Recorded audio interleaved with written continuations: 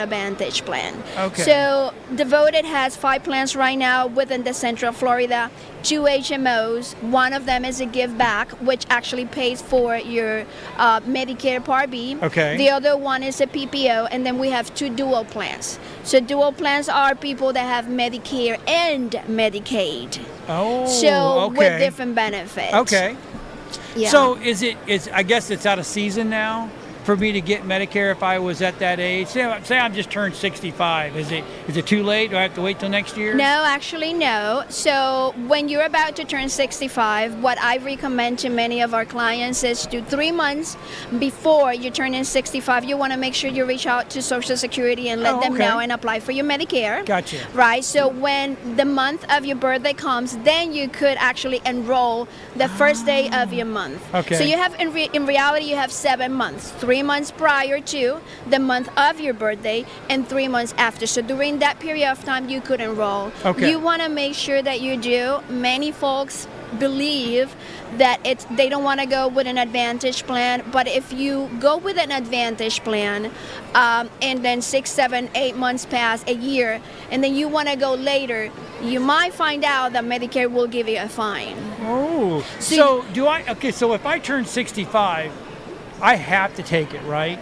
Well, you don't have to, but it will be convenience for you okay. because it will cover for your medicines. If you have Medicare alone and that's it, just stand alone the way it is, right. You will need to purchase a Plan D, which is for drugs and prescriptions, all that kind of fun stuff. Right, and you would not have dental or vision. An Advantage plan brings all together. Wraps it all up in a nice little package. Right. Okay. So it's good because as you get old enough, we get older, chances are that we get sick, right? Yeah. And then you don't want to have, if you go to the hospital and you have only Medicare Part B, you don't want to go and then end up paying whatever amount of dollars if you don't have that 20% that covers for it. Okay, so now before we were rolling, I mentioned so if I move out of a county or I move to a new state or something like that, even if it's in the middle of the year, I don't have to wait till next year to change and fix. I can actually go in right. Yeah, that is correct. So if you move out of your zip code or you move out of the state,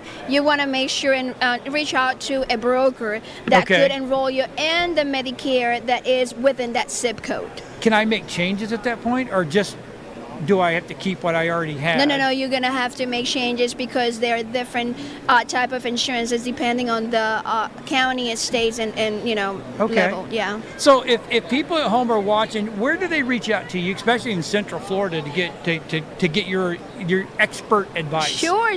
So I speak Spanish as well, and my telephone number is 407-795-2772. Hey, you want to make sure that you sit down with someone that is knowledgeable about all the insurances, a broker. So I'm representing Devoted today, but I am a broker, so I could actually take a look at every insurance that there is. Oh, really? And compare them,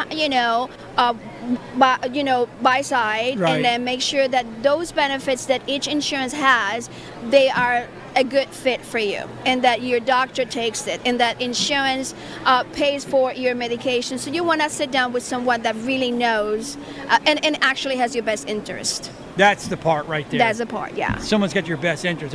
I know there's a lot of people that just pump you through because they need the people, but you're looking out for the people. Yeah, what we do is we go to your home, or you could come to our office, and we sit down with you, and then we analyze it. So we want to have a humanitarian approach rather than just you a number, because our folks need a lot of help. And there's a lot of benefits that you might not know, and you might think you don't qualify, but you do. You want to sit down with someone that can do that process with you and hold your hand. Right. And then if you need something, medication is not covered, call me.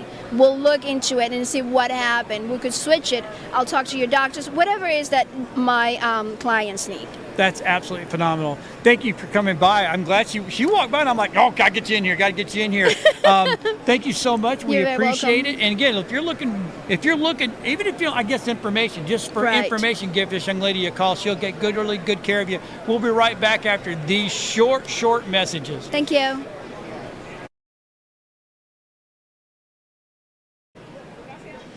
Hey everybody, welcome back. And I'm sitting here with Julio Lara. Lara. Lara, I'm trying yeah. to get that R in Hey, there, right? it's better now. With letusclaim.com. Now, you're a public adjuster, and most people just don't know what a public adjuster does. Well, you're in luck because I can tell you what a public. Well, that's good. Let me hear it. Well, a public adjuster is somebody that is licensed by the state of Florida to help you with all your commercial and residential claims. Okay. Our goal is to represent you with those insurance claims, so that way you get what you deserve from those damages on your property. So, when is the best time to call you guys? When my insurance company says, "Oh no, I don't think we're going to pay for that," or do you go in before anything ever happens? That's the beauty of hiring a public adjuster. We can go in before you start the claim, after you start the claim, when your claim gets denied, when your claim gets on the pay. If you want me to take over the claim, we can go in no matter what, anytime. Really? So, Yes. okay, so if I'm watching this at home and I got something just happened, right? When's the best time to call you? Before or If anything, right at that moment, just give us a call. Our inspections are 100% free here in Let Us Claim, and we cover the entire state of Florida. now so once you come on site, do I no longer have to worry about dealing with the insurance company? Is that you guys? Yes, so at the Okay. moment you sign my contract to represent you in the claim, we take over everything. You don't have to Everything. talk to the insurance company. You don't have to communicate with them or nothing. We will do all that for you. So I know everybody at home is thinking, okay, this is great, but how do you get paid? Well, we charge a percentage for whatever the insurance Okay. company pays. Depending on the type of claim, it can be at 20% or it can be at 10% if it's a hurricane claim. It's an easy step. A process of a claim can last somewhere between 90 to 150 days, more or less, depending on what type of insurance and what type of claim it is. But at the end of the day, as long as you do everything by the book, we come on top. So who contracts you more, the insurance company or the public? The public, usually Okay. commercial or residential owners, they're the one that contract our services in order for us to be able to represent them and get the maximum for their compensation. That is absolutely phenomenal. Yeah. I bet hurricane season, you guys are just don't sleep. Oh man, if I tell you for Hurricane Ian made landfall September 29, 2022, which by the way, you still got time to claim for Hurricane Ian. You got 2 years until September 29, Wow, 2022. I didn't know that. Yes, you do. And but for Hurricane Ian, we literally filed close to 200 claims within a week. Whoa. Because it was nonstop. I would leave my house at 7 o'clock in the morning. I wouldn't get home until 8 o'clock, 9 o'clock at night. Now, are you strictly Central Florida or are you all of Florida? We're all of Florida. We have an entire team of public adjuster here at Let Us Claim that is willing to help you anywhere you are, anytime, any day, any city. That is absolutely phenomenal. Okay, so if I'm watching at home, what's the best way to get a hold of you? Well, our phone number is 407-610-2333. Yeah. Our website is letusclaim.com. And we got somebody on site at our website waiting for you to schedule a free inspection because we don't charge you anything to come visit your property. So the initial is free. Yes, sir. The initial I mean, inspection is 100% how can free. you beat that? I mean, especially if look, I mean, I know we all have to have insurance companies and we all love our insurance guys. We really do. But sometimes you just don't feel like they're out for you. Well, at the end of the day, we have the same type of license that any insurance adjuster has. Our goal is just to represent you as the homeowner or as the commercial owner and get the maximum compensation for your claim. Once again, our initial inspection is 100% free. You don't have to pay anything. Okay. That is fun. Dude, thank you for stopping by, Thank man. you I so appreciate much it. for having me, man. Thank you. It's good to have you guys on the Home Show. But with that being said, hey, stick around. We'll be right back after these short messages. Hey, everybody, we're back. And you know what? I found pretty.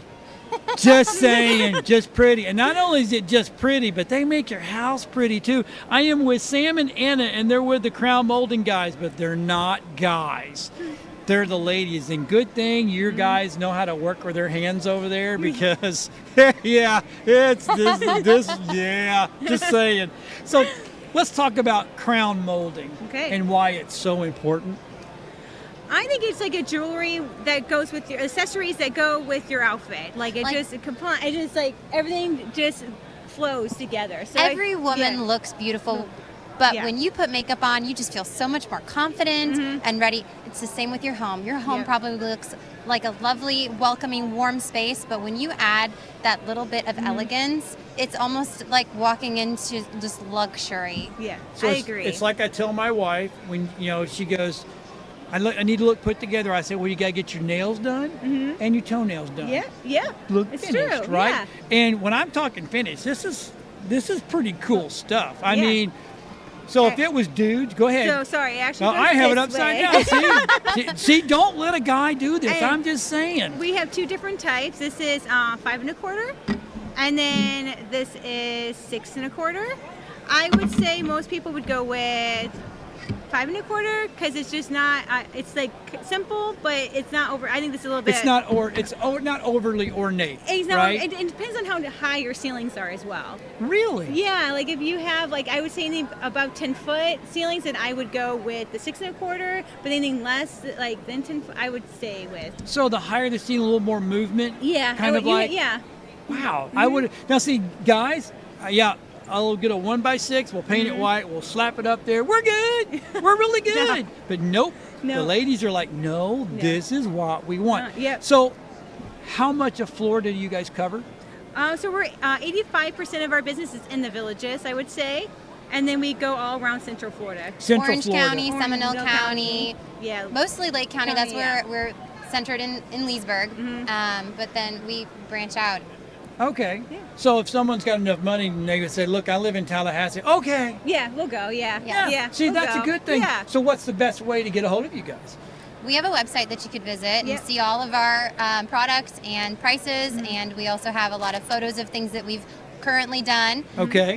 We also have our phone number. I think was run across the bottom Yeah, of the screen. it was up there. Yeah, and you can contact Bill or Nicholas, and they will be happy to come out and give you a quote Yep. and show you some estimate prices.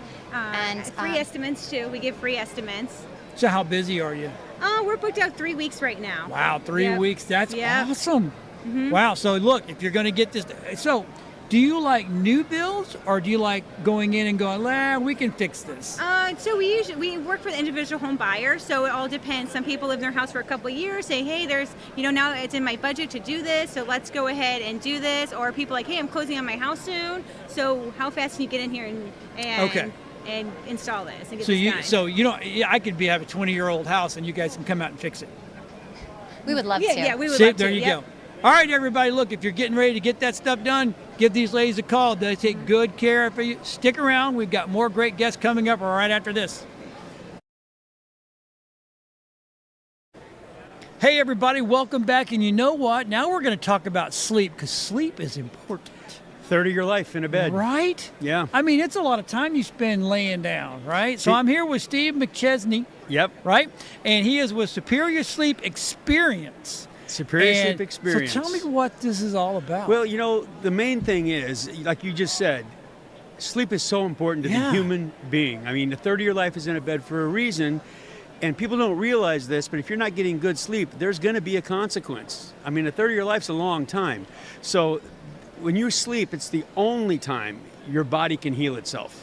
There's no other time your body can heal itself other than when you're in sleep. And it's got to be stage 4 sleep, what they call REM sleep. Yeah, REM. Yeah. So our job, I actually represent a factory. We Okay. make beds. Okay. And our job is to make a bed where you won't toss and turn.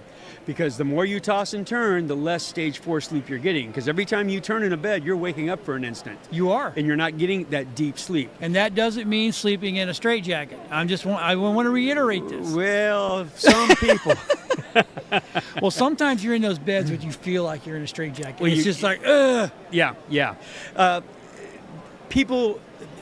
Technology has changed a lot of things. Okay. Beds being one of them, and people don't realize that. You live your whole life thinking you need a firm mattress or a soft mattress Right. or a medium mattress. And truthfully, you don't need any of those. You need support. Your body needs support. Oh, okay. Firmness is a whole different ballgame. And the only reason that firmness really became an issue is because most mattresses were just foam mattresses. So if you have a more dense foam, it's a firmer mattress. Right. Less dense, it's a softer mattress. So that's the way it was. Well, today, hybrid mattresses are really the way to go. And a hybrid mattress means that there's foam and coils built into the same mattress. Oh, okay. So the coils are what gives you the support. Right. The foam is only there for your comfort. Okay. It's not giving you support. So it doesn't matter if you're picking firm, soft, or medium. It's just how much cushion do you want around your body. Right. We need the proper support. And we need the kind of support that you're going to get that deep sleep that we talk about. To help the you get REM your sleep. REM, yeah. So our company, the factory I represent, we make mattresses, but we also make adjustable bases. So Oh, Yeah. so they're the up and down. the head, the feet, they go hot, up the and down. cold. Yep. And when people come to see us at the home show, they don't have to get an adjustable bed if they don't want. They want just a mattress, we can do that. Right. Because we have a really good quality mattress. But if they want the adjustable bed, we can do that as well. And they can get it at factory direct pricing, which is you just come to the show and you price us versus any store you've been to, you will see the difference. Oh, yeah. Now, with us, the mattresses we make, we take a lot of pride. We've been doing them since 1960, making Oh, wow. mattresses. You've been around for a while. Wow. Well, I look good, don't I? No. Started when I was Started two. when I was 2. But the way we build these mattresses, Yeah. we build them with a 25-year warranty on them. Now, Really? people always say to me, I thought you're supposed to change your mattress every 8 years. That's what I thought. And you know why? Because Mattress Firm did a great advertising campaign back in the 1970s that said you need to change your mattress every 8 years. And they put it on the air so often that it became It truth. stuck. It became truth. Right. But that's not the truth. The truth is you replace your mattress when it's no longer giving you the support that your body needs. Gotcha. That's when you replace a mattress. So we give you a 25-year warranty, and our warranty is very basic. If you get a 3/4 inch indentation anywhere in the surface of that mattress, we're going to replace it over the next 25 years. Wow. We don't void warranties for stains. Another little trick that stores like to play on you. It's funny. Beautyrest makes a king-size mattress only. They charge $6,000 for it. They tell you that if it has to dip 1.5 inches before it goes under warranty. 1.5 inches. Yeah. That's twice the amount that we That's require. backache. It's way too late. Wow. But here's the problem. When you say that you want to take advantage of that warranty, if you have a quarter-size stain on that mattress or larger, it voids the warranty. And most stores have that same rule. Bro, that's Keep that crazy. in mind. Well, you know, they're saying it's because you poured liquid on the mattress and it affected the foam, and that's why you have that dip. Well, that's just their way of getting out of a warranty. That would be a poor quality foam. Well, it is. Right. It absolutely is. Okay. But here, just so you know, a little bit of a mattress history for you. Here's the way foam works. Your body heat is what causes foam to soften. Now, we all tend to sleep in the same positions every night, so we're always Right. addressing that same area of Yep. foam. And over time, it just doesn't come back, and that's why you end up with those little valleys. The reason that we can give you such a long warranty is because your body's not affecting the foam the same way in our mattress. We have a gel and copper infusion on the top that's separating you from the foam, the foam doesn't get addressed that way. That's Gotcha. why you're not going to get that dip. And speaking of that copper and gel, Yeah. which since you asked, Yeah. the gel's job is so that hot sleepers won't sleep hot, cold sleepers won't sleep cold. It's very neutral to both. Okay. The copper we just recently added because copper is an antimicrobial. No Yes. germs can live in the mattress because of that copper. And it's also an Ooh. anti-inflammatory. So Yes. if you've got arthritis or things Yep. like that, you're going to be sleeping on it all night long. It's just going to be better for you. And we're one of the first factories to add copper to our mattresses. I promise you, next year, every factory out there is going to have a line of mattresses yeah. with copper in them. Because Superior came out with it, like, hey, it's working for them. Let's Well, do it's this. just smart. It's Yeah. just smart. It is smart. And as like I say, a third of our life's in a bed. Let's Yep. make it the best third that we can have for our bodies to heal themselves overnight. And That sounds awesome. That's what we do, Superior Dude, Sleep. thank you for stopping by. So Hey. how do people get a hold of you? They can. I think my number is going to be on Yep, the it was. show here. You can call me at Absolutely. that number. We have a website. You can't buy from the website, unfortunately, because we sell to stores. However, you can call me. I am a rep for the factory, and we can work out some kind of deal for you. That website is good, though, for you to go and you can learn all about what we make, and so you can see and get all the details about those things. And then give me a call when you're ready. That's awesome. Thank you for stopping by. I My appreciate it. Hey, pleasure. everybody, look, it's time for to get a new mattress. Every 8 years, no, just kidding. Every 8 years. But if you feel like you need a new mattress, give Steve a call. Yeah, please do. He'll take good care of you. Stick around. We'll I'll be do it. right back after these messages.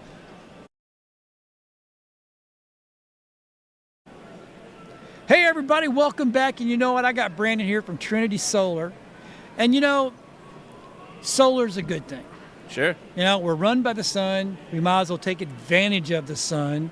But what makes Trinity Solar different? Superman gets his power from the sun. Well, see, you are a nerd. I'm a nerd. Okay, we can go there because normally I would never bring that up. But you're right. Yeah. Without the sun, Superman's just like us. Right. You know. Right. But he is an alien. Right. which is kind of cool. Perfect setting. Right, exactly. So let's talk about Trinity and what makes them different than everybody else. Sure. I think what makes them different is, well, first of all, we've been in the business since '94, starting as a roofing company first. Okay. So I believe that we're one of the only companies that have actually outlasted the life of their warranty. Right. So that's important. Yep. You know, you got to make sure you've been in the business long enough to know what you're doing. And that since '94. So okay, so as many interviews as I have done, you're the first company that's come to me and said, "Hey, look, you know what? We've been around since '94." Yeah, family owned and operated by two that's brothers. That's awesome. Yeah. That alone makes me go, "Okay, I'm listening to you now." Yeah, makes it a little bit softer. It right? does, right? Yeah, softens it. Yeah. So I would say that I've seen firsthand a lot of the way that we deal with the community. Yeah. So I feel like, you know, when you're not sitting across from somebody who's like trying to get a paycheck out of you and how much can I get from you? And Yep. it makes it easier when you know that there's no pressure. Right. And I think that I've read a lot of the reviews actually when I first started, and the things that they say about the process. Right. I think that's one of the major things, if you ask me, in my opinion, what separates us from, because we show you what the options are, and then you tell us what to do. That's a good approach. Right. Right, because most of the time you're sitting with these guys and they're just want to get paid. Yeah. They just want to get paid. That's it. I wouldn't want somebody telling me, "Hey, you should do this. You need to do this." I mean, that's too much pressure. Right. Yeah. Right. So so.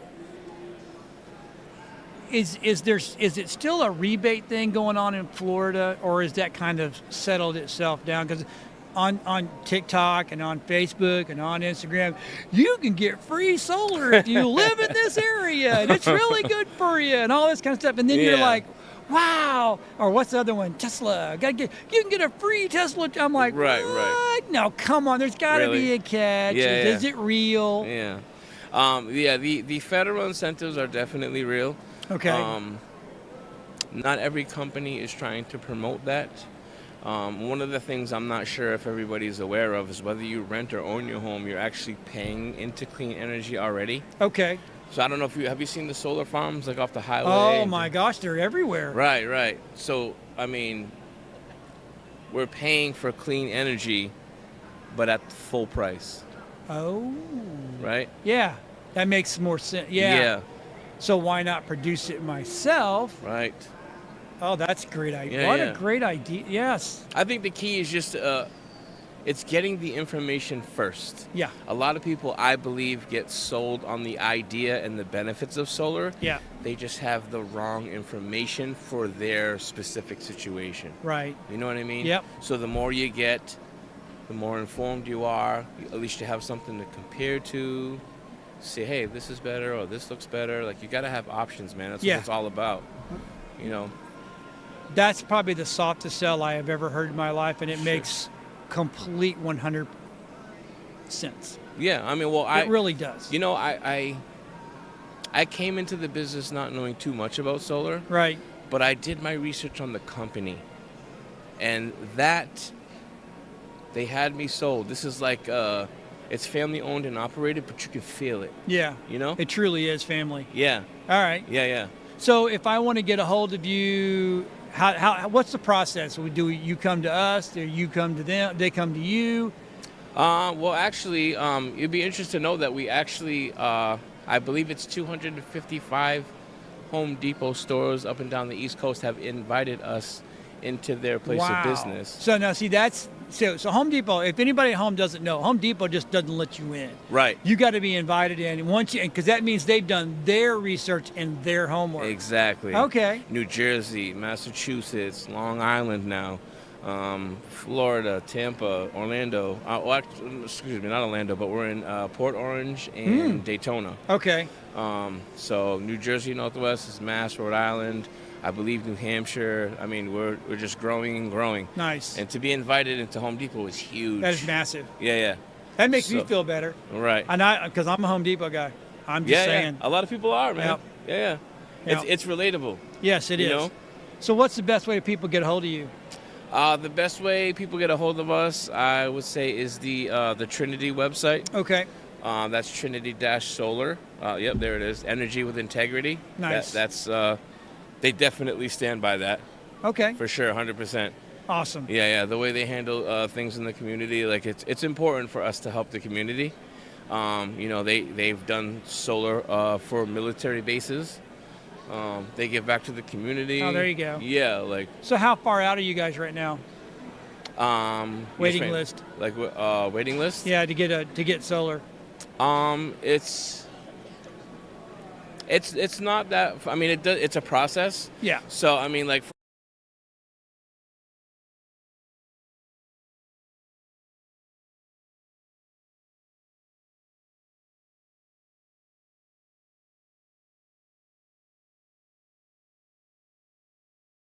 Hiring a professional to sell your home should be simple and cost effective.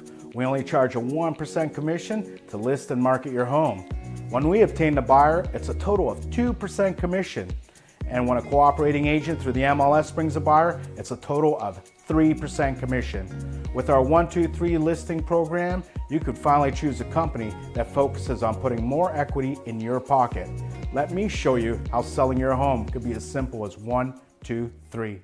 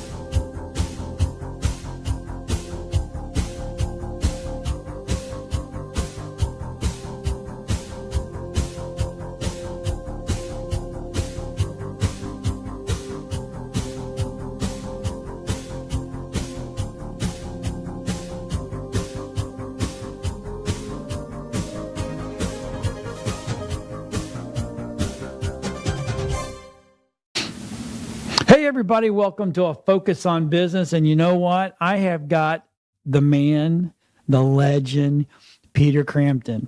In my own mind. Well, hey, we have to live it somewhere, right? Right. You are with Be Seen Pro. Now, I've known Peter for quite a while, and I literally remember when you started this. Right. Matter of fact, I was a previous client. Yes, you were. Yes, right? you were. Yeah. So, we're actually going to talk about all that kind of stuff. So, Peter and I have known each other for a while. I've watched his journey in this, and it's finally I said, "Hey, look, you got to come in. We got to do a show about what you're doing here." But it's been a long journey, hasn't it? Absolutely, but a worthwhile one.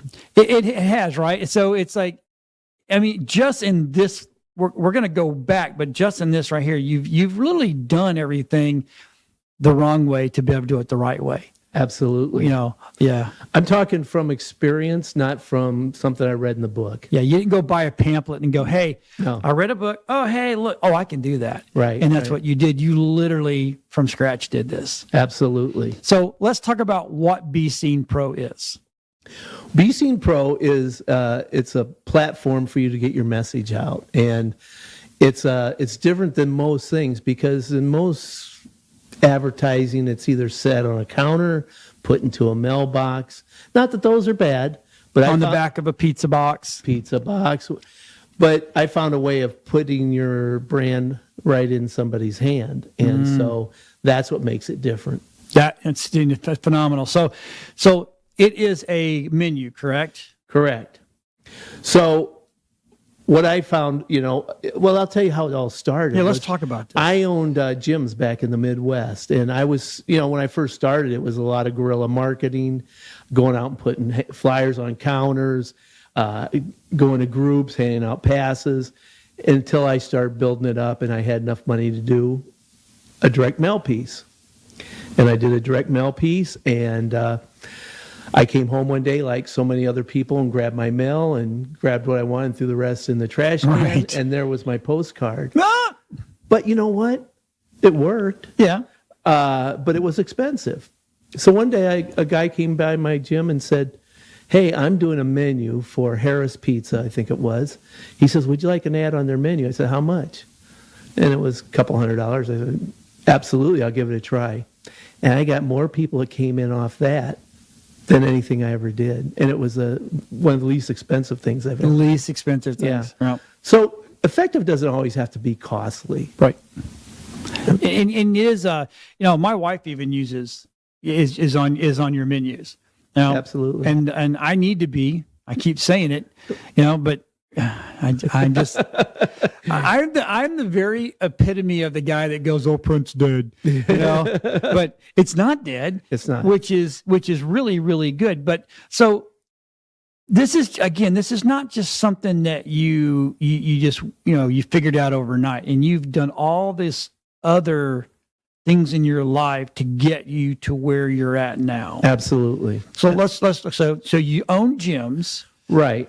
So it all started with, I had a horrible car wreck in 1986, broke my pelvis in 10 places. Oh. If you look, there's a hairline. I ripped my skull back. I mean, I was a mess.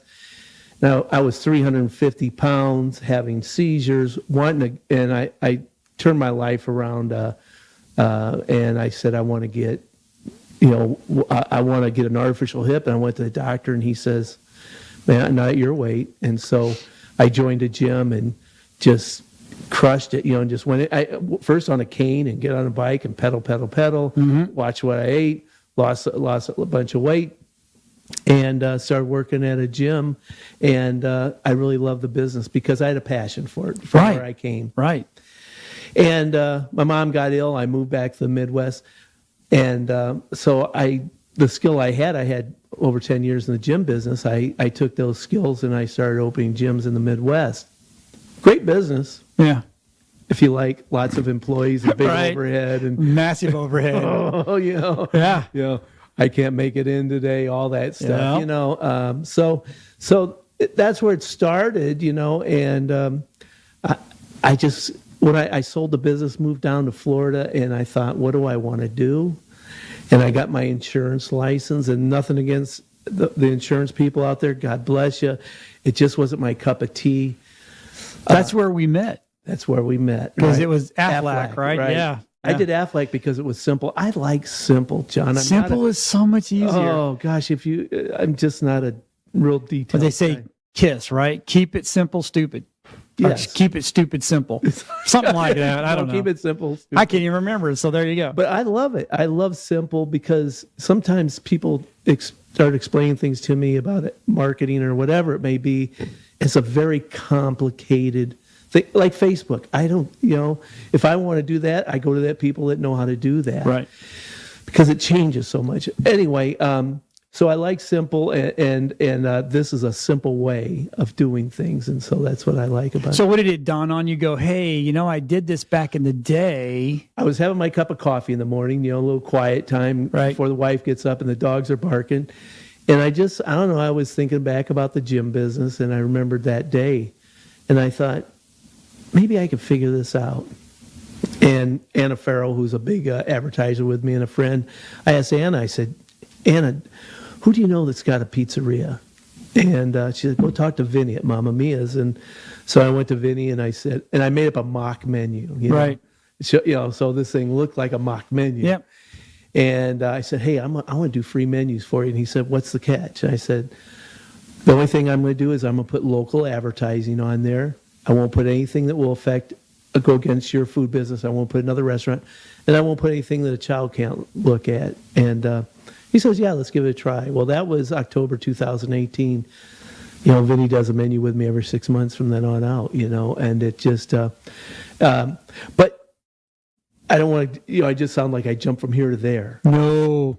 There was that first menu took me a month to sell because nobody knew me. Nobody had ever experienced that with me in that field.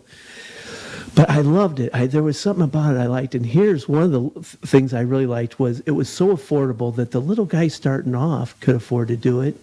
Right. And I'll show you a little later. I've got big guys that advertise with me. But I made some mistakes along this journey.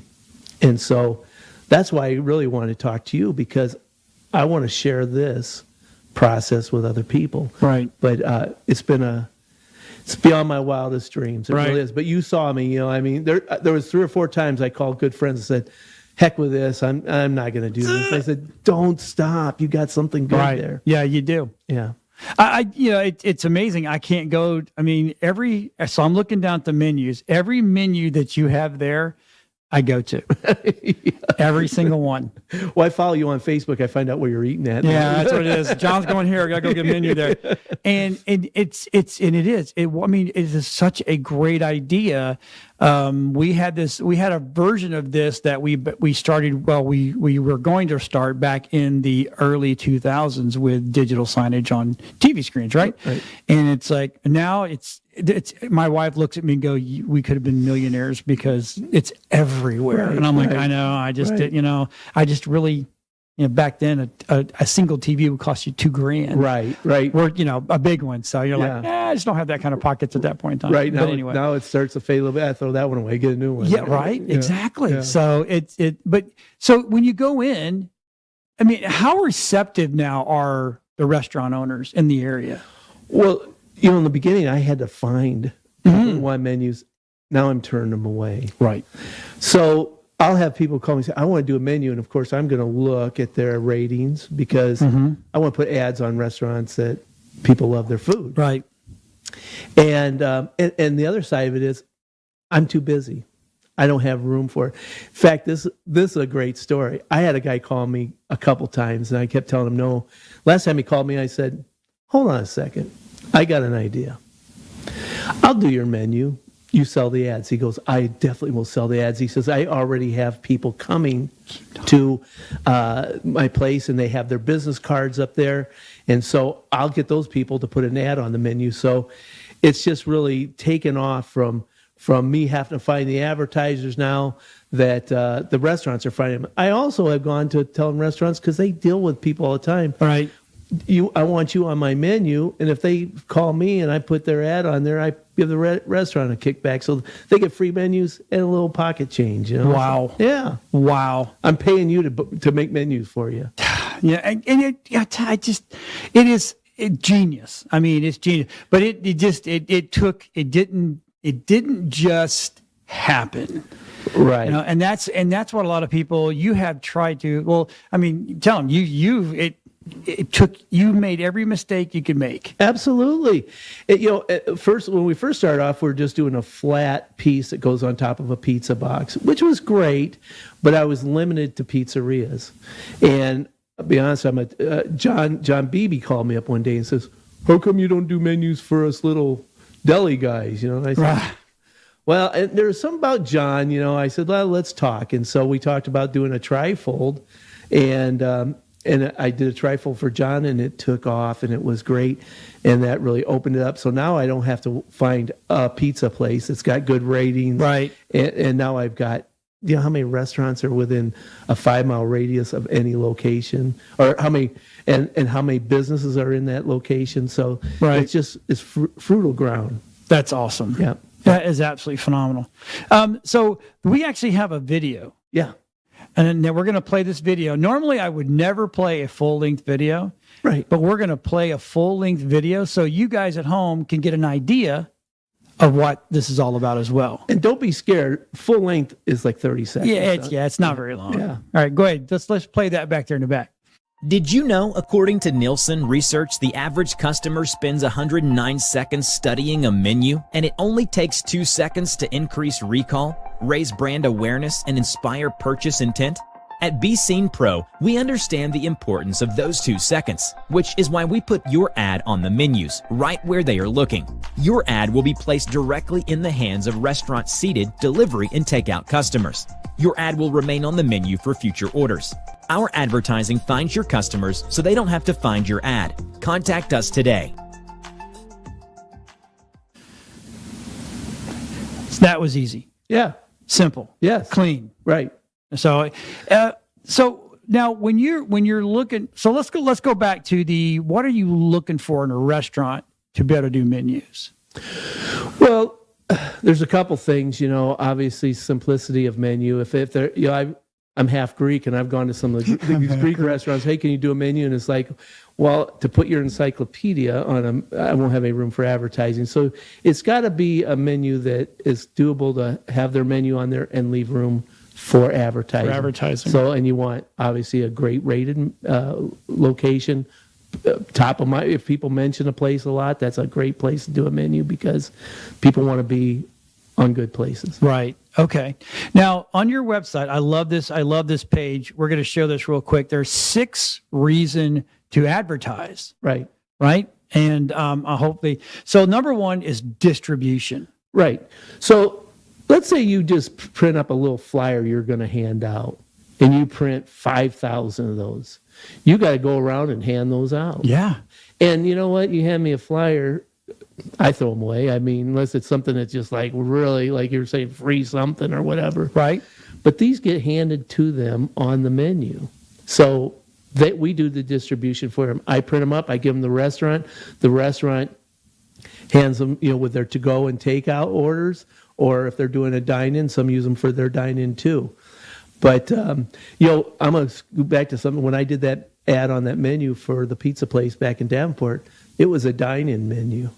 Really? So I do those, but I like my menus. Right. The takeout is 90% of mine because your ad doesn't sit on that counter. It goes in their house with their food.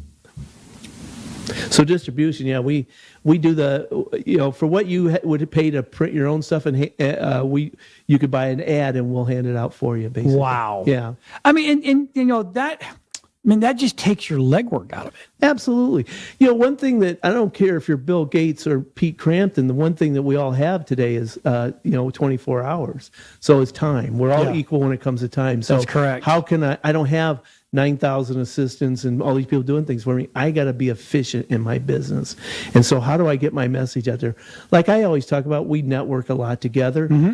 There's nothing better than networking. Do you hear me? I mean, I'll say networking is better than any advertising you can do.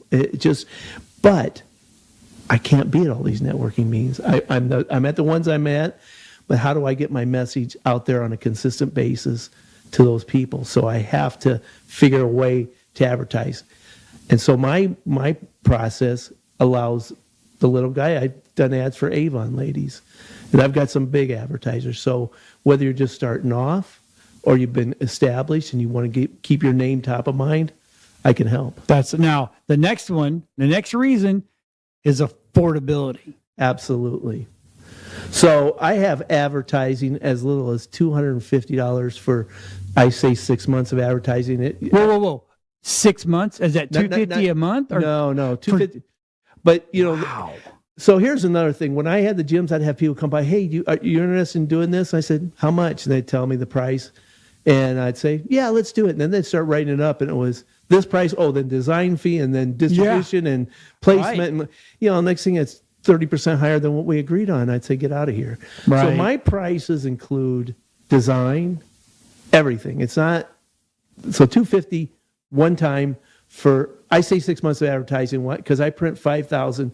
Some of them go through them in 5 months, some go through them in 7 months. But unlike other advertising, when the next publication comes out, the old ones get thrown away. My menus get handed out until the end. Then I'll reprint for the restaurant. Wow. Yeah. So no wasted ads. That is amazing. 250. Now is that 250 per size or? Yeah, I have different sizes. So Right. that's my single ad. I've got a double ad. I mean, if you see May Solar that buys a back panel, I think he likes these are all different menus. Boy, he is just the man. He likes that back. Yeah. And I'll tell you a quick story Sure. we started off where I started. So I'll tell you about a month ago, I had a friend come in from out of town. It's Monday, and we're in Florida. He wants to go to Clearwater Beach. I go, it's Monday. I should be working. Now, if I own the gyms, I'd say I can't. Right? If I own a brick and mortar, but I said, well, what the heck? I'll work from the beach. Right. And so when I was at the beach, I have a lady that does the back end stuff for me. She goes, Pete, here's our next 10 menus coming out. Hear that? Next 10 coming out. I start off with getting one in a month.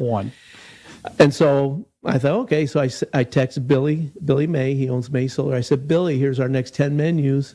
Are you interested? And he said, yes. And I said, which ones?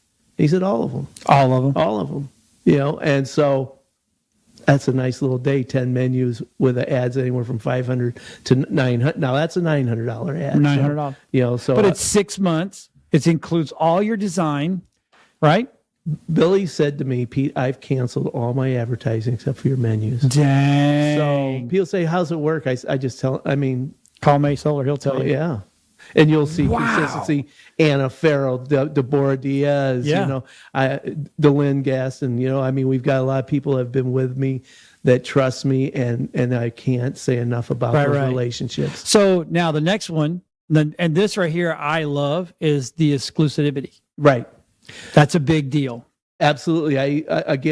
I'm talking from experience because I have my own business. I know what I like. I sell the way I like to be sold. Right. And first of all, I don't want to be sold. I want information. So that's what I give. But I would have people come to me and I go, oh, I like that. That's a neat thing. And I go, the only gym on there. Well, no. I said, well, I don't want to do it. So yeah, I do exclusivity.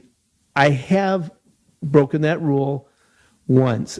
And that's because I did a menu for Harps of Trinity. Yep. And we use that as a platform to raise money for a charity. So everybody knew it. Hey, we're going to allow more than one realtor. We're going to allow more, because this is helping a charity out. Oh, that's okay. I can see that. Yeah. And they do it up. It wasn't like I sprung it on them. I said, yeah. And it was exclusive to WPBA members, Right. So they all were pulling together to help the cause. That is absolutely phenomenal. So, I have to put my head's crooked on this one. The reason number 4 is branding. Absolutely. We talked about it earlier. If I said it melts in your mouth, not in your hand. M&Ms. M&Ms, right? The real thing, Coca-Cola. And they have branded that information into our heads. Well, no, I don't know anybody in my circle that has millions or billions of dollars of advertising. So branding, people need to see your message more than once. Well, I'll take that back. If your message connects with a person that needs your service right there, it could be one time. Correct. But if I eat a restaurant, my favorite restaurant, which I have lots of them, if I eat there twice a month and I see the menu, I'm one of those guys, I don't know about you, that I know what I'm going to order. I'm still going to look at the menu. Look at the menu. And then I'll go, I'm going to try something different. And I do it and I go, why did I do that? I wanted to get that. I should have eaten what I should have eaten. I knew better than that. So if they see your ad twice a month over a 6-month period, that's 12 times, So me and you were kind of like whatever, but I believe it's important they see your message, that we put it in there. So even if they're going to another avenue of, then they saw you on Facebook or wherever it may be, why does yours stand out? And the other thing is, let's talk about May Solar. Let's say I've been thinking about doing solar and I see the ad, I'm calling them right away. But you know what? I saw his ad, I'm not even thinking about doing solar. Right. 2 months later, my buddy did solar. I'm thinking about doing solar. Yeah. And I see, so there's a chance of your ad being there when they need your service instead of a once and gone. Right. Now, these are also to-go menu as well as in restaurant menus, right? Yes. Some restaurants use this exclusively for their sit down, take out, and deliver. Perfect. So this is a great point because we all remember COVID. Couldn't go to a restaurant. Nope. And so my business, don't be mad at me, my business grew during COVID because I'm glad I was doing takeout and delivery menus. So I had every restaurant, wanting to, do menus with me. That delivery business has slowed down, but a little bit because more people are going back. So I have had some requests for people want me to do dining menus, and I do those. But the ones that slip into the sleeve. Absolutely, yeah. It's just another great way of. And again, I want to advertise where people are looking and where people are coming on a regular basis. Gotcha. That's awesome. Now the next one, I love this, was longevity. Longevity, as far. I'm not sure what so longevity, because it lasts 6 months. It's not just a once and gone like I just talked about. Yeah. Your ad is being sown over and over. I mean, again, I love, because I get that a lot, John, when I say $250 and they go per month. Yeah. No, for 6 months they work. I can't do that anywhere else. No, so, you can't. So and the longevity with me as far as my business, again, I showed you May Solar.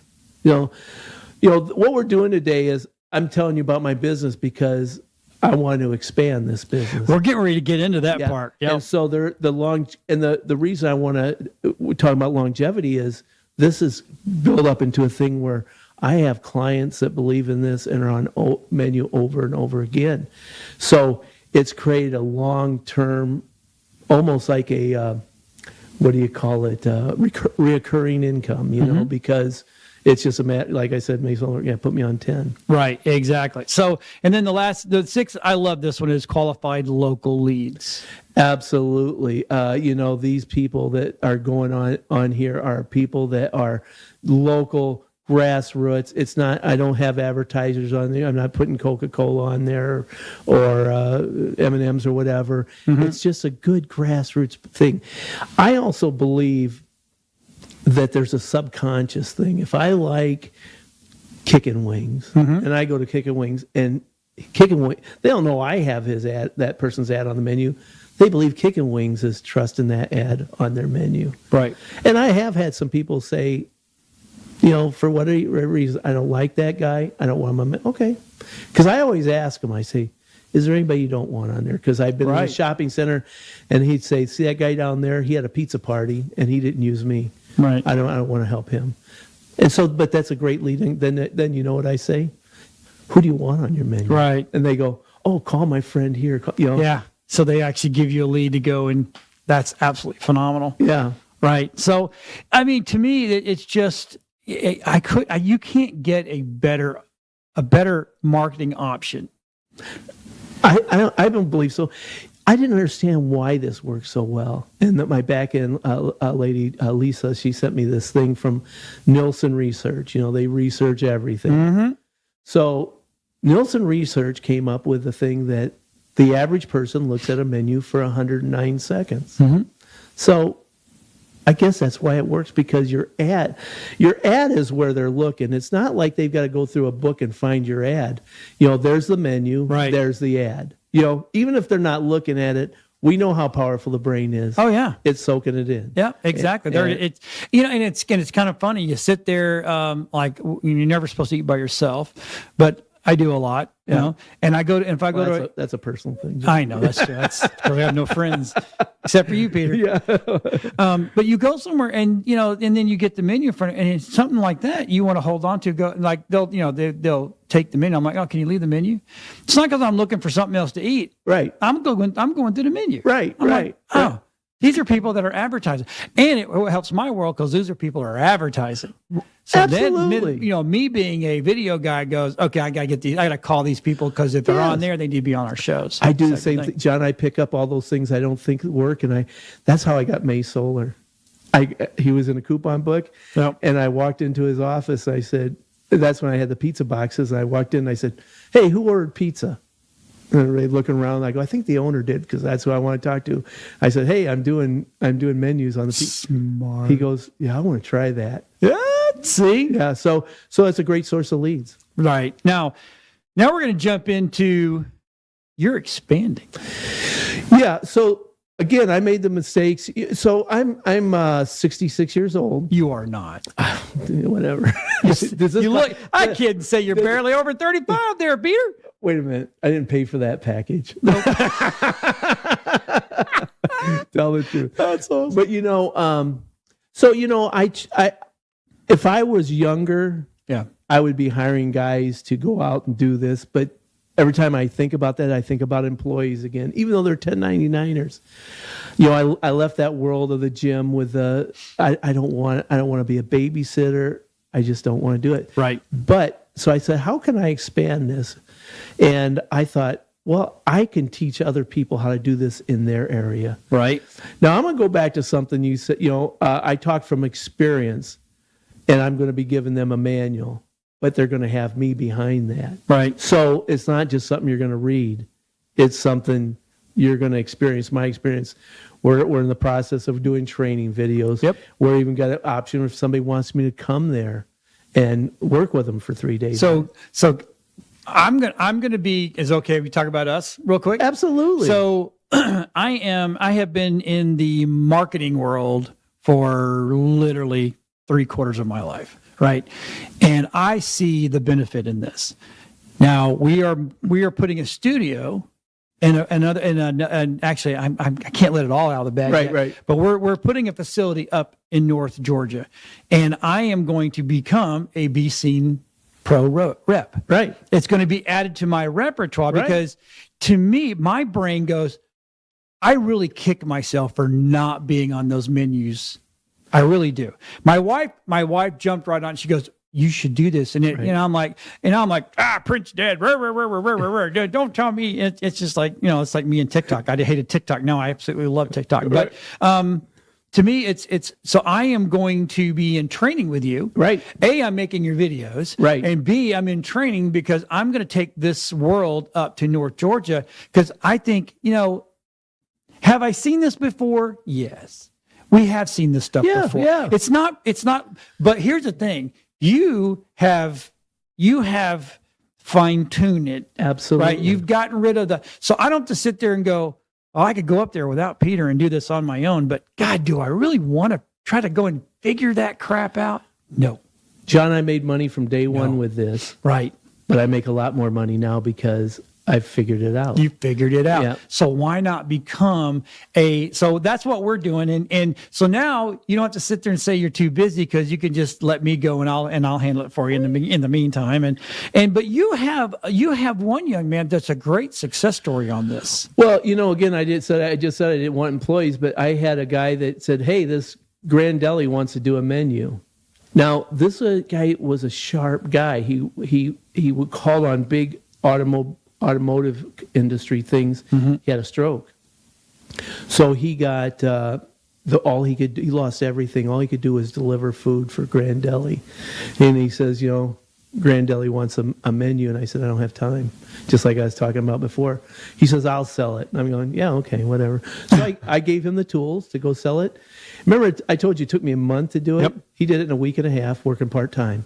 So, last week I delivered 3 menus. Yesterday I delivered one, so I've delivered 4 menus in the last 2 weeks. Took me a month to do the first one. So I'm telling you, I taught this guy how to be successful. Now he's like, I want to do a territory. I'm Right. like, yeah, slow down. But that's how if you follow my directions. Now I'm going to tell you the other side of it. I sold a territory, and I told this guy, here's what you do, and he hasn't done a thing I've told him. And he's Struggling. He's trying to reinvent the wheel that I Yeah. figured out, that he's doing the mistakes I made before. I said, why are you doing that? So you know what? This thing can be profitable. It's easy. It's simple. But you got to put the footwork in. Yeah. Now, like I said, took me a lot of knocking doors. Nobody knew who I was. But it was amazing when I delivered that first menu and they went, wow, this is really nice. Because remember, I had a mock-up. Yep. I said, well, I thought it was going to look like that. And they were still buying, Yeah. But when I showed them this on glossy and magazine quality, Right.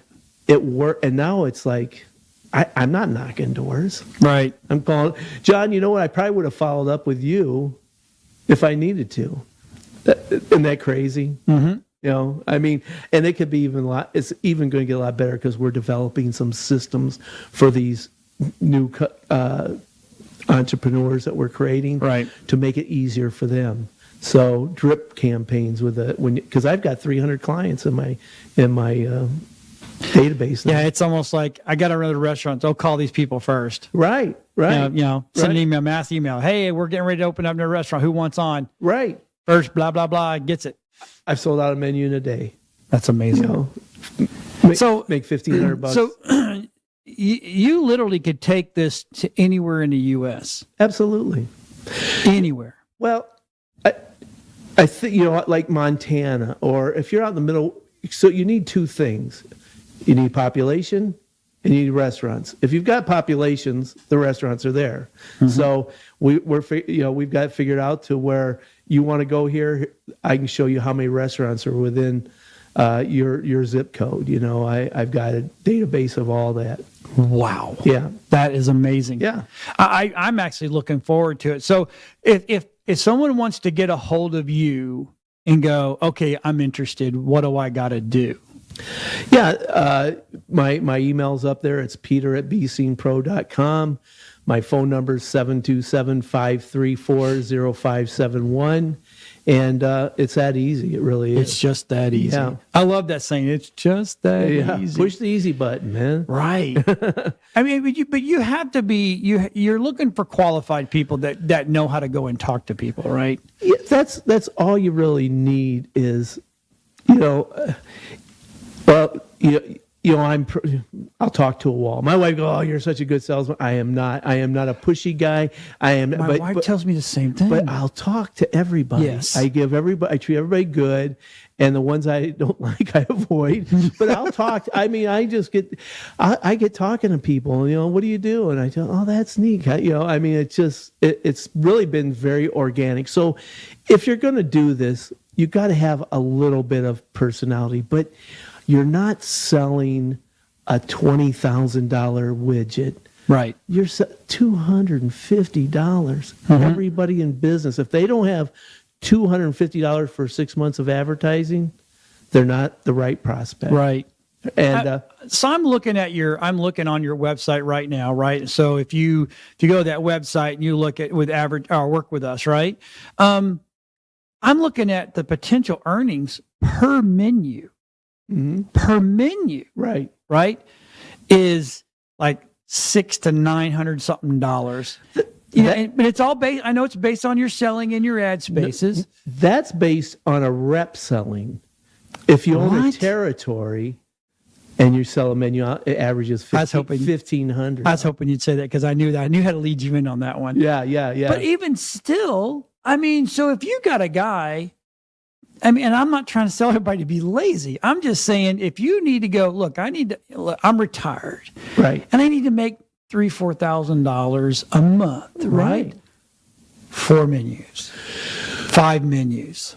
No, why your territory do 2 menus? Oh, I know. What I'm saying is, but if I just wanted to go and just, say I open a territory and I get 4 or 5 sales guys that just need to make a little bit. Dude, that's the easiest thing in the world. I was talking to a business broker, and he says, "Get this put together. I got so many people who want this." I said, "What's going on?" He goes, "You know how many people I've had come down? They've moved down here. They've retired. They moved down here, and guess what? I don't know if you guys have heard. We had all this inflation. Their money's not going as far. They're bored. Yes. They want to do something. Just something. So you can either get a job where you got to show up at this time." Clock out at this time, right? Have somebody pushing on your back all the time. Yep. I told you the story about being at the beach. Some days I'm on fire. Some days I'm watching Judge Judy. I got a lovely story to tell you. So I'm sitting there one night and I'm in my pajamas, which, the baggy shirt and boxer shorts, and I'm on my phone. My wife and I are watching some murder mystery, and I got this big grin on my face, and she goes, "What are you doing on your phone?" I said, "Since this show has started, I've sold $1,500 in advertising." I was looking at people on Facebook with their ad, and I private message, "Hey, I saw your ad. Look, that's a cool ad. can I send you something I do? And yeah. Oh, I'm interested. So that other ones were just, I knew a new menu was coming out. I texted a couple of my clients. Yeah, put me on it. So I work when I want to work. I like to work, so it's not an issue. If I like to play, I don't like to work. So I just go out and have fun. I mean, I dress in shorts. I just got a logo on my shirt for the first You did get a logo. I'm very proud of you. Wow, you see me at these things. I'm in a comfortable clothes, man, sandals and. Yep. One of my restaurants, I walked in one day. He goes, "Are you working or going to the beach?" I said, "I haven't decided yet." He goes, He goes, "I'm so jealous of you." I said, "Well, you're the one that want to open up a restaurant." Those restaurant owners work. They do. They work it's crazy hours. I love working with them because, things have been tough on them. Yeah. And this is just one little thing that they don't have to pay for. And so, yeah. Yeah. I mean, it's just literally, the more I've known you, the more I've watched you grow in this. It's just, I was like, man, that was you talking about being in the right place at the right time and putting the effort into from the beginning. Right. It's just, I mean, I'm proud to know you because, well, it's just one of those ideas. It's like, why didn't I think of that first? John, I know you heard this growing up, and I always did too. Find something you love to do, and it's not a job. Well, I had to go through a lot of things I didn't love to do, but they were good money. Right. But I didn't have a passion for it, I mean, I did in the gym business a little bit, but when I started my own gyms, when I was out front talking to people, I love that. When I'm in the back, I was an accountant. I was an insurance guy. I was in the back. I hated it. I began to hate it. I like being amongst people. So the freedom that this has given me, I love helping other people because I love May Solar. He's got good money to advertise. But what's cooler is when I get that person that's just starting off in business and going, I'm trying to figure out how to get my name out. I said, this is perfect for you. And they can go show look at, I'm on it. They've got something they've done. We give them the artwork. If they want to go put it someplace else, most places are like, oh, that's our artwork. We'll give it to you, I'm not. If you find something that works better for you, go for it, you know? Well, I have to say that your designer is really good. Shh, you want more money. Oh, no. Jeez, I can't believe you put up with her. No. Absolutely phenomenal. I've seen her ads. And the layouts of the menus are absolutely top notch. I get so many compliments, and I'm glad you brought that up because so when I started this business, I was selling the ad, then I was sending the ad off, what they wanted off to a designer, then they were sending that back to me. I sent it to the advertiser, change it. It was all this back and forth. I thought there's got to be a better idea. So somebody that gets a territory from me has access to my back end designer and stuff. We'll do it all for you. We'll send it to print. We'll have the menus delivered to you. We'll do it all. This is a no-brainer. It's a no-brainer. Literally a no-brainer. Right. Because if you're great at design, go for it. I'm not. I got great ideas, but to make it happen, to make it look like, otherwise you don't. I need to talk to your designer about the new logo for the cafe. So absolutely. Because that is. Yeah. But so if I call you up about, what do you think the training is to get somebody ready to rock and roll? Well, with the videos that we're going to do, I think it's going to be so simple. I'm telling you, it's like, they can if they could do a menu the first month, I think they're cutting them. I think they'll do a menu in a couple weeks if they give it 20 hours a week. Right. It's all what you put in. 20 hours a week. Where can you go and make money? Right. You could. So say someone's working a real 9 to 5. Right. But they have weekends and they have nights. They could literally start this. Oh yeah. And within 2 or 3 months, say goodbye to that job. Absolutely. That full-time job, and go, I'm going to do this now. Why not? Yeah. I think that's a great person. I also think that, again, I'm 66. I'm not. I had to figure out something I could do that wasn't going to kill me, and so I think that person that's semi-retired, thinking about retiring, a little afraid to retire. That's where it is. They're afraid to Afraid to retire. They got to have some income coming in. Right. And, this is, and I'm not killing people on buying this. Call me up. I'll talk about that. But it's Right. affordable to do. I want to make some money, but I want to spread it. Yeah. We talked about this earlier about the guy that there's people out there that all they care about is building an empire. Yep. But why are they want to build an empire? I'm at 66, man. I want to make some money and have some fun. Right. You know. Right. So this is it's a perfect storm. That is absolutely phenomenal. I'm trying to make sure that we did not miss anything, because we have a little more time left, which is kind of nice. I'm going to get back to my notes, which is what's on. So, what do you want to accomplish? John, this is the fun. This is perfect. This thing's so simple. It's like you got to think of stuff to talk about. You know, I mean, we could have done this in a 30-second. You know, A 30-minute show. We 30-minute probably show, could have, yeah, but No, but that's beautiful. I think it's perfect what this is all about, you know. So now, okay, so will this work? Now, this is where my mind's been going. Will this work for other businesses other than just restaurants? Is this something that people can utilize? Like, I'm thinking golf courses. Yeah. I'm thinking, there's got to be other avenues. So I had a business community, an area that had like 10 businesses in there. Yep. And so they want something to cross market. So I'm going to hand out this at my business. They're going to hand it, and it's going to promote those other businesses. And we paid for it by putting some businesses that didn't compete with any of those businesses on there. So that did work. I just think you don't need to. Right. Restaurants is just the way to go. Absolutely. Yeah, because it's steady flow traffic. And people that go to restaurants have a little more wherewithal than somebody that just can't afford to go to restaurants. Right. So I want to advertise that people have money to buy what I'm selling. Right. So another check mark on that. That is, I mean, it's just, oh, goodness. So, and as long as you follow the steps, you're good. Yeah, absolutely. Absolutely. You know what? And I've developed this over this period of time. I mean, I could sit and tell you about some disasters I've had. Reprinting a menu cost me. I still didn't lose money on it, but I didn't make as much. But I don't want people to fall into that. Yes, it can work anywhere that you have a population that can support it.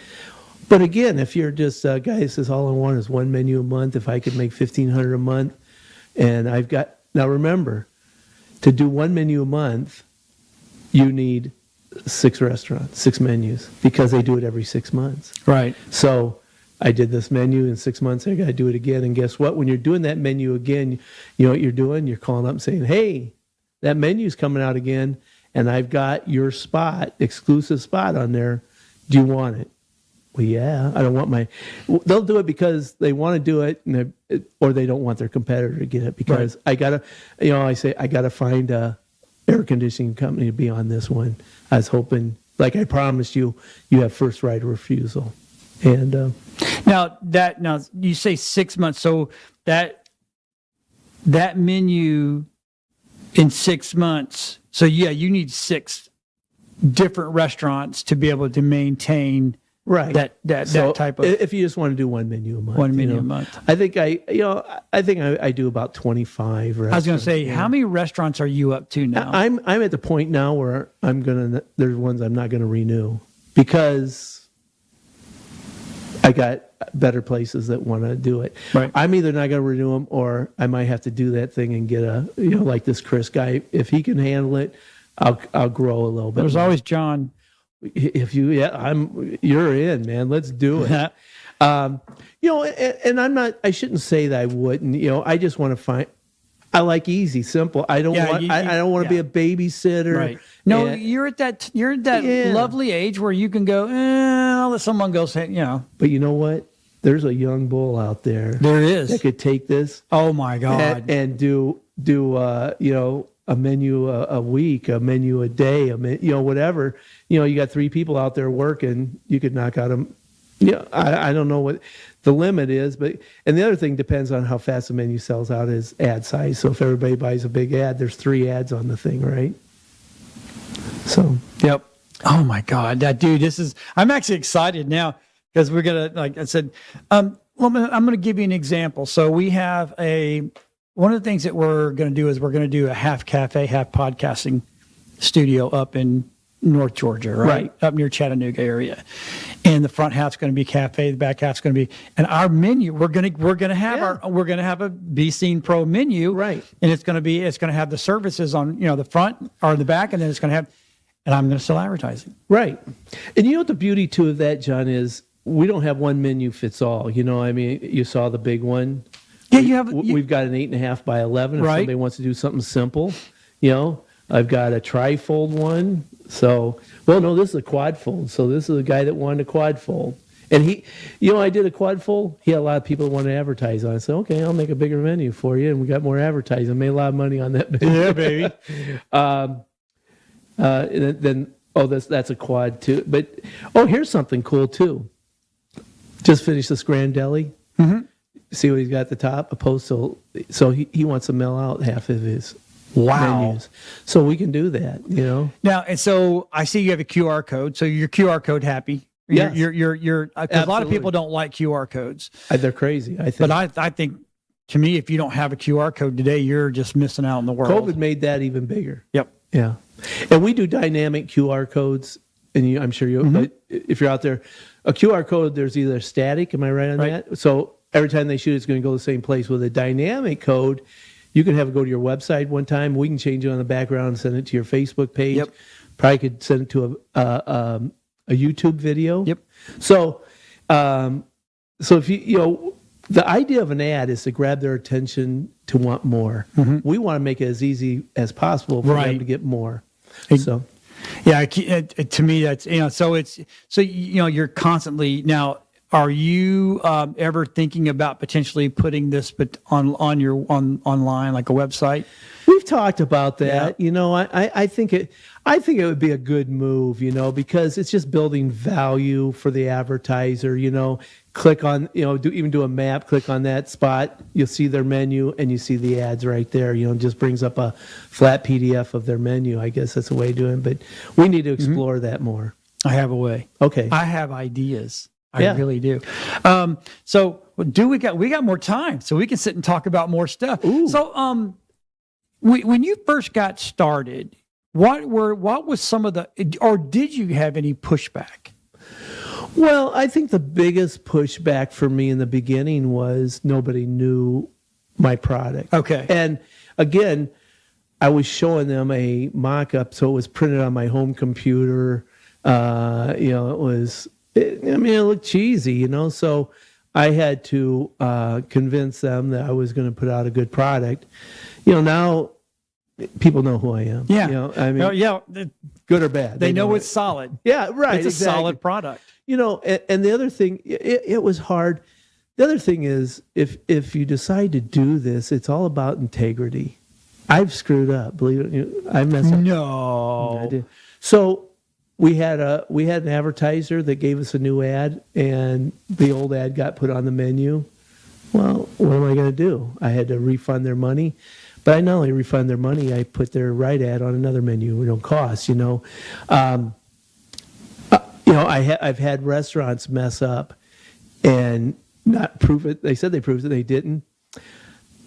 I'll usually hold them to it if it's something minute, but if it's something, no big deal. But if it's something major, I've reprinted it. I won't do that all the time, but it just depends on my relationship. Yeah. And I'll give you an example. I had a restaurant that opened up another location. They wanted to do a menu for that location. We did the menu, and somehow the address from the other location got put on that menu too. So if they handed out that menu, and those people called thinking they're going to the Odessa location, and their food's waiting for them in Spring Hill, they can't pass that out. Now she approved it, that menu. Yeah. I could say, you approved that menu. I said, I'll take care of it. I make enough money that I can do that. Yeah. Lesson learned. And so we figured out another process so that never happens again. Gotcha. So, I told my designer, I said, you know what? We can point fingers. We can own up to where we made a mistake if we learn from it. Right. Mistakes aren't bad unless you repeat them over and over. That's called insanity. Insanity. and they can be a teaching moment, a learning moment. And so, I'll tell you a real simple thing we do. Well, before we print a menu, we look at that menu, we call that phone number, say, what's your address? Right. And this is for the Odessa location? Yep. Okay. So. Okay. Yeah. Now, so when you have all these reps out there, all these people that are getting licenses and territories, your designer's going to be busy. Absolutely, and we've thought that out. So my designer might be overseeing 3 designers. You know what I'm saying? Gotcha. So I mean, we've got a lot of growth areas. She's good. She gets things done fast. So that's not a first one. The other thing I'm going to need growth area for, I'm going to need people like myself that can, if somebody says, hey, I want somebody to come for 3 days and train me. So I've got to get people to go do that. Go train. And it might even be one of my current territory owners saying, hey, you want to make some money and go train this person? They've got a hand. They're just overseeing something. So who knows? That's all part of the. We've thought it out. That's good. Yeah. So the contingencies are in. You have them covered, ready. Absolutely. That is everything we think. Right. But this is like I was in 2018 with the menu. I'm gonna. The first guy I just sold to. Yep. I said, you're going to be my guinea pig. I want to find out where the holes are. So, we found that out. We're filling those holes, and but just like with I'm going to make it right. I'm going to make sure I'm available to make you successful. That's awesome. So, if you don't move your feet, I can't help you. All I can say is watch out, Northwest Georgia. I want that whole Alabama, Tennessee, Chattanooga area. It's yours. Hold on, I got the agreement. Got the agreement right there, baby. So yeah, I mean, dude, I have to say, and I know I've said this already 100 times, but I've watched this from the beginning. Yeah, I've watched it, and I'm like, this is just genius. Well. Yeah, again, I found something that is repeatable and simple, and it clicked the boxes before I knew why it clicked the boxes. You know what I'm saying? It's just, again, that aha moment was when she sent me that thing about the Nielsen people looking at the menu. So, So again, let's tell everybody at home where to go and get a hold of you. Well, there's really 3 ways you could call me, which is 727-534-0571. You can email me, peter@bscenepro.com, or you could even go to our website, and there's a thing for people that want to advertise. If you fill that out and send it, just say, hey, I want more information about a territory, we can help you out. And if people want to advertise with you, the same thing, to go on that website, same phone number, same email, saying, hey, I want to be on a menu. Yep. Peter might not come see you. I may come see you. Somebody else may come see you, but somebody will come see you. Absolutely. Might not even have to come see it. So I can send you a nice, this is what you got to do. Yeah. It's really simple. Super automated. What's cool too about my design is half the time Elisa will get on their Facebook page, website, create something, send it to them. Hey, what do you think about this? Perfect. Done deal. Or if you need a couple changes, we can do it. So that is absolutely. Peter, thank you for coming on today, Thanks buddy. I really appreciate it. Hey, everybody, if you're looking to advertise, give Peter a call. Yep. Give me a call, or I'll give Peter a call. If you're looking for a territory, this is a business model that is literally, we all eat. Yep. Everybody eats, right? Right. And everybody likes to go out. No one likes to cook at home. Oh, there are those crazy people. But most people like to go out and eat. So you could just go out and go, oh, you know what? This place will be great for Peter. Yep. Give Peter a call. So that way he can make a call, or one of your guys can make a call and go, hey, it's time for you to advertise. Thanks for watching today, everybody. We'll be back next week on Focus on Business. Thank you.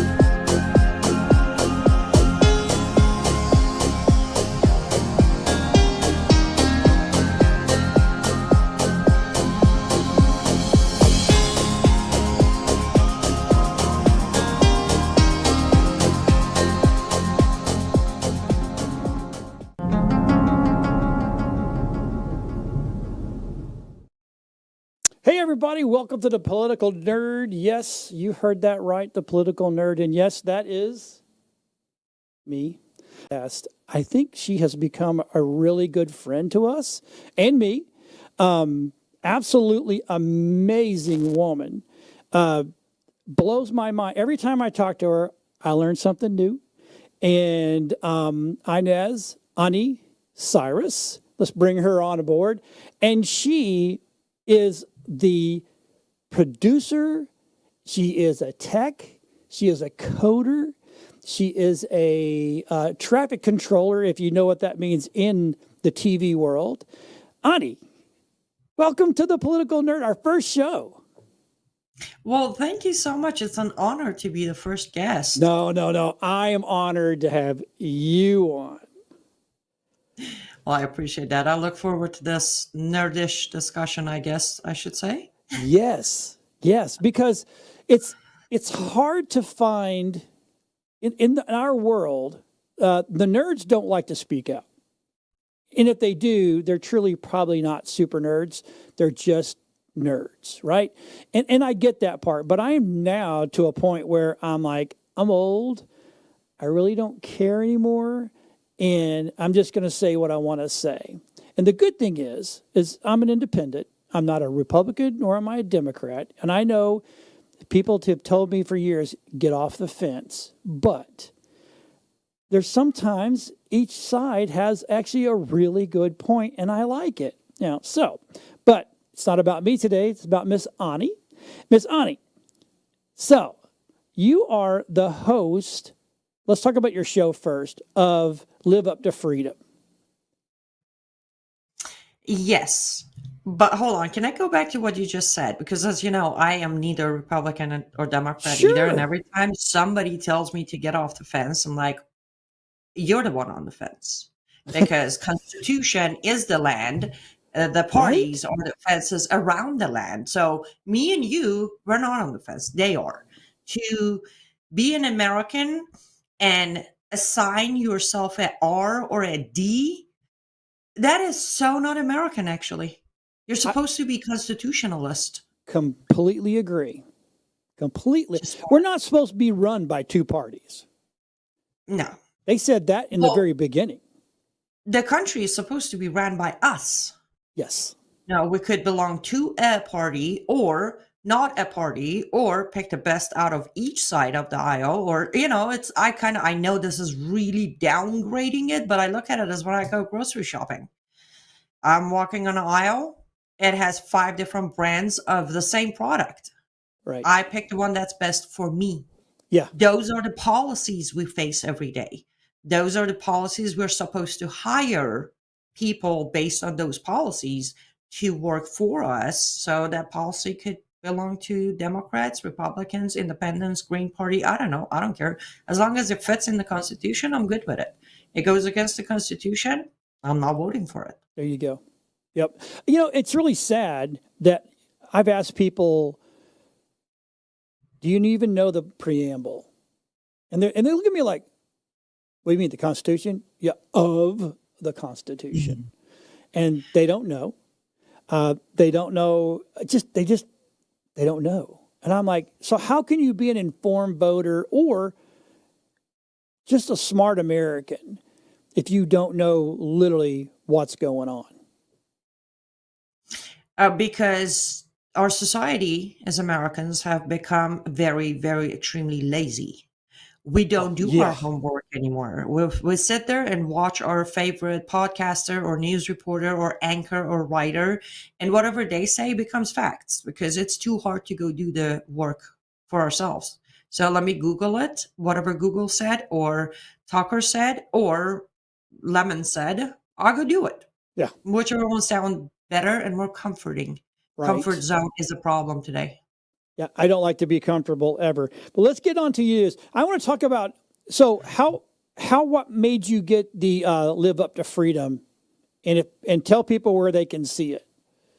Sure. So Live Up to Freedom, they can watch it on liveuptofreedom.com. It's normally archived. Normally, I say that because sometimes I get busy and I'm late on posting it on archive of the website.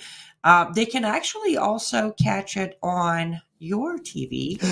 They if I may can. say that. Yes, they can watch it on Area 52 TV as well. How did I come to get Live Up to Freedom? Okay, so it's actually completely reversed, and I don't mean any offense. I've learned English to the best of my ability, but it all actually started with the abbreviation of Live Up to Freedom, which would be LUTF. Right. And if you would try to pronounce that as a word, it would sound something like Lutf, which is a common word in 5 languages of Turkish, Kurdish, Arabic, Farsi, and Dari, meaning kindness. So it all started from my mother tongue of Lutf, being kindness. And when I became known in American society, then we needed an American name. So I sat there and broke Lutf into LUTF, and I played, and there we have it. Live Up to Freedom was something that I do every day, and I Nice. wanted to encourage other people to do it. So that's how Live Up to Freedom was born. And it's a great show. But before you did that, you are a world-renowned editor, producer, technical director, traffic control, which if you don't know what that means, it's not airplanes. This is all about what goes where, when, how on TV stations, correct? Correct. Yes. So you got to make sure there is some sort of guidelines, or things are going to get really messy really quickly. So tell everybody home all the production companies that you've actually worked for, because there's a good list. I'm going to try to see if I can remember all of them. So I have, before being blacklisted, actually, I worked for Paramount Picture Studios as a still photographer on set. Wow. I have worked for Suzanne De Laurentiis Production since 2008. I have worked with Suzanne De Laurentiis herself as graphic designer, web developer, still photographer, co-producer. I had the honor to co-produce a TV show that now airs on Primetime or Amazon Prime. And from there, I have worked with David Horowitz Freedom Center, Front Page Mag, the Glazov Gang, American Truth Project, Lindell TV, Frank's Speech, Patriot TV, which is now my current job. I have worked with 3 Iranian American satellite TV stations in Los Angeles, California. And that's all I can remember. I hope I didn't leave anybody out. That's a lot. But I mean, that's what you do. You're a freelancer, or you full-time. I mean, I always considered you like a freelancer that gets hauled in or get brought in by people that really need to help fixing what they've got going on. Yes, so I'm a freelancer, but some of my contracts are on more of a regular basis. Some are once or twice a year. Some are special events. So I'm always working. So I always have a contract, but there's just different bases based on what happens where in which state I might be needed. I may not be needed. And on top of all of that, you make websites. You do graphic designs. I mean, and I know at Patriot, it's since I've met you, I feel bad for you because it's like herding cats. Yeah, I have always been a fan of hats, actually, but then lately I feel like I have way too many hats on my head. Even my head is feeling the weight now. Yeah. But John, since you mentioned it, working for so many different companies, organizations, and networks, one of the biggest differences it makes that even though I'm wearing so many hats, but then I have a team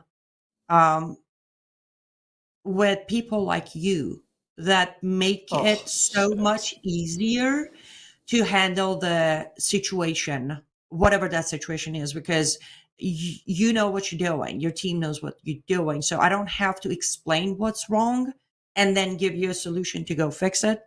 So it's a lot to do. It's hectic, but thanks to you, your team, and rest of our team at Patriot, I think we're doing a pretty good job. We got some really good producers. I mean, it's kind of, again, I don't want to make this about me or about what we do, but I've met a lot of people in this industry, and I'm like you. I have a list of people that I've worked for. It's nuts. And the guys here at Patriot, they're pretty damn good. I just got to say. Agreed. We do have a great team of production. When it comes to the production department, we definitely have hit the jackpot. Mm-hmm. Yeah, and it's so good that if something happens to each one of us, somebody can pick up real quick, and it's not a big deal, not a big deal at all. So, so let's talk about Live Up to Freedom, because I'm on your website right now, and wow, I mean, you know some of the big boys, which is awesome. Thank you. Yes, over the time of being involved with the industry that I've been involved with, you kind of sort of have to make a decision.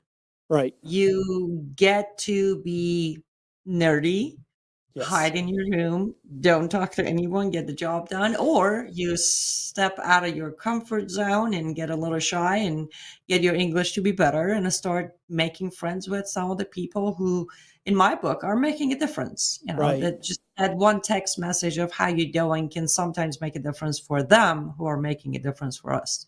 Right. Yeah. So what made you wake up one day and go, you know what? I'm going to get in front of the camera instead of being always behind the camera or the keyboard? Okay, so I need to break this into two different occasions. Absolutely. So before Live Up to Freedom, way before, when I was like really, really young, not that I'm not that young anymore. Well, anyways, beside the point. I was approached by Suzanne De Laurentiis that at that point, I was her webmaster. One day she approached me and said, hey, I think you want to start coming to my acting classes. I'm like, do what? It's like, just come to my acting classes. Just let's give it a try. I did. And very quickly, she actually got me an agent, and the agent got me a couple of work on camera, from modeling to acting. My choice even back then was to just do things that are not some, TV show. So I got involved on camera early on in 2011 with United Nations. This is when United Nations was really doing United Nations stuff. Right. And I don't know if you heard of it, if you recall, but in 2011, end of 2011, United Nations launched a campaign, Stop the Hunger, across the world. And I had the honor to be the other Delta of that campaign, acting with Delta, who anyone who's familiar with Australian singers, you've heard of her because she has such an amazing voice. It's just beautiful. So she was the rich and famous Delta, and I was the homeless Delta who struggled to even find food. So that was my first on-camera experience with that campaign, which thankfully was a very successful campaign. It was translated and aired on more than 47 billboards in 47 countries. They met the campaign, they raised the money, and it was definitely an honor to be my first experience on camera. Wow. By just simply being the homeless Delta on a 45-second ad that time. After that, I moved forward with it, but very quickly, John, I was done with camera. The world behind it, it was like, no, I can't do what I'm asked. It goes almost against everything I have tried to be. Yep. From the lies to the fakeness to the narratives to the control of. There was a point, John, that even the shampoo I used was controlled by my agents because my hair had to look a specific way, and my body had to be a specific. I'm like, no thanks. So I actually walked away from both acting and modeling in 2012. I was done within a year. Went back coding. That was a heavy time of my web development career. Did more of coding, did the producing. At that point, I was producing the Glazov Gang, which is another honor of my life that I've been the producer of it for. Now comes December, 13 years straight, a fan-generated show That has been going on for 13 years. But I just went back behind camera again until 2015. And there was a speech given by then President of the United States of America, Barack Hussein Obama. He gave a speech at a mosque, and there was a sentence there that triggered me so bad that I wasn't even thinking what I'm doing. I was walking to work and I opened my phone, and back then there was no live stream anywhere. So I pre-filmed myself giving a message, repeating what Obama said on that speech, which I quote. He said, "Let me be very clear. Islam is part of America." And this trigger ex-Muslim went on camera and said, "Let me be clear.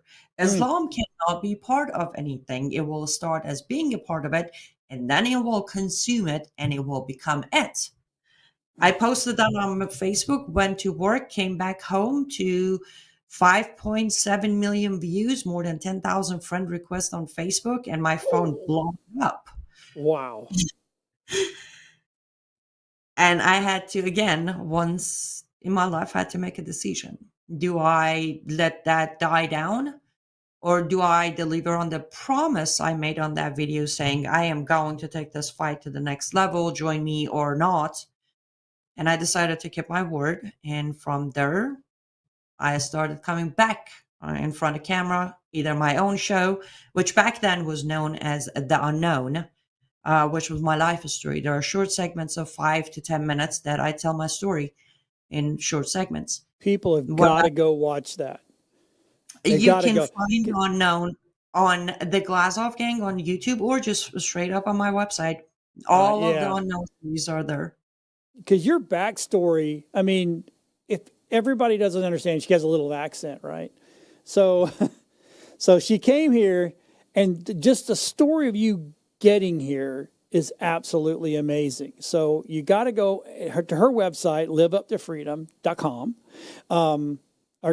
and then just watch all of that, because if that doesn't show you that she wants to be a true American, you got issues. So I'm just saying, just that's my 2 cents. I think I'm allowed to say it. So, but and I'm blessed and very honored that I've actually finally got to meet you, and working with you is amazing. So that's just my 2 cents.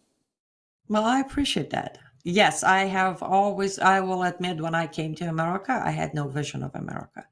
The reason I picked America as my final destination is because my UN or United Nations lawyer answered my question with America. What was my question? Where is the freest country that I get to be myself? She said America, and I picked America. That was the only promise I had of America when I arrived here, which was 22 years ago. But when I got here, gradually I realized I want to be an American. I always love my heritage, don't get me wrong. I still listen to Persian music and I still cook Persian meals, but I wanted by heart and mind to be an American. The more I got to know America, the more I fell in love with America. Well, we love you too, so there you go. Thank you. So that was 2 parts you said. What's the other part now about getting in front of that camera? Well, the other part was when some of the Islamic organizations in America decided to target me. I was getting a little too loud. With that came the next wave of somewhat, now getting on camera to be interviewed by other people. For example, I got a call from Sean Hannity. It's like, a producer, we need you on his radio show. Sure. And then Laura Ingraham came next, and Kate Daly came next, Shannon Joy came next. And before I realized what I'm doing, I really didn't realize what I'm doing. I'm happy I did it, but it wasn't easy, John. It was tough. Right. And you're very kind to say I have a little bit of accent, but back then I had an accent. I mean, it was tough to talk, and it was tough for them to understand what I'm saying. My point is, the second part came where I went from being the talking head or a monologue girl in front of camera to become the person who's now answering questions, now getting deep into analysis. They're asking questions, and a lot of them played, devil's advocate. It wasn't all friendly discussion. A lot of them, there was a setup for me to debate a Muslim live on Facebook, and I did take it, and I went up against him, and I'm proud to say I won that debate within the first 10 minutes. But that was the second part, when now I became known as the expert who's getting calls to be on other people's programs to explain what's happening, where things are going. So that second part was hard, but it was fun. It was finally fun to be able to answer questions that helps educate my fellow Americans way more than me sitting there and trying to figure out what they want to know. Because now somebody's asking me what they want to know. Right. And then it was way more achieved. I felt way more proactive than I did before that for 2 years or so of just sitting there and telling people what happened to me. Wow. And don't get me wrong, a lot of people were very supportive and kind, and they understood me telling them my story is a form of education. But being able to answer questions was the real form of educating the public. That's awesome. That is absolutely awesome. So you have actually had the death threats and the very bad emails and people on your social media coming after you, right? Most certainly. Absolutely. I have, I try not to use this term lightly, but I have definitely faced some brutal discrimination and racism from, I would say, most certainly those who identified on their messages and emails and phone calls at times a progressive liberal who has, literally shown their true colors, if you might. I have also, as of today, as we speak, I have 12 bounties on my head directly from Islamic Republic of Iran, which is my motherland, Iraq, Michigan, right here, Missouri, right here. And some of the leaders also would like me to stop talking, or basically not to exist. That's just much easier. But that's That okay. is cool. I know I've made a lot of people mad in my life, and because I just say what I'm going to say, and that is what it is. But I can't ever say that I've had enough. I've had bounties on my head. I know there's a lot of people who want to kick my ass, but never bounties just to end my life. I mean, how do you sleep at night? That's my next question. How do I sleep at night? So, first of all, at night or in the morning, doesn't matter. But at night specifically, I give it to God and go to sleep. There you go. And secondly, because I understand through my faith that there are moments that, you need to take action through your prayers. So yes, there's also, I have this wonderful nightstand that has a very wonderful magnet on it that holds a very beautiful piece that will protect me no matter what. That a girl. You are American. You're almost Southern American, I'm just saying. So yes, those are my 2 steps of going to sleep and getting a good night rest so I can continue the fight next morning. That a girl. That's awesome. So here's what I'm going to ask you. And I didn't tell you I was going to ask you this, but so where do you think November 5th is going to take us? And I'm not asking you to predict who's going to win, but either way, no matter who wins, do you think there's going to be some kind of turmoil going on or some unrest maybe?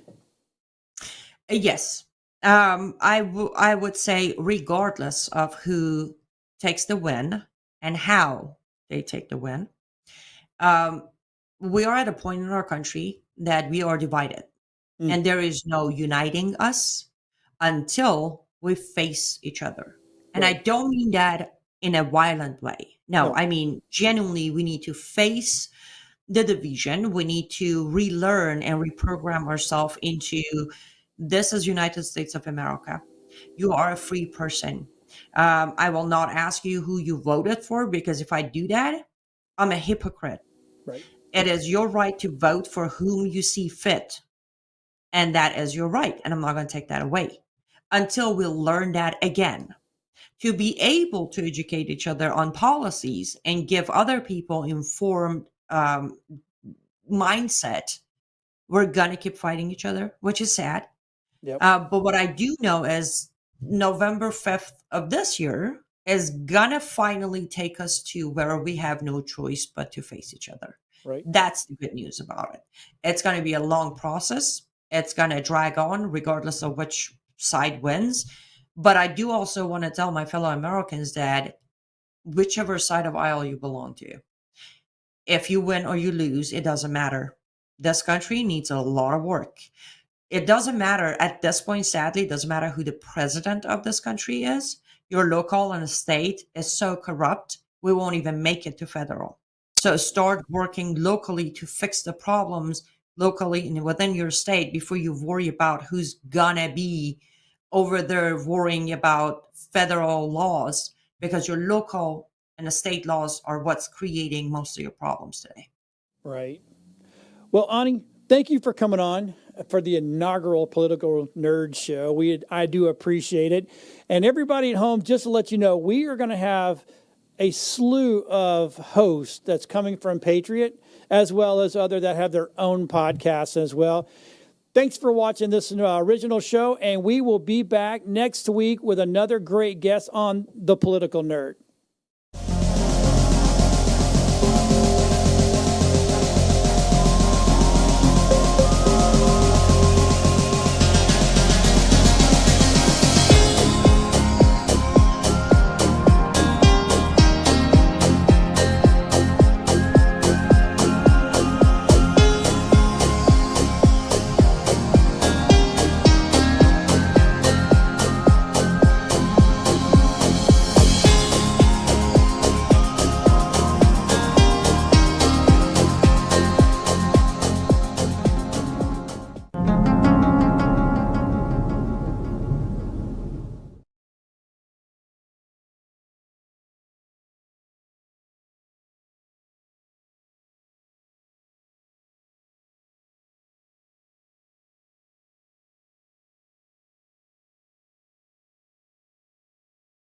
Hiring a professional to sell your home should be simple and cost-effective. We only charge a 1% commission to list and market your home. When we obtain the buyer, it's a total of 2% commission. And when a cooperating agent through the MLS brings a buyer, it's a total of 3% commission. With our 1-2-3 listing program, you could finally choose a company that focuses on putting more equity in your pocket. Let me show you how selling your home could be as simple as 1, 2, 3.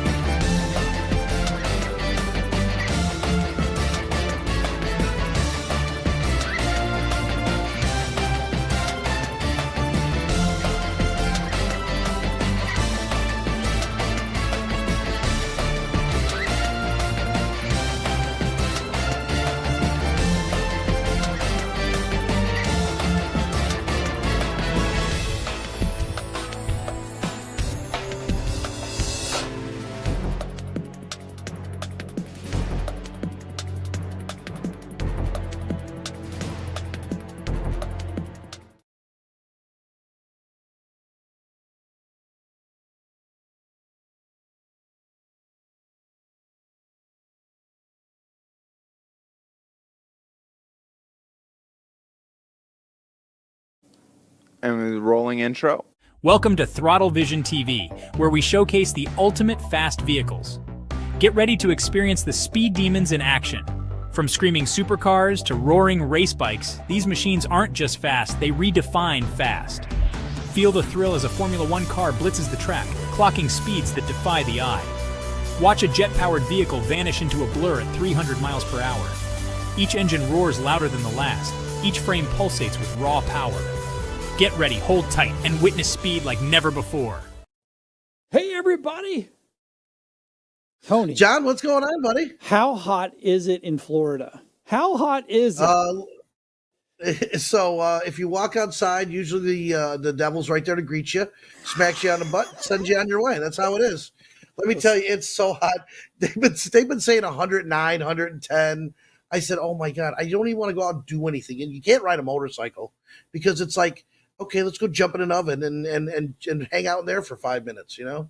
Nope. It's horrible. No, thank you. So I was there Friday night late, all day Saturday, got food poisoning, didn't come back Sunday. I had to come back yesterday. And went outside. Dude, it's a nightmare. And yeah, but Saturday wasn't, it wasn't horrible.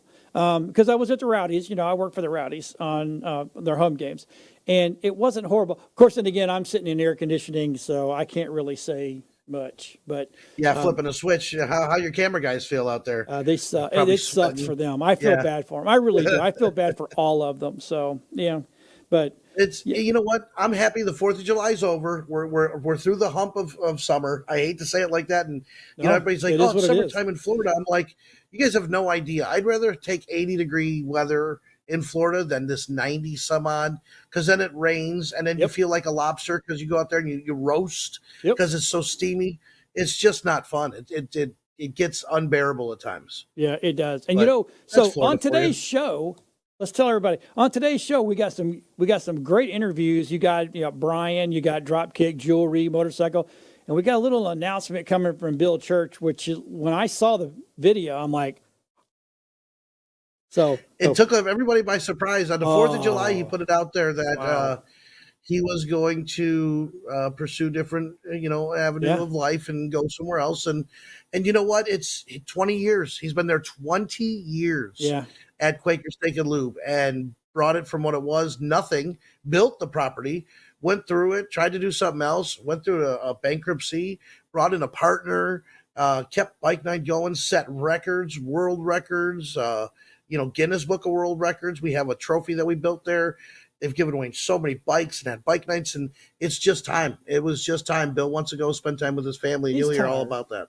So we're gonna play that interview later. And so coming out of the gate, right? You have once again the Soaked and Sore Ass Ride, and the Soaked and Sore Ass Poker Run, man. It's a lot of fun. So I've known you now for what, almost 10 years? I'd say more than that even, John. Yeah, a little bit longer than that, right? And I remember when you guys started doing this, and when I first met you guys, and just hearing about it back then, I'm like, who in their right mind wants to get on a motorcycle, rain or shine, and go, well, how many miles is it? So we're normally about 300 miles for a single day trip. Right. And I try and stay in Florida. And Florida's great state for an event like this because you got from the Tampa Bay area, which is where we're based out of, you can go north, you can go south, you can go east, you can't really go west, but you could go north and then west. So we've done events like we've ridden to Panama City Beach, we've ridden to Georgia, we've ridden to St. Augustine, we've ridden to the Keys, Cocoa Beach. Again, this is our 20-something, 25th, maybe 26th, 27th annual. 27th annual. Yeah. And in the beginning, they weren't so long. Then I set it up to be at least 300 miles. Right. So, and we had destinations. Like last year, we went to the Keys. Now, it was god-awful hot when you got down there. Right. But the Keys was a destination.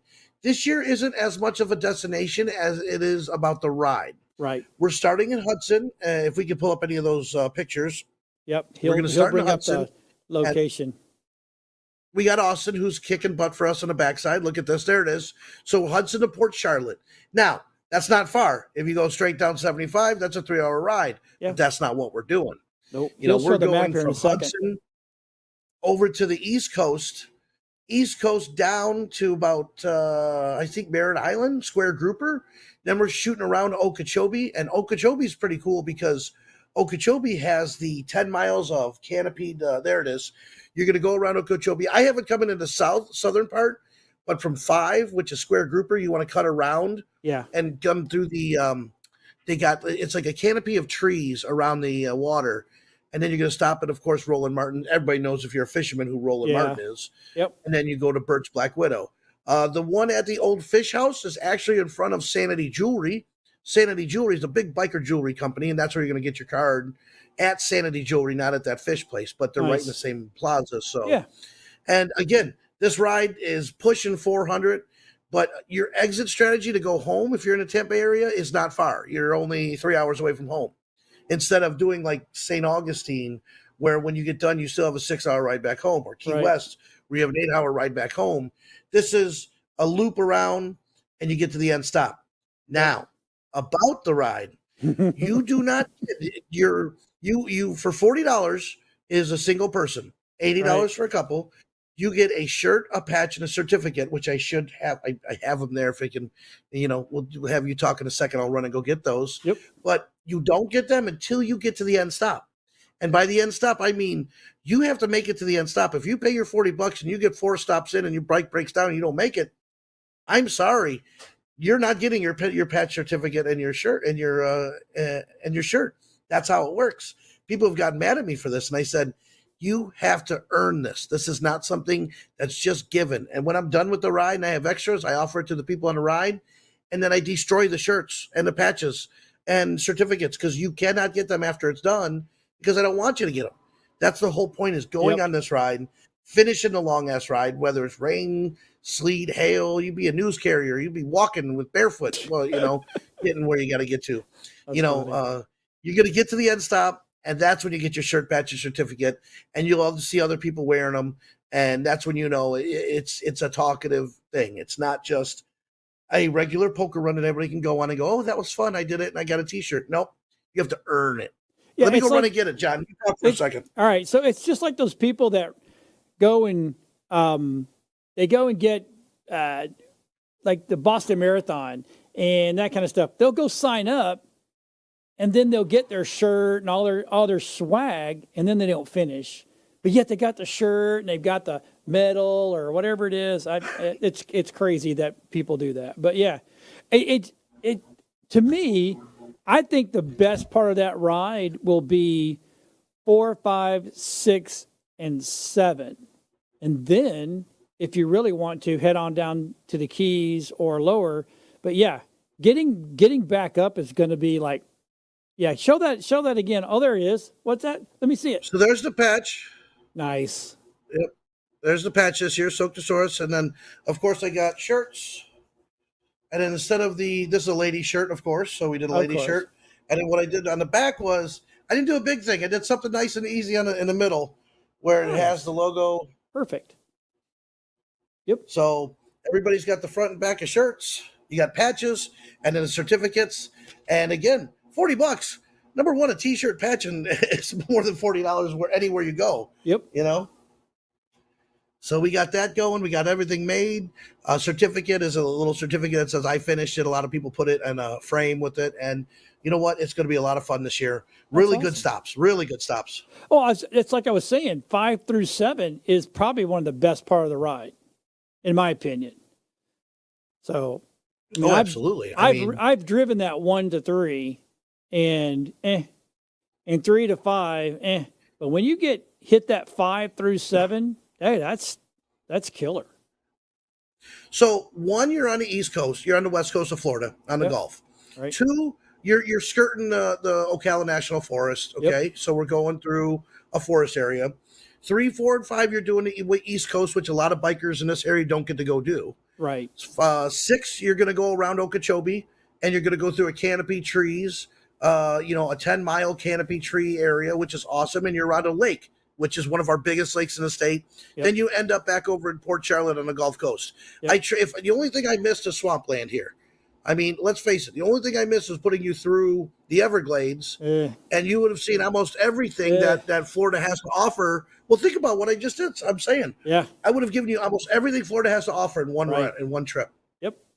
So, I mean, and you know what? I think some Black Widows are great. Burt's is good. They got Twisted Fork down there. They're going to be ready for us. I talked to them today, and we're just excited to be part of, this for 27 years. And I know that there's about 50 pre-registered right now. We usually get about 100 to 150 on the ride.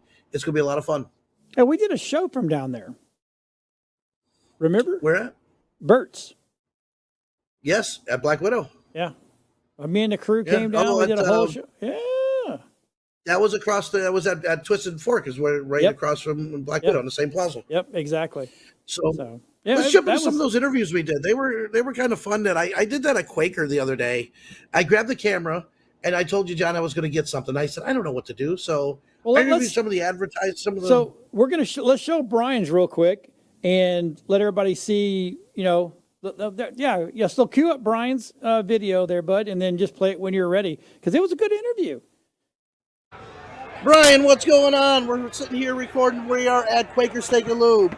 Hi, Say guys. hello to everybody. How y'all doing? I'm Brian York. I'm with the Fran Hosh Law Group.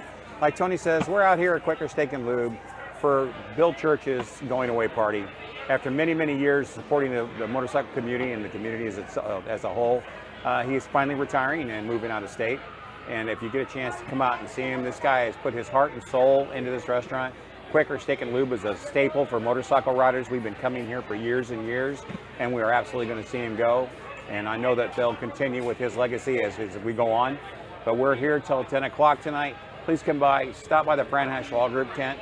Fran's the title sponsor of the event, and TJ Well, and I and Melissa will be here. And you know what? So he's going to go see his son and his grandson. So it's all about family. Which Absolutely. You really can't give him a hard time because he's going all the way to California. Yep. Going to spend time with his son and new baby grandson, which is awesome. You know what I mean? Hey, it's a new adventure. I mean, he's been here for a long time. Time to try something different. Amen to that. Brian, you're looking good, by the way. Thank you so much. Where were you at this weekend? I was actually in Missouri. I had a chance to go up and Anita and I went. We did 5 different cave systems. We did Merrimack Caverns. We did, Alley Springs up there. We did all kinds of things. It was absolutely gorgeous. Really it's funny. didn't We want to come back. we go to mountains for vacation when we live here in Florida, don't we? That's right. Yep. So where else? Other bike nights. You're here every Wednesday. Every Wednesday. If you want to go to the Fran Hosh Law Group page, you can actually look, and we have a calendar of events. You stop by here at Quaker or any event where you see us, in Burt's Barracuda or wherever, and sign up for our newsletter. We send a newsletter out once a month that shows all the bike events in the state that we're doing, any giveaways, and of course any bike events that are going on, poker runs, etc. So it's easy to get a hold of us, 866-LAW-FRAN or lawfran.com. Or stop by and see TJ, myself, Melissa, Brandy. We're all here, give you any information you need. Thank you, Brian. I just got back from Missouri. Yeah. 2 weeks ago. I didn't get any audio on that. Did you get? Because do the people get the audio there? Because I didn't get to hear anything on that. He needs to just go press A on everything so you can all the videos. It's all good. It's all good. I heard it. Yeah. Oh, I know what he said. I got it filmed it. So next one, hopefully, I can hear it. Because what's nice is I got a camera. I got these nice DJI from. I saw those. Those are great microphones, man. Let me tell you, they're awesome. I mean. Rhett said, if you're going to be doing more interviews and stuff like that with everybody, why don't we get you some good audio equipment? And I was like, well, thank you very much. I'll definitely use it. So I'm not sure if you're aware of those microphones, which you're the tech guy, John. I know you are. Yeah, I don't use them. No? They don't sound bad. How did that, like I said, I couldn't hear that one, but how'd that sound? It sounded all right. You're a Sennheiser guy. You're like that. It's like the Republican Democrat. If it's not Sennheiser, it's nothing, right? Oh, no. Sennheiser. I use Shure too. So, yeah. Shure's are pretty good. Shure's really good. and Sennheiser. That's your go-to, isn't it? Hey, so tell them a little bit. I got to walk away from the mic to make sure that you can hear from this, but just keep talking. Let's talk about what else is coming up from Full Throttle. Full Throttle Magazine is like our season in the motorcycle world really starts in October. So right now in July, August, September, there isn't a lot. Actually, everything that's happening is happening out in the Midwest. You're getting ready for Milwaukee's doing their big thing for Harley Davidson. You got Sturgis getting ready to start. It means Milwaukee. Milwaukee. Remember that movie? You got Sturgis. Yes, that was from was that Wayne's World. Wayne's World. I think it's Wayne's World. But you got Sturgis getting ready to pop off, and Sturgis is just amazing. And everybody I tell, there's always these bikers, and every bike I run into, I haven't went, I gotta go. It's one of those things. Get off your ass and go to Sturgis. Stay at the Buffalo Chip. You get all the concerts every night. You can ride all day. It is the best riding you can do in the entire world. I will take riding in Sturgis over the stupid Deals Gap, Tail Yeah. and Dragon any day of the week. Yep. Because the Tails Dragon is one road. Mhm. There are 80 million ways you can go in Sturgis and catch Iron Mountain. Iron Mountain will rival the Deals Gap any day of the week. Iron Mountain, and we did it in the rain. You go see the buffalo. You do Needles Highway. You come out and you go to Custer State Park.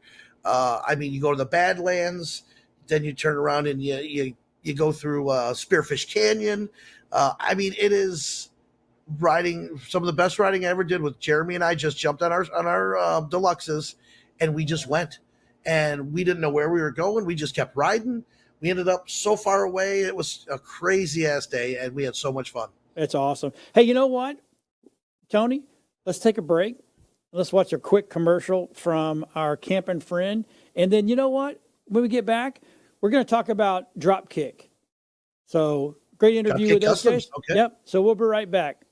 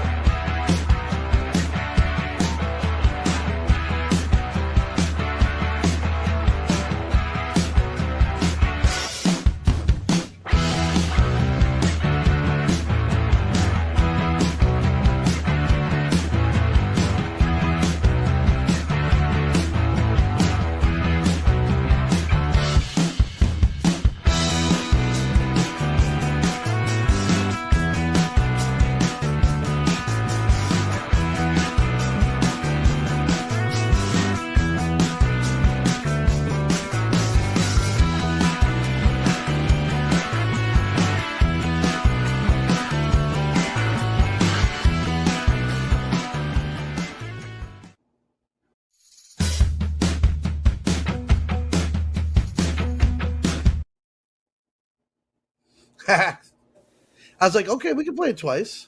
Yeah, I guess so. So now, what you saw there in his video was actually his Sturgis setup. Yeah. Dude, it's what a great idea.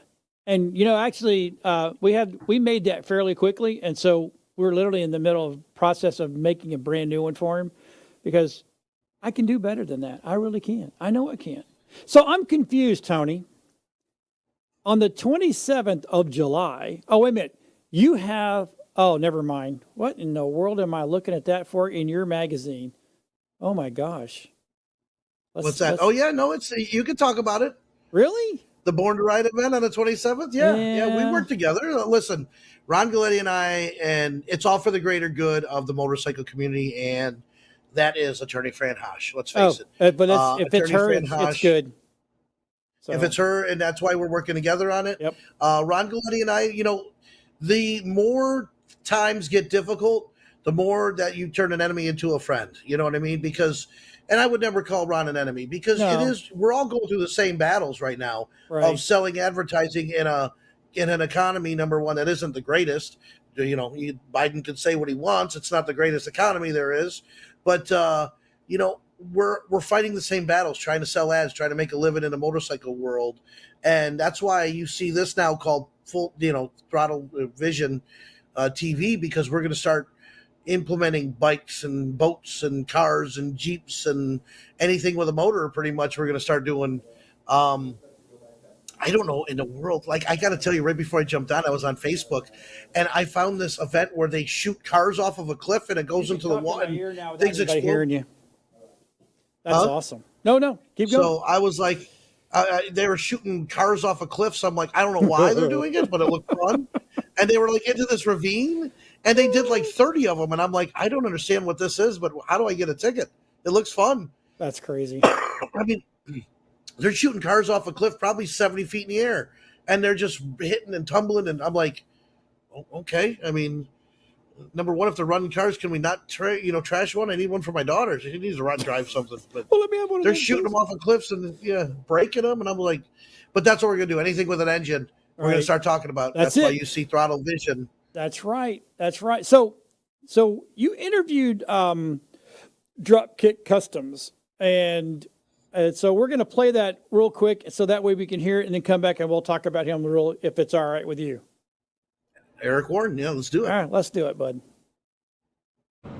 What's going on, everybody? We're sitting here. We're out at Quaker Steak and Lube on a nice, hot, sweaty Florida night. It must have just rained because I feel like I'm getting baked like a lobster. Eric Warren here has changed his shirt 15 times. Say hello to everybody. Introduce yourself. What's up, guys? Eric Warren here, owner of Dropkick Customs and Eric Warren Artistry. Now, that's funny. You go Dropkick Customs, Eric Warren Artistry. Eric Warren Artistry is how old? That's been going for quite some time. I renamed it. It used to be Eric Warren Designs, and then we kind of revamped it and did, Eric Warren Artistry because I was looking to go from being painter, bike builder, parts, manufacturer. I kind of separated the two companies, so we turned Eric Warren Designs into Eric Warren Artistry for kind of paint only, and then started Dropkick Customs for all the rest of the stuff. So people don't really know, like, you're a painter by trade. That's like you're a bike builder painter, and then now you actually bought a company and you manufacture parts. So, well, I've always kind of manufactured parts, but when I started Dropkick Customs, the idea was to separate what we did, and I brought on a partner, a financier with Dropkick Customs. Got to. That's yeah, life right and the there. idea was to, ultimately grow Dropkick into a, big company, which we've pretty much done and continue to do. And then when when I was filming on Toy Makers, on the TV show. Good plug. Toy Makers. I like it. Yep. You got to plug that. So I met a guy named Chris Etter who owned Epic Moto Co. out of Texas. Long story less long. Spoke with him about a year later about purchasing some parts, and ultimately I bought all the parts. I bought all the parts. I bought all the assets. I remember that. Yeah. You could take is a Road Glide? No, you could take any Road Glide, Street Glide, or Road King. I believe late 08 and later, and newer, I should say, and take it from a bagger to a performance bike. And it's awesome. And performance bikes, Daytona this year, they did a performance Harley show that had over 150 bikes. The bagger world is doing its thing with the racing and the audio. Everybody's getting back to this Dyna style performance wheelie, action bike, which is getting the younger crowd into it, if you've noticed. It is. So that's great to see. Like, let's face it, Harleys are meant for the older, better credit guys, right? I mean, we're seeing a big shift in the industry right now. A really big shift. Performance kind of came on, and then I feel like it fell off a little bit, and then now it's kind of just really making a big comeback over the last 2 years, I'd say. Agree. Like, that performance came up strong and really twittered and failed out. Like, then all of a sudden it was like the videos of guys doing wheelies and getting on these bikes and the younger guys with the pretty girls getting on. That helps. I'm not going to lie. It all helps. This new Bike Riders movie is going to help the industry grow. I remember when Biker Boys came out, the industry grew. When Aztecs came out, the TV show, we need those things. Oh, we definitely do. Don't realize that this is a brotherhood. It's motorcycling. I don't care what bike you're on. You pull up at a light next to a guy. That's your brother. That's your friend. Yeah, all these film projects help the industry as long as they're done right. Unless you make a chair that turns into a sofa that turns into a car. Right away, by the way. Oh wait, this guy made a sofa. If you haven't seen it, look up Toy Makers. Toy Makers. He made a sofa into a vehicle. I don't even know what to tell you. It was impressive. I gave that to a buddy of mine. Scary. It's very scary. It was a death trap. So where are you at right now? I videoed some of these shells. You know me. I'm going to sell one of these for you one day. I love what he does. What he does is he's got 5 shells out here of motorcycles, all street glides or road glides, right? A little mixture of both. But what it is for around $6,000, $7,000, somewhere in that range, he'll make deals with you. If you're at an event, they'll switch out your whole tins on your bike in a couple hours. And you have a brand new bike leaving, but it's your old bike with brand new look. It's your old bike, what you love to ride, with the brand new bags, fender, front fender, back fender, tank, front fairing, you got it all.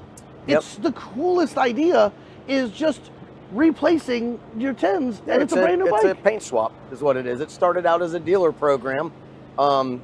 We got to the point where we had about 15, 17 dealerships throughout Florida, and we were basically, I purchased, I think, a dozen brand new Harley Davidson parts for Road Glide and Street Glide, and we painted them, and we started going into the dealerships, and you know, they would love the paint work. They would do a paint swap, and the bikes are selling.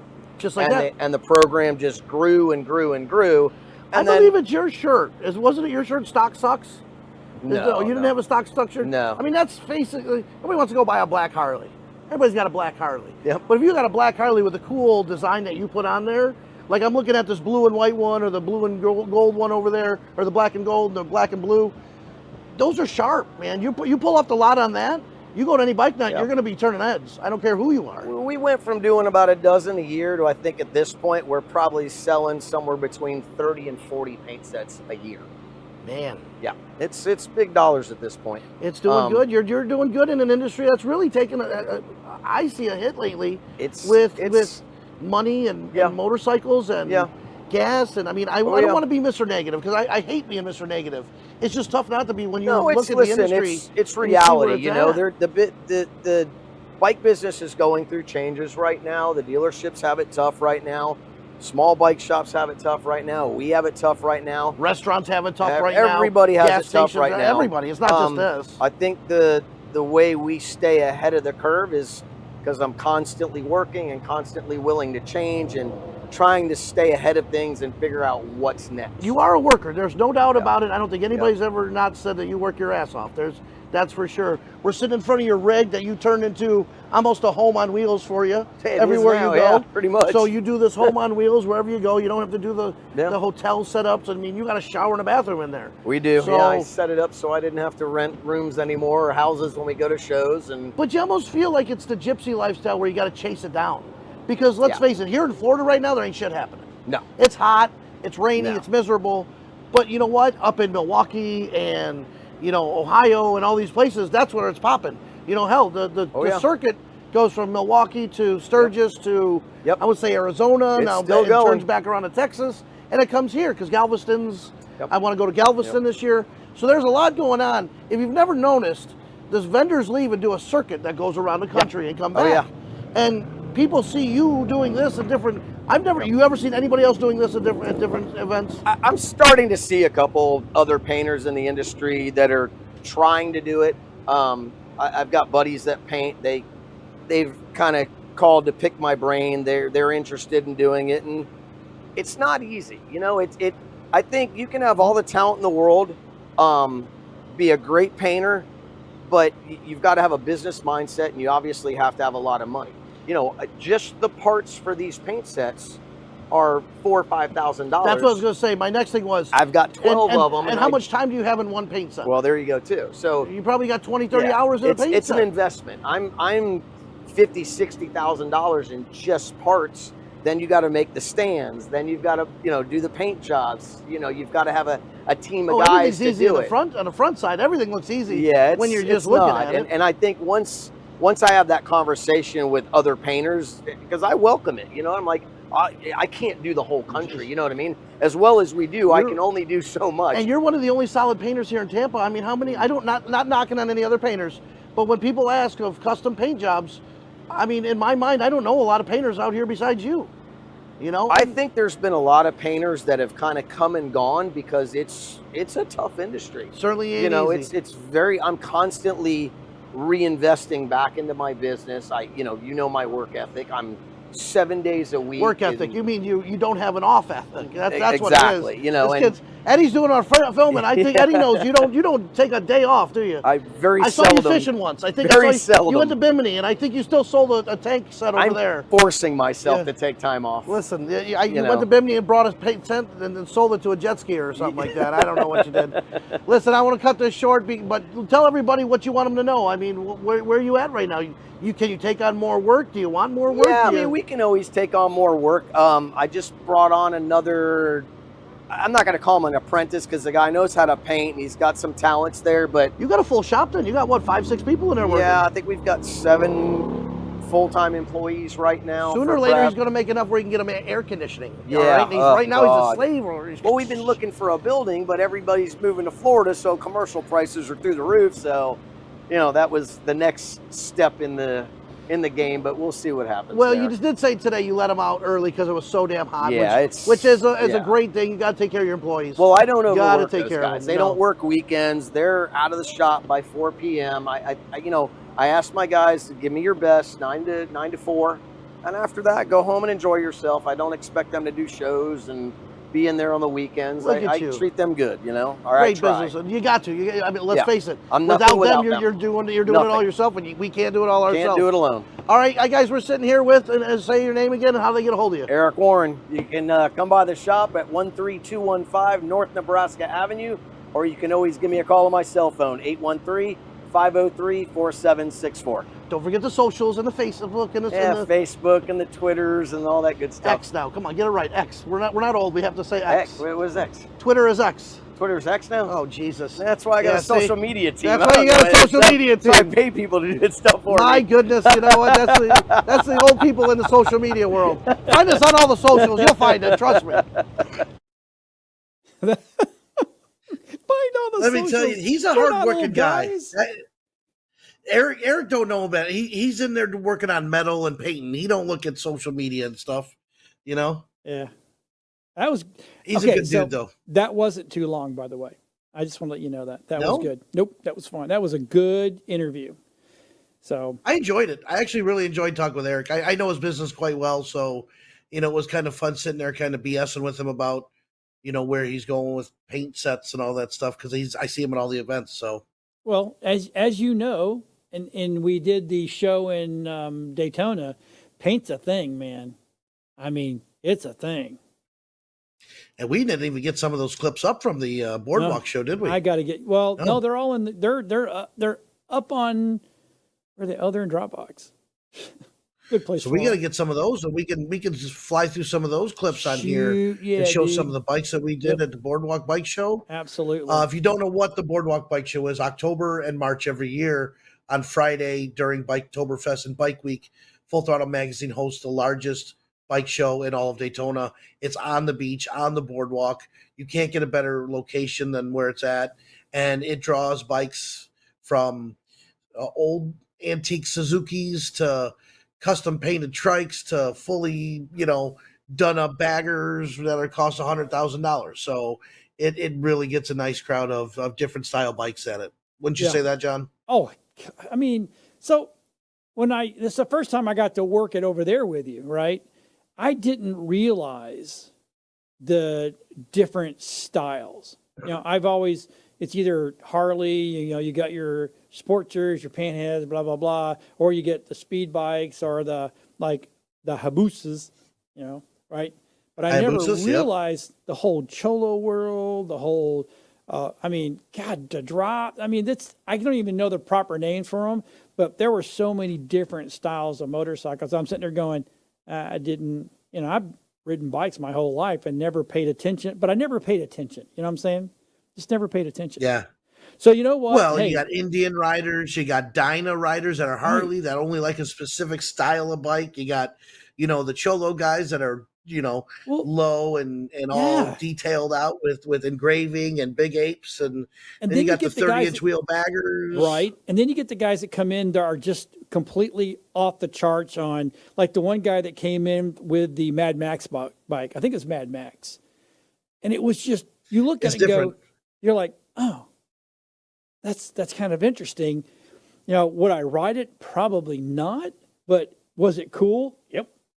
It was cool. So Oh, there's a lot of bikes that aren't my cup of tea, but I sit there, rat bikes, they call them. yeah. It's called a rat bike. And what it is basically you put everything and anything you can on a bike that would look cool or rusty or old. Yeah. Most rat bikes are junk picked up off the ground that they turn into something useful on a bike, or, a beer cap from something. They had a beer with some guy back in the day. They put a nail through it and put it on the tank somewhere and go, oh, okay, Right. that was fun. I remember that. Yep. It's all weird stuff and stories they could tell, Hey, you know All right, what? let's Hold on. what's It's that? time to pay another bill. So we're going to play our camping commercial one more time, so that way we can say that we gave that man some love. You know what I'm saying? Yes, sir. All right, let's go, buddy. Yeah.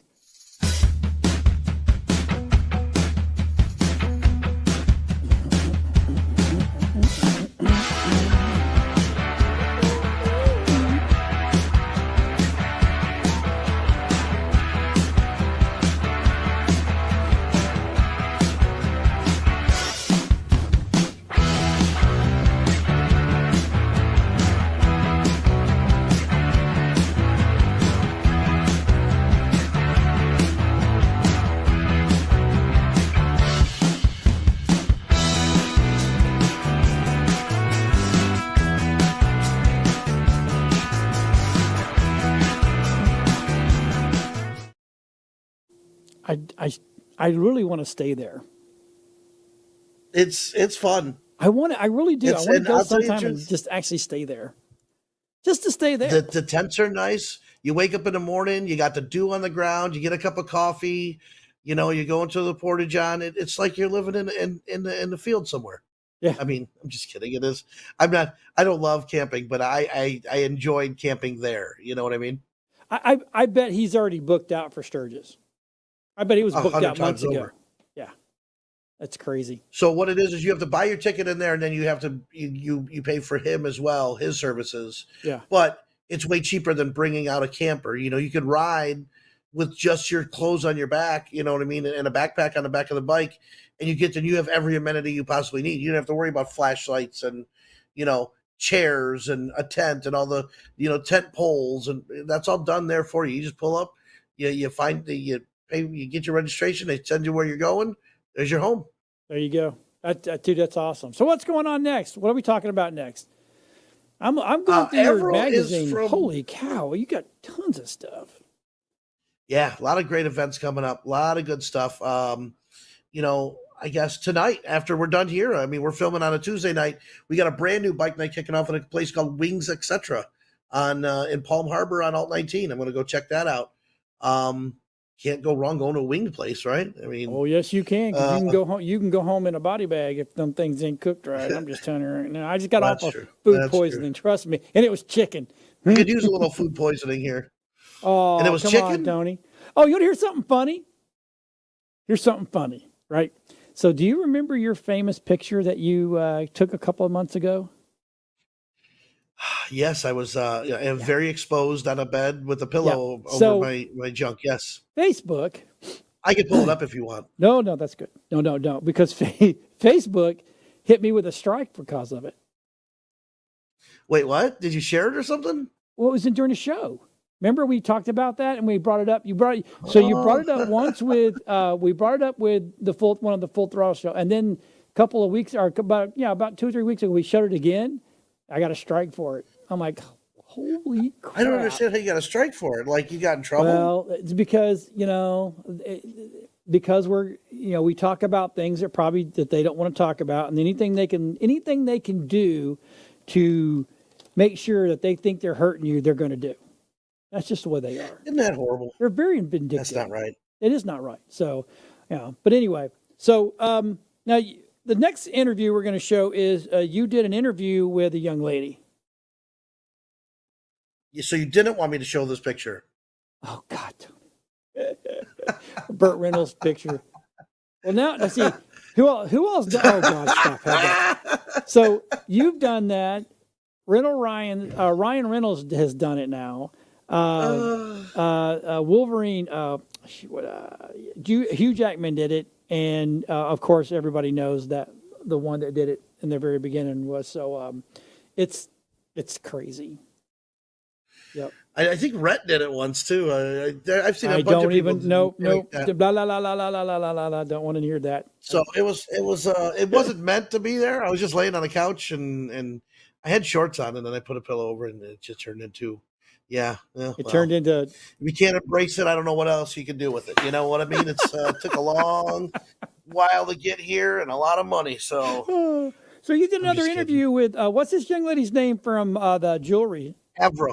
Avril has a great accent too. That's why she's fun to talk to. And I call her Advil because she gives me so many headaches. But her name is Avril. Avril with skull jewelry and more. But she knows I call her Advil. She loves it. So why All don't right. we go to Let's that take a look at video? that It's a real lot of quick. fun. She has great merchandise too. Excellent. And more. A lot of you know me as the Skull Lady. I do pirate events as well, hence the name. And I've been a Quaker for about 9 years. So 9 years you've been here doing jewelry. This is your corner right across from Attorney Fran Hash, and where Full Throttle used to set up. Yes. And you do jewelry, but you don't just do jewelry. No. You do pirate shows, and you have, like, this is like an easy setup for you. Yes. Tell us about your other stuff that you do when you go out of town and everything. When I go out of town, I do Renaissance festivals, pirate festivals, Viking festivals, and setup takes about 5 hours because I have to put on a Renaissance top. I put flowers around the tent inside to cover all the bars and everything. And so it takes a lot longer. It's a lot prettier of a setup, but you get to stay set up for a month at a time. So Do you have a whole wear that you got? I do. I'm a pirate. I'm 99% of the time a pirate, sometimes Viking, and I also make hand-covered clay bottles and boxes. You know, it took me a second to remember that pirates and the Renaissance were the same time. Correct. Well, there's always been pirates. But they overlapped a lot. So their wear, you could be a pirate and you could do the Renaissance. Correct. And it's the same time frame. Yes. I didn't know that for the longest time. I was like, oh, it does kind of counter or go back and forth. It does. So what's your biggest thing you do all year long? And what's your favorite thing you do all year long? My Two favorite is events. pirate festivals. You love the pirate festivals, huh? Only because we get to get dressed up and we wear silly garb. Don't ever call it costumes. It's garb. We wear garb and we get dressed up. And you drink grog? We drink rum. Lots of rum. Rum. But I like the bike things as well. Bike festivals are nice because they're a lot easier of a setup and it's a lot faster of a turnover, and it's different people. Although a lot of the people who come here also come to the Renaissance and Pirate Festivals. Do you sell online or are you just at events? I'm working on the website, but yeah, I do sell some stuff online. Okay. I just sold some stuff yesterday. Do you have a website or an Etsy or how do you? The website should be finished hopefully by the end of next month. It will be my name, Skull Jewelry, the whole word and A-N-D, more at .com. Awesome. So hopefully we get to, everybody goes there if they want something, and you can get anything like I can. And costume I do jewelry, custom. or what do you mean? I don't want to say costume jewelry. I'm sorry. Actually, I just got in the mail today. I'm going to start making some handmade jewelry out of clay. It's something I had been thinking about doubling in, so I am for the festivals that I do. So I will actually have some handmade skull pendants, and we will see where that goes. Awesome. Well, you guys can always find her here at Quaker Steak and Lube on the corner, and all the events here in Florida. And thank you, Evel, for telling us all about your business. And thanks for coming to Quaker Steak and Lube and seeing us, and bye-bye, Bill. Bye-bye, Bill. Can't get over that Bye-bye, still. Bill. Still can't get over that. Crazy. So if you don't know, our last interview is going to be with Bill Church. And Bill Church has been the man who started Quaker Steak and Lube 20 years ago. Just before 21, he said, my baby can almost drink. And I was like, yeah, she's been serving alcohol for a long time.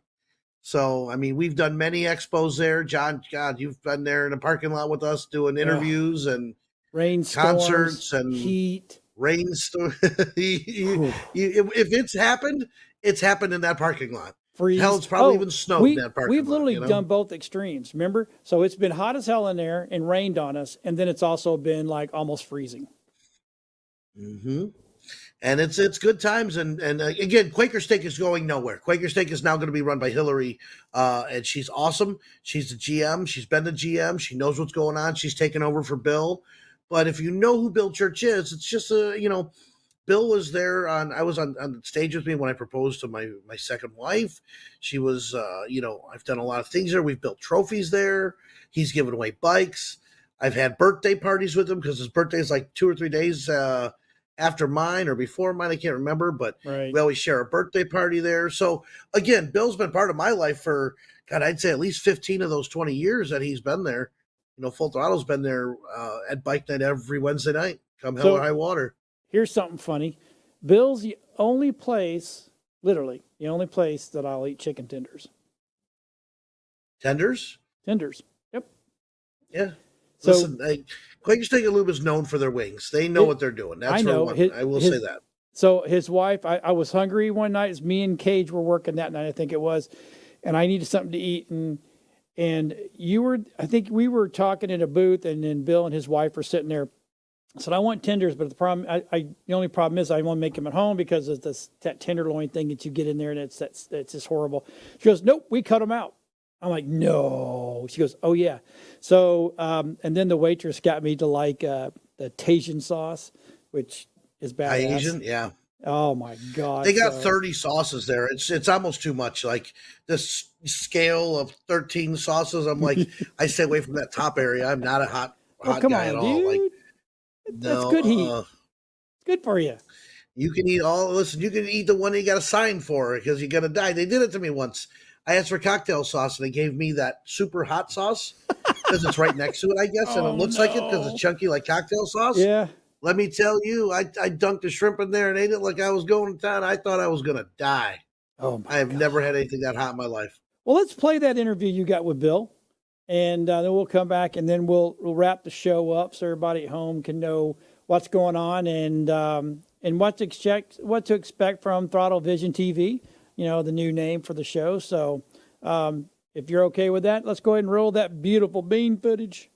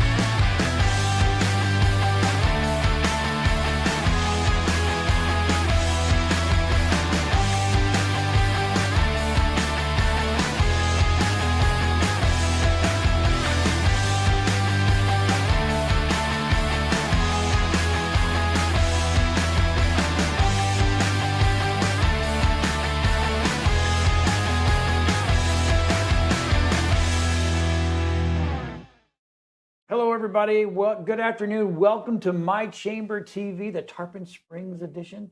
Tarpon Springs Chamber of Commerce. You got to throw that stuff. Greater Tarpon Springs Chamber of Commerce. Greater. Is it the greater? It is. It's great. It's great.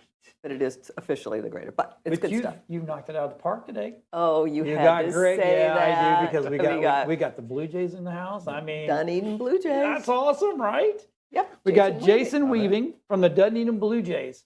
So, are we going to talk baseball? We can, absolutely. All right. How is I remember that part. I mean, I've been in this area for 27 years, and we've always gone there to watch ball. It's always just a good time. It is. It's a great ballpark at TD Ballpark in downtown Dunedin. We're actually, the Toronto Blue Jays are the only baseball team since its inception in 1977 that has never moved spring training facilities. That's right. So no kidding. So out of 30 teams, other teams have, like the Dodgers in Vero Beach, other teams, Yankees, and used to train in Fort Lauderdale and moved to Tampa. We've never moved. We'd always been in Dunedin since 1977. So along with that, we have Obviously, spring training in February and March when the big leaguers come, Vladdy, Bo, those kind of guys now. And then we transition in April to the Dunedin Blue Jays, single A baseball. So that's what we're really part of the chamber for, is to drive that interest in Tarpon Springs. I really feel like it's an untapped market so close to Dunedin. Absolutely. Where we have great, family activities, great baseball. We play 66 games a year, 64 games a year. We're going to have to do a happy hour there. Absolutely. The fourth Wednesday of the month. That would be great. Yep. Get members to come down there because it's not very far. It's not. It's about 9 miles away from Tarpon Springs. I did not realize how close it was. It's right in town. It's like right down the road. And we do the way the schedule's worked out since COVID. They cut down on travel for a lot of the teams around the area. We play Bradenton, Lakeland, Tampa, Clearwater, obviously, and they play 6-game road stands or home stands against each team. So Tuesday through Sunday, when they're in town, they play every day, Tuesday through Sunday. They have Mondays off, and then that's when they travel someplace else or take a break on Mondays. So when the spring training season, when is that? So we start spring training this year, February 24th. We start with games. We play 15 games in TD Ballpark against Philadelphia, Tampa, Atlanta, the Yankees, Pirates, all those teams that are in our local area. Those teams are also mostly part of the Florida State League that we play minor league games in. And you can get tickets for those. What's that? You can get tickets for those as well. Yes, our website. Yes, on the Dunedin Blue Jays website or bluejays.com through the Toronto website as well. We're all linked in with Toronto. We're very closely linked with them. You can get season tickets, though, can't you? Oh. You can purchase season tickets for spring training are actually on sale right now. Right now. No kidding. Yep. So go to the website for season tickets. And the price of them depends on where it is, right? Right. Correct. Okay, And there's so what's the 15 range? games. 15 games between the end of February and throughout March. I think we're looking at $25, $30 and up, depending on where you sit. Okay. Yeah. All right. That's pretty good. Per game. Yeah. Per game, Okay. right. That's pretty good. Now, you're just more than a baseball team, right? You have a good outreach to the community. Right. Right. We spend a lot of time in the community. We have our DJ, our mascot, who spends a lot of time at events. We work really closely with our 2 elementary schools that are close by to our facilities. Oh, nice. We have a player development complex also in Dunedin, about 3 miles away off of Garrison and Salon. And Garrison Elementary School is right next to there. That was recently renovated or Recently built, yes. It was recently just built. finished at the end of 2020, going into 2021. We remodeled the Engelbrecht recreation area there in I Dunedin. remember seeing that in the paper. Right, and so we have 6 fields with a complete complex there, and that's where our players train and spend most of their time when they're not playing games in the stadium in downtown Dunedin. And next to the stadium, which was also recently renovated at about the same time, we have a Curtis Fundamental Elementary School where we spend a lot of time. We're getting ready to participate in the Great American Teach-In process, where we send some front office members to different schools to spend the day, working with other teachers and kind of talking about baseball, talking how that ties in with education. Now that complex does a lot of stuff. What all does it have in there? So we have 6 fields there where we train all our players basically year round. So any player in our system comes there and trains from the time they're drafted to the time they go to one of our affiliates as they move up the organization. We have affiliates, high single A is in Vancouver, Canada, double A is in New Hampshire, and triple A is in Buffalo. And then obviously they aspire to reach Toronto. We turn over part of the fields after spring training to the city of Dunedin. So they use the fields that were there prior, that kind of half of the complex for high school baseball. We support Dunedin high school baseball there with games. Dunedin high school baseball also plays in our stadium, some select games. So that's a big thrill for the high school kids to be able to play in the stadium with 8,000 seats. They don't always get 8,000 fans, but they do draw a lot of parents, and They really are part of the community. Oh yeah, absolutely. Reaching out for yeah, sure. We've been doing that for. I've only been here since 2021, but I've been told that we've always been a good partner with Dunedin high school baseball, and a big supporter of that. So how approachable are the players? I mean, I know you just can't go mob them, but the one thing I've always liked about the Dunedin Stadium is the players seem more approachable than the other stadium. Absolutely, and you're getting these players and these kids at the start of their career, so they're very eager to be involved in the fans and sign autographs. Broken bat, give a bat away to a kid at the end of the game. Neat. And there's lots of areas and opportunities in that stadium the way we've remodeled it. So Some of the walls are lower, so as they come on and off the field, you can get right up to them, and they'll always stop and sign. Mostly after the game because it's easier, but a lot of access. And then in spring training, sometimes we roll up the screens that are along the side, so some of the bigger guys like Bo and Vladdy and Bassett and some of our pitchers and stuff can stop and sign. Jordan Romano, who's our closer, he'll sign as long as he can, and fans love that because we have a lot of fans that come from Canada, come down here for spring training and to watch the games. And of course, it's great for the community in Dunedin. How much of the spring training can we watch? We can't go to the practice. We can't go over to the training facility. So if you'll watch our website, bluejays.com, we do open our practice facility, our complex for select days before the games start. Once the games start on February 24th, we direct fans to the games, the actual games. But we do have a few select dates that we allow fans to come and watch batting practice, watch some infield. Right.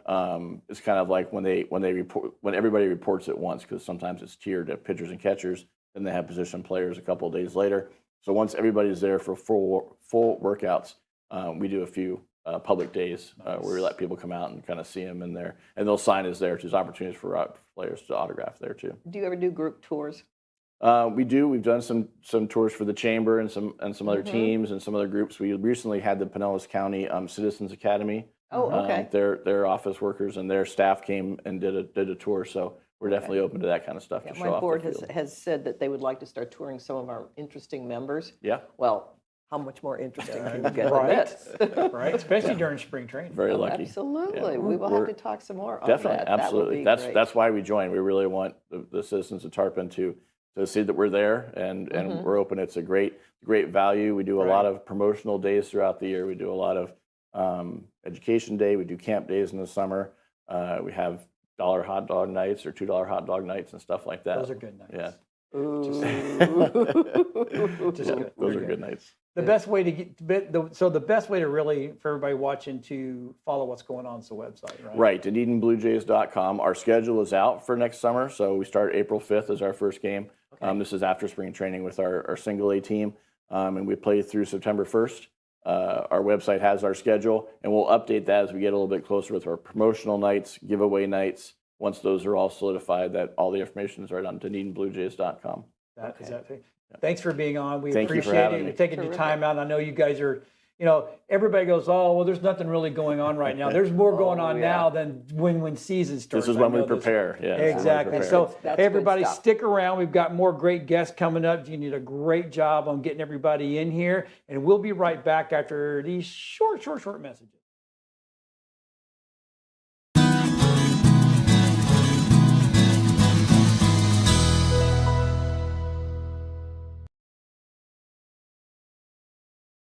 Hey, everybody, welcome back. And you know what? I have to say, I'm excited about this segment.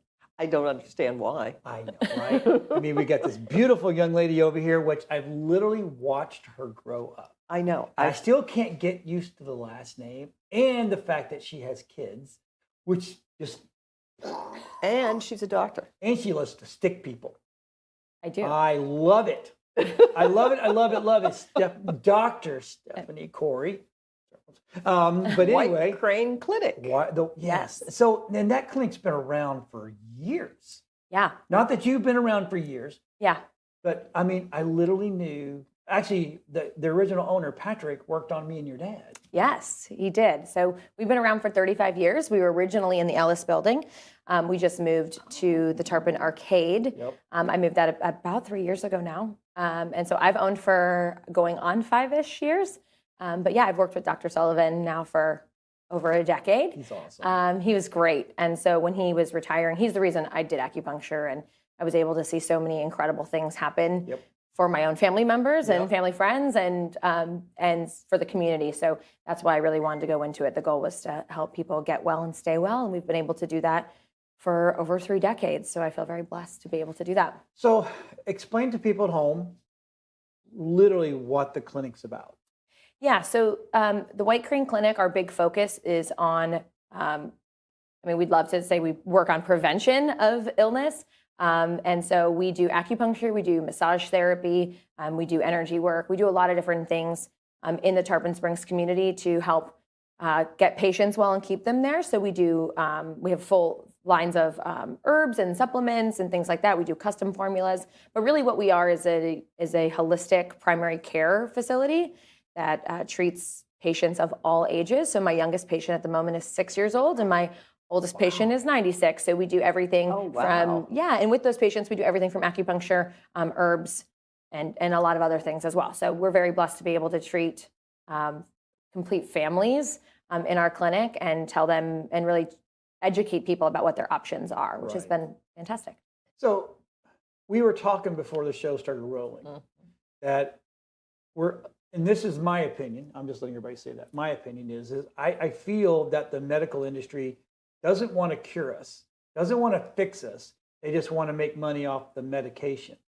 But our bodies are engineered to fix themselves. But you have to do it the right way. Yeah, so I think that what people don't understand is that our bodies are incredible at healing themselves. There's so many things that we're capable of doing without all of these Western pharmaceuticals. Now, Western medicine is there for a reason. There's a lot of different things that we can do with Western medicine, but for so many people, especially in this last 100 years of medicine, that's been the go-to. And a lot of people don't really know what their options are in terms of natural and alternative medicine. So what I end up treating a lot of is symptomology patients are getting from pharmaceuticals, which I don't mind doing. I want people to get well and stay that way. But if we can get a lot of patients not taking a lot of these pharmaceuticals, or maybe changing their diet, or maybe incorporating some other things, we can actually make changes, not just in symptomology, but also in patients' well-being and longevity of life as well, which is what's really important. A lot of it is education. It's a lot of education. Because 10 years ago, you wouldn't have been able to find somebody who would comfortably go, oh, no, I can't take off my medications. But now, with the kind of practice that you have, it's completely different. It is. And what's so nice is we've been able to work with many other physicians, so cardiologists and neurologists and primary care doctors, and working cohesively to get patients off of medications. So that's what's been so nice, is this beautiful blend of medicine and really educating not only the community, but other physicians as well to what we're capable of doing. You know, in the last 15, 20 years, acupuncture and holistic medicine has become much more popular. And that's just been a really beautiful thing that we can combine those two. You know, I started in nursing school. I started on the Western side. I wanted to get patients well. I didn't feel like I was accomplishing that. So it was really about combining those things for me and getting patients well and providing them longevity and quality of life, right? Just because you can take a pharmaceutical to give you more years, if you're not living a quality life, right? You can't attend these Blue Jays games because you have all this pain, or you can't do these things. You can't eat the dollar hot dogs and all of that. What is life then? You know, it's really all about balance. So that's what we want to do, is want to educate people about what their options are and what they can do nutritionally, whether that's actually changing diet, whether that's supplemental, whether that's with herbs. We've been able to really help patients in a multitude of ways, which has been really a joy for me because we treat everything. So I'm going to get this question on it because I know this is everybody's brain and right now going, okay, is it self-pay? Is it insurance pay? Is it a little bit of both? Or how do you work that? It's a little bit of both. A little bit of both. Yeah. Okay. So about 40% of our business is actually insurance. Okay. So there are a lot of insurances that cover. So veterans, they have acupuncture benefits, massage therapy benefits actually through the VA and through community care. So they have a lot of benefits that they actually can receive and get treatments. And then also there's a lot of insurances that cover, from private insurance all the way to like Medicare Advantage plans and some of those things. So oh, that's good to know. Yeah, so there's a huge amount of coverage that people are really unaware of. We do also have cash rates and things like that we do, because originally that was how it started, but now it has trended into being a lot more insurance-based. So we're one of the only acupuncture and holistic wellness clinics that takes insurance. Yeah, That's because it is such a process. Yes. And because we've been around for so long, we're very blessed to have, and I'm very blessed to have an incredible staff and have great infrastructure to be able to support that. And that really helps us support our community too. But if anyone has questions about that, you can always call our office. You know, we have my office manager, Rebecca, will walk people through that process of insurance and also veterans and how they can get those services that they deserve and definitely paid for. What is it that you brought with you? I brought herbs. So a lot of people don't know that we can treat, like I said before a little bit, we treat everything. Okay. Anything you could see a primary care doctor for, you could see an acupuncturist for. So anything. So what we brought in is different herbs here. So we brought in I brought in zinc and multivitamins and actually herbal supplements. So instead of say taking like cough medicine or something that's just minimizing the symptoms of what you have, minimizing the cough, right? We actually are using Chinese herbs and medicine to help treat that. So your illness doesn't last as long. So obviously symptomology will be a part of that. Okay. We want symptoms to get better, but we also work on treatment of. So we use herbs and we can custom make formulas as well. So we do everything from like pain management, and we have, if you ever stop by the office, I have a whole wall of herbs there, and there we have liquids and tablets and capsules, but we like to put things together because every patient is different. So if you both come in with Everybody is back pain, different. right?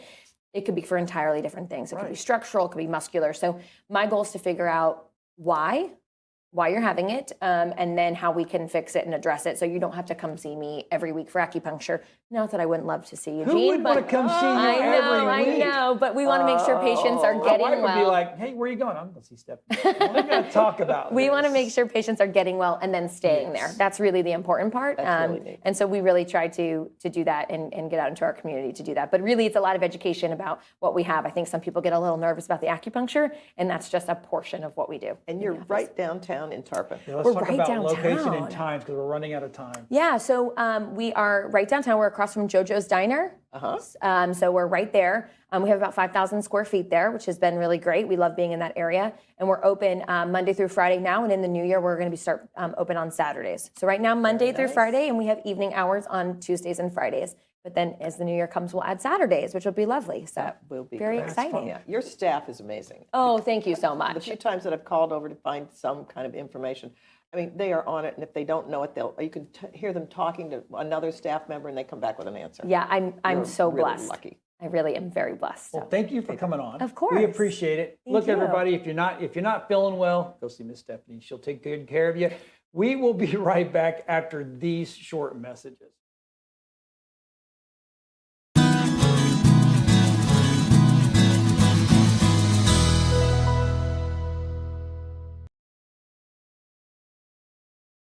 Hey, everybody, welcome back. And you know what? We're going to talk tech. I know. You're My one of your favorite Oh my things. gosh, that's here's a funny story. I have a nickname called Boss Tech, and a while back I had a couple guys, and they were utter tech and no tech. We had one guy that was literally no tech, but he was good behind the keyboard. Anyway, we got Ron and Anthony from Radiant Technology Solutions, and you are the businessman's IT guy. Yes, sir. That's it. All right, Business let's to talk business. about Radiant Technology. Before they do, this is Oh. a perfect example of why the chamber works. Okay. I was looking to get some new computers at the chamber. One of my members recommended these guys simply Right. because you had worked in her office. And so picked up the phone, called him. They weren't chamber members. We talked about that. He says, oh, walked in, joined the chamber immediately. Anthony is installing, getting all the stuff ready for new computers and all of that good stuff. That's how the chamber works. And we're sitting here, and you now have picked up a couple more clients from just being here this afternoon. Yes, it's been wonderful. Yeah, I the know. Tarpon Chamber's been great for us. We've been to a few events. We've met some fantastic people. We already had friends in the chamber that we weren't aware of. And It's just by joining, awesome. yeah. You're in the chamber too? Well, it's been great. Yeah.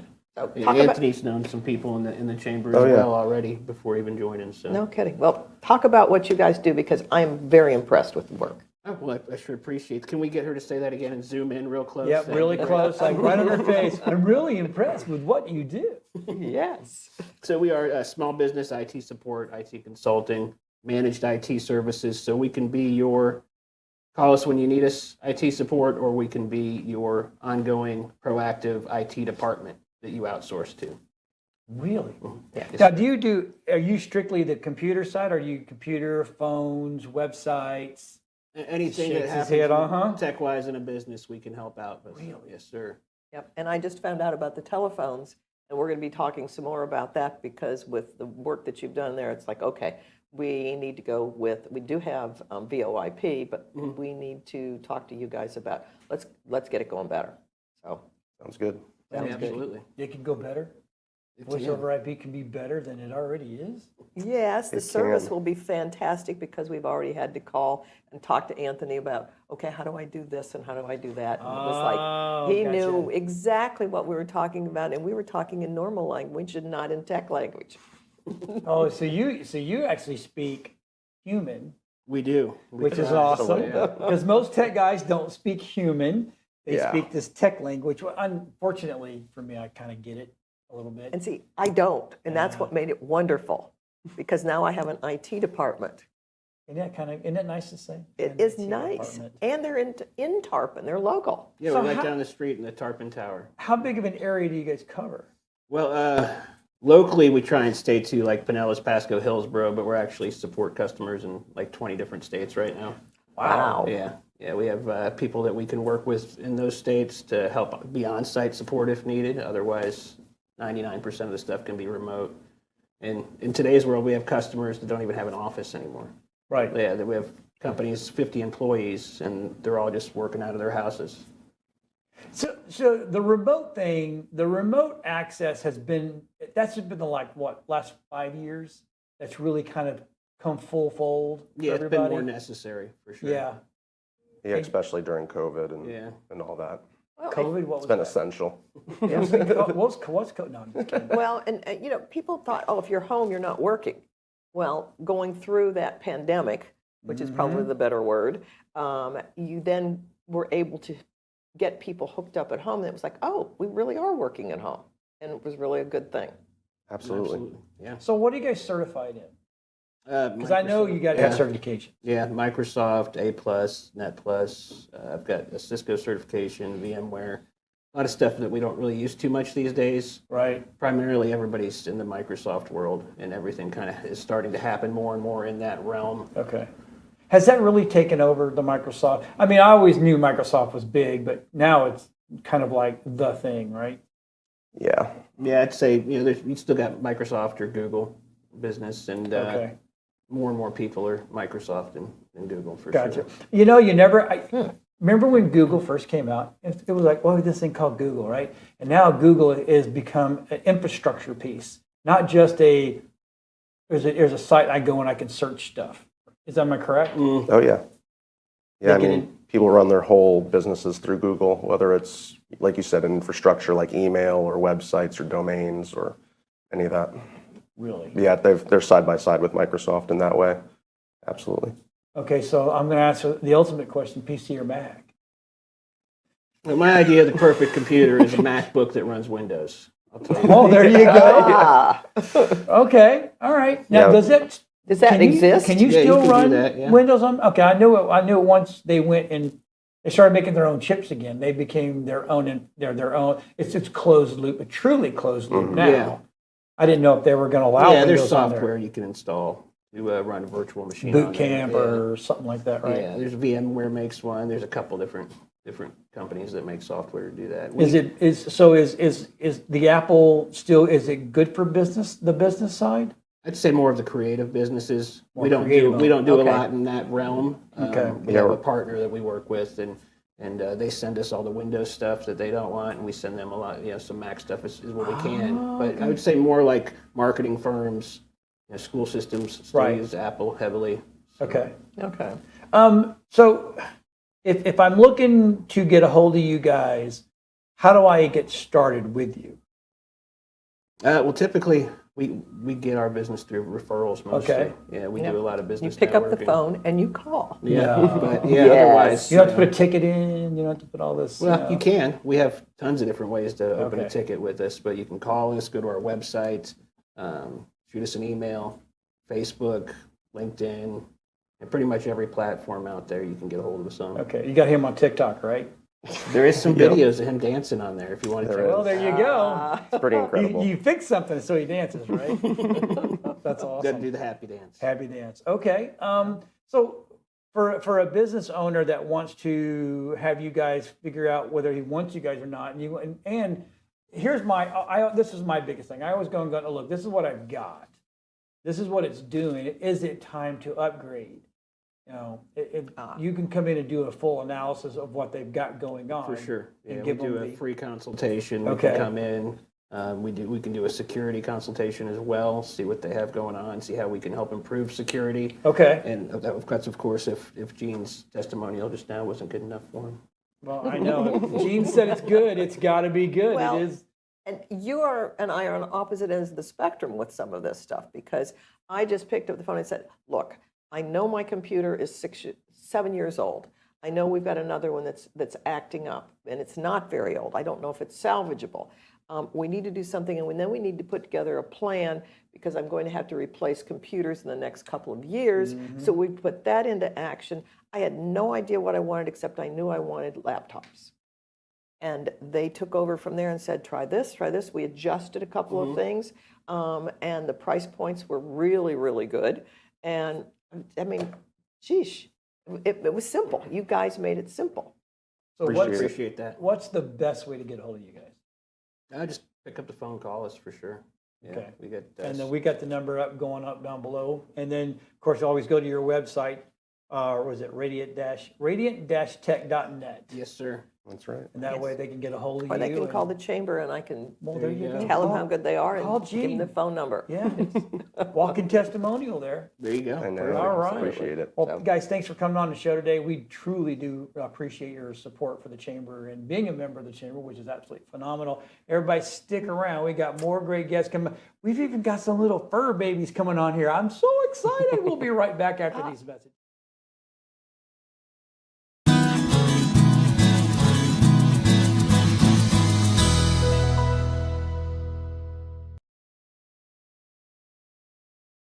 Hey everybody, welcome back. And you know what? I have brought you Oh, this is the just, most we don't have enough wonderful, time for this one. unusual store in Tarpon No. Springs. I love the name What's the Funk. Yeah. I know. Right? We It's got very Michael cool. and Valerie, right? Yes. Yes. And okay. You do everything Yes. that the nerds love, the tat guys love, the conspiracy and you have the tea room. Yes. Let's just talk about What's the Funk. So pretty much what the funk is, it's all different aspects of art, from, like you said, tattoo. We have our tea room. You go in there, it's just magical. So we like to highlight all different types of art, because there's sculptures, there's there's Material, earrings, cloth. there's art in everything. There's art in your mind. There's just art everywhere. So yeah, so we have I'm all over the place. It's okay. All over the place is good. Yeah, that describes your place. Well, yeah, pretty much.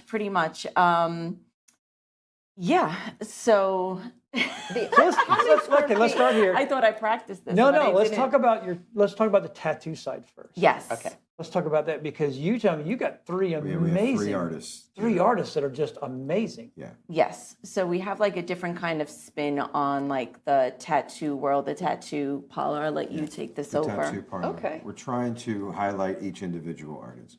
So we have one person that's very traditional, if you will. Gotcha. Okay. One person that's a little bit dark but fine line, and one person that's an artist.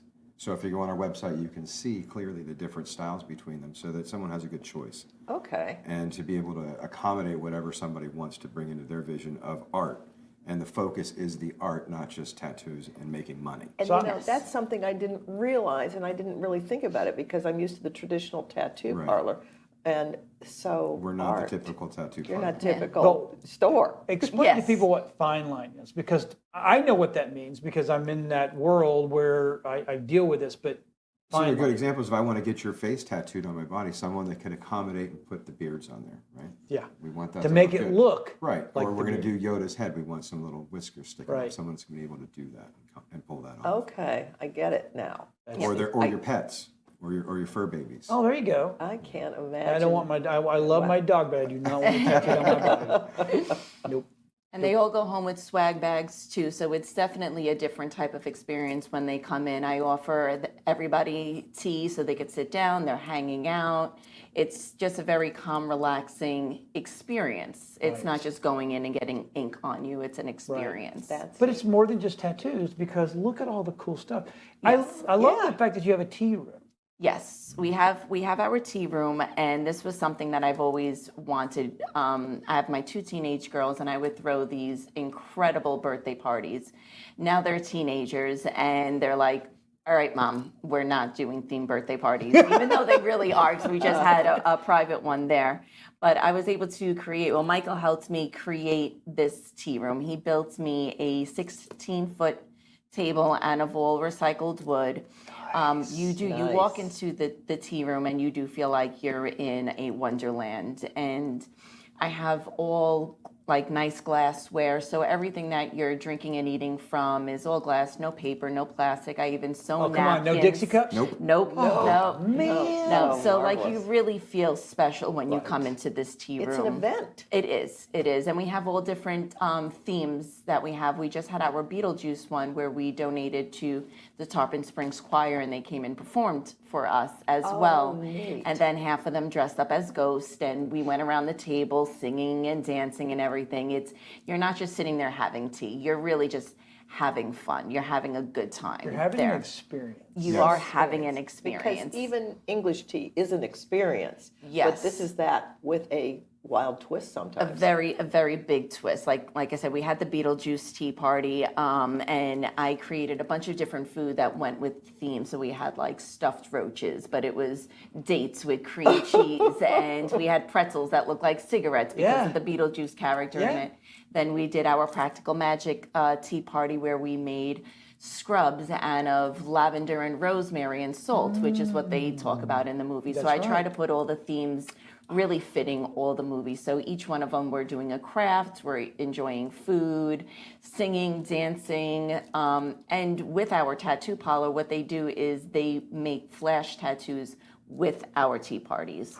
So during the Practical Magic tea party, somebody got a Practical Magic tattoo, which was like a cute little frog and some of the roses that was brought out from the movie. Oh, my. Yeah, so it was a lot of fun with that. You could do team building. Yes. For offices, as well as girl parties. My Yes. brain is already running through. Who do I Yeah. want to invite? Yes, I mean, there's so many different things that we even do in the tea room. We have doily mandala classes where we make great little dream catchers. We have somebody in our community that does law of attraction classes. You do macrame classes. I do macrame classes. Ooh, that's throwback. Yes, well, I do all different types of macrame, so I love the plant holders, little shelves, but what I like is the crystals like we have over here. Like I macrame the crystals into different types of jewelry, and our last macrame class was anklets with crystals, so we're learning about the energies of crystal, and we're macrameing during it, so there's always that homeschool part of me. We're always learning about something. Right. So that's what the tea room And is this about. is not a small little place, because normally when you hear someone say, I've got a tattoo parlor, or I've got a tea room, like, it's all shoved into 800 square feet. no. Yeah. This This is is a 6,000 square foot building with a 6,000. full Yes. retail store, the tattoo shop, the tea room, and then we have a fitness center, our workshop, and a room for the local Now, teams. how does the fitness center fit into this? So that's a part of art too. Michael teaches steel mace work, which is a flow. Yes. So, and that in itself is an art, I think. Yes, So it is. he's able to teach the steel mace, which is gorgeous. I love the steel mace work. It's So this is a big I'm over here going, my brain's starting to think about all the questions. Now, but I've noticed something right here. You have something for dogs. dogs. For the dogs. Yes. So one thing that we like to do is we bring in a lot of local businesses too, because that's how we started out as a small local business doing Okay. vendors. So this is from one of our vendors from Pupnik, and she makes these adorable dog. I can never say that word. Charcuterie board. Yes, there you go. So yeah, so we even have that. That's in itself art. Isn't that great? Oh my gosh. I know, that's adorable. And yeah, rather than charcuterie, it's a dog cooterie board. There Yes, you that's go. good. I could Yes, yeah. probably pronounce that one better. So now, are you pet friendly? We cannot be because of the tattoo shop. That's right, it's gotta stay Yes, okay. yes. Yeah, So we hygienic, cannot. yep. Yes, But we we are cannot bring pet them. friendly. We love But pets. you are. We love the pets, and we have stuff for them. So you can literally, if someone can walk in there and they should never walk out empty-handed. Absolutely. How could you? Absolutely. We have gifts for everybody. And Now, you is can that find a gift for Cthulhu everybody. based? The right that one? What is this? Is that Cthulhu based? Yes. So we have a whole host of these steampunky sculptures in our Yes. building. Okay, Steampunk. So we have some ones that are gorillas and some fish and some. Trying to keep I like the can't think of Tarpon the Springs theme. like a kind of a shrimpy thing. I don't know Yeah, what it is, but it's a amazing. quill or It's something, I amazing. think they call it. But we have so much to see. It's all about the vibe. It's all about the experience. It's all about coming to visit us. And I'm literally it's our leaving minds town, and when I putting get together. back, I am coming. Matter of fact, I may call you and just we do an interview. Oh my gosh, we are out of time. Holy And we cow. brought gifts We brought for gifts you for you guys. guys too. Oh my gosh. Oh. My bag's bigger than your look at bag. this. I'm just Oh kidding. my But your God. bag would be great. You'll we love make this. all the earrings Look as at the well. earrings. Wow, you're right. Okay. That 9 minutes went quick. Open. Okay. Look at these wooden earrings. Oh my gosh. Bigfoot socks. and I You have know wooden me well. Oh my gosh. These are going on. We're going to go tomorrow. over a little I'm bit. wearing Sorry, everybody. them. Thank you. But thank you you very, got it. very Thank much. you. Boy, you read me like a book. Ribbon cutting Thursday, okay. November 30th, Yes. 5 Yes. o'clock. Be Yes. there or be square. All right. Absolutely. Thank you very much. Thank you guys for coming Thank on. you. We Yeah, do that went appreciate quick. it. Hey, look, we'll be right back. We got some fur babies coming. I know I've been teasing it. It's time. We'll be right back after these messages.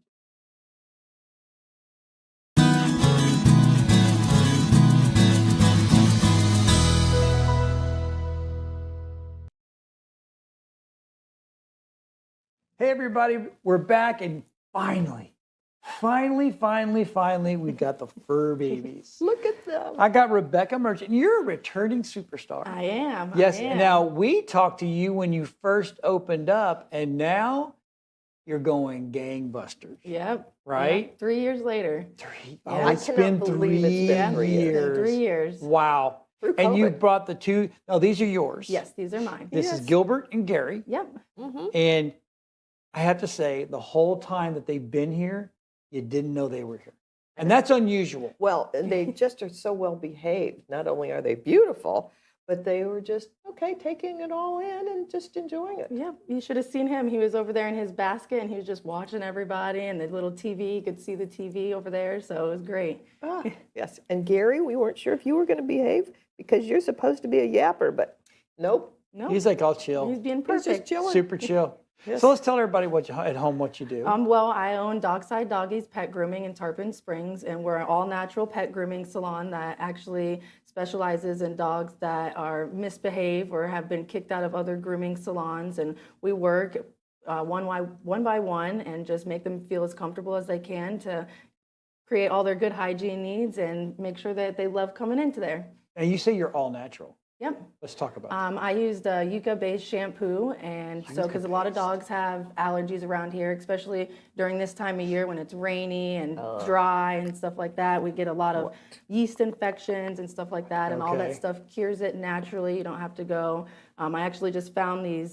They're like tags, and they go on the collars. They're rechargeable, and they repel fleas and ticks and mosquitoes. So you don't Wow. have to give the dogs oral pills and stuff like That's that because the nice. topical Really? stuff doesn't even work here in Florida, unfortunately. So Oh, I got yeah. a lot of people that are snowbirds that they use like the front line and stuff like that up there, and when they come down here, they end up having a problem because the fleas are immune to it down here for some Right. reason. Oh, no. Now, how long does the charge last? Do you know? The charge lasts for at least 2 weeks, and Okay. then you go, sometimes even more, it all depends. And then you just charge it overnight when they're sleeping, and so it lasts pretty long, for my That is opinion. And the phenomenal. actual thing usually lasts for a couple years. So. Dogs or Oh, and cats, or just Mhm. dogs? Yep, dogs and cats. Really? But I would prefer if your cat's an inside-outside cat because it does hang from the collar, that it's not very, that's the only downside about the thing, because cats, they usually have the break-off collar, so you'll Yes. lose it and stuff like Yep. that. Yep. So. So okay, let's tell everybody where you're at.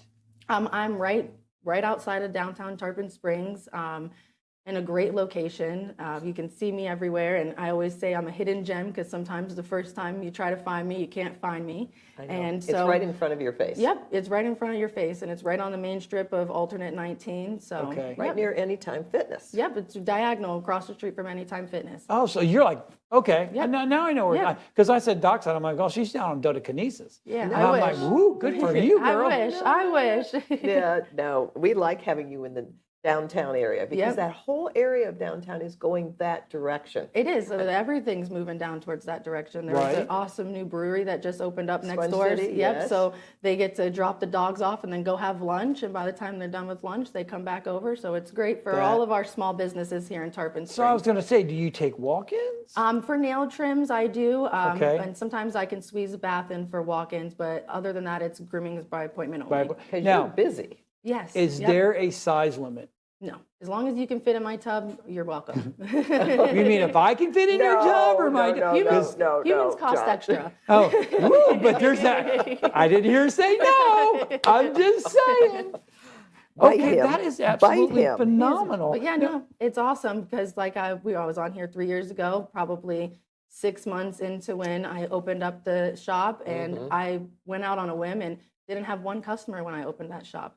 And everybody has told word of mouth is the best with this kind of business, and everybody's told their friends and their neighbors and just overall the community. It's awesome. Word of mouth and TikTok. Yeah. Yes. And TikTok would love them. Yes, they Oh would. my gosh. I actually do a cat. His name's Rocco, and he's TikTok famous.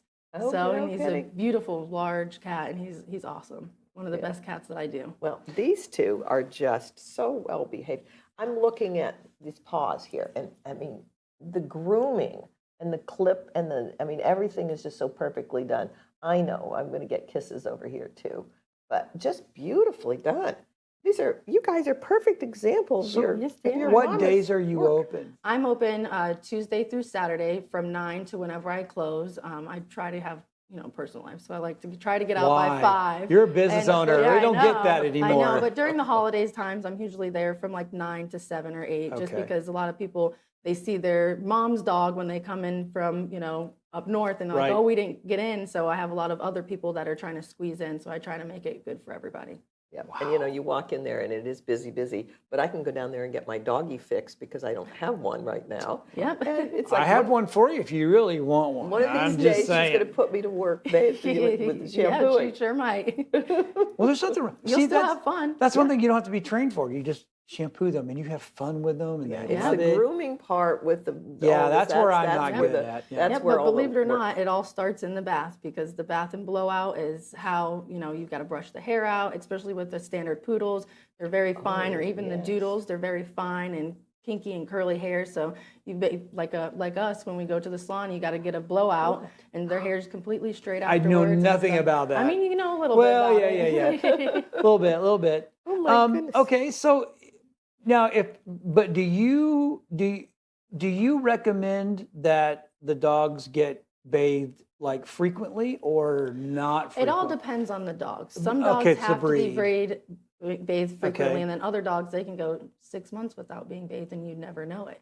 So it all depends on the activities that the Not dogs mine. are doing. Some of them Oh. just smell. Oh, I have one it's dog just that she like- just has like a body odor, and so she comes in very frequently. But most of Okay. the time, it's between 4 and 8 weeks. Okay. Yeah, I would think hounds, because they do Yeah. have a specific gland, Mhm. that probably need to be Yep, done they do get a regularly. little stinky, and every dog has their own different smell. Mine too, does, so- and it's a hound. Yep. It is just. It's like we can wash her, and a week later, it's like, Yep. really. You're probably not using the right stuff. I use Dawn. I mean, that's good, but That's supposed to I'll be have to the. send you some stuff. You're moving, Okay, so. but I really do like the idea of a collar that keeps them. So I'm not feeding them the crap, and I'm not putting the junk on their Yeah, I've had back. a lot of dogs that back have had chemicals. like neurological problems because of the 5-in-1 flea pills that they're giving now. And just like us, you had the Holistic from White Plains Yes, Clinic yeah. that I've been there before. And so I like to do holistic stuff too, because it's all about our bodies, and just like them, they're self-healing just like we are. So, yeah. And they'll let you know when they're not happy. Oh yeah. Yeah, and No. I think this is happiness and just little. I mean, it's just like, Yep. Oh my gosh, it's so Oh, good. that's huh? awesome. And everybody loves Gary, huh? I love Gary, but I'm digging Gilbert. Yeah, Gilbert's a real good boy. Gilbert's like, I'm chill. Yep. I'm good. But I'm Just hanging good. out. I like the ones who are like a little bit of an imp. Yeah. Oh yeah. So what's the best way that people can reach out to you? Over the phone, you just pick up Okay. and call. I can answer any questions that you have. You can actually text the cell phone number that we have up there, and you can inquire on Facebook as well. Through the Tarpon Springs community page, people ask for recommendations for see dogs, that and often. sometimes it's overwhelming that how many people just Right. tag me and stuff like that. I'm very thankful and proud that I'm able to service all of our fur babies' hygiene needs in our community. Well, You've built a I tremendous was gonna say, reputation. I am I've very, tried very I'm hard. very You've proud. done a very I good normally you'll never hear me say I'm proud, but I'm proud of because this young lady came on 3 years ago now. I didn't even know it was 3 years ago. And then, I'm like, when she left, I'm like, man, that girl's starting with nothing, not one client, no nothing. I hope she makes it. And look at you now. It's absolutely phenomenal. It's like a proud papa. Yeah. So thank you for coming on. I Thank you for appreciate it. having me Thank you again. too for coming on. Stick around. Me and Gene are going to talk about all the cool stuff that's going on with the Tarpon Springs Chamber of Commerce. We'll be right back after these messages.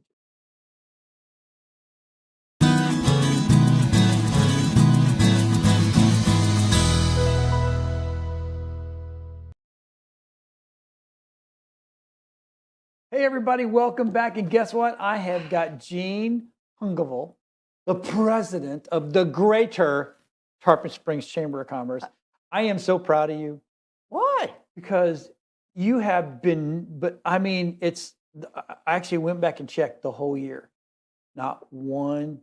No person. kidding. Nope. We didn't have any duds. No duds. Well, I will tell you, this one was a lot of fun to put together because it was very eclectic. It was. And it was just neat. I don't know how it came together. It came together early this time too. And we had a returning superstar. Oh, she's amazing. Right? And then we had the What the Funk. The What the Funk guy. Oh my God, that has just got me. Then I knew the other one. I knew Stephanie, Dr. Stephanie. I've known her whole life. That's other so than cool. a couple of years. I found a web guy. Oh my goodness. Yes. Right? I mean, And the thing is, the web guy and the What the Funk are brand new members, like within the last 2 weeks. So it was like, we got to get you and on. who doesn't like talking baseball? Oh, yes. I mean, it's like, Yes. come on, folks. Jason. I'm going to do this thing. What is it? Well, I see this on here. Are you not entertained? Yes. That's a I commercial. know. I But so yes, I mean it's been really good, and now we get to talk about all the great stuff that's going on with the chamber. Yeah, just the same old, same old. And there's no such thing Every as same old. single week. It's every week is different. But you know what makes this all happen? What's that? What makes this all happen is our corporate sponsors. That's right. And I've got to say thank you to them Yes. because our platinum top of the line Advent Health North Pinellas, they just had a fabulous fundraiser. Their big gala was on Sunday a week ago, and I will tell you it was marvelous. Oh my gosh. And it was one of the first times they've done that, so it'll be great. Stay tuned for that next year. Platinum sponsors was Advent Health. Silver, we have Ameriprise Financial, Ann Peterson, Edward Jones, Rich Lindahl, and Flagship Bank in Tarpon. Thank you guys. This is what makes everything great about the community. They're supporting the chamber, and this is the kind of thing that gives us the ability to do this kind of thing. Yep. Exactly. And talking about new members and growing, I looked this morning, 72 new members since the beginning of the year. Our goal, the board set, was 75. Yeah. Kind of laughing, going, well, last year you had 102. Let's cut it down a little bit to 75. We're at 72 as of this morning. And I will tell you what, we got 2 more months to go. That's awesome. So I'm going to let everybody know. I want all the viewers to understand this. We have decided here at Area 52 Media Group and Area 52 TV that we are going to give the chambers a break. Yes. Christmas is coming, Thanksgiving. Now this is going to be airing in November, but we're December and January. Everybody gets a month off. Those 2 months off. Yeah, They're we get so busy. They're so hard. They're so hard. But we will be streaming. We will be streaming the Tarpon Springs Chamber of Commerce. The Tarpon Springs Christmas Parade. I think it's all about the chamber side of it. But it's just me. Oh, but that's so fun because we started that a couple of years ago. It's a blast. And it's coming up, and that will be December 9th. Yep. Starts at 10 a.m. And we will be sitting in front of the chamber building like we did the first year. That was awesome. And we're able to stream that. So don't forget to tune in. That's right. About 10 o'clock on December 9th, downtown Tarpon. It'll be fun. Live Facebook. Oh, live Facebook, and there may be some others, and we might do some interviews on TikTok. You never know. Okay. You never know. You never know. You know, so what's going on with the chamber? Well, got right some cool now, stuff coming. Right now, we have our regular every week stuff, which I'll talk about in a minute. But right now, we just introduced something, and we had a meeting on Monday, a couple of days ago. Okay. On the 30th. Greece. Again? Again. Oh my gosh. But we have adjusted the trip slightly. It's a little later in the year. Okay. It is April 16th to the 24th, or excuse me, 6th to the 14th. One more time, April 6th to 14th, 2024. 9-day package to Greece. Includes airfare, $35.99. Yeah, it's fabulous. Awesome. And you bet, I'll tell you right now, you better jump on it quick because that one filled up fast last year. It did. We sent 33, 35 was the top. And we've already got half a dozen people who came in, picked up forms and said, you know, we heard about what you did a couple days ago. I will be having some more look-sees on the photos that I took last year. But we've changed it up slightly. We're going to Santorini. Okay. It'll be Athens, and it'll be all of the great stuff that's there. But instead of doing Mykonos and Santorini, we've left Mykonos out because Santorini there deserves more time. Then we're coming back to Athens, and this is something I didn't think they were going to be able to do and keep the price down. The Saronic Islands. Oh, yes. We're going to do that on the next to the last day, and it'll be Ahina, Hydra, and Poros. I love Hydra. So I didn't get to see those when I was there. Okay. I'm really jealous of that. So Poros, Hydro, and Ahina. Nice. G is hard to pronounce, but I'm working on it. Those Greek You're classes getting last there. year. Anyway. Them Greek classes are just paying off, aren't they? A little bit. There you I don't go. understand a whole lot of it, but I've learned how to pronounce a lot of these names. So, but give us a call at the chamber, and we'll hook you up with this. Also, we are in the last week of the visitor's guide for Tarpon Springs. If you are a business and you want to be in this one, this is a good thing to be in. Oh my gosh, yes, absolutely. We've got a small bit of space left, but the thing that's neat about this is. You can call, we can reserve the space. If you don't have the ad yet, then we will go ahead and get that space reserved. And it's another couple of weeks before you have to have the ad together. Okay. So, yes, 20,000 issues this year. Whoa. So we've gone up. Whoa. We have run out this year already. Wow. Yes. I mean, See? fabulous. We're getting them out to the hotels, et cetera. Chamber's awesome. We are. I'm having, you know what? They pay me to do this. I know, right? I know, it's so much fun. I wouldn't tell them you do it for free, but no. Nope, not free. No, not free. Not when I'm sitting in there on Saturday morning. Nope. Getting reorganized. Also, applications for the Fine Arts Festival, which is coming up March 9th and 10th of 2024. Right. We closed them out with 250 applications last week, and then it went to the jury about 4 days ago. So the jury's looking at them. Very high quality this year. Really? I was blown away. Usually we'll go through and we'll sort and say, well, you know, this is not something that was probably maybe better in the Thanksgiving arts and crafts. Right. There was very few of that. Really? Very, very high quality. Okay. And speaking of Thanksgiving weekend, we have the Thanksgiving Arts and Crafts Festival. Yes. Which is a great place to start your Christmas Is that on shopping. Lemon? It is on Court Street. Court Street, that's right, the other one. So Yes. I moved it off of Main so that Main Street can stay open. All of the downtown shops will be having sidewalk sale. Nice. Which is not normally, but I put that in at our city manager's recommendation. And then this is on Court Street, and come start your Christmas shopping on Thanksgiving weekend. It is fabulous. Wow. So see, I told you. It is. You got it's amazing. stuff. Yeah. And Stuff's coming. There's a whole half page of the things that we do every single week. There you go. And it's all on the website. It's all on the All website. on calendar. the website, folks. If you're looking for things to do, even if you're coming to Tarpon and you're just looking for things to do, go to the website. Go to the website or come to our office. Or if you it's stop in and say hi to Jean. Stop in and Because say she's hi. lonely some days. Not really. I'm just telling you, It's a she's zoo. moving and grooving always.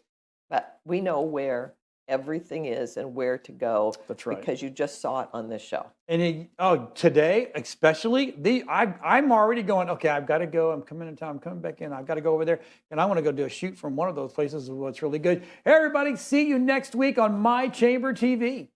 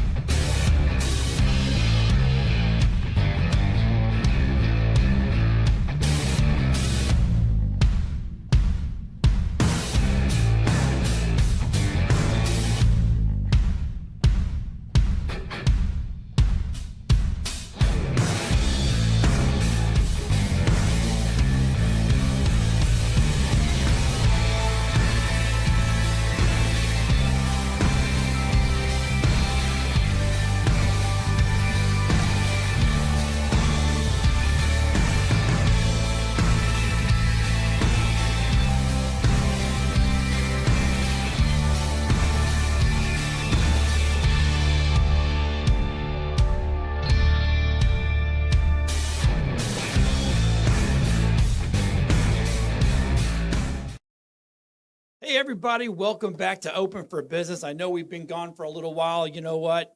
We moved. We're up in Northwest Georgia, actually.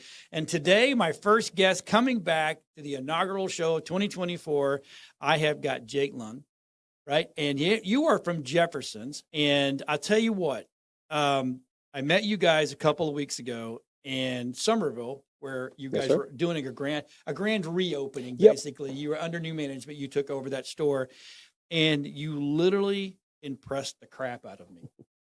And I don't say that much because, again, I've done this for a long time and I've got about 20,000 interviews underneath me and I've met a lot of people, but you two are go-getters. So tell everybody about who you are, what you do, and just introduce yourself real quick to everybody. Okay. Well, my name is Jake Lund, like John had mentioned. Me and my business partner, Robbie Coggin, we are co-owners of our franchise system we had created is Coggin Lund Franchises. Essentially, we became franchisee owners of a corporate system that franchises them out. It's Jefferson's, Jefferson's Restaurants. We started off working out as line cooks, actually, through college in, this restaurant. I started making $9 an hour, and Robbie was the kitchen manager at the time who hired me for $9 an hour. So that's Yes, kind of funny. was. He hired you first. Yes. That is absolutely phenomenal. So that's a fun story I like to tell everybody. Is he's about we were just good buddies, and it was my off-season job. Right. So at that time, I was like, hey man, I need a way to make some money. Right. We're living the college life, Right. and he hired me in as his first hire, and we had to sit down and go through an actual interview about while being, he was being oversought by our GM at the time, and Right. it was hysterical. But moving forward, we eventually Robbie had climbed those ranks. We had a good boss up underneath us at the time who owned 5 Jeffersons. Quite frankly, he taught us about everything we know, and we're able to learn to move forward with that. Robbie had bought into his first restaurant as well, and I had an opportunity, in stint between jobs after I graduated. And he was like, look, we can really do something with these restaurants. Him and I kind of have I don't want to say polar opposite skill because we can all do it. We can both do it all. Right. But he has a really good focus towards the back house and, the bookkeeping side of things and the accounting side of it. Right. While we both have that operational grasp to, turn it into making it efficient and I So would would say it profitable. be fair to say that he is your backside and you are the front side? Precisely, yes, sir. You're the face. Yep. You're the eye candy. I get to come have fun doing things like this, and Robbie's behind the scenes making it all get us some get people in the doors. He is a for very sure is. astute, I have to say. Yes. I didn't get to talk to you that much Mhm. over there. I get to a little bit, but I talk to Robbie more than anything. As a matter of fact, I'm actually going to open up another studio in Somerville because of you guys. Oh yeah, which we're is excited about that one. Absolutely phenomenal, right? But now, how many franchises do you two own? So we had, we are franchisees of Jefferson System. Correct. So, and I had worded that wrong when I opened up. However, but we did actually create our own concept, which I don't know if Robbie got to introduce that to you one at all. We're going to talk about that. Okay. Yeah, we got time. But yeah, so we had, started our one restaurant of our initial, our initial concept, trying to get out of the corporate system, even though I have loved, having that playbook that Jefferson's gives us, and we have learned it to the T. Our old boss got to be able to show us, the entire way to make that, profitable and efficient for us to where me and Robbie could step off on our own and do it. Right. But I mean, as I was mentioning earlier, Robbie was like, hey, we've got a real opportunity to do something here. Yeah. And him and I bought into our Trenton location, which would have been my first one involved with us. And from since then, that was 22. So, I mean, it's been 2.5 years going on to 3. And we've acquired 2 restaurants a year. And now we're at 7 total. Wow. Okay, so this is what impressed me about you two young men. I'm old. All right. I'm literally double your age and then a little bit more, right? So you're both 27 years old, right?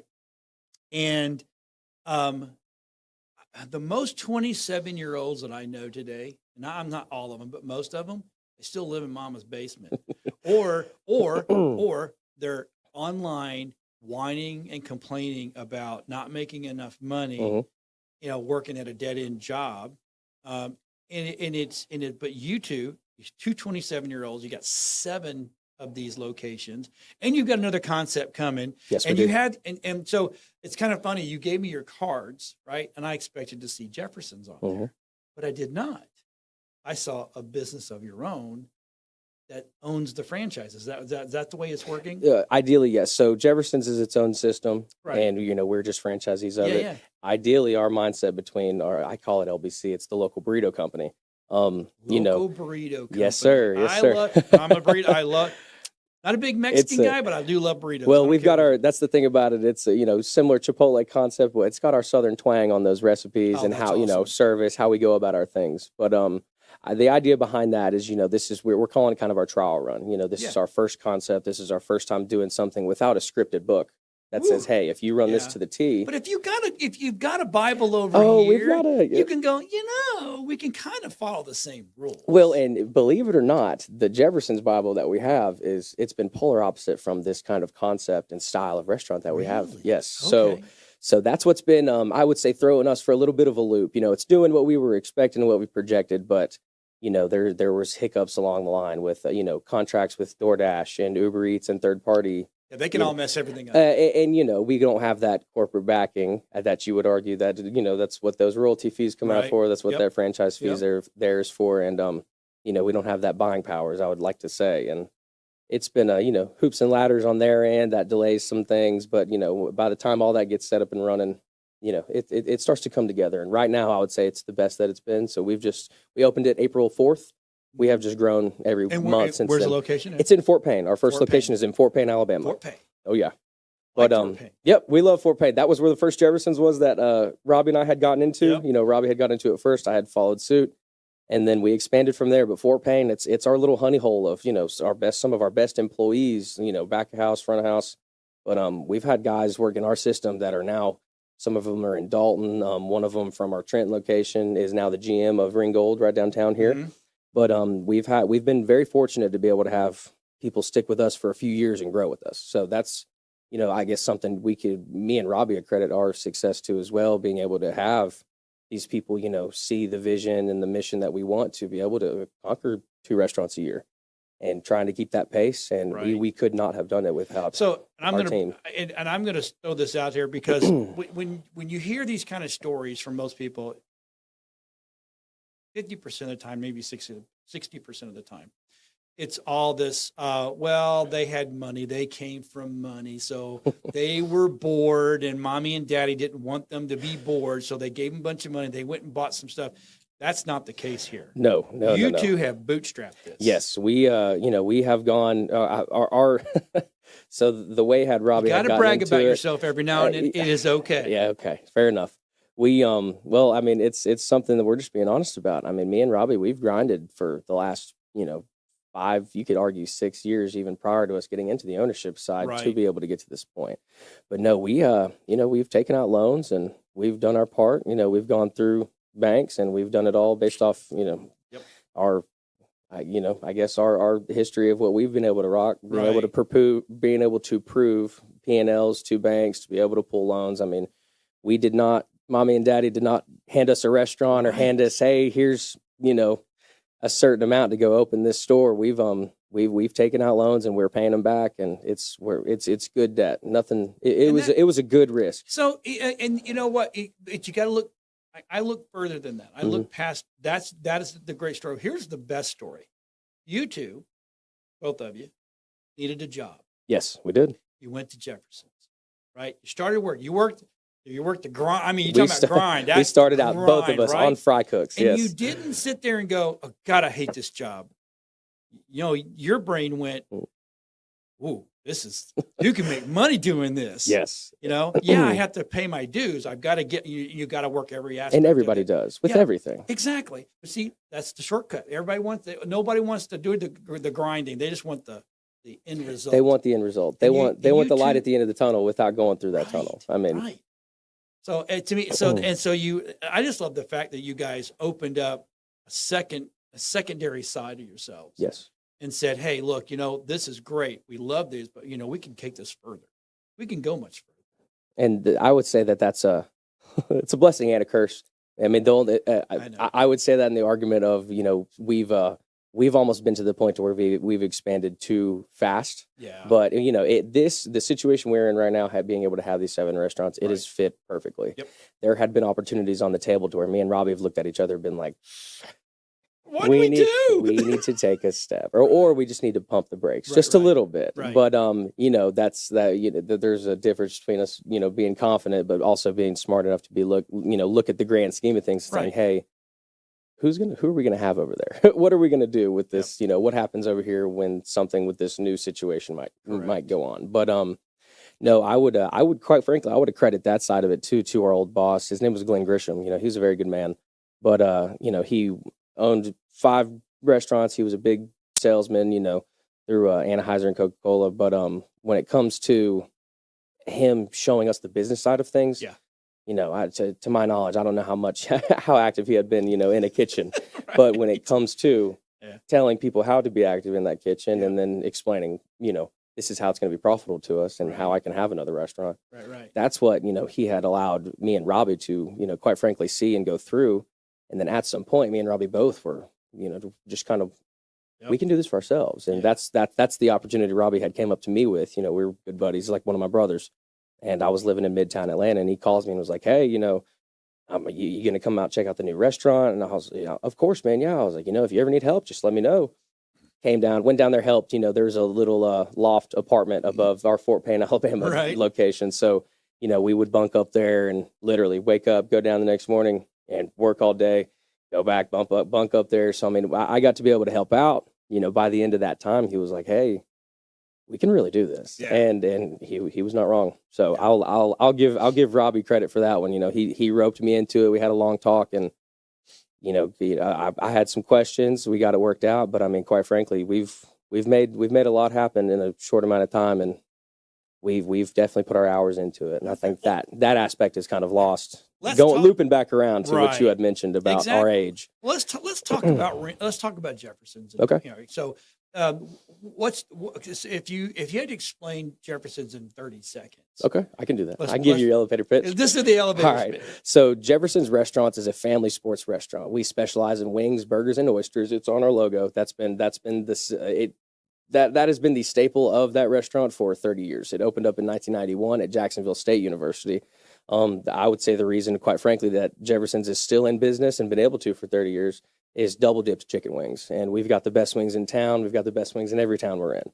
And if you don't get them double dipped, then you've got to try something out. Okay. Stop right there. What is double dip? So double dipped, and you know, that's a begging question. Double dipped. So what we do, we obviously deep fry our chicken wings. Once the second we pull them up, I'm talking fresh out of the grease, we toss them into our second hottest sauce on the menu. It's called Turbo. So, you know, don't let that scare you, though. We toss it in that second hottest sauce, and we refry them for about 45 seconds. Wow. Once you pull them up, it has a crisp layer on top. They almost look like a burgundy, you know, Alabama crimson color. Oh. So it's almost like you had seasoned them heavily and smoked them for hours. Really? That's how I like to compare the flavor and taste. Anybody who likes extra crispy wings needs to order double dipped wings, and that eliminates that. Takes out the heat completely, but you're going to get a chromed over wing, got great flavor, and then put another one, a medium or a mild sauce on top of it. You've got double dip chicken wings tossed in your favorite sauce, and I was it's delicious. I was talking to I was talking to my tech guy, me and Austin, and I said I can't do, my wings have to be crispy. Oh yeah, and just no other way to have them.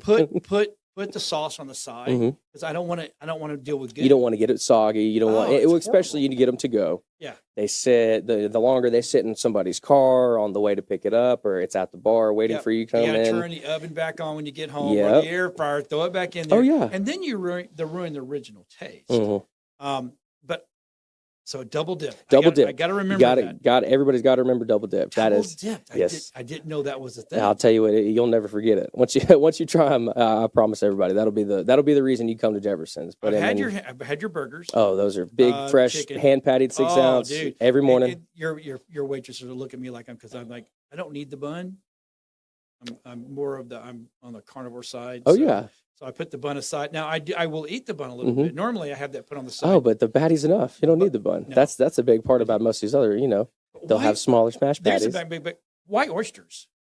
So quite frankly, it started off Jefferson. They used to have crab boils. They used to have I would say a more extensive seafood menu. Okay. We have, you know, I would just say due to the brand's concept and you know, maybe locationally where we're at, seafood's kind of dwindled away. You know, Jacksonville State, the guys that started off, they had a good vision. It still ended up being their primary focus of wings and burgers, right? Obviously, and beer. Beer. But you know, you can't have chicken wings without a beer. But that's that I would say that it's just dwindled over time. So Jefferson's Franchise Systems, JFS, they had acquired from the founders in 2018 the company. So since they had bought it, like I said, this was back in 2000, I believe 18. They had opened up it's been probably 15 or 16 new locations, or have helped facilitate, not physically. Right. But me and Robbie were fortunate enough to be a part of that growth. Right. And I would say that they've had our back and pushing us to, hey, let's look at these locations, let's look at this. And on the flip side of things, me and Robbie have taken full advantage of the help that we can get from them to be able to expand. But they've got a good foot moving forward, and we Jefferson's has grown, and hopefully we can keep the brand growing as long as we can. But when it comes to R6 in North Georgia and 2 in Alabama, we just try to do our best to keep everybody local. We don't necessarily get the Texas Roadhouse. We're not that corporate. I don't want people to think, oh, they're not a locally owned. No, you're actually locally owned. Yes, I am. We touch all of our stores as owner operators for sure once a week. We're very heavily involved, and like as I mentioned, you and I were talking prior. We've got a very good staff underneath us that has grown through all of these stores with us. Yeah. So this, all of our stores, we consider them our home. But we're very involved with the communities. We love doing anything with teachers, schools, every sports team you could know. We try to best to put our logo on there and to give them, whether it's food, sponsorships. We do spirit nights at the restaurant. We try our best to be as involved as we can, because that's the whole point. We're there. We're going to support the people that support us, and that's the community that comes to eat. Right. Now, are all the locations full bar? Yes. So our Somerville location just sells beer. Every other Jefferson's, there's probably maybe a handful, 5, maybe more. If there's more, then I'm not sure. I couldn't tell you which ones, but there's about 4 to 5 Jeffersons that just serve beer. Okay. Every one of them serves alcohol of some point. If there is one that doesn't, I Is that wouldn't be able something to tell you. Somerville's going to try to get Chief to? It kind of depends on the city. We would love for it to eventually have liquor, but Because they used to have it, right? I don't think so. Oh, no. okay. It's always been beer. Yep, it's always been beer and wine, and I guess the argument there now is just if it's going to go through with the city whenever we want it to. We want to make sure that we have that process down for how they go. Quite frankly, their bar's been small. Excuse me, sorry, but we're trying to get through this first year and kind of play it out, see how it goes. But quite frankly, if it were to get approved, through the city, through the county, and everything like that, it'd be a very simple process. After that, it's just making sure our servers are online, bartenders are in line. So now, Mike, I had eaten at that Jefferson's, your one in Somerville previous, right? Went in, me and my wife were there, and it was the other owner. And I'm not going to badmouth anything like that, but it wasn't awesome, right? We went to the opening with you guys with the Chamber of Commerce and the Downtown Association of Somerville. We had lunch there, absolutely phenomenal. But I did not know that there was a back room.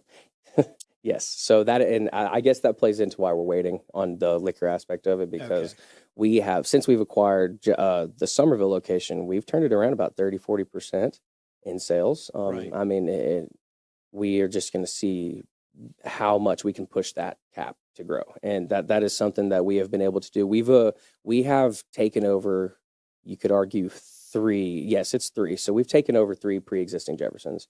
All 3 of those examples we have turned around tremendously. I mean, at the least 20% in sales almost immediately. That's awesome. And year to year, it's a big difference as well.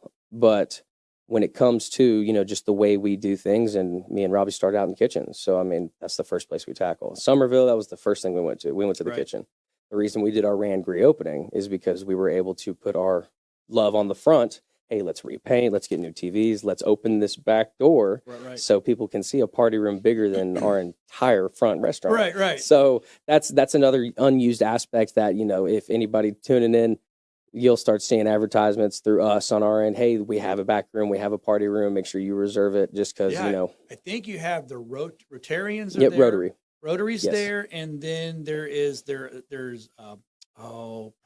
Prosperity. Yes, Group. there's a few more organizations as well that come in and they utilize that space. And there's only 2 other stores we have that have that kind of private section off party room. Do all of your Jeffersons have this? I would say not as involved with maybe higher end clubs like the Rotary and some of those like that, because those are they need privacy, they need to be able to come in, have their own space, and they have that option as well. Even when we do or start pushing that people to come in there at the time frames they're coming, it's still a private section because it's not going to be flooded at 10 in the morning. Yeah, right, yeah. But, ideally it's just the knowledge and whereabouts of it. People love coming and having, hey, we're going to come with 25 people. Sweet. We'll stick you in the party room. We'll throw you in that back room and we'll let y'all have fun. Doors open or closed, whatever y'all want. There's TVs, speakers. It's same Jefferson's experience, just Right. by yourselves. But, but no, that's, something that we, had acquired in Trenton. That was our first party room. And after that, we saw the uses of it. Oh yeah. It's, it's like a patio. It's a whole nother extension of your store that you can kind of use to your advantage. And Well, like in Ringgold, yes, you have a patio. yes, we do. And- that one and- is and sweet. Right now, at this time of year, Finally. the perfect time to be sitting Finally, out. I know. Goodness, it has been 200 degrees every day. It but has been hot. and it doesn't help. It's got that tin roof, so just kind of bakes under there. but no, I mean, right now it is absolutely perfect. I mean, get some chicken wings, get them double dipped, chicken wings, Double dip. That's in my brain now. Double dip. Yeah. Double dip them Get a them wings. ice cold beer or a sweet tea with the lemon, something like that. And we've got 2 TVs and a breeze. You can't beat Right. that. It's like I'm gonna brag about your staff so far that I've seen. I've only been to 2, and I've been to Ringo and Somerville Mhm. now. Somerville, the staff knocks it out of the park. good. I'm glad to hear And that. in Ringo, they knock it apart. By I keep getting the one same waitress. I can't remember her name, but she is absolutely a hoot, and she'll joke around. I Mhm. like it when they joke back. Yes, they have to. So, sometimes you get the give me your order. Let me get this Oh, over. goodness. She was absolutely phenomenal, Mhm. and I've been in there 3 times now, and I think all 3 times The exact same I've way. got to get her. Well, I'm like, that's yes. good. That's I that. look forward to that. Right. So now you have these different locations, and you guys literally touch them every week. Yes, for sure. And if it's not every week, then we follow up the week after. Robbie has definitely taken more of a dive into our accounting side of things, and we have just made a kind of a company move as of recent. But I mean, either way, he's still touching stores. I touch them every week. The one store that is a little hard for me to get to, just because of where I'm at in Ringgold, is our Hampton Cove location out in Huntsville, Alabama. Huntsville. Yes, that was I guess the biggest step. And currently, that store is, it fluctuates between number 1 and 2 in the system. Really? Since we've opened in December, yes. Wow. And it's one of our smaller locations. It's just the area it is out in Huntsville. There's nowhere else to go sit down. Every fast food chain you could name in this little strip we're at in Hampton Cove. It's near Owens Crossroads, right before you get into the city. We're in Huntsville city limits. Right. But it's not called Huntsville. So there's a big mountain. There's a big mountain that divides us. We're right before the mountain. There's a Walmart, every gas station, every grocery store, and every fast food restaurant you Right. can think of. No, there's probably 3 other sit-down restaurants, and Wow. one of them is a Chinese buffet. The other one is a Mexican and Italian. So there's 4, and us being the 4th. Your American So food. yes, American yes, American cuisine. American fare. That's what I family call it. family sports and beer And beer. and beer. I think there's a theme going here. There's beer. a little bit of thing Beer, here. wings, beer, Well, essentially, you can go to Zaxby's if you. No, just I don't some want to go to chicken- Zaxby's. you just want some chicken wings in, It's in right a over box. here, and you know what? Mhm. Since I've been here, I've not been to that place. That one's kind of off a little bit too. It's a little strange. So weird. Yeah. But Zaxby's is weird. I'm just saying. yeah, I mean, hey, people love it down here. Right. But no. So that one is a little harder for me to touch. I would say I try to touch that at least 2 to 3 times a month. So I mean, give or take the week that I'm having, if I can get it out there, then I will. But with us being, I live within 50 minutes of 4 stores, so. And 50 minutes being the farthest in Fort Payne. Now so. you're a Ringo kid, right? Yes, I am. You So are- I'm not born and raised No, here, no, I but understand. but I live 5 minutes from our downtown location. I'm heavily involved in Ringgold. I love it here. I love Caduce County. And I mean, this store downtown for us has just been great. I mean, we've been able to bring our kitchen manager from Trenton, our second store together, me and Robbie, now to I guess you could argue our 6th store. And this is her first general manager position with us, and she is killing it. She is getting everything done and more that you could ever ask of out of a general manager, and she just rocks it out. And obviously she's got some support with our regional managers, and I mean, if we didn't have those guys, that goes back to having our team up underneath us, and really helping us. Hey, I can't get to this store this week, or hey, I'm gonna be in Huntsville this week. Are you gonna be able to backfill? And most of the time, very efficient the way we all move and intertwine. A lot of moving pieces sometimes, but that's restaurants. That's business, baby. that's Now, restaurants for sure. If you grew up in the industry, And I'm not saying I grew up in it, but my family that owned restaurants. And Mhm. as a kid in high school and college, that's the best job you can get in the world. Be a waiter or a bartender. Oh, yeah. Or you can learn to cook. I learned to cook in an Italian restaurant, which, I never. I bet that was millionaire- interesting. Oh my God. They were throwing terms around. I'm saying, go, look, I'm not CIA. Okay. I'm not like you guys. I'm just a dude that can do whatever you need me to do. Oh, right? yeah. And I learned a lot, which was kind of awesome. Now, so something special that I'm going to go ahead and talk about this if you're okay about Yeah. the podcast side. Yes. Over there. So your Somerville location Mm-hmm. will have a podcasting and TV studio in part of it. And we're excited for that.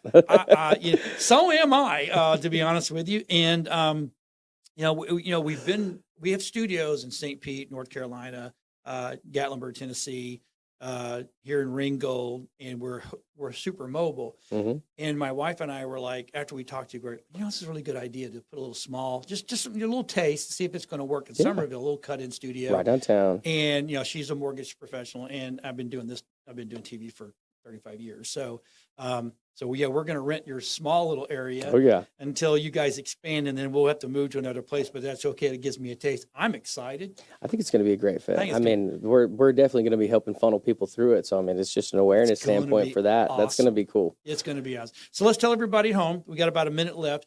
Where all your locations are. So like I mentioned, I'll start from where we started to what we just got through. So we started off in Fort Payne, Alabama. This is just mine and Robbie's locations.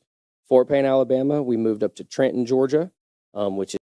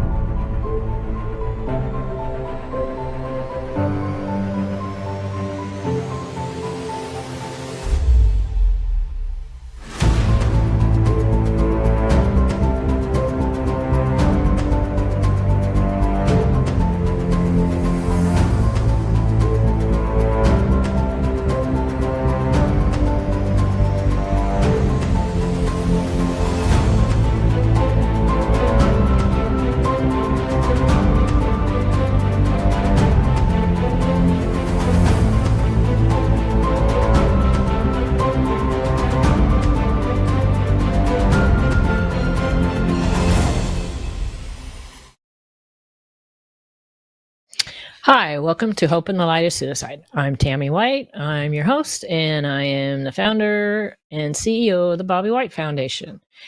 We're here on Area 52 TV, Facebook, I don't know, wherever you can find us. I want to thank John and Austin from Area 52 Media Group for producing our show for us. This is our 146th show, which is crazy. I also want to thank one of our sponsors, Dylan Gaston with the mortgage firm, Everything Mortgages. I can't even imagine what it's like out there in the market today, but she can. She knows. She's very smart. She can help you. First time refinance, whatever it takes. Excuse me. Kind of mix things up kind of a little bit today, is I want to get in. Next week's show is probably going to be a rerun. I'm preparing to go out to Oregon to visit family. And anyway, so when I get back, we're going to be right up within a few days of the American Foundation for Suicide Prevention Out of the Darkness Walk. So that is going to be November 2nd at Sims Park in Newport Richey. You can still register. There you go. There's that QR code. You can still register for the walk. Just come on down to the park. It's a really nice park to walk around. What else? Oh, I will be the MC, and we'll have at least one guest speaker. We may have two. I can't remember. But anyways, so be sure to support AFSP. We will, the Bobby White Foundation will have a table there with information on our support groups and all that stuff. So that's going to be here quicker than we know it. So I wanted to share again this week with you, just because briefly. Last weekend I went out and with a couple of the gals from our Rotary Club of the Nature Coast to hand out sandwiches and food to those affected in our area by the 2 recent hurricanes. And we were at a church, and it was close to Hudson Beach. And on Hudson Beach, there was a restaurant that Bobby and I always loved to go to, on the Gulf. And we would go there for my birthday or anniversary or his birthday.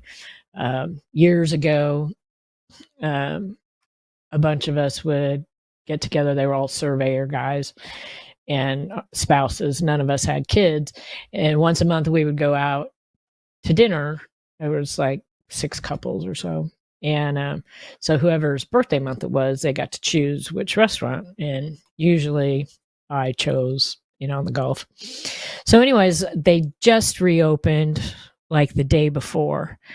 And they, got flooded out. They have a really super nice restaurant, and then they also have a motel, and it's right on Hudson Beach there. And anyways, so when we got done handing out the sandwiches, since I was getting ready to go out of town, I wanted to support, them as a local small business. And so 3 of us, we went to lunch. Well, on the way, which is like probably less than a mile or so, going down Clark Street, which takes you straight to Hudson Beach. And on the left-hand side are the canals and homes and just street after street. And looking down those streets was horrifying. Anybody that has, watched the news and you see it all on TV, when you see it in person, it is so much different. Every single street was the remnants of someone's home. Every home on the street. The homes were intact, except for the insides and everything inside. It was just really, it was sad. It was really sad. And it is to see it in person. So I wanted to share again this week. We shared it last week, information from the CDC about how to cope with disasters and traumatic events. And I'll again put it in the comments on our show page. And also, I think it's also on the foundation Facebook page. But you might want to either take a screenshot of it or see if you can, copy and save it, download it, just to keep it handy. It's really just helpful things. Self-care is so important. I've seen firsthand from a friend who she lost everything, just how stressful just every day, every moment is for them, for their family. Children that have gone through this, how to help children and common signs of distress. And, those of us that haven't been as affected, because it's all across the board. We have people that have completely lost all their homes. And then we have people that were totally unscathed, which I pretty much fall into that category. All I had was a big mess to clean up, which I'm still cleaning up, and to cover my windows and take my window coverings down. But those of us that haven't been as affected, we're still affected but not like those that have lost, physically lost their homes and their cars. their vehicles, just everything. Just help out where you can. Not everybody can do a lot, but everybody can do something. And even just, to be nice, be kind,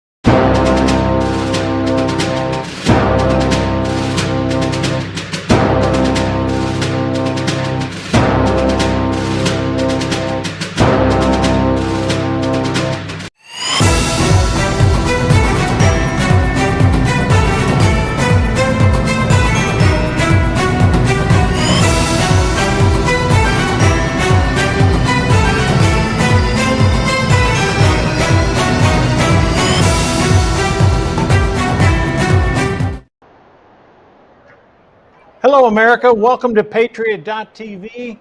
I'm Mark Schaffline, host of Election Edge, and I would like to welcome General Michael Flynn and Will Johnson as we begin our coverage tonight. America vote. You're going to elect the president, hopefully tonight, America. General Flynn, let's start with you. It's Election Day. A lot of people weren't sure we'd ever get to this point, but here we are. Over 80 million votes got cast prior to today. Election, people are out voting. What's your sense, General Flynn, now that we're here? What position is Donald Trump in, and what position is the United States in heading into election night? Yeah, so Mark, thanks so much, and Will, it's great to be with you as well on Patriot.tv. I am in Naples, Florida. We are at what's called the happiest place on earth, a seat at the table here at Alfie Oaks. Alfie Oaks, a great audience, beautiful audience here tonight. So this is not about getting going, it's about winning. And Donald J. Trump is going to be victorious here tonight. So what we know going into the early voting this morning is that across the swing states and across the country, the early voter turnout had in the rural areas almost double the number of people voted this time than in 2020. That's a huge difference. And in the urban centers, we had actually a much lower voter turnout, which is always, in the urban areas, is always in favor of the Democrats. So I hate to even use Democrats anymore because they're this left-leaning Marxist, socialist, woke people that are trying to turn us into a globalist country. So the good news is that the voter turnout prior to the election, as you just said, Mark, about 80 million. I actually think that we're going to see somewhere between 75 and 80% voter turnout for this general election. That's how important this one is. Over the last 8 presidential elections, we've had an average of 65% voter turnout. That means 35% of the people that could vote decided to stay home. There's very few people that are deciding to stay home now. And we know across the country, particularly some of the big races that we're looking at for the United States Senate, some of the down ballot voting. I was in touch with Kari Lake this morning, some folks up in Ohio, people up in Michigan. I was in touch with some of the different communities up in Michigan. Trump had a great endorsement last night from the Muslim community with some very good friends of mine, so that's a big deal. So what we're looking at tonight is I actually think we're not just going to win, the swing states and the ones that matter.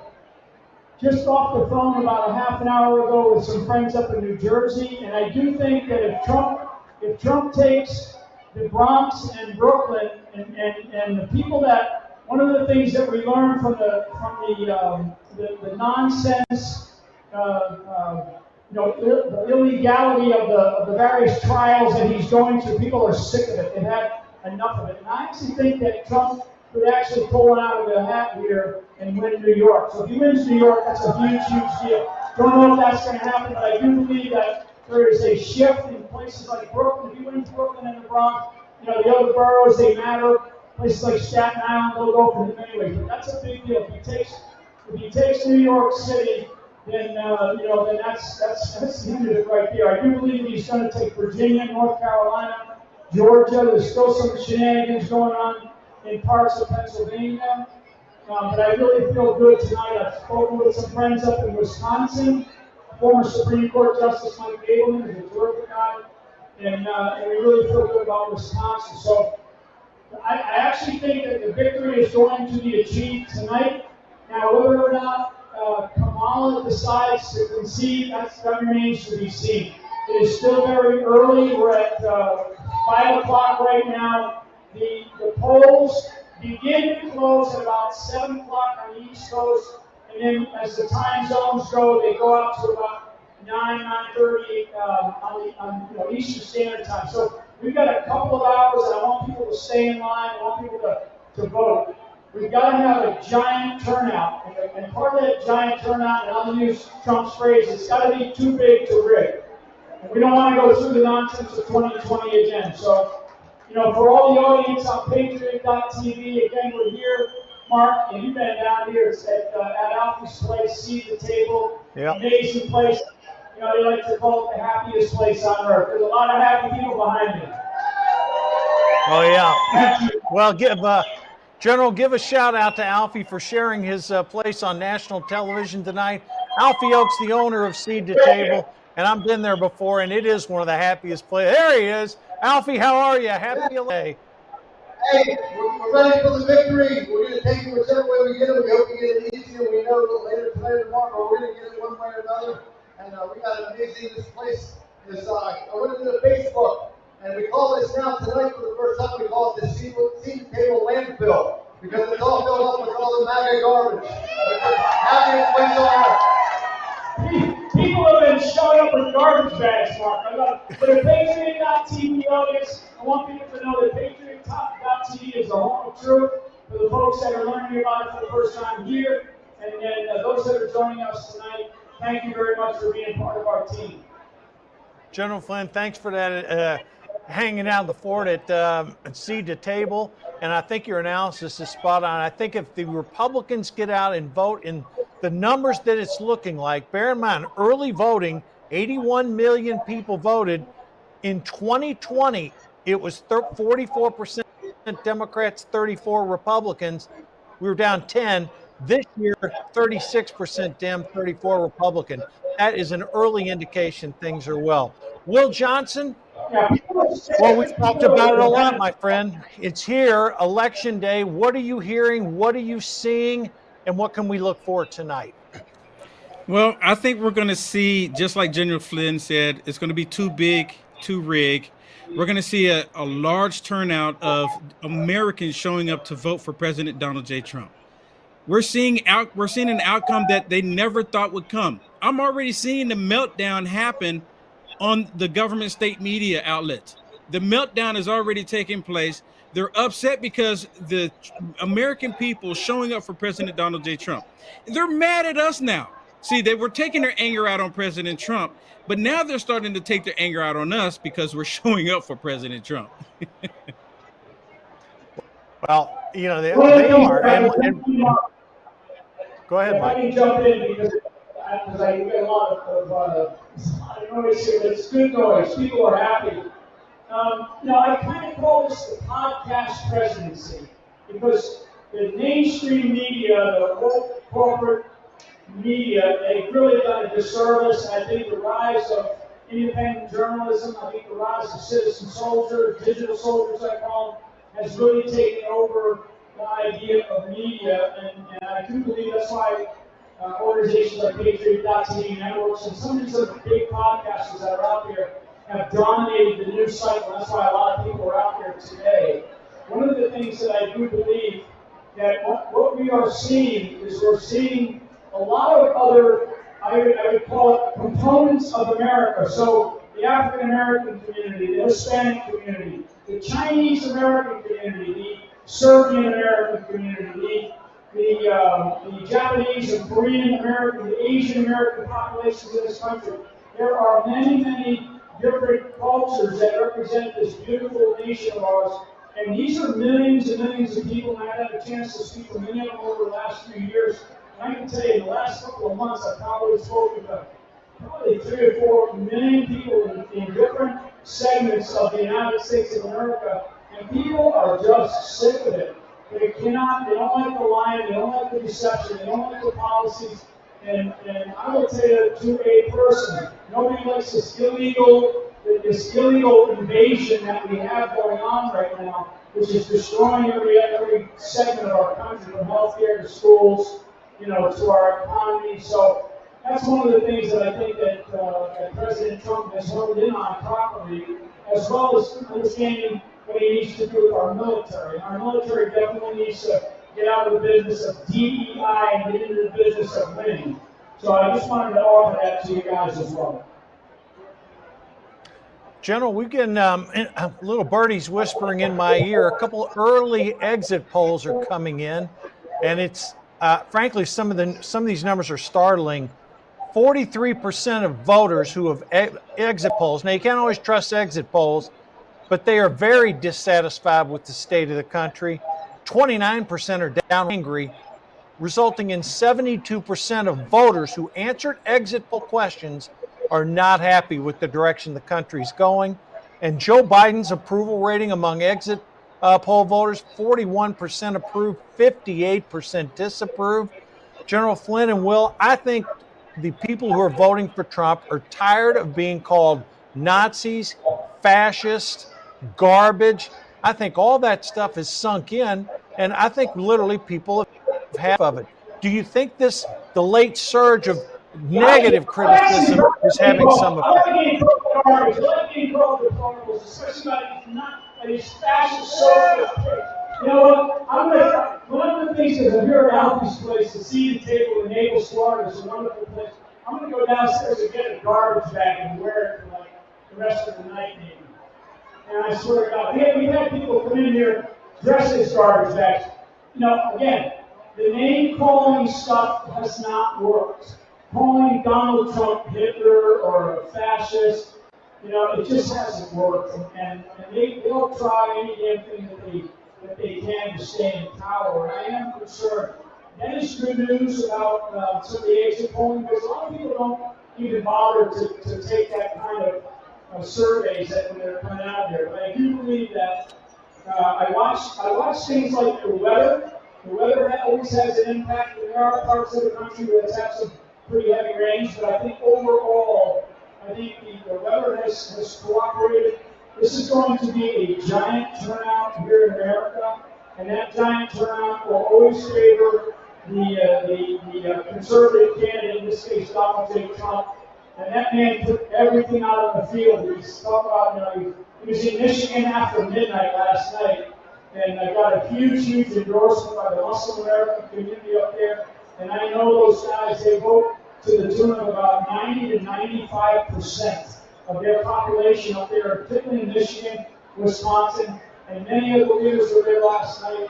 And that's a big deal. That's the first time in 30 years that particular community of American citizens came out and endorsed, in this case, Donald Trump, but endorsed a conservative Republican. So that's a big deal. They've always gone to the Democrats, not this time, because they know they're sick and tired of the transgenders, and they're sick and tired of boys participating in girls' sports, all the nonsense that we've been dealing with, drag queen hour, come on. So we're in a really good place. I think as we go through the evening tonight, we're going to see a lot of positive outcomes. I don't know if Kamala, if it goes in Trump's way early, I'm not expecting that Kamala will come out and concede. I can tell you that I've been there in 2016. Hillary conceded, but she wouldn't come out personally and say it. She sent an envoy Podesta over to concede. So we'll see what happens. The night's still a little bit young. There's still a lot of data coming in. And I know Patriot TV got a lot of things going on tonight. So I am so honored to be part of the team, Mark. And throw it back to you. Well, General, we're so proud that you're with us. And obviously, just folks, Alfie Oakes is a huge supporter of Patriot TV. Vic Meller, I'm sure Vic's around there somewhere too, the crew. Listen, it is one of the happiest places on earth, Naples, Florida. And as we go from summer into fall and into winter, people will be flocking to Naples to celebrate this Trump win tonight. Will, I posed the question earlier about people's feelings, and General Flynn, I think, nailed it. With some early results tonight with these polls closed, you're going to get Kentucky, Indiana, but you're also going to get some early results out of North Carolina. Those polls closed there at 7:30. Florida also counts their votes very quickly. Will anything we can deem from obviously two reliably red states, Indiana and Kentucky, Florida now a red state, Trump is projected to win there anywhere from 6 to 10 points. And then, of course, we have the battleground North Carolina. I think that President Trump is going to do a clean sweep. Personally, I think he's just going to sweep the entire map. Of course, I think California is still going to be a problem because I don't think the people in California actually make the decision any longer about their votes. Personally, I don't. I think something really needs to be done about that. But President Trump is already coming into this morning in the polls leading. He's already leading. And I was hearing other reports where they were saying that if President Trump comes in Tuesday morning in the lead, the Democrats, because they typically lead in the polls in the counting when it comes, Tuesday morning. But if President Trump does, they said it's going to be very difficult for Kamala Harris to recover from that, from the Democrats to recover from that. And on top of that, there's so many pathways for President Trump to win this. So many pathways. Kamala Harris, she doesn't really have any pathways. She has like 0.7 pathways to maybe pull it through. But just like you mentioned, people, and General Flynn mentioned, people are sick and tired of what they've been doing to our country. People are tired of going to the grocery store looking at the prices. People are tired of going to the gas pump looking at the prices. People are tired of the energy bill. People are tired of the security problems that we're having on our southern border. People are tired of the crime that we're seeing across the country. People are absolutely fed up with it. They're saying enough is enough. One question that I would like to ask, if possible, to General Flynn, if it's okay. The Pentagon just did a report just the other day where they were talking about not all of the ballots were sent to the military personnel, active duty military overseas. Has this ever happened before? Because the information that I was looking at, they said it was 1.4 million people overseas, active duty members and family members that didn't receive ballots. What's going on? Yeah, absentee ballots. So absentee ballots, folks, are not mail-in ballots. Absentee ballots, I've been using absentee ballots for most of my adult life. As a commander, even as a junior level commander, as a platoon leader, you have a responsibility to your men and women in uniform to get them, especially if you're overseas, obviously if you're overseas. But even if you're here in CONUS, inside of the United States of America, and you're stationed at Fort Polk, Louisiana, or Fort Lewis, Washington, and you live in another state, you still are supposed to be given absentee ballots. So I saw this report the other day. It's absolutely just kills me that we even have this problem in our Department of Defense. I am not surprised one bit that we saw this. If we dig in and we find out that is the case and we didn't get the absentee ballots out in time, that's a real shame, and somebody's going to have to be held accountable for that. Yeah, when I saw that report, it was highly disturbing to me. And Secretary Austin said that they're looking into it. They're trying to work on the problem. And I thought of you immediately when I saw this report, because the military, they should know. We're talking about my personal opinion, the most elite military in the world, and they don't know how many personnel that they need to have these absentee ballots for. It was very disturbing to see that. Yeah, listen, it is, and it's a terrible thing. Our military, serves one purpose. Our military serves one purpose, and I'm going out on X Spaces right now on another podcast here, another means of communications. But our military is supposed to serve one purpose, and that is to be prepared to fight and win our nation's wars when called upon. All of this nonsense for the DEI, the social emotional learning, safe spaces on combat naval vessels. We have got to change this, and I know that this is one of the things that President Trump is aware of, he has spoken about, and we've got to get our military back in gear. So, listen, guys, I got to go, and I appreciate everything that Patriot.tv is doing. I want to turn it over to Alfie Oaks to do one more shout out for Patriot and for Seat the Table. Hey, I love Patriot TV. We love you guys, Patriot Table. We love all you governments, all you mighty governments. We're going to take over this country. We know who the real government is. I just read something. Alfie, that.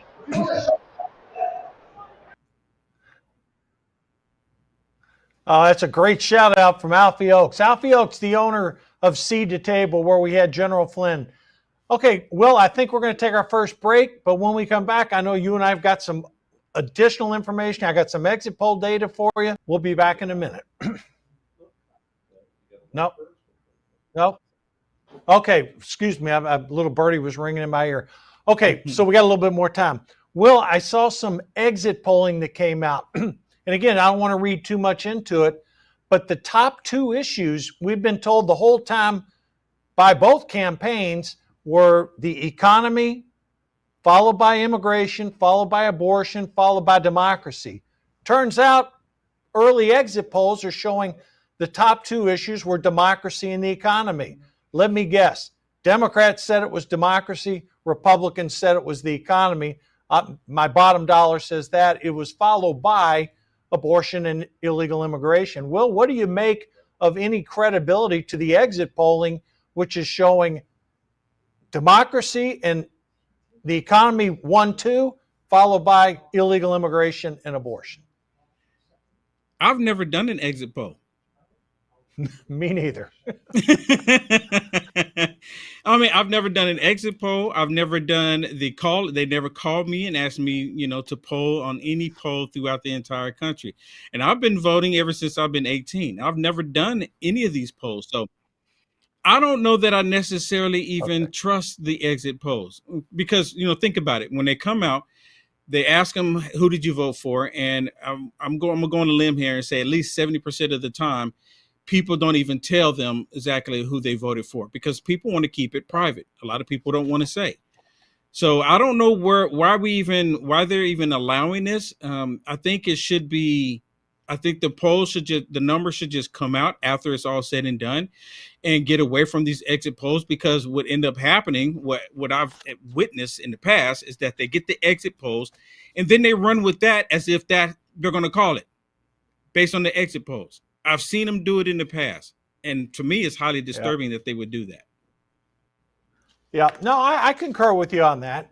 And, but, it is interesting that depends on who was polled, how it came out. We'll see if that ends up being realistic. I had a lot of pollsters I spoke to over the last 2 days issued warnings, say don't pay too much attention, to the exit polls because most of the time they're not correct anyhow. One thing I am paying attention to, Will Johnson, is the fact that in Pennsylvania, in the 2020 election, the Democrats went into election night leading by over 1 million votes. That number has been cut down to 400,000 in Pennsylvania here in 2024. We've also seen huge lines in some of the rural counties of people lining up on election day. Presumably, those are a lot of Republican voters, up in Pennsylvania. What do you make of the early anecdotal evidence coming out of Pennsylvania? What are you seeing up there right now? Well, yeah, you're right. They were saying, I think it was when Hillary Clinton, I believe when President Trump was going against her, I believe they got like 1 million, if I'm not mistaken. And then Joe Biden got 500,000. They were saying that they needed 700,000 this time in order to win. But they're not even getting that. They barely got up to 400,000, barely got up to it. And they really didn't look like they were going to hit that. And just like you mentioned, they're seeing a turnout for this day, for this election. A majority of the people that they've been seeing in line have been men. Yes. And majority of the time, we always see women. They say women, they vote more than men.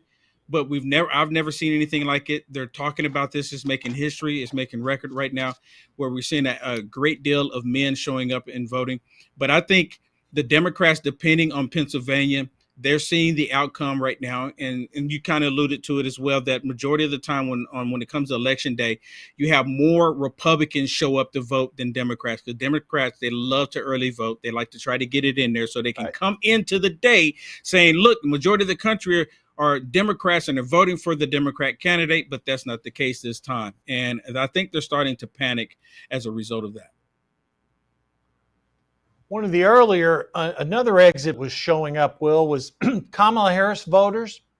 We've heard the stories about there's a lot of softness in her support. And I'm seeing it in these exit polls. 67% voted for her. 29% voted for her because it was an anti-Trump vote. Boy, those are not strong numbers, Will Johnson. I mean, you want to see those numbers up in the 80% range for your candidate. I haven't seen Trump's numbers yet, and I'm waiting to see those. But, you definitely want to see that in a candidate higher numbers than 67%. Well, I mean, I think the majority of the country realize how fake Kamala Harris is. I mean, did you see the latest one where she's at her headquarters and she's making phone calls and she's on the phone call with a so-called supporter. Oh, you already voted? And then everyone in the room, oh, she goes, thank you. And everyone in the room starts, yeah. And she turns the phone and the camera's on. There's no one on the phone. So her whole entire campaign has been 100% fake. She's not authentic at all. And people are reading into it. This is the reason why a lot of people are not going out supporting her. You have women not supporting her, and not every woman is even concerned about abortion, right? That's not their number one concern. The number one concern for women is putting food on the table for their family, being able to go to work, being able to take care of the family, right? This is the number one issue. It's not abortion. And they're not getting the numbers that they want. And there was a video on, I believe it was on MSDNC, where they were actually talking about women and men both are not voting for Kamala Harris simply, and this is what they're saying on MSDNC, simply because she's a woman. They don't want it, they do not want a woman as commander in chief. Well, I would have to disagree with that. I think most people would be fine, would be okay with a female president, just not a Democrat one. Just not with someone who's like Kamala Harris, who's completely unstable. I mean, today is tomorrow's tomorrow. I mean, so if we talk about today is tomorrow, then we know about today's tomorrow is tomorrow's today. What in the world? I mean, no one wants to go along with that.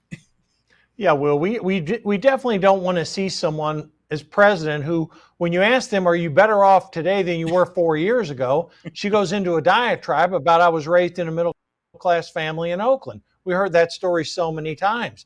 And here again, I think part of the issue in this entire campaign has been Harris has been trying to run away from Joe Biden's record without running away from Joe Biden. And with him sitting here at 41% approval, 58% disapproval, that's a tough one to swallow. And I think we're running into those issues, and we're going to likely see that show up as more of the votes start to get counted tonight. You know, it isn't, I mean, everybody made this big issue about how important abortion was, and yet it's ranking down there at like 11%. So yeah. I don't know what that means as far as the vote totals end up becoming, but we will see as it plays out the rest of the night. So I think, again, early indications, when I look at Pennsylvania, when I look at the turnout models that I'm seeing in North Carolina, record voting in Georgia, Will Johnson, the higher voting numbers have got to be about Donald Trump. There's record number voting in Chicago, in Michigan. I mean, this is happening across the country. I mean, I went and voted this morning. I waited until the day to vote. And I actually waited almost 2 hours. 2 hours in line. And I was not going to miss it. I mean, I was going to walk on glass, walk on a hot coal if that's what I had to do to go vote for President Donald J. Trump. And this is it right now. This is the last election. If they're successful and still in this election, this will be the last election this country will ever have. We'll be completely done. But I think the American people are showing up, and President Trump's going to be proven right once again, too big to rig. The American people are showing up. And let me say this. I've been saying this for the past month and a half. Ever since President Trump was saying too big to rig, I believe that President Trump is going to get over 100 million votes. I truly believe that. And the only way he will not get that if they throw out valid ballots. That's the only way that will happen. But I truly believe that he's going to get over 100 million votes, because you don't have anybody. You have Jewish and Muslims at MAGA Square Garden standing side by side with each other supporting President Trump. You have white people, black people, Hispanic people, and even Puerto Rican people all standing side by side supporting President Trump. That's never happened like this. This is a true movement that what President Trump was referring to, and it's actually happening, and we're seeing it.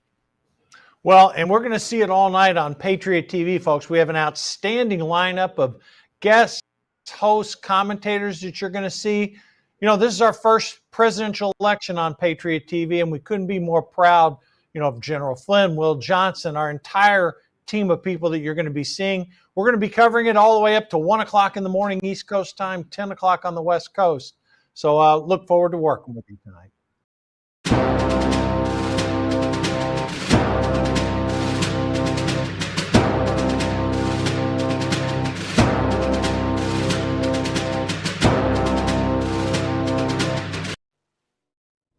My name is General Mike Flynn, and I want everyone to know that I stand fully behind Beverly Hills Precious Metals and its owner, Andrew Sorcini.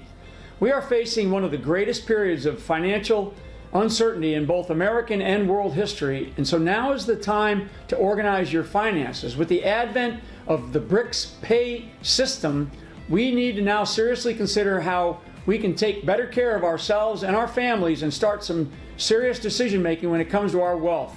You can also ask about their newest 2-ounce coin of yours truly. It's an absolutely great gift, and I am deeply honored to be part of history, as well as helping people protect their finances, their wealth, and their investments.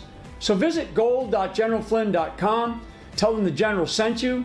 Thank you so very much. God bless you, and God bless America.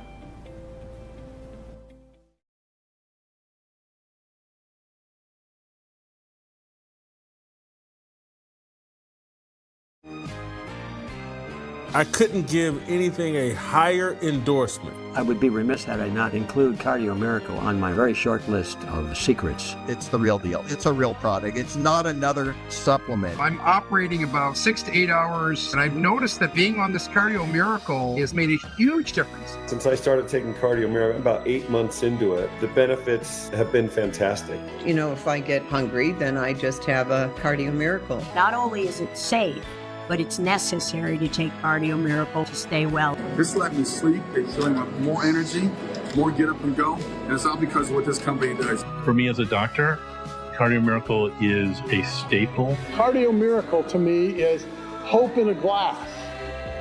To try Cardio Miracle for yourself and get a special fan discount, go to the host page right now and click the link for Cardio Miracle.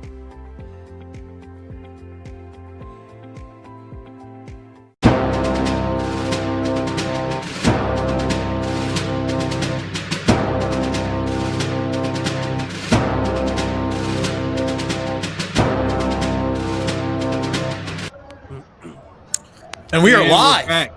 Yes. What's going on? How we doing, Will? How we doing, Drew? This is the election day coverage. I just kind of got thrown into the mix here, guys. I know that you were just doing a great segment with Shaftline. Drew, it's great to see. I've got my sticker. I did it, everybody. I got out to the polls. Paper ballot and everything. Iowa style, guys. I got to tell you, I changed up the jacket. I want to change it to something a little bit brighter, but I think no matter what, we're going to get a contested election. I don't know what you guys are seeing, but one of the things I like to do is go international and see what is out there amongst the mainstream media. So I've already hit CNN. I already hit RT and what they're doing, BBC World, BBC International, all those different things. And really, there's no definitive exit polls, predictions, etc. Now let's go to the Fox News here. It's the roundtables. Every side's got a say. The Democratic talking point is no matter what happens, we're just going to accept the election. I love that talking point. So we have a crooked election. We're just going to accept the results. But I looked at C-SPAN. Traditionally, C-SPAN is about as down the line as you could get. Zero coverage of the election. I can't even believe there's no coverage of the election right now on C-SPAN Really? too. And not only is there no coverage over on C-SPAN, which is total bizarro world to me, C-SPAN 2, I can't make this up. Go to my Twitter. I screenshotted both. Is The Atlantic interviewing Yuval Noah Harari. If that just doesn't speak to the post-truth world that we're living in, I don't know what to say. And then, of course, I checked out CNN, and the big talking points there, and over again, is we will not have a definitive answer tonight. Yeah. And it's going to look one way, but it's going to go another. So I'm wearing the dark jacket. We're going into the wee hours of the morning, fellas. I'd love to get your take on what you're seeing out there in the mix. I think you sound like you're talking about them pulling off a Venezuela tactic here. We've got Trump, and then they turn off the lights and come back on, and we have Kamala Harris. Well, from what I've been seeing, and from a lot of reports that I've been seeing, is that even before it gets to that point, for example, Pennsylvania, where they say it might take 2 and 3 days before they can determine who wins the election, I've been seeing reports that we will know before that, so they can take as much time as they want. because President Trump will already clear 270 electoral votes. But that's what I'm hearing. Still remain to be seen. Still remain to be seen. But I think we're going to get a clean sweep. I think they're not counting on the American people showing up to support President Trump in such a large number. And I'm still agreeing with President Trump. It's going to be too big to rig, and it's just going to be across the country. But we've seen them cheat before. I mean, I don't think there's a doubt there's going to be cheating. It's just how successful is it going to be? And I don't think there's a doubt with the narrative that's out there that no matter what happens, especially even if it looks like Trump in a landslide, they're going to contest it somehow. I hope I'm wrong. I'm ready to pop some champagne bottles tonight, guys. But look at it. Remember the last election in 2020, remember in Georgia, they had a water line burst like 14 miles down the road or whatever. And then they had to shut down all of the counting. And you know what happened after that. Well, today there's been a bomb threat. And guess from who? Russia. You can't make it up. No, I've also covered that. Drew, what do you think? What do you think's going on with the madness? Because we also, in Pennsylvania, we had a little dicka-dicka-do with some of the machines. They said they fixed 4 out of those 5 locations really quickly. What's your take? Look, I mean, even though I think all of us are in agreement about 2020 and what happened there, we don't have any reservations about being honest in terms of calling out the Democrats for the fact that they cheat. They do. But, before coming on here with you, Jason, I was just looking back at 2016 and 2020 to try and get an idea of, some of the, relative factors that we could kind of count on in 2024. And people have to remember this. And this is an optimistic tone, Jason. You and I can go to the same place, so I'm going to counterbalance you here tonight. But, Biden won by 44,000 votes in 2020 because really it came down to Arizona, Georgia, and Wisconsin. And, Arizona, I mean, let me just paint a little picture here because I think we do need to talk about 2016 and what happened and the American people showing up because we've experienced over the last 4 years things that the American people have never experienced before. So the idea that those same voters or additional voters wouldn't show up and support Trump is crazy. In 2020, of course, he got way more votes than any president had gotten in American history. But of course, the guy that campaigned from his basement somehow got 81 million. But look, Trump won Arizona in 2016 by nearly 100,000 votes. He lost Arizona by 10,000 votes in 2020. Georgia, Trump won it by 211,000 votes in 2016. He lost Georgia by 11,000, almost 12,000 votes in 2020. Wisconsin, right? Trump won it by 23,000 votes almost in 2016, and he lost it by 21,000 votes in 2020. So, I feel pretty confident that Trump's going to win North Carolina again, right? He won that in 2016 and 2020. I feel pretty confident that he'll pull off Arizona, despite the fact that illegals can vote in federal elections in Arizona. And then it comes down to Pennsylvania, right? I mean, that's the big one. Whoever wins Pennsylvania is going to have an easier pathway to the White House. Biden won that by 81,000 votes in 2020, and Trump won it by 44,000 votes in 2016. One is relative, right, Jason? But so when I look at those numbers, and even though I have this just, dark feeling that just continues to inhabit my body based off of 2020, I gotta say, I feel. I mean, I'm not going to predict the winner like Abraham Lincoln couldn't predict that, the Union was going to win the Civil War. But I just don't think that this is going to be a clean 2020 repeat, which was just, a pipe burst. And then we find out in Atlanta that it wasn't a pipe, it was a leaky urinal. So it was all baloney. So, I mean, if a pipe bursts, we should go to the streets, I think, peacefully protest, make our voices heard. But if a pipe bursts, I'm going outside. Well, let me just counterbalance that with some of the talking points that were put out there. Yeah, that's what I want. That make me somewhat suspicious. Again, I live in Iowa. All right. I can tell you right now, there's no chance that Kamala Harris is winning in this state in a free and fair election. You just mentioned North Carolina.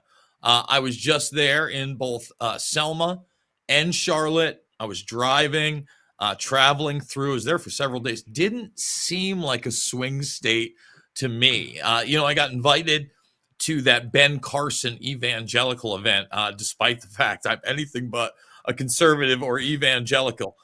It's so hardcore there. First of all, it's supposed to be like more of a private event, turns into a rally. You got to stand outside for 4 hours. This is not an exaggeration. This is not me making things up.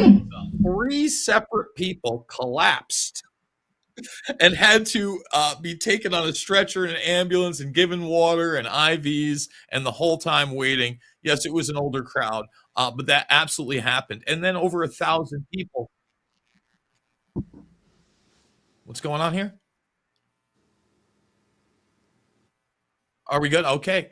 Sorry about that. So over 1,000 people were outside. There's no doubt in my mind he should win North Carolina. When they put out that Iowa poll, okay, where Kamala Harris doesn't win by 1 point, not 2, but 3 points, that's insane just before the election. And on top of that, you have the woman that conducted the poll with the Des Moines Register on a media tour where Anderson Cooper and everybody are lauding her and saying, oh, no, this is the real deal. Now, one of the things I reported on months ago is that they changed the exit polling process in Scott County. And one of the important things of the exit polling process is they actually get a physical signature after the fact. And that does somewhat audit the results of the election. That's over. In a lot of these models I saw in the following days for Kamala Harris's path to victory, they had Iowa as a given state to her. So again, fellas, we're in the early afternoon. We're supposed to get some of the first exit reporting on the numbers within the hour. We'll see what the media narratives are. You bring up a really good point with the lady that put out that poll.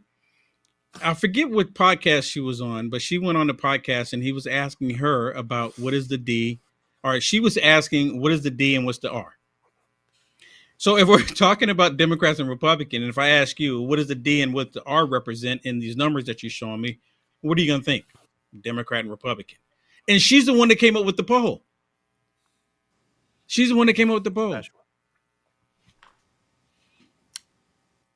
Again, I'm hoping. I mean, I'm very much hoping that we just start getting positive results. It is truly too big to rig. But as of what I'm seeing in the mainstream narrative, we're a long way from that point. Maybe in several hours we get there.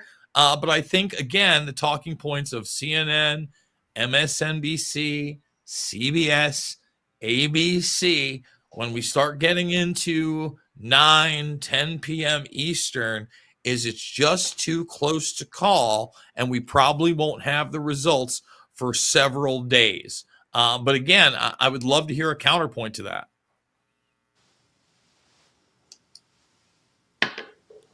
Well, I'll go. Look.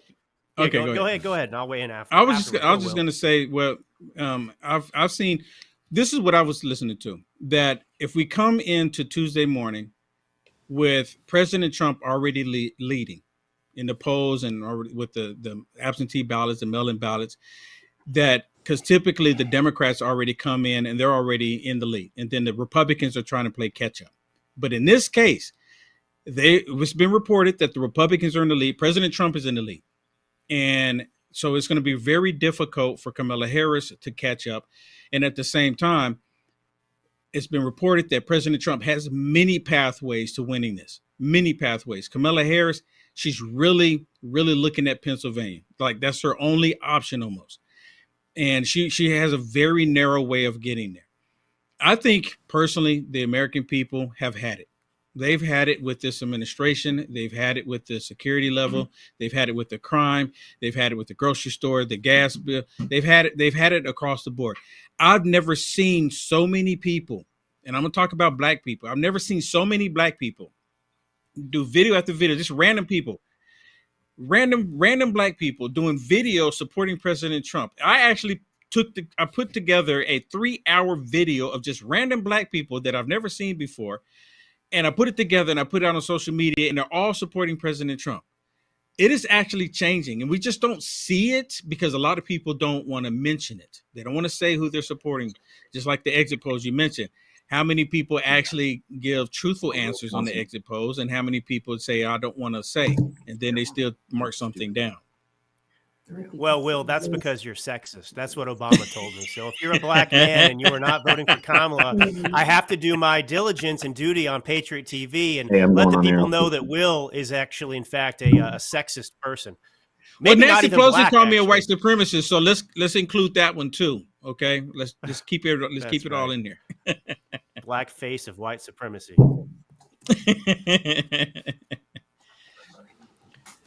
Well, we look are at that now blue joined, wall. but we have both Colonel John Mills and Noel Fritsch. Colonel, you've been here for a little while. Would you like to weigh in? Well, we pray for a decisive victory tonight. That's what I hope for. That's what I pray for. But I just think after 2020, they're going to pull every trick in the book. There's 51 intel officers who don't want to go to jail. They have skin in the game. All the deep staters have skin in the game here. So they're going to pull every trick in the book. And the nation that was able to send astronauts to the moon seems incapable of counting. We can't count Clark County, Nevada in one night. I mean, this is ridiculous. But this is the games they will play. Everything's looking good in advance, but I'm concerned. It was even I think it was actually the chair of the Wisconsin Democrat Party who says, oh, yeah, it's going to be a red mirage. Just wait until early morning. You're going to see a blue spike. So they're going to try to play this game again. I think the only the upside is I'm going to call balls and strikes fairly is that the RNC and America First and others have really decisively jumped on things legally. That's a problem with the Republicans, the conservatives, the populists. Lawfare is going to beat lawfare. It's going to be an ugly Stalingrad, most likely in November, December, and January. And it's not going to be 2020. It's going to be a 2000. People forget. What was it? The Brooks Brothers riot. I just had a piece come out in Gateway Pundit a few hours ago on this. Boy, it was pretty bad. And that was just one county in one state, and the nation was on pins and needles. But they're going to, I pray we have a decisive win, but there's too many people who are very possibly going to be investigated, and they're going to they don't care. The ends justify the means. They're going to try to throw this election. Let me jump in really quick. I believe you're 100% correct. I remember James Comey was on with Jen Psaki, and he was mentioning that President Trump is a lot smarter this time around. And if we don't get him now, he's going to get us. I couldn't believe that he was actually saying it. You're spot on. They have a lot in this game, and they're terrified of President Trump coming back and getting them. And personally, I want him to get them. So it's not an issue of they're just going to be treated the same way they treated everybody else. I mean, what do they have to worry about? Yeah. Yeah, what do they have to worry about? Yeah, absolutely. Well, hey, fellas, I will see you later on. I got to jump off. Thank you so much. Keep up the good work. I'll be back soon. All right. Noel, I know that you just jumped in. I am utterly skeptical, number one. First of all, we got to get past this hump. I'm really with Mr. Mills right there, that there's a large possibility that we don't make it to the finish line. I think there's no doubt they're going to be contesting this at least into the evening, almost no matter what happens. I've been watching the media coverage. What do you think's at play? Because we don't have any exit numbers just yet, but they're about to come in to play. We're going to get into prime time in the next 3 to 4 hours. Look, I've said it before. I'll say it again. In a free and fair election, I think the guy takes all 50 states. I mean, he's rocking it at MSG. We have to look at reality, but we also have to look at the reality of corruption and the level that we've gotten to in this country and really around the world. Yeah, there's no question. And thanks, Jason, for having me. So there's two numbers. There's the number of voters that are actually going to go out and vote for Donald Trump. And you and I, everybody on this panel knows that number's probably like 85 million people, 90 million, 95 million people, maybe 100 million Americans who are going to go vote for Donald Trump. They're going to cast their ballot and fill in that bubble. Or if you happen to live in one of the unfortunate states that has a touch screen with this thing called an ephemeral moment, where as soon as you lift your finger off the screen, the whole thing disappeared like a fart in the wind. Those votes will be cast. There will be the most votes for any president in the history of the United States cast for Donald Trump that have ever been cast for any president ever in the history of the United States. That's only one number. There's another number. It's the number that they're going to report. And that's a totally different number. And so sadly, I do agree. We're going to see a lot of shenanigans. Arizona's already telling us it might be a week or two, 13 days. Pennsylvania's telling us it's going to be a while. They've been planning for this. So not only did we not fix any of the issues in the several states during the last 4 years in the state legislatures, okay, in Lansing, in Phoenix, in Atlanta, in Harrisburg. We didn't fix anything in Madison. We didn't fix anything in Raleigh. Although there was one sleight of hand trick that we did pull off there in North Carolina. I'm a North Carolinian. Largely nothing was fixed in any of these swing states. Okay. In Nevada, obviously nothing was fixed. And so not only did we not fix anything, we gave them 4 years to find lots of new ways to cheat, guys. And they have found them. I can assure you, they spent a lot of time looking for new ways to cheat. And guys, I think you're going to see some wild stuff. You mentioned the exit polls. You're going to see some crazy stuff from exit polls. You're going to see crazy stuff with split ticket voting, I believe. I think you're going to see some crazy stuff with some of these Republican states. I could see Colin Allred picking up Texas off of Ted Cruz. And they're already very busy in the spin machine, spinning all kinds of press up about, why Donald Trump's not popular, why his campaign is in crisis late in the last month. Obviously, Ted Cruz is unpopular. There's a couple of other states. West Virginia is going to flip over to red. Yes, I could see something like Nebraska even having problems. Remember the Nebraska Cornhusker kickback? We used to have some Democrats in Nebraska who were all too willing to cut deals with guys like Barack Obama. Nebraska is one of those weird states. So look, I think we're going to see buckle up, hold on to your hats. It's going to be a wild night, wild couple of months. I fully believe it's going to be wild going back to the Brooks Brothers riot. Hey, at least it's not a riot somewhere in like lower Manhattan or something. Drew, aside from the presidential election, I was talking to Corsi earlier in the week, and he said, he believes it will be too big to rig for Trump. However, there may be a focus on trying to get some of these smaller races in the Senate and the Congress towards the Democrats so that we have a House and a Senate that simply won't work with the Trump administration. What are your thoughts on that? And do you think that there are going to be some shockers when we talk about those races? I mean, there very well could be. The reality is, we're just talking about Ted Cruz. We're talking about Texas. There's no way that, Texas is going to go for Kamala Harris. But there's a concentrated effort in Houston, right? Harris County, with contested right now between 400,000 and 500,000 voters that shouldn't be on the voter rolls. And they're trying to use Houston like a Philadelphia or Detroit or, one of these bastions of cheating where Democrats run the town like the mob. And they're trying to. So, yeah, yes, that's the fear, is that Colin Allred could take that Senate seat away from Ted Cruz. And there are other similar races like that. And so, we're very focused on the presidential race, and that is absolutely significant. But the American people also need to realize and understand, too, that it really doesn't do us any good to take the presidency, but lose the House, lose the Senate, or they keep the Senate or both, because then you have basically a lame duck president in there that can't accomplish anything. And, we are beyond the point where we can simply put on a tourniquet every 4 years when we win an election from Democrats and just kind of briefly stop the bleeding, because once it opens back up, it's all sitting there and it's ready to gush out like a volcano spewing magma. And you know, this is my message too. I mean, it's yeah. I mean, I'm focused on this election. It's significant. I mean, I wrote a book about it, right? America's Last Stand. I mean, I believe this, but you know, let me do it in a positive way.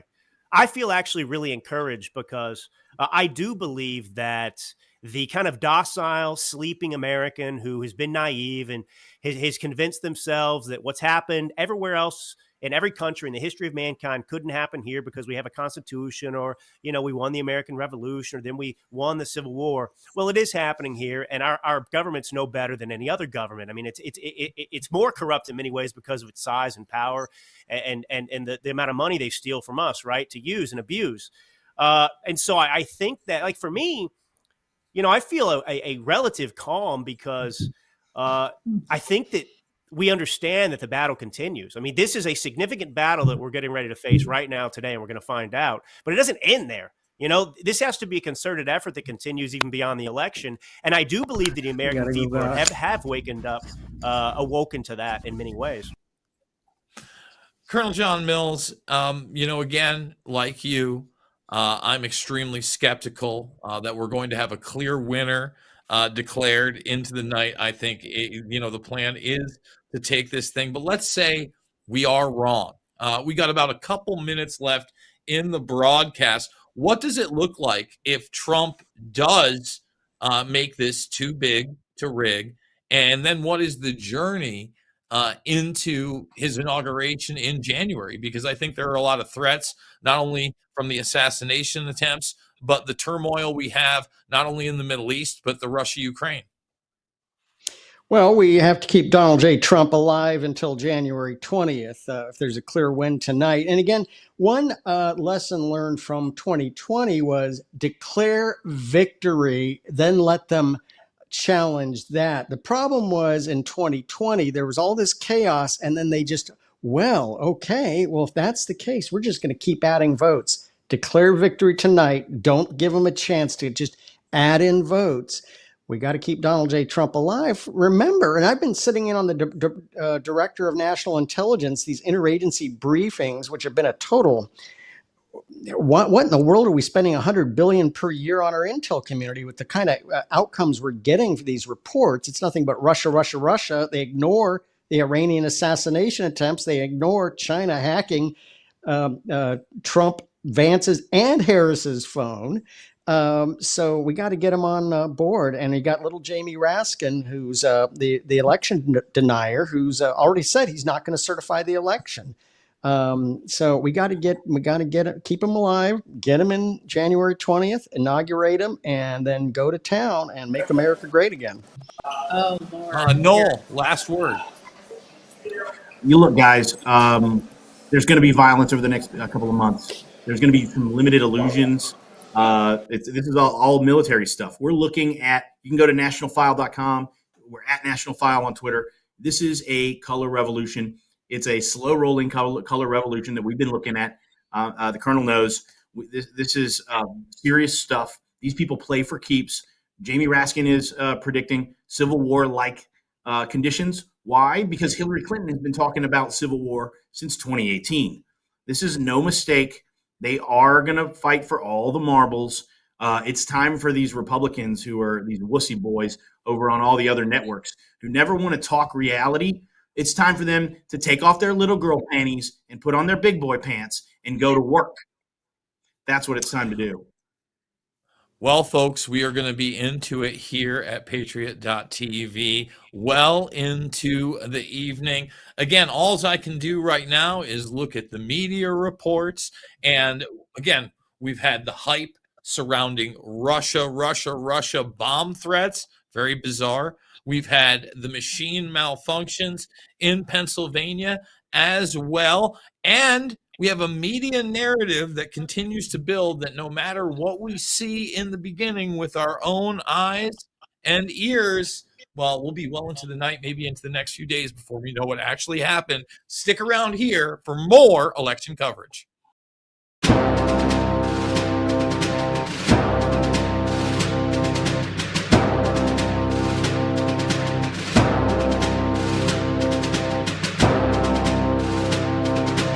Hey, folks, it's your buddy John Rich here and co-founder of Old Glory Bank. Let me ask you a question. Why would you trust your banking with people that hate you? Well, you shouldn't. We're building a freedom economy, and now we have a pro-America bank. It's called Old Glory Bank. Check it out at oldglorybank.com and open yourself an account today. Old Glory Bank is a full-service, FDIC-insured online bank with business and consumer banking and customers in all 50 states. It takes just 8 minutes to open an account at oldglorybank.com. My name is General Mike Flynn, and I want everyone to know that I stand fully behind Beverly Hills Precious Metals and its owner, Andrew Sorcini.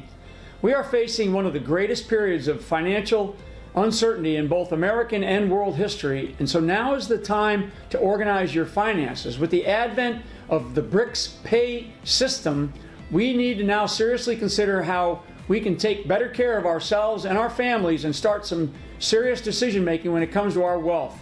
You can also ask about their newest 2-ounce coin of yours truly. It's an absolutely great gift, and I am deeply honored to be part of history, as well as helping people protect their finances, their wealth, and their investments. So visit gold.generalflynn.com. Tell them the General sent you. Thank you so very much. God bless you, and God bless America.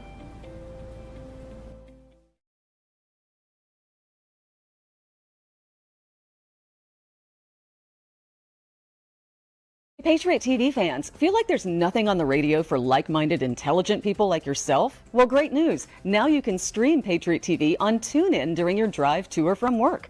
Whether you're stuck in traffic or cruising down the highway, you can catch every conversation from your favorite show hosts right in your car. No more mindless jibber-jabber. Tune in 24/7 on the road, at the gym, or wherever you are. Download the free TuneIn app now on Apple, Android, or your computer and never miss a beat. Patriot TV, now on TuneIn. The Donor Deck represents a groundbreaking independent crowdfunding initiative driven by patriots like you to bring back our esteemed President Donald J. Trump to office. With unwavering passion, we pledge all profits from the sale to MAGA Inc. and Fight Like a Flynn PAC. The exquisitely detailed challenge coin is a timeless collectible to be passed down to generations. It symbolizes your continuous dedication to assisting President Trump in his quest to rejuvenate America to its former greatness. Get your Donor Deck now. Go to the Patriot.tv store and click on Donor Deck. Enjoy the magnificent artwork and scripture on each playing card, knowing our appreciation for your continuous dedication to assisting President Trump in his quest to rejuvenate America to its former greatness. You'll get this keepsake collectible challenge coin acknowledging your support for Donald Trump's run back to the White House, and the Donor Deck of 52 exquisite playing cards, plus a beautiful display case to show your challenge coin. Go to the Patriot.tv store and get your Donor Deck now.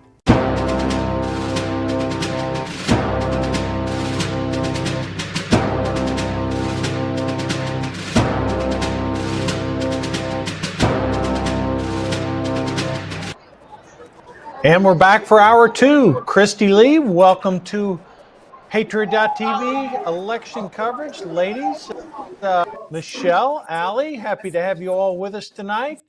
We'll start it with Christy Lee. Christy, your early impressions of tonight, and where do we go from here?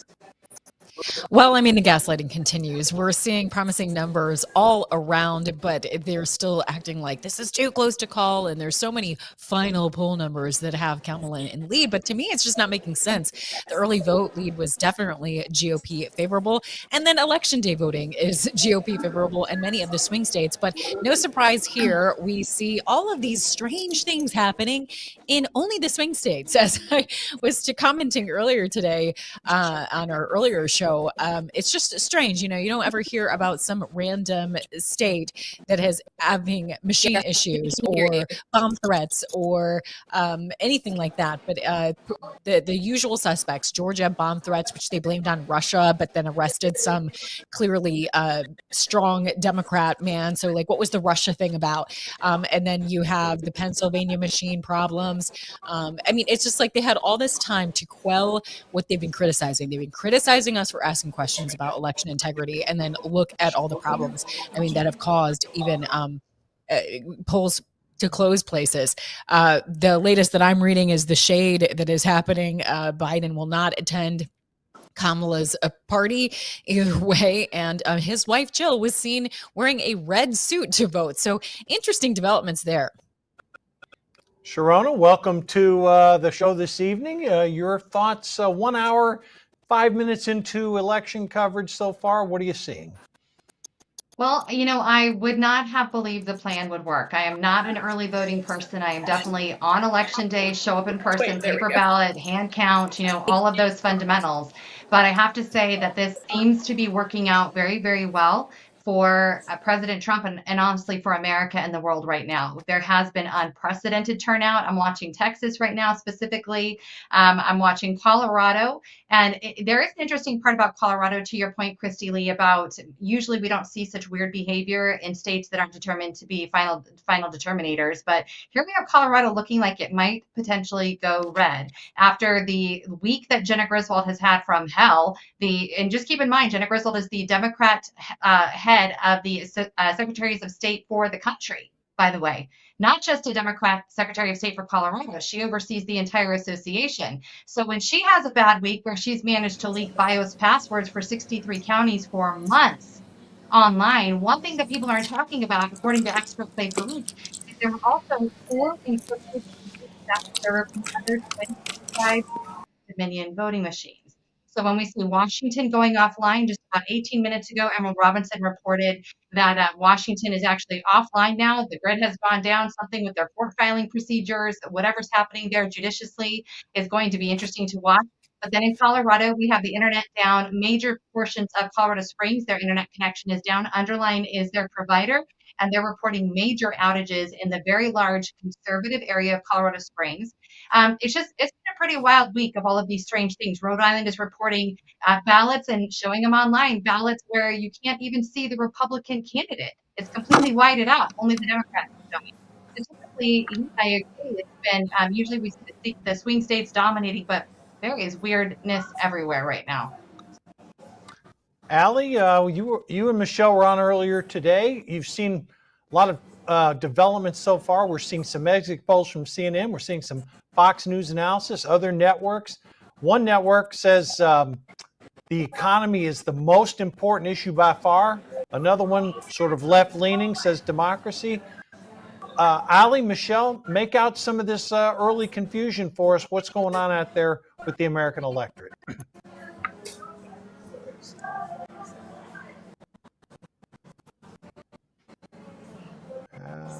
Okay, we got a little microphone here. Yeah, we're pleased to be able to join you at Palm Beach Convention Center, where this is the official watch party for the Trump campaign. We are joined. Oh, not sure. We can hear you now. Yeah, we can hear you. Mm-hmm. Go ahead. Yeah, we're happy to be able to be joined with Moms for America. He is the Director of Engagement for Moms for America. What we're hearing is the exact same. The economy, the occurs to these matters to our matters regular Americans. That's particularly not Democrat, Republican. The people means to our pocketbook. So same things here. Everybody's faded. A lot of ways he has that we've been experiencing. So we're really prepared coming off of 2020 to have that. So they've already won this for election interference, and we're excited to see what tonight brings. Allie, your thoughts? No, I agree. The economy is definitely something that is on everybody's mind, especially our moms. Like we knew what it was like 4 years ago. We were able to buy more groceries. We were able to take our kids to their, soccer practices and their football practices and, buy more video games for them or whatever it was that they needed. I mean, and right now we're kind of thinking about, we're forward thinking and thinking about the holidays and how are we going to feed our families when it comes to Thanksgiving, and what are we going to get for Christmas and New Year's? How are we going to that kind of money when we're struggling, 2 pennies together in this economy right now? And so I think that is what people are going to the ballot box to vote for, is for not just, more money in our pocket, but also sovereignty and national security. As we see with this open border, it's a problem for our parents. It's a problem for citizens, as our children are being exposed to human trafficking, human slavery at an enormous rate. Those are the things that are on the minds of the people, especially here. I mean, we've been interviewing people since we've been here. And so that is definitely something that everyone is talking about. And they're all really excited to vote to see what happens tonight. And we all think that it's going to be a landslide. Yes. Well, we keep breaking data on the issues you just talked about. Concern about gas prices. 79% of Americans concerned or very concerned about gas prices. Food prices, it's even higher, 91%. And then on the housing, 79. So very concerned, deeply concerned.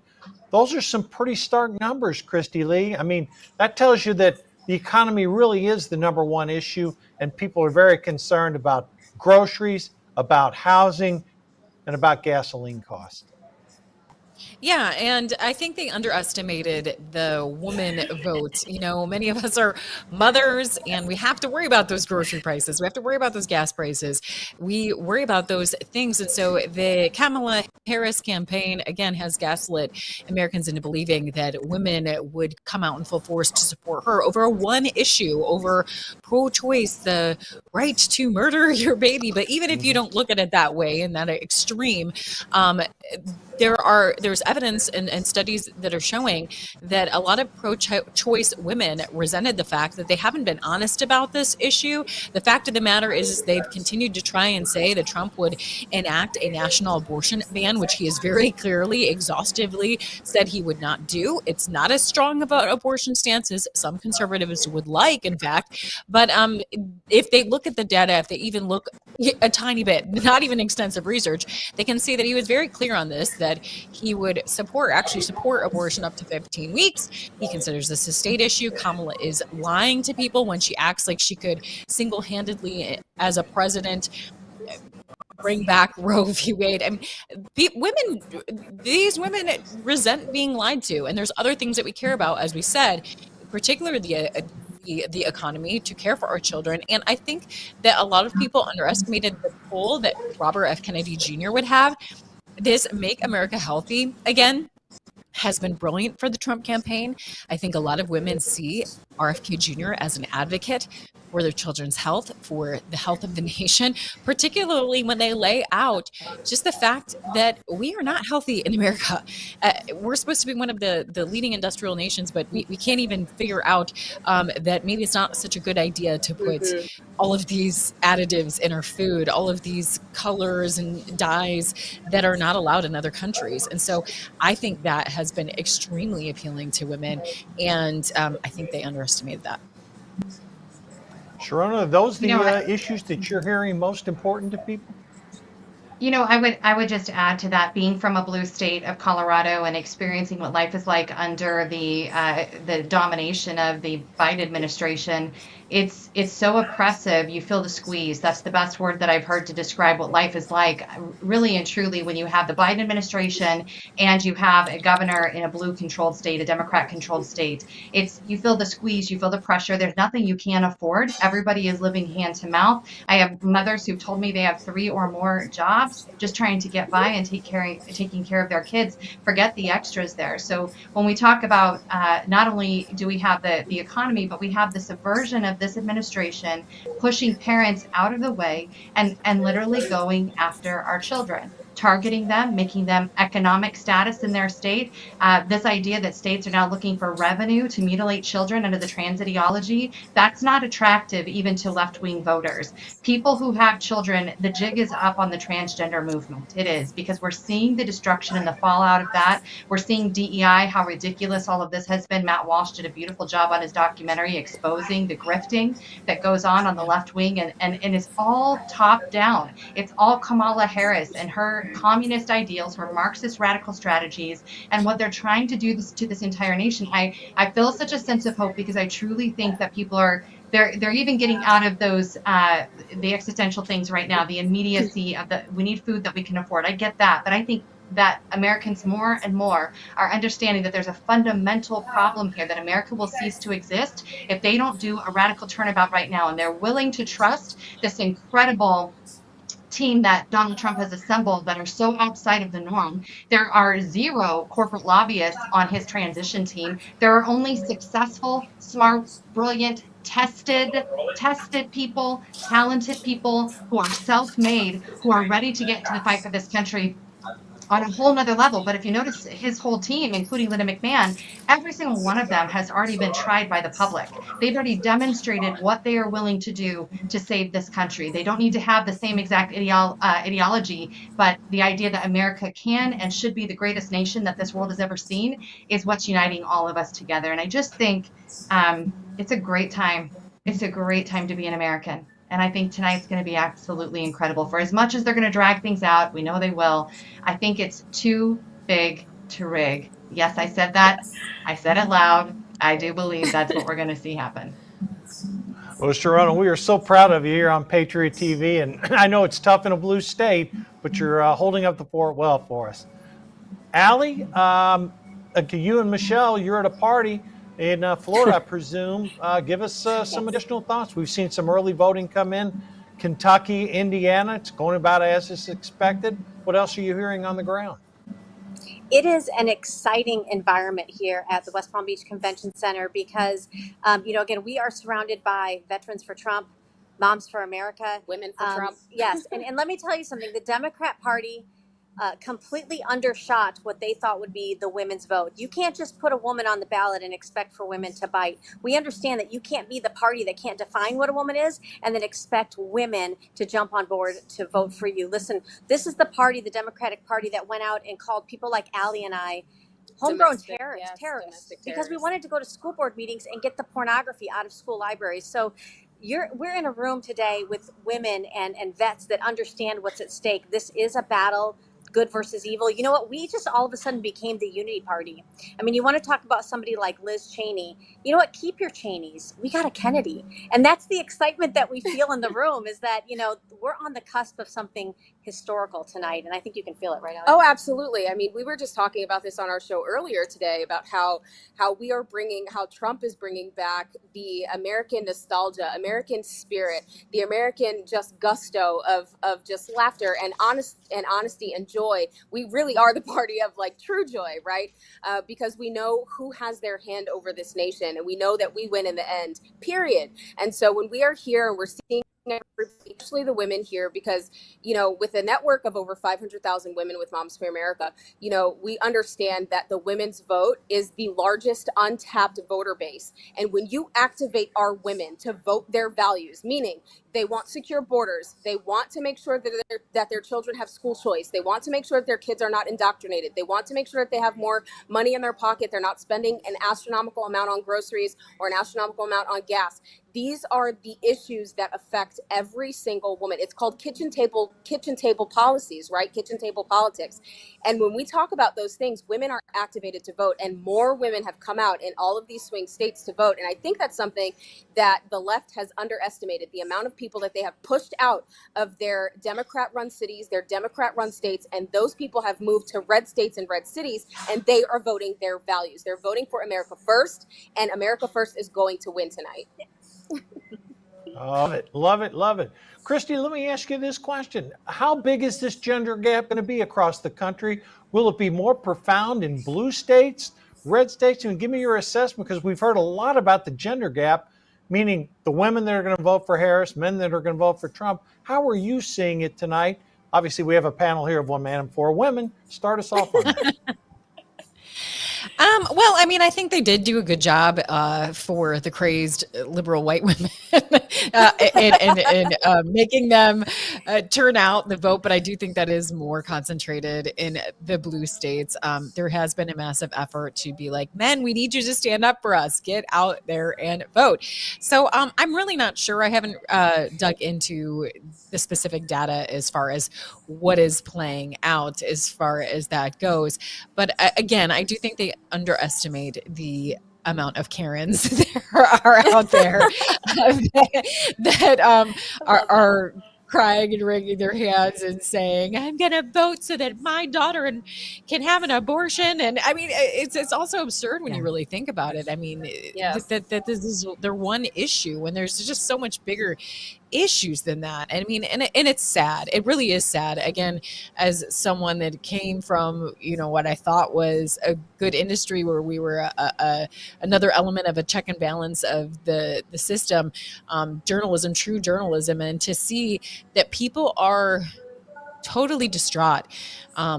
their emotions taken over. They really can't think rationally about these issues because of the constant media, legacy media lies.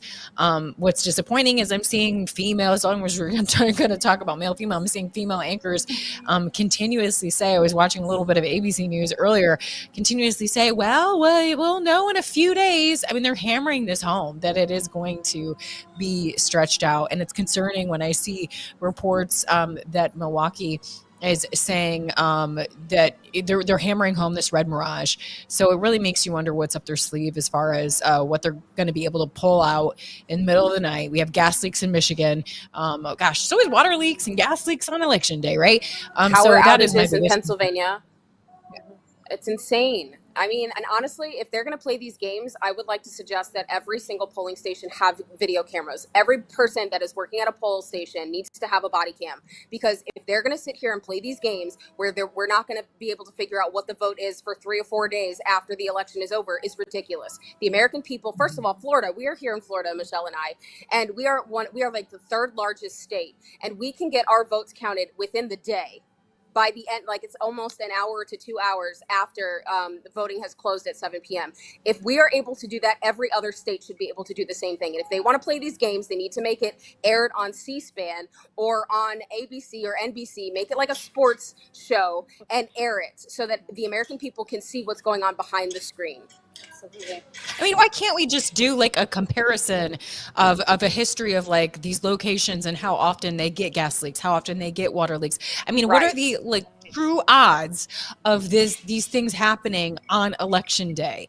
I mean, seriously, if they want to talk about like science and data, okay, well, like let's do some kind of a chart and compare what the likelihood, statistical likelihood would be that these random events would happen on this one day. Let's look at that data, right? Well, it's you know what I've interesting. understood.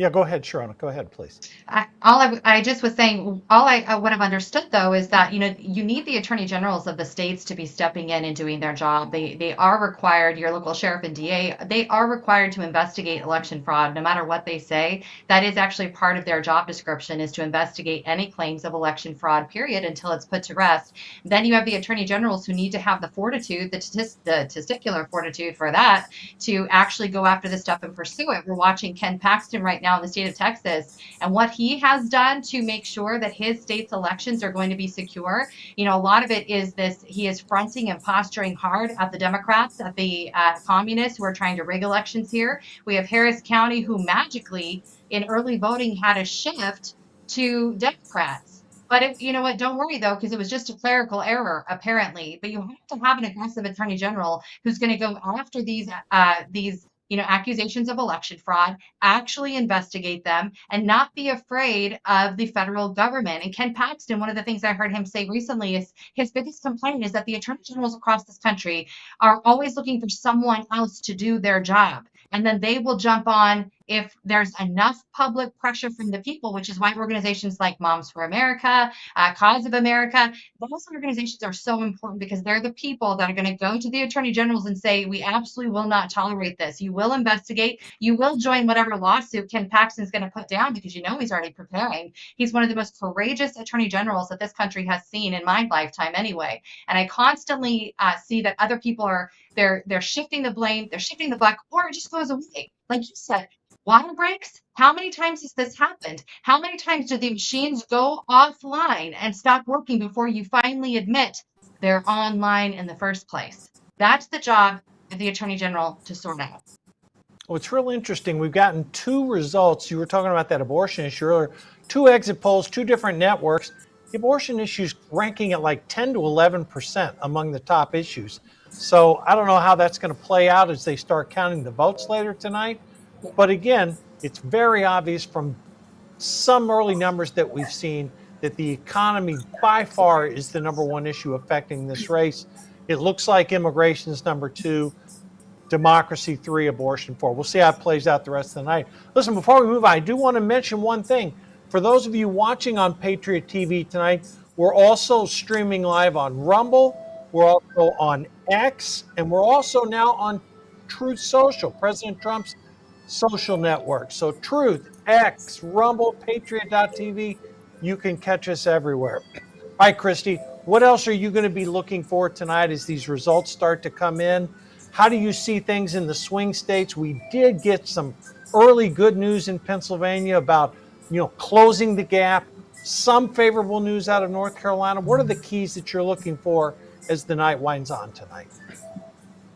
Well, I'm just trying to get a good understanding, follow all things as they are happening, and see what's sticking out to me. A couple things I do want to add to the previous commentary about the attorney generals. We also need to make sure our county sheriffs, that we have relationships with them, that we've contacted them, that we've asked them if they support the Second Amendment. We've had guests talking about making sure that, the sheriffs are ready to defend our republic.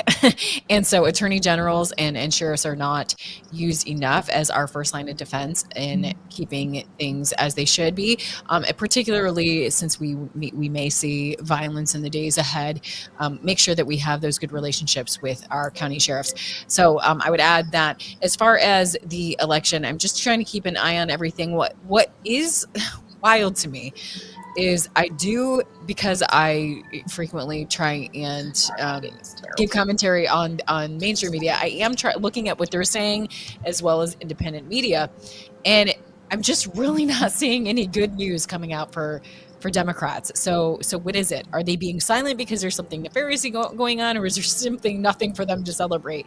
And they're finally coming to terms with, okay, what do we do next? That is wild. Like, even if you are watching any bit of the mainstream media, there's just nothing. They're not able to celebrate anything at this point. Meanwhile, I'm looking at alternative media, and they're saying, wow, Republicans have killed it in the early vote. They're killing it on election day.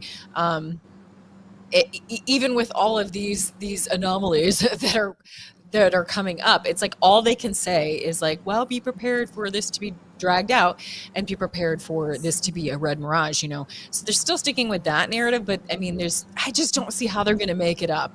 I really don't. I don't see how, there's such a strong lead in many of these swing states because of the early vote. Nevada, Pennsylvania is much more promising than many of the pollsters were originally even saying. I don't get it. I don't know how they're going to make it up unless they just completely lie and the machines flip the votes. Otherwise, I don't see a pathway. Well, and I think it's interesting because a lot of what we're hearing here is that this is truly, we're witnessing the death of legacy media. We are here with hundreds of independent podcasters, independent journalism media. What you're seeing right here on Patriot TV, this matters, right? Because it gives people hope. It gives people the incentive. When you're reporting that there's shenanigans at the polls, but you see that the RNC is diving in with 500 attorneys in all the swing states to be able to battle it. It gives you that voter confidence to be able to go out and make your vote count. And I think, with the ability of X to be this open platform, places like Patriot TV, what we're hearing is that it is we the people that are going to deliver the news. Yes. True, fair, balanced, and unfiltered. And I think this is a whole change. Legacy media is not going to have a job soon. Yes. Tarana? I have to say, I just want to, if you haven't seen the clip yet, you need to watch the clip of Michelle Obama stumping for Kamala sometime this week. And Kamala says, we're going to win this. And Michelle shakes her head. Michelle's not botting. I'm not botting. We're going to see what happens. I would say keep your eye on the down ballot races. Don't let them get away with stealing our congressional seats and our U.S. Senate seats. Stay alert. Even if they allow Trump through, that does not mean this is over. We go on. Well, that's a great point that you brought up, Sharona, because the question that we've talked about on Election Edge a lot, will Donald Trump's coattails pull senators such as Dave McCormick in Pennsylvania, Bernie Moreno in Ohio, Hovde in Wisconsin? We're feeling pretty good about the Montana race. Kerry Lake in Arizona. Kerry's in a tough battle. I spoke to Floyd Brown, her campaign chairman, earlier today. They're feeling very good about the momentum that Kerry has in Arizona. So we are seeing some good things. Look, we'll start seeing these results coming in at 7 o'clock Eastern, 4 o'clock West Coast time. But ladies, commentary greatly appreciated. We will see you throughout the night. And again, much appreciation for everyone spreading across the country on Patriot TV tonight. We will be with you all the way through the evening, 1 o'clock in the morning Eastern. You'll be able to stick with Patriot.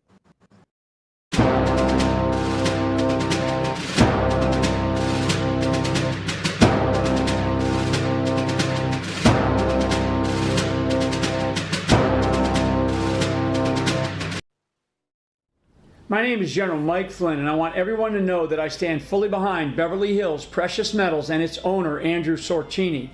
We are facing one of the greatest periods of financial uncertainty in both American and world history, and so now is the time to organize your finances. With the advent of the BRICS pay system, we need to now seriously consider how we can take better care of ourselves and our families and start some serious decision making when it comes to our wealth. You can also ask about their newest 2-ounce coin of yours truly. It's an absolutely great gift, and I am deeply honored to be part of history, as well as helping people protect their finances, their wealth, and their investments. So visit gold.generalflynn.com. Tell them the General sent you. Thank you so very much. God bless you, and God bless America.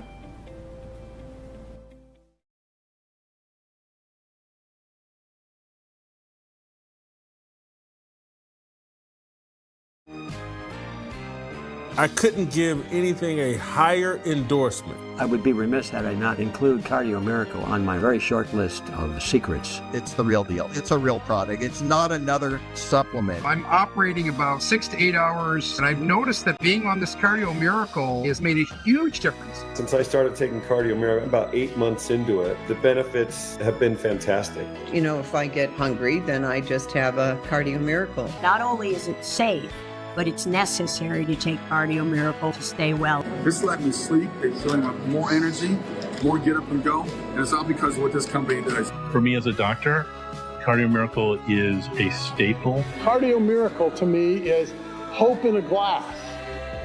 To try Cardio Miracle for yourself and get a special fan discount, go to the host page right now and click the link for Cardio Miracle.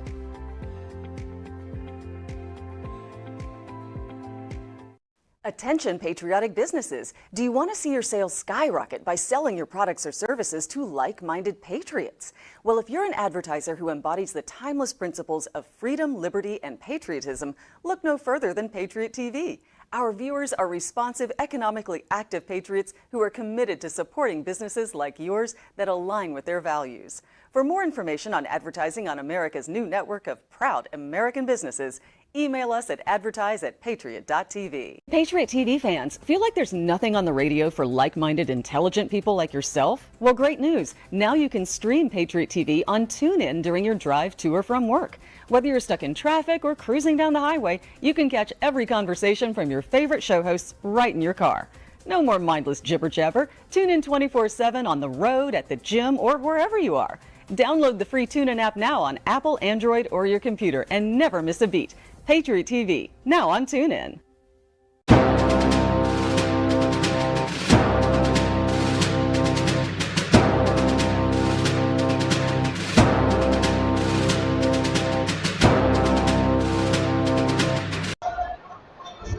We are back with our live election day coverage, and joining me is my brother from another mother, Alex Newman, a great independent journalist who has his own show here at Patriot TV as well. Now, in between my coverage of this, what I'm doing is I'm paying attention to the mainstream media. And before I get into full narratives, some of the stuff I talked about in the last segment I was on, I got me some flavor of MSNBC. And this is Rachel Maddow live and raw. And then they've got the man on the street. Now, again, all these major networks, Alex, are framing this in a manner that we will not have the results tonight, almost indefinitely, and that it's going to appear one way when you go to bed tonight. But by the time you wake up tomorrow morning, it is going to be sunshine, roses, unicorns, and leprechauns in a golden rainbow, my friend, right? I mean, seriously, this is really how it's going down. Now, they're out in the streets of Philadelphia. Now, the first thing that catches my eye about this narrative is that, first of all, there's this long line. They're in the city. It's largely pro Kamala. There's like a little snack tent there. It's all abortion rights. But the two people that they go to are young women of color, which may or may not be legally able to drink. That's how young they are. So it's their first time voters. And I can't make it up. The first girl's like, Kamala Lala, we doing it big.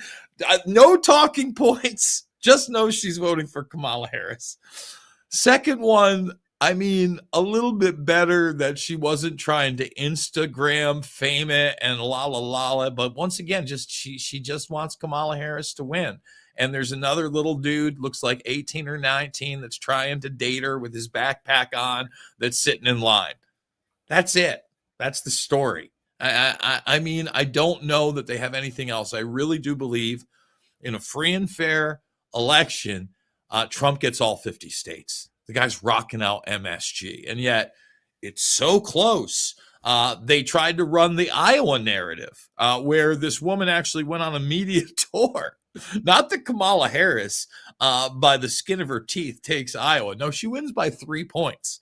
I mean, this is the type of insanity that's being projected via a mainstream narrative. And just to cap it off, you know, I haven't watched live MSNBC for some time. Within the MSNBC, news cycle, they're actually advertising for Comedy Central's Daily Show, as that has just become an arm of MSNBC. Wild times, my friend. It really is. Great to see you, man. Thank you for having me on. And I actually just got back from the polling place. I spent all day out there with my family campaigning for some issues and some candidates that we really, really love. And it's wild. I mean, the narrative that there's 50% of the country and 50% of the country, it's total baloney. I mean, there was one lady wearing a childless cat lady shirt, clearly Kamala voter. And one guy, when we talked to him about Amendment 4, he started singing the Nazi national anthem and goose stepping around. I'm not quite sure what all that was about. But man, the Trump supporters were just everywhere. It was really encouraging. But you're right about the narrative setting. It's like deja vu all over again, right? This is exactly the same play they did last time. Oh, you're going to go to bed tonight, and it's going to look like Trump is decimating in the swing states. But, don't get too excited because, then you're going to wake up in the morning and you're going to find out they found all these new ballots. So I don't put anything past them at this point. I think trying to steal the election or worse, pull a Representative Jamie Raskin and I don't know if you saw that clip talking about, well, we'll just not certify the election because he's a seditionist. And even if it causes civil war, we'll have bodyguards. Like, are you kidding me? These people and the fake media is saying that democracy is the top issue for voters. And it's really interesting. It'd be nice to know what these people mean by democracy. Of course, our nation is a constitutional republic, and our founders deliberately set it up that way. But I think the media is just completely trying to lay the groundwork for either a steal or for a civil war in the aftermath of a steal or an attempted steal. And so I don't like what I'm seeing. I loved what I saw at the polling place. I don't like what I'm seeing in the fake media when I come home and look at what the headlines say. I think ultimately, unless they can outright somehow call it for Kamala tonight, this is a contested election. There will be several days before there is a conformist media narrative. So they try to sell it to you that they were being unbiased. At one end, maybe it is too big to rig. And you talked about a constitutional republic. I want to hone in why that's really important. Because look, it is based in democratic values. In other words, one of the things on the ballot today was my sheriff. And it is kind of one person, one vote for your county sheriff. And he's the ultimate law enforcement officer. And that's a pretty straight democratic process. But when we talk about a republic that's very large and diverse, they made the Constitution is that ultimate set of rules and laws we abide by. And of course, the Bill of Rights subsequently. And they made it not just a democratic process, but a process by which your delegates who you voted for, so you're not voting on this directly, then get to vote for that amendment to the Constitution. And it's not a 50-50, everybody. Hate to tell you. It's 2/3 because they realized even in that process, a straight Democratic thing could be bad for our Constitution. We want to put a check there. But then they put an even further check in the Senate where it's not 2/3, but it's actually 3/4. Now, unfortunately, Alex, a lot of people can't articulate that and then kind of explain that's one of the reasons that an electoral college is important for those same separation of powers. If in fact they are able to install Kamala Harris and maybe some cohorts, Congress and Senate style, we may see the total and complete evisceration of that process in ways that we can't imagine, as many people who have absolute real power in that political party and are really calling shots, aka John Kerry, who ran way more of the country and our foreign policy over the last 4 years than the dementia patient, folks, is openly talking about the First Amendment being an obstacle to the battle against misinformation and disinformation, Alex. Yeah, it is incredibly ironic to see these bobbleheads on TV saying we have to save democracy, which means we have to shut down free speech and continue arresting more protesters from January 6th and go after all of Donald Trump's people. Then we'll have saved democracy. Once there is no more free speech, lots of people are in jail for supporting a presidential candidate we don't like, then we'll finally have democracy.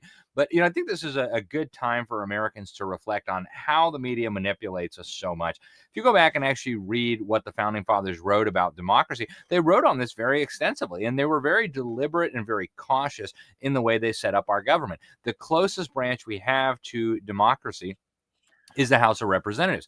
And they did that very deliberately. They wanted one part of the government, which is a very important part of the government, by the way. All spending bills and all taxes have to originate in the House of Representatives. In other words, the House of Representatives has the power of the purse and can stop anything that any other branch is doing. But then you have the Senate, which is kind of the aristocratic branch. When the Constitution was written, state legislature still appointed the senators. And then you had the kind of monarchy side, which was the executive branch that had a wide latitude. And all three of these different institutions played a very important role in the way our country was governed. But when it comes to democracy, James Madison, who's recognized as, they call him the father of our Constitution, he said something very, very profound. I actually want to just read what he says here. Democracy, this is out of Federalist number 10.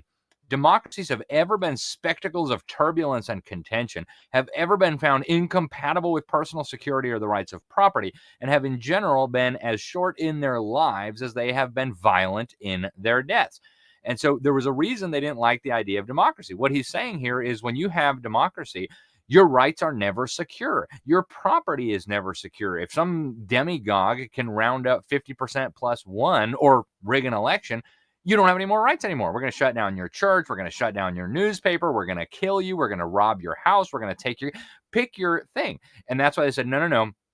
As they pointed out in the Declaration of Independence, we have the laws of nature and nature's God. We have rights that come from our Creator, which supersede anything that 51% or even 80% of the people can infringe upon. And so they were very, very careful in setting up a Republican form of government, which is what Article 4 actually says the U.S. has to guarantee to every state in the Union. Not a democracy, not a monarchy, a Republican form of government, which means a form of government that is based on the rule of law. And as they said, again, back to our founding documents, our rule of law recognizes certain pre-existing transcendent truths, like the fact that you have a right to life, you have a right to liberty, and those things are beyond the reach of any arm of government, even if it has democratic legitimacy. And so that's why Madison said democracy is so dangerous. And that's why he said when you have democracy, these systems very violently commit suicide in a very short amount of time. So the fact that the fake media has got, 10-20% of the country babbling about saving democracy from Donald Trump, it's like totally absurd. And we need to go back to second grade civics. And one of those things that's really important to understand, again, that amendment to the Constitution, a lot of people talk about the first and the second, but it's the fourth that secures yourself and your property. Okay, you are secure in your persons and property. That means the right to privacy and the right to use force if necessary for somebody that threatens those things in a physical or very real manner. That's why they're put into place, because they realized once again, You look at the post-colonial times when you had the settlers, etc. They realized very, very quickly that no matter what their rights were, if you didn't want a large posse of outlaws, you needed to have a sheriff, right? And you need to find that person. That's always my argument against these anarchists that live in la la land, that don't think that we need a military or a police force, etc. I'm like, we've had some kind of law enforcement since those days, and rightfully so. Has it grown out of control, especially with the executive and the security state? You bet it has. But hopefully, if we can kind of get past that hurdle of tonight, and I think it's a big hurdle, then we have that hurdle of into January, Alex. But day one, how do you start taking on the bureaucracy? Because quite frankly, again, I've had my problems with Trump before, but he's gotten even more radical. He's not just like floating around the idea of no tax on tips, but he's saying, you know what, maybe we're going to get rid of a federal income tax altogether. Now, whether or not he's actually serious about that, or whether or not even if he is serious, that could happen, that's amazing rhetoric. And that's a rhetoric that has never really come out of the mouth of a modern day president in any regard. Yep. And one of the most important things that it does, Jason, is it expands the Overton window, right? The fake media wants us debating within this tiny little box of acceptable opinion. We can either increase taxes by 20% or we can decrease taxes by 1%. Anything outside of that is too radical, too extreme to even be discussed. Well, with Trump talking like this, it really widens up the conversation. So even just the fact that we can now have a broader debate is a very, very good thing. I also really like the fact that they're talking about bringing Ron Paul into this administration. Now, he was the one who really put some of these ideas into the minds, especially of younger people. Jason, I know you and I talked about this a little bit at the Reawaken America Summit. I actually was in college when Ron Paul was running the second time, and like that was like my really significant entry into politics. I was like, wow, there's a guy who's making sense. He's exposing the scam money system. He's talking about the income tax. So, the fact that this is the kind of movement that the discussion is going toward is, I think, really.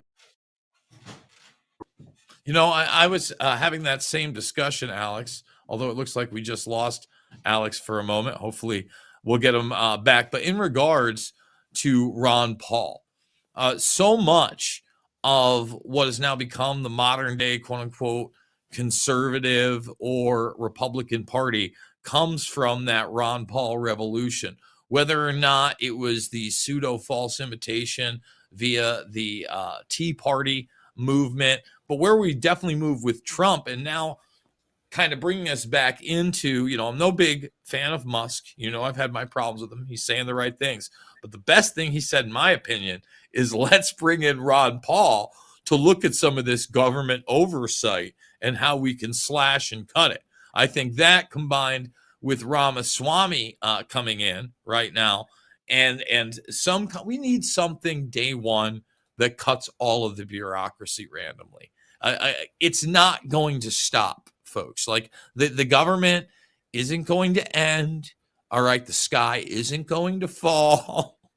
Like we can deal with a lot less government out of the gates, and then putting Ron Paul maybe in a committee that includes his son and other like-minded fellows, maybe pick a couple out of sane Democrats if they're out there and they're just not portrayed in the media. Put them on a forum to really bring this government into one that is at least at heel to the point where it is for and by the people somewhat again. Yep. And one of the great things that I think Donald Trump is talking about right now that, again, really expands the range of discussion is we're now talking about shutting down whole bureaucracies, right? When I heard him say shut down the U.S. Department of Education, that was music to my ears. I mean, yeah, it's a drop in the ocean in the big scheme of things, right? The federal government is so huge that shutting down one department may seem insignificant, but how do you eat an elephant, as the old cliche goes? Well, one bite at a time. So, tomorrow we're not going to wake up and suddenly live in a utopia of liberty, but the discussion's moving in the right direction. The voting public is moving in the right direction. There's a realization coming upon people now that what we have been doing isn't working. The trends have not been good. And so now we want to move back in the other direction. So a lot of this stuff is really, really encouraging. And on the flip side, I think that actually petrifies the deep state. They hear talk of getting rid of the income tax. They hear mention of going back to sound money. They hear shutting down the U.S. Department of Education, shutting down UN agencies. And, to them, that's like nails on the chalkboard. It's horrific. So we're headed into a really significant fight here if Donald Trump wins the presidency. The bureaucracy, like they did last time, the intelligence agencies will fight back with everything they've got. But I think this time Donald Trump is going to be much better prepared to navigate that, to know who's with him and who's not. And hopefully we can finally turn this ship at least a little bit in a different direction. And from there, we can keep going. Well, he certainly has shifted a lot of the conversation in the mainstream. I think the Department of Education is more than just a flash in the pan. Of course, in the mainstream media, it is portrayed as insane and something crazy negative, et cetera, et cetera. And really that pseudo intellectual class that still reads the New York Times and watches 60 Minutes and can't get enough Rachel Maddow and Scarborough, they play into that, right? I think it's a smaller portion than the actual people that are out there. I think many more people are common sense. But at the same time, let's say that shines through. Let's say we get somewhere past November 5th, even tonight. They call it for Trump. You mentioned Raskin. We've had these drills openly. In fact, there's a documentary film out there called War Game. And War Game was them filming the war game that took place on January 6th, 2023, where instead of just a January 6th insurrection, this time members of the National Guard are working with the insurrectionists who are now violent and have all sorts of different paramilitary forces and devices. And of course, they are being directed by Roger Stone and Steve Bannon, quote unquote, like characters, one of whom is played by William Crystal. This was done with vet voice. Michael Vindman was a large part of it. Peter Strzok, of course, plays a role in this exercise. So in one way, they're like throwing it in your face. But in another way, these people that have been really part of treasonous activity against this country are running out and out war games, projecting violence upon their political enemies that doesn't exist. And the twist this time around, right? Because a lot of people have come to the realization, had the National Guard been deployed, there would be no January 6th, no Fedsurrection, et cetera. They wouldn't even have been able to portray it like that, like they wanted to. This time, members of the National Guard have joined forces with the domestic terror group being directed by Bannon and Stone. I mean, this is you can go watch the movie, everybody. I don't encourage you to until after the election, and things might get a little dicey. Maybe you want to check it out. But again, they're out and out after committing treasonous activity, war gaming against the enemy as if they're going to act treasonous, Alex. Yeah. And we saw this a little bit in 2020 with the Transition Integrity Project. I encourage people who don't remember that to go back and look it up. This was funded by George Soros. Some of the key people you had, of course, the pervert Podesta is always right there haunting every evil thing going on. And there was only one scenario where Trump won a clear, unequivocal victory in their strange war game play. And in that scenario, they actually contemplated having California, Oregon, and Washington secede from the Union. So they're the ones talking about blowing up the country. They're the ones plotting to have secession and things if they don't get their way. They wanted to undermine and destroy the Electoral College, which means they want to undermine and destroy our constitutional republic. And we used to have a word for people who were aiding and abetting the enemies of our constitutional republic. That is a very, very serious crime. As you pointed out earlier in the program, Jason, there is a way to amend the Constitution if you want to do that. One way of doing that is not sending terror mobs out into the streets to burn down people's cities and then have states secede from the union if we won't agree to blow up a critical institution in our constitutional structure. So the people who are really out of control here need to be reined in. And, you know, I'm not a guy who believes in prosecution for a lot of things. I'm a pretty laissez-faire, libertarian kind of guy. But the crimes that have been committed against the American people, not just over the last 4 years, but going back to Barack Obama, going back even before that, these are so serious that when I heard Donald Trump say we're not going to prosecute Hillary, I thought, you have no idea what you're doing, man. This is going to be catastrophic, because if these people are not held accountable for their crimes, they're going to do it all again. We'll see a repeat of COVID. We'll see a repeat of the arming of Al-Qaeda. We'll see a repeat of the using government to trample on the rights of citizens. We'll see more mandates to get people to take mRNA injections. We'll see more funding of gain-of-function research in places like Wuhan. So this stuff has got to be punished. People have got to be held accountable. And I would say let's do like we do with the mafia, right? We don't have to throw everybody in jail. If you will testify against your boss and tell the world what he or she did, we'll give you an immunity deal. We'll give you a nice plea deal, and you can run off into the sunset as long as you don't do silly stuff again. But we've got to have some accountability here, or these people will absolutely destroy our country. You know, well, I would love to think that we could get there. After all, they cut a deal with Sammy the Bull Gravano, who literally killed dozens, if not more than 100 people. But if you think about it, that pales in comparison to somebody who decides to drone bomb a wedding or a small village where in one fell swoop they can take out hundreds and sometimes thousands with really the stroke of a button. I want to bring it back in these last final minutes to the illusion narrative. What is your take on this brazenness of the Iowa poll saying Kamala Harris is going to win by 3 points in a state she was projected to lose by 10? That to me really tells me that they are really going to try to steal this thing, especially because those in the mainstream media are now running with that narrative and maybe preemptively assuming Harris gets Iowa. Yeah, and I think we're going to see this in a lot of the swing states too, Jason. We've been sounding the alarm about this on Patriot TV, on my show. We've had a lot of experts on talking about it. They've got hundreds of thousands of phony voter registrations in all of the swing states, and even some of the non-swing states where they've got illegal immigrants, felons, people who've moved away, dead people on the voter rolls. Sometimes you have 1,000 people registered to vote out of a Walmart. And with all these fake ballots, they're able to fill those out their way, stuff them in these drop boxes or whatever. They're going to try to steal this election.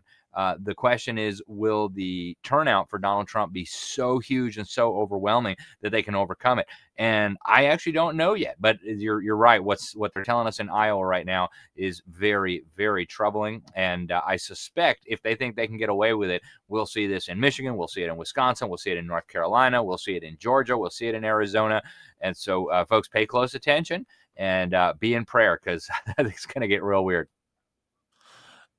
Let's look at reality for a second. And I want to get your take on what the actual magic number of what has to be at least set is given in this election to Donald Trump, because they're saying he got 74 million votes last time around, which was the most by any candidate ever, except for the 81 million votes they gave Joey B, aka Dementia Gel.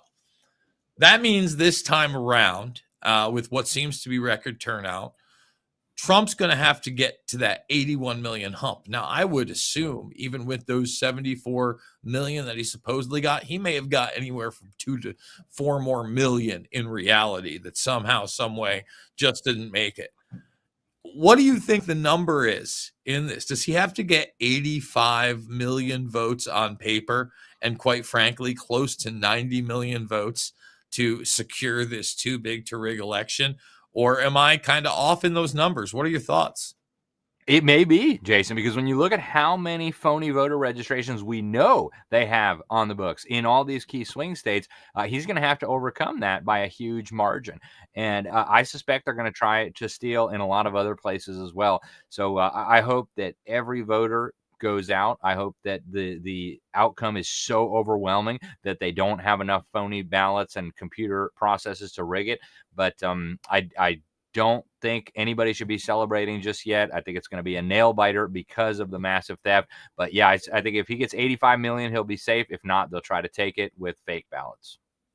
I mean, if he gets 85 million on paper, maybe they give it to him. Because, I mean, women came out to vote, guys. Kamala Harris, the first 100 million vote candidate in history. You think it's so far-fetched? Maybe that's too much. I don't know. We're going to find out. We're going to be here on Patriot TV all night long. You're not going to want to go anywhere. More coverage after this.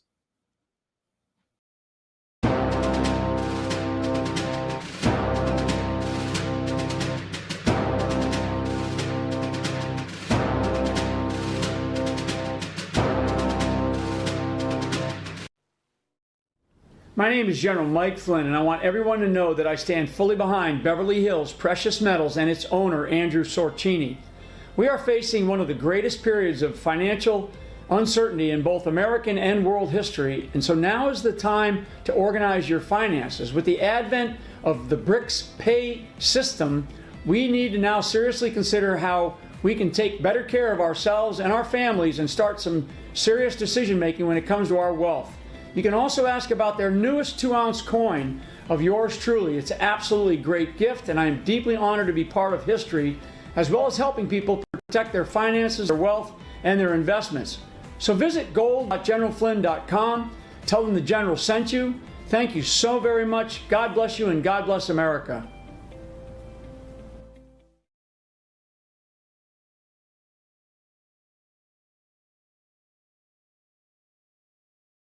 The Donor Deck represents a groundbreaking independent crowdfunding initiative driven by patriots like you to bring back our esteemed President Donald J. Trump to office. With unwavering passion, we pledge all profits from the sale to MAGA Inc. and Fight Like a Flynn PAC. The exquisitely detailed challenge coin is a timeless collectible to be passed down to generations. It symbolizes your continuous dedication to assisting President Trump in his quest to rejuvenate America to its former greatness. Get your Donor Deck now. Go to the Patriot.tv store and click on Donor Deck. Enjoy the magnificent artwork and scripture on each playing card, knowing our appreciation for your dedication to assisting President Trump in his quest to rejuvenate America to its former greatness. You'll get this keepsake collectible challenge coin acknowledging your support for Donald Trump's run back to the White House, and the Donor Deck of 52 exquisite playing cards, plus a beautiful display case to show your challenge coin. Go to the Patriot.tv store and get your Donor Deck now. My name is General Mike Flynn, and I want everyone to know that I stand fully behind Beverly Hills Precious Metals and its owner, Andrew Sorcini. We are facing one of the greatest periods of financial uncertainty in both American and world history, and so now is the time to organize your finances. With the advent of the BRICS pay system, we need to now seriously consider how we can take better care of ourselves and our families and start some serious decision making when it comes to our wealth. You can also ask about their newest 2-ounce coin of yours truly. It's an absolutely great gift, and I am deeply honored to be part of history, as well as helping people protect their finances, their wealth, and their investments. So visit gold.generalflynn.com. Tell them the General sent you. Thank you so very much. God bless you, and God bless America.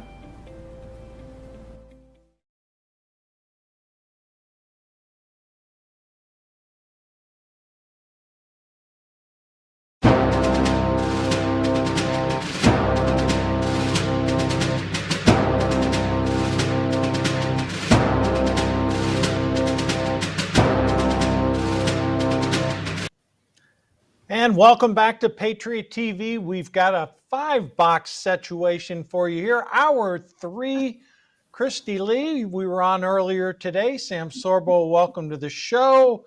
James Martyr, and of course, Colonel John Mills. Happy to have a 5-box here. It is, let's see what time we're in now, 4 o'clock on the West Coast, 7 o'clock East. Some polls have closed, and to nobody's surprise, Donald Trump has won 8 electoral votes in Kentucky. Kamala Harris has won 3 electoral votes in Vermont. Christy, what are you seeing so far? Hour number 3. Well, I mean, in a perfect world, we could all be already celebrating. I mean, all signs point to a landslide victory for Trump, but this is not a normal world we're living in. And there are still concerns. It's still unbelievable to me that we have seen already so many shenanigans, and they're all concentrated coincidentally in the battlegrounds, from bomb threats to gas leaks to machine malfunctions. You don't see them happening in middle America, if you will. You see them happening concentrated in specifically the battleground states. They are warning and repeating on mainstream news that it will be at least a few days before we have answers. The election officials, particularly in Wisconsin, are saying, oh, this is most certainly a red mirage. We have a lot of counting we need to do. So it's unfortunate that we can't trust that. The thing that I keep on coming back to, though, repeatedly, is that we are able to see so transparently our enemy and the links that they will go to grip onto power, that they will brazenly and blatantly try and shove it in our face that they intend to cheat. And so I'm hoping, but I surrender to God, whatever way it goes, he is still Jesus. Jesus is king. He is Lord of all. Amen. And but I mean, I just keep on feeling like, because it's so brazen, because it's so in your face, because we're up against such a terrible enemy, and we can see it so transparently, especially this time around, gosh, it would certainly give God the glory if we can sail to victory, because we have seen how strong the enemy is. But God is greater, and so that's my hope. But I surrendered that it could go either way, and his ways are not our ways. And so that's what I think. And I'm telling God, this would be really cool, and we could give you all the glory. But he doesn't listen to me. He knows better. So I would love to hear all your the rest of your thoughts. Sam, you're in Florida. Give us a thought from ground zero in Palm Beach County. Yeah, Palm Beach County, and there was a big lot of traffic outside the convention center. It is packed. They are preparing for a very big party tonight, and they're quite optimistic, it seems. Although I understand that Trump has been tweeting a lot of things and posting on Truth Social, I guess, a lot of things about shenanigans that, previously mentioned shenanigans. There are a lot of them. There are polling places where the machines simply aren't working. They happen to be red areas, like very conservative areas. I'm not really sure. Probably has nothing to do with anything, but there are a lot of places that are reporting those things. There are people who are discouraged from waiting in line. So Trump posted, make sure you stay in line, make sure you vote, because they're discouraging people, it seems, from voting. And I mean, it's very disheartening to see the lengths that people will go. I have almost zero confidence in the system anymore. I mean, we've seen the legal the legal lengths that they will go to pinion their opponent. And I lived through 2020, and to me, it was obvious then that there were shenanigans when they closed the counting and put up barriers on the windows so you couldn't look in, even though there were supposed to be poll watchers.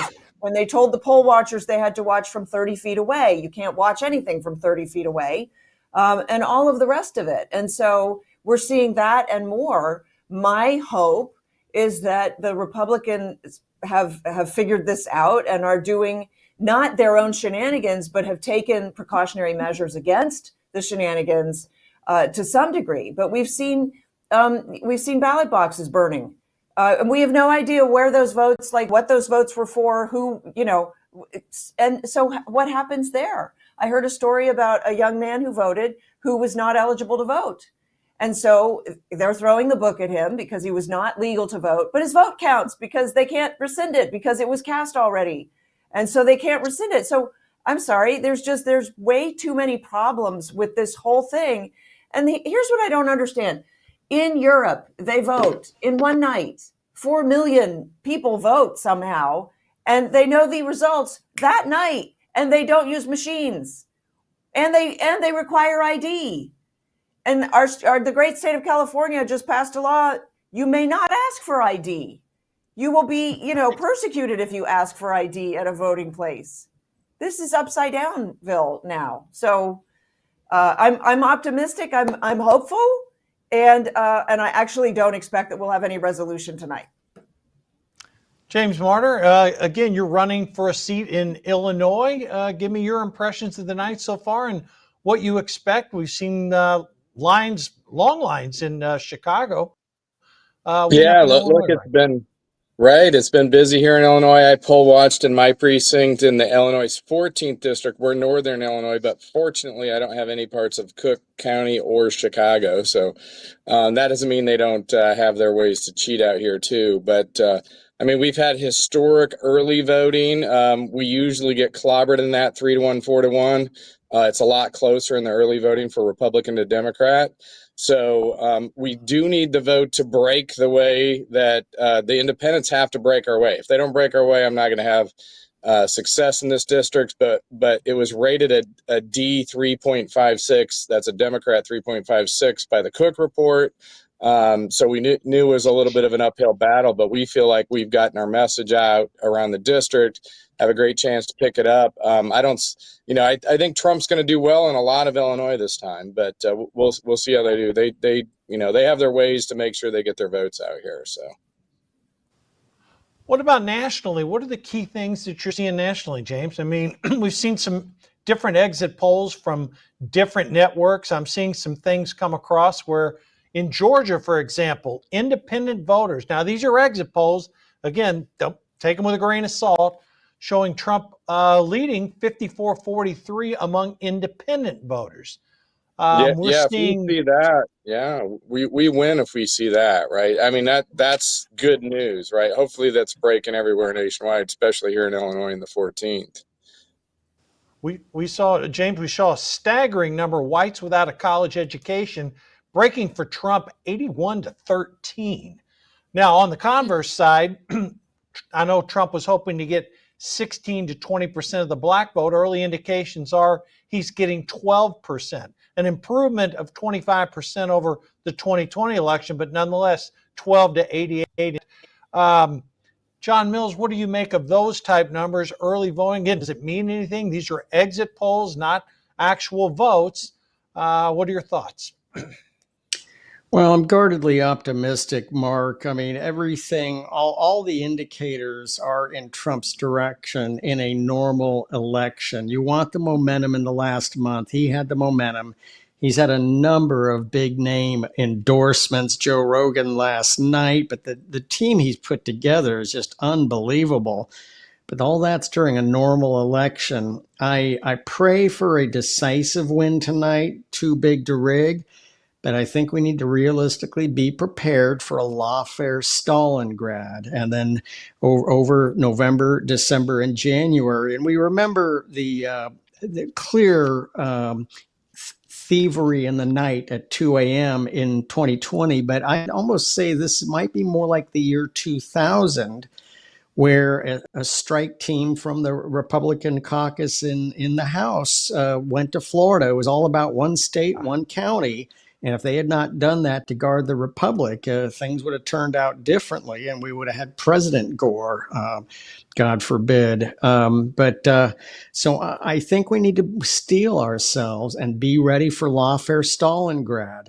This is going to be brutal. It's going to be grinding. It's going to be ugly. We have to have perseverance and strength, because the deep staters, the 51 intel officers, they don't want to go to jail. So anything goes, the ends justify the means.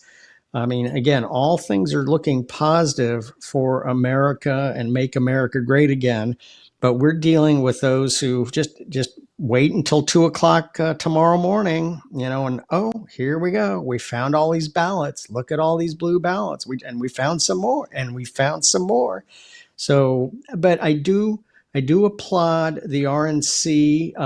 Lawfare beats lawfare, and they, Lara Trump and Michael Whatley, they have deployed legal resources really fast. America First, my own Governor Youngkin, and my own nonprofit. We had an amicus brief in. I think we were the first amicus brief to support Governor Youngkin at the Supreme Court. Huge victory.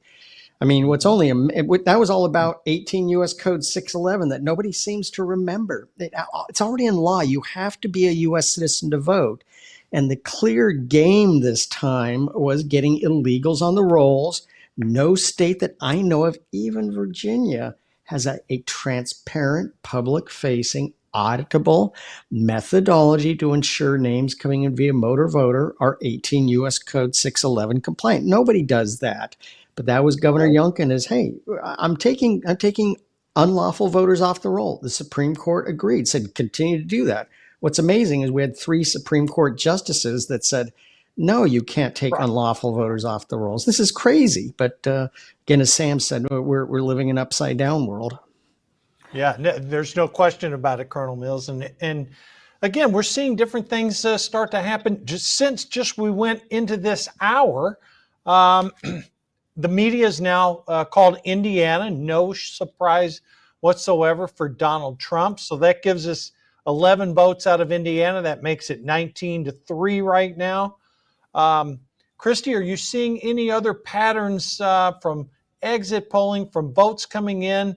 You know, Georgia's getting analyzed heavily right now. Some early numbers out of Florida look somewhat favorable. Trump is around 52 and change. The Democrat, Kamala Harris, 47 and change. Again, Florida was projected to be somewhere 6 to 8 points. Anything into these numbers, Christy? Well, I think it is funny that each one of us has said, well, in a normal election, you know, we've all accepted the fact that we don't have normal elections right now. And that is why this election is so important, so that we can hopefully get back to some kind of normalcy, and where we can have reasonable expectations. But with all of these shenanigans going on, we can't even have any reasonable expectations or predictions about anything, which is insane because it is wild. I mean, if we take a step back and realize that many of us covering our shows were saying, oh, are they going to try and roll out another pandemic? What's going to happen? What's going to be their excuse? Here we are on election night, and there is no excuse. There's no major pandemic. There's nothing that has happened that should account for these long nights or these overnight ballot dumps. We don't have the pandemic anymore. Like, why are we accepting this as the new normal? But there are a lot of wins that we can continue to feel good about. As he was just saying, the win in Virginia. We do have a more aggressive RNC, thank goodness, that has gotten into these lawsuits ahead of time, and created a situation where we will have standing this time. That was the mistake in 2020, is that we didn't get on things fast enough. I mean, I would have preferred we would have gotten on some of these things even earlier, but it is what it is. At least it gives us more hope of standing when it comes to these things. And I do think that the Biden-Harris regime underestimated these different demographics that they thought they had in the bag. Even if the minority vote isn't as high as we thought it might be, it's still, like you said, like double. I mean, this is crazy. The Hispanic vote, the Jewish vote. I had a prominent Jewish leader on earlier, and he was just saying that, yeah, I mean, they're so disgusted with how Kamala has been wishy-washy. She was running ads in one area pro-Palestine and in another area pro-Jewish community, and was exposed for it on CNN, no less. So the Jewish community has greatly upped their support for Donald Trump in light of that, discussed for that. The woman vote, we had Mark Cuban calling women that don't vote for Kamala unintelligent. I mean, that doesn't fly with strong, intelligent women. Like, I will vote the other way just to spite you for saying that. So there's many demographics that have gained, and so I do think there is a strong possibility that it's just they can't do it in the numbers. Even if they have all these fraudulent ballots, it's got to add up in the end, right? They have to make sense. And so that's what's giving me hope that maybe they won't be able to pull off this long drag that they are trying to prep us for. Sam, something tells me that that comment that Mark Cuban made about women and their intelligence and Trump, I think that may have offset any potential gains from the comedian that had the negative Puerto Rican comment. But again, moving forward from where we are, early analysis, Sam, Florida is looking like it's 6 points. You're there. You know, we talked about 2000. Both you and I were in Florida in 2000. We saw the shenanigans of what it took when 538 votes of hanging chads from Palm Beach County awarded George Bush the presidency.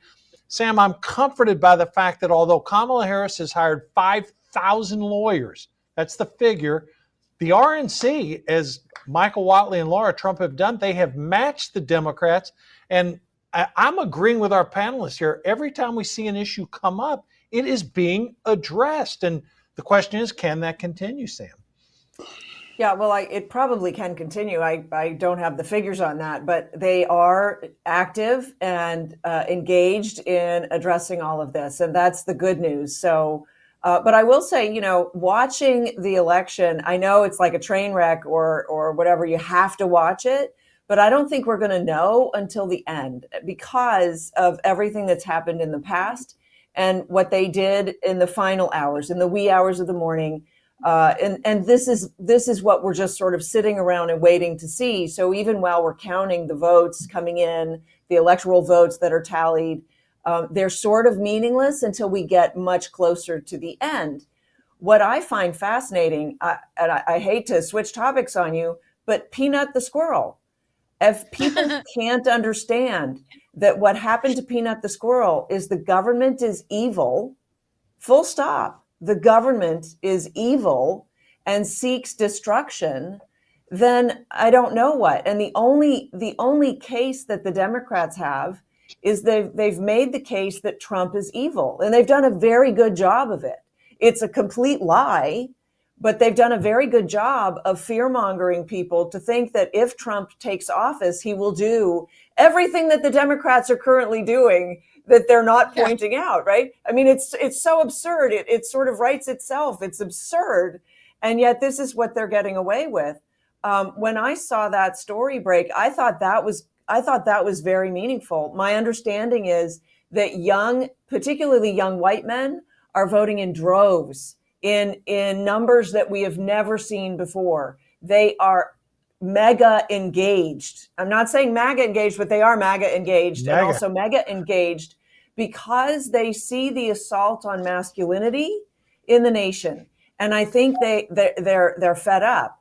And the fact that women are breaking for Kamala is so appalling to me that women have been really fooled by the culture to think that abortion is the number one issue, to think that the right to murder your offspring should be your number one issue and it should be something that you are hell-bent on preserving is so absurd to me. It is the absolute destruction of our culture. And I wish that there was some way that I could get through to these idiotic young women who are voting that one issue. Yeah, the good news, Sam, is that in both exit polling from two major networks, abortion was ranked like number 4 issue as far as importance, but 10% of people said that was their most important issue. So yeah, I heard it was. I just heard on NBC from an exit poll out in Georgia, it was the number 2 issue. So really? It seemed like it was very high there. But you know, they're at a college campus, and so they're polling college kids. And college kids, with all due respect, maybe college kids shouldn't be voting because they're idiots, apparently. Well, let's face it, colleges turn out idiots these days. But, ladies and gentlemen, do not send your children to college. I had some early voting, some Georgia, and they said economy was 40%, democracy 28%, abortion 14%, illegal immigration 11%. But there's multiple exit polls, so we may be seeing different things from different networks. James, again, you're in Middle America. I mean, you know, I saw some things earlier. What are you expecting? I mean, you're close to Wisconsin. You know, a lot of people were talking earlier about, will Iowa results bleed into Wisconsin? I've seen mixed results. Wisconsin, Michigan, what are you hearing about those two states? Look, I think Wisconsin's definitely in play. I actually lived in Michigan for a number of years, and sadly, it's gone blue like the state I moved back to, Illinois. But I think Wisconsin's probably where we have our most hope for Trump winning that tonight. Michigan's probably still in play, and it's those people that you were just referring to. I saw a lot of young people. I was poll watching today at my precinct. Record numbers of voters today, in addition to record number of early voters in my district. So I saw a lot of young people. So my only question is, did they vote with us, or did they vote with that pro-abortion line, because that's what they're all voting on? We're going to find out soon here. But there were definitely a lot of young people out. A lot of young people. So. How was the breakdown, James? Was it more men, more women? How could you gauge it? I wasn't really trying to keep track. I would say it was pretty even. I mean, I saw a lot of young men and young women. A lot of folks. It's in my own precinct, so I knew a lot of folks coming in. Got to shake some hands and say hi to some folks and chat a little bit with them. But we had, when I left, and I left 2 hours before the polls were going to close. They're going to close in 35 minutes here. But there was like 571. We were on track to probably hit 800, 900, which is really a record type turnout for a presidential year we basically have 2 precincts there. But we're seeing that throughout the whole district. We had record early vote, 150,000 people voted in my district before today. So that was a record for sure. And then we're probably expecting 200 to 250,000 people to vote today, maybe more. It might be more than that. Okay, I think I'm not sure we lost James. James, if I lost your audio, we do wish you the best in your election tonight. I think your results come up a little bit later. Colonel Mills, let me go to you. I think we've got audio. Your thoughts as the night has progressed? Well, again, I think it is about the economy. It is about the border. When it comes to pro-life issues, about a year and a half ago, I was at an event in St. Louis with Bridget Van Means, African-American woman who really has a great message on pro-life. And she said basically this is almost verbatim. Hey, the problem is we have an 18 to 35-year-old white female demographic that is absolutely bat guano crazy about access to abortion, even though they are the ones least likely to have it. But it's because of the propagandizing in colleges. And so this 18 to 35-year-old white female demographic is just bat guano crazy about access. I'm in Virginia 7. We had a great candidate in 22, Yesli Vega, but Abigail Spanberger is now going to be running for governor.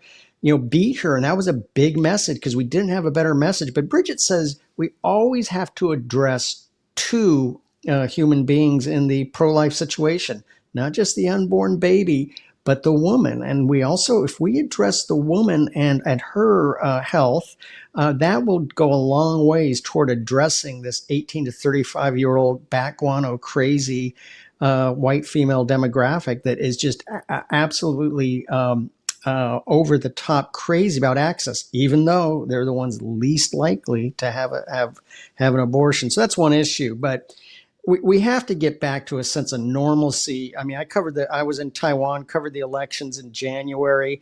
If 24 million people can count paper ballots in one afternoon and evening, the country that put astronauts on the moon, I think we can do this too. But it's always too difficult. It's always, just for some reason, is it the DEIing and the CRT dumbing downing of the population? No, it's a lie. It's a lie. I mean, Clark County in Nevada, Las Vegas, you can't count, you need a week to count the votes. Well, I mean, this just shows the stupidity, and let's just call it what it is. It is a lie. It is a lie. Every other country is allowed to secure their borders. Every other country is allowed to have, requires ID. Most of the other advanced civilized countries use paper ballots. They count them in one day, but for some reason in our blue areas, it's just too difficult. Yeah, I mean, in Florida tonight, they're going to count 10 million ballots, and they're probably going to have the results probably 90% of them counted by 9 o'clock tonight, 2 hours after the polls closed. So again, Sam, Florida has become, the the prototype of what you want to have in your, in your voting system. And, boy, do we learned this from back in 2000. So Sam, we got a little bit less than a minute left. Close it out for us here. Well, Florida's number one, and I think that we should seek to lose California because they're really a drag on everyone now. And they passing that law saying that you don't have to be a citizen and you shouldn't be able to show that you're a citizen when you vote is so absurd, among all the other things that California has done. But while we're at it, why don't we just declare the Democrat Party un-Republican and dump them too? Christy, 15 seconds. Well, we're going to keep an eye on things. We would like to see more speed in the counting. Georgia said that they should have results earlier tonight because of a change of law. So we'll see. We'll be on top of it all throughout.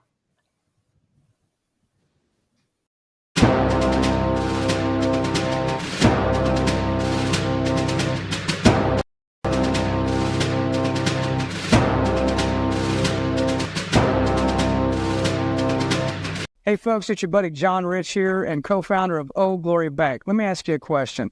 Why would you trust your banking with people that hate you? Well, you shouldn't.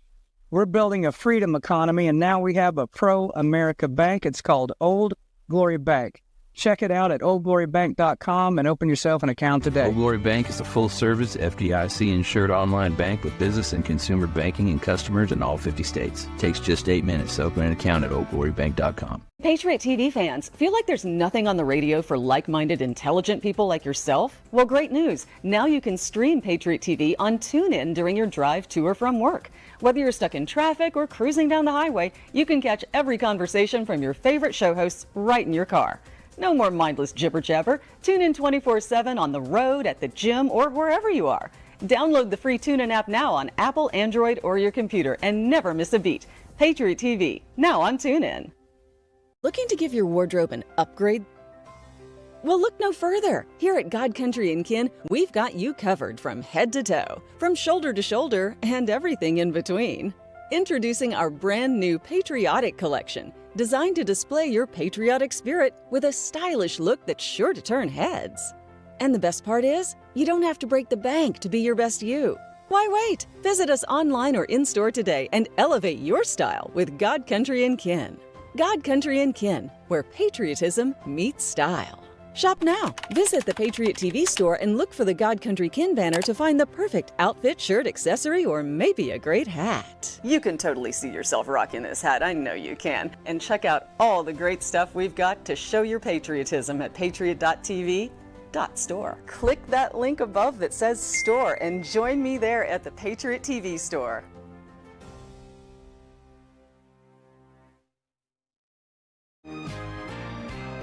I couldn't give anything a higher endorsement. I would be remiss had I not include Cardio Miracle on my very short list of secrets. It's the real deal. It's a real product. It's not another supplement. I'm operating about 6 to 8 hours, and I've noticed that being on this Cardio Miracle has made a huge difference. Since I started taking Cardio Miracle about 8 months into it, the benefits have been fantastic. If I get hungry, then I just have a Cardio Miracle. Not only is it safe, but it's necessary to take Cardio Miracle to stay well. This let me sleep. It's showing up more energy, more get up and go. And it's all because of what this company does. For me as a doctor, Cardio Miracle is a staple. Cardio Miracle to me is hope in a glass.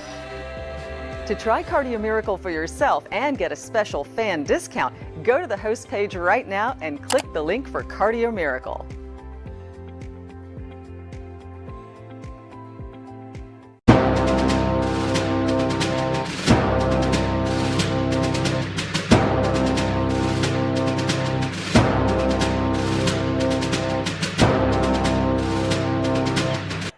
And we're back. Patriot.tv, our election coverage continues. General Michael Flynn, Tom Del Beccaro, and Steve Hook. Tom, welcome back. You've been a guest on my show a few times. Happy to have you with us today. Good to see you. Give me your thoughts. We're into sort of the vote counting segment right now. No real surprises so far. What do you make about what you've seen so far? Well, first, before we get there, the reason why the Democrats are panicking is because in all of the major battleground states, their urban turnout as of yesterday was way down. For instance, Arizona was down 385,000 votes. Georgia was down 153,000 votes. Urban turnout in Michigan down 321,000. North Carolina down 175. Nevada 191. Pennsylvania down 381. And Wisconsin down 100,000 votes from 4 years ago. Well, of course, the Democrats rely on the big cities and the Republicans rely on everywhere else. And those numbers are down significantly for them. So they're going to have to play catch up. We're early in the number counting. You saw some polling that shows that Kamala Harris is underperforming among the Black community. That's a big deal. If they're the ones playing catch up today, and if those numbers with Black voters hold, they simply can't win the White House. Steve, welcome to Patriot TV, our election night coverage. I know you and Tom are going to be debuting a show on Patriot TV in about a week or two, so welcome to the network. Give me your thoughts on what you've seen tonight. Well, I kind of echo what Tom says, and thank you very much, Mark. It's an honor to be a part of the network. You know, I keep going back to what Nate Silver said a couple of days ago, and Tom mentioned the panic inside the DNC. I think Nate Silver was kind of not just echoing the panic, he was kind of letting everybody know you better be panicked, because whatever these polls are showing, add 4, 5, 6 points to Trump's side, and then you're probably closer to the truth. I would just say, anecdotally, here in New Jersey, that I might add that I live in the reddest part of the state, but it is astronomical. At the polls today, I went about 9 o'clock a.m., and it was as crowded as I've seen it in the last 3 or 4 election cycles. I asked how it was when the polls opened at 6 a.m., and at my polling station, they said there was a line about 25 deep, and they've never seen that before. And I'm just thinking that Nate Silver is onto something here. I think the state to watch, a couple of them, Pennsylvania is obviously the one that everybody's going to be staring at. But I would be very wary of what happens in Michigan and Wisconsin as well. Those states are a coin flip at this point. And I'm feeling pretty good. Cautiously optimistic, more optimistic than cautious, I would say. Steve, I think that's a good way to look at it. General Michael Flynn, welcome back. We started this show a few hours ago. You've got a guest with you tonight. Why don't you share your thoughts and that of your guest? I have Michaela. Michaela's with me here tonight. And it's so important because I see through Michaela's eyes the future of our country. This is really what this is about. So the fight that we are fighting, and we have been fighting for 4 years, actually 8 in my case, but for 4 years, we've been fighting to basically resurrect America back to being great again with Donald J. Trump. So I got Michaela here. If you don't mind, I'm going to ask Michaela a couple of questions. She's wonderful. So Michaela, first of all, how old are you? I'm 12 years old. 12 years old. And where are you? Sarasota, Florida. She's from Sarasota County. So why do you think elections are important? Because it determines whether the president is elected for the next 4 years. Wow, that's awesome, because the person that's going to be elected is going to be in charge of this country for the next 4 years. So if you had your choice, if you could vote, because you can't vote yet, if you had your choice between Kamala Harris and Donald J. Trump, or your mom and dad are watching, so between Kamala Harris and Donald J. Trump, who would you vote for today? Donald J. Trump.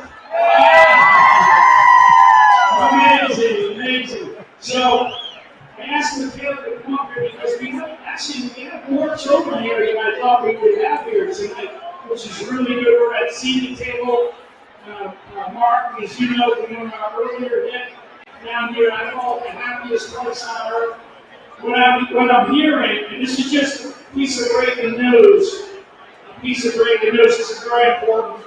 that it looks like with independent voters, it looks like Donald Trump is up 11 points. Now so what does that mean? Well, what does it mean is that in 2020, Joe Biden at this point in time was up 9 points over Donald Trump in 2020. Whatever you think of the results or the consequences of the action of 2020, same time, Biden was up by +9 independent votes. Donald Trump is up by +11. And I give a lot of credit for that number to Bobby Kennedy and the Bobby Kennedy effect. So, anyway, so Michaela, one more question for you. So what do you want for the future of America? That's a big question for you. What do you want the future of America to be? For it to have freedom. Pretty simple. For us to have freedom. That's great. I love this little gap. So I want everybody to understand that what we're up against, and there's all kinds of stuff coming in right now. There's some polls, normally they close at 7 on the East Coast. I don't think we're going to see the polls close for a couple of hours because the turnout, particularly with men right now coming out of jobs in Georgia, Pennsylvania, up as high as Michigan, North Carolina, you're starting to see a lot more people showing up to vote. And that's a huge, huge opportunity. And I do believe that vote is going to increase for Donald J. Trump.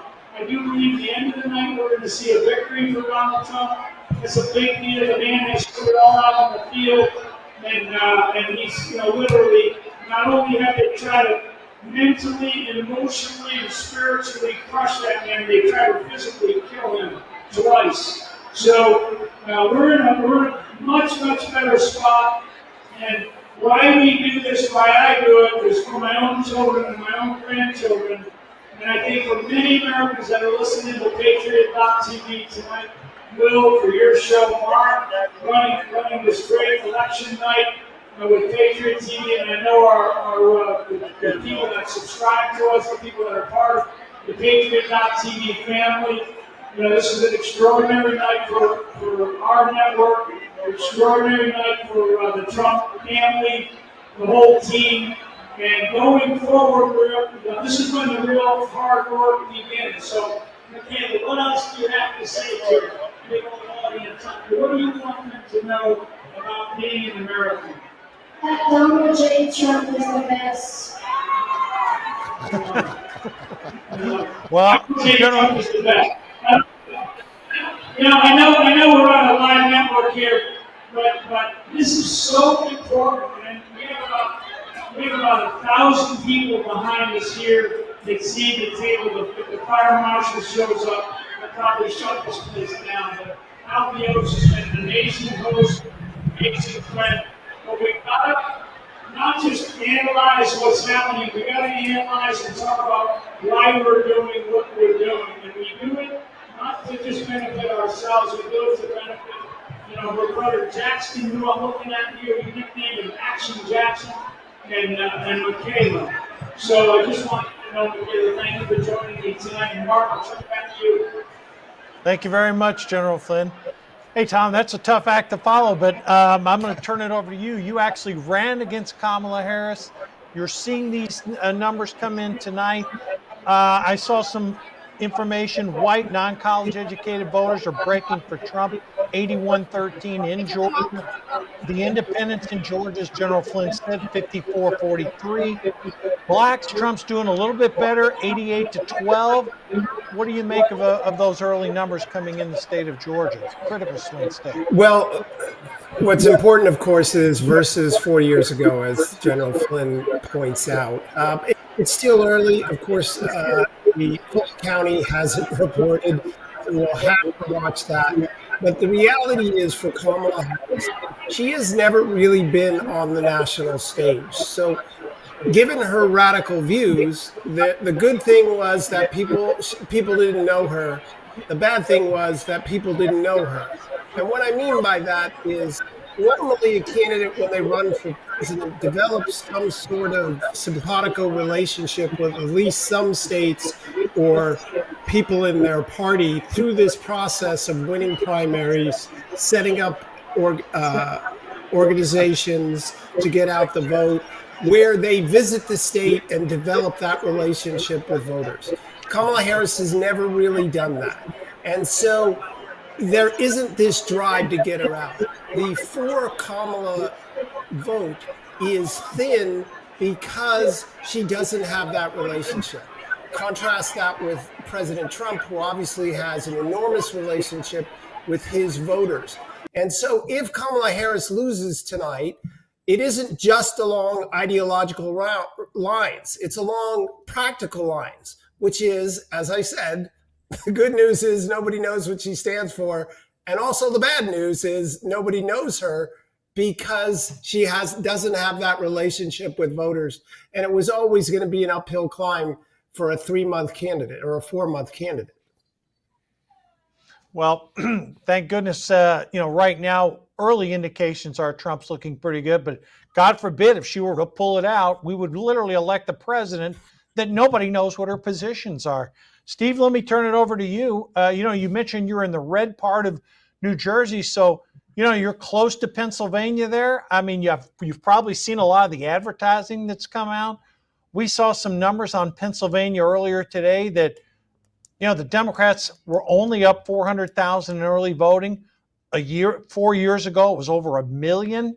We're seeing favorable trends. But again, you're in that media market, sort of say, what are you seeing from, again, these early votes? No surprises so far. How would you handicap at this early stage in the evening? Any surprises so far? Well, I would say, Mark, that there are a few things that we need to look at. And this may sound odd, but the Amish, Lancaster County, the Amish typically kind of keep to themselves. They actually held a Trump rally and a Trump parade in their horse-drawn buggies the other day, with a lot of them turning out. Amish typically tend to say, I'm not going to get involved. They're turning out in droves, which is a good thing, I think. Pennsylvania has got a lot of work, obviously Western Pennsylvania. You've got fracking, you've got energy interest. I think it's a good thing. And the mail turnout is going to be huge. You got to contend with Philadelphia, got to contend with Pittsburgh. But I think that overall, Trump is doing markedly better than he did in 2020. And I would just add this. I'm Georgia born. I've got family in Georgia.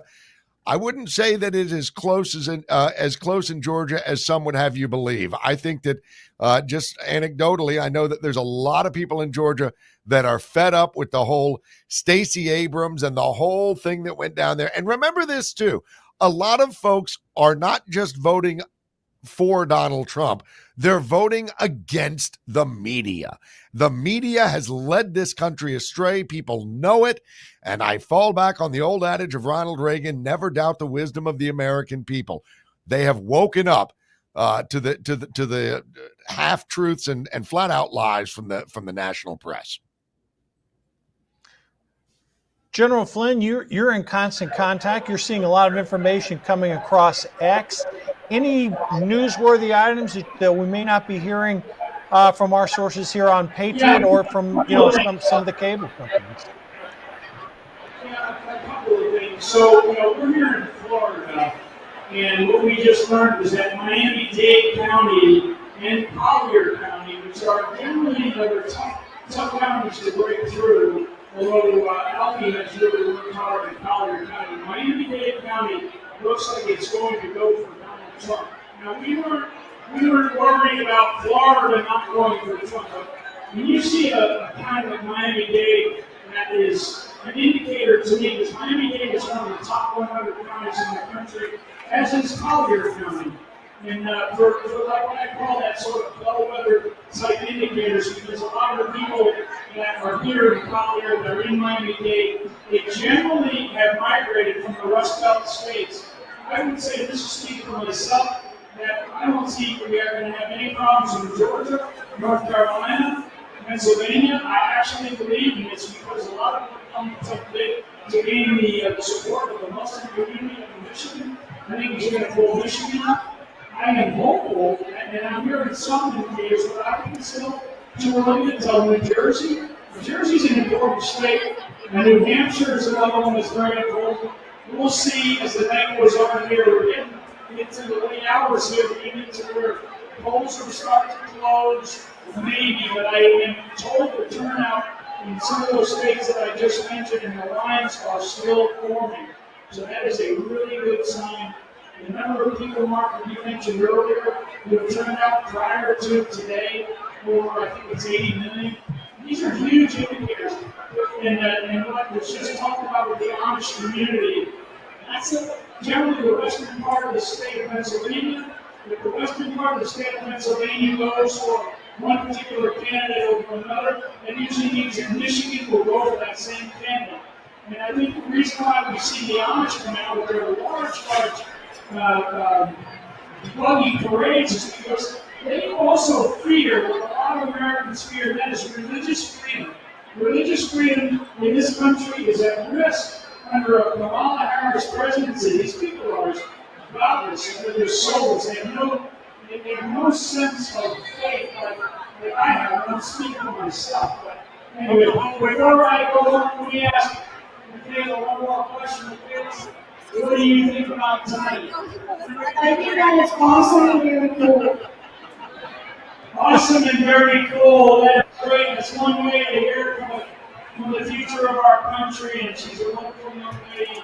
And I'm so happy that you joined me tonight. From our team at Patriot.tv, thank you guys so much. We're going to step off from here and join back some of the things that are coming in around the country right now. Mark, I'll join you a little bit later. Thanks. Thank you, General Flynn, for all your contributions and for your granddaughter there. Much happy to have you on the telecast tonight. And folks, one other piece about the state of Florida. We saw some voting totals come across just a few minutes ago. Remember earlier in the program where we had told you Florida was projected to go to Donald Trump anywhere from 6 to 8, 9 points. Well, now, again, these are not final numbers. About 60% counted in Florida. Trump's up by 10 points right now. Again, could be an early indication, could be nothing. But right now, Donald Trump leading in the state of Florida by 10 points. Okay, Tom, again, you are the one person among many millions that actually ran a race against Kamala Harris. What did you make of her closing? It almost seemed like the whole campaign was built on no issues on her favor, just anti-Trump. And then in the last 24 hours, she turned it positive. What did you make of how she ran the campaign? And will it do her any favors here, just focusing on nothing but Trump negatives? Before I get to that, back to Florida. The media was trying to sell us a week ago, 10 days ago, that this was going to be close in that state and Rick Scott was in jeopardy. This is part of the legacy media's attempt to keep Democrats in this race. And so the fact that Florida is handsomely going to Trump, it proves another lie and is a good indication. With regard to Kamala, look, they don't have any good issues. You can't run as the vice president and say that I was always there, I was the last person in the room when the border's bad, foreign policy's bad, and the economy's bad. Not to mention, she wants to continue the very same policies in all three respects. So she boxed herself in a corner. Remember, socialism is never sold on the merits. It's sold on saying the other side is bad and so vote for us and we'll unify. Biden said that 4 years ago. The whole country knows he didn't do it, that he had nothing but vitriol. And so she was running on vapors instead of substance. And that isn't a good thing to do. So just being anti-Trump when things are bad isn't enough. If they had something to sell and they were anti-Trump, that's a different issue. But they didn't have anything to sell because everything they've been selling has gone wrong. Yeah, no, you bring up a great point there. And Steve, some of these numbers that you're seeing, I want to echo something that Tom just talked about.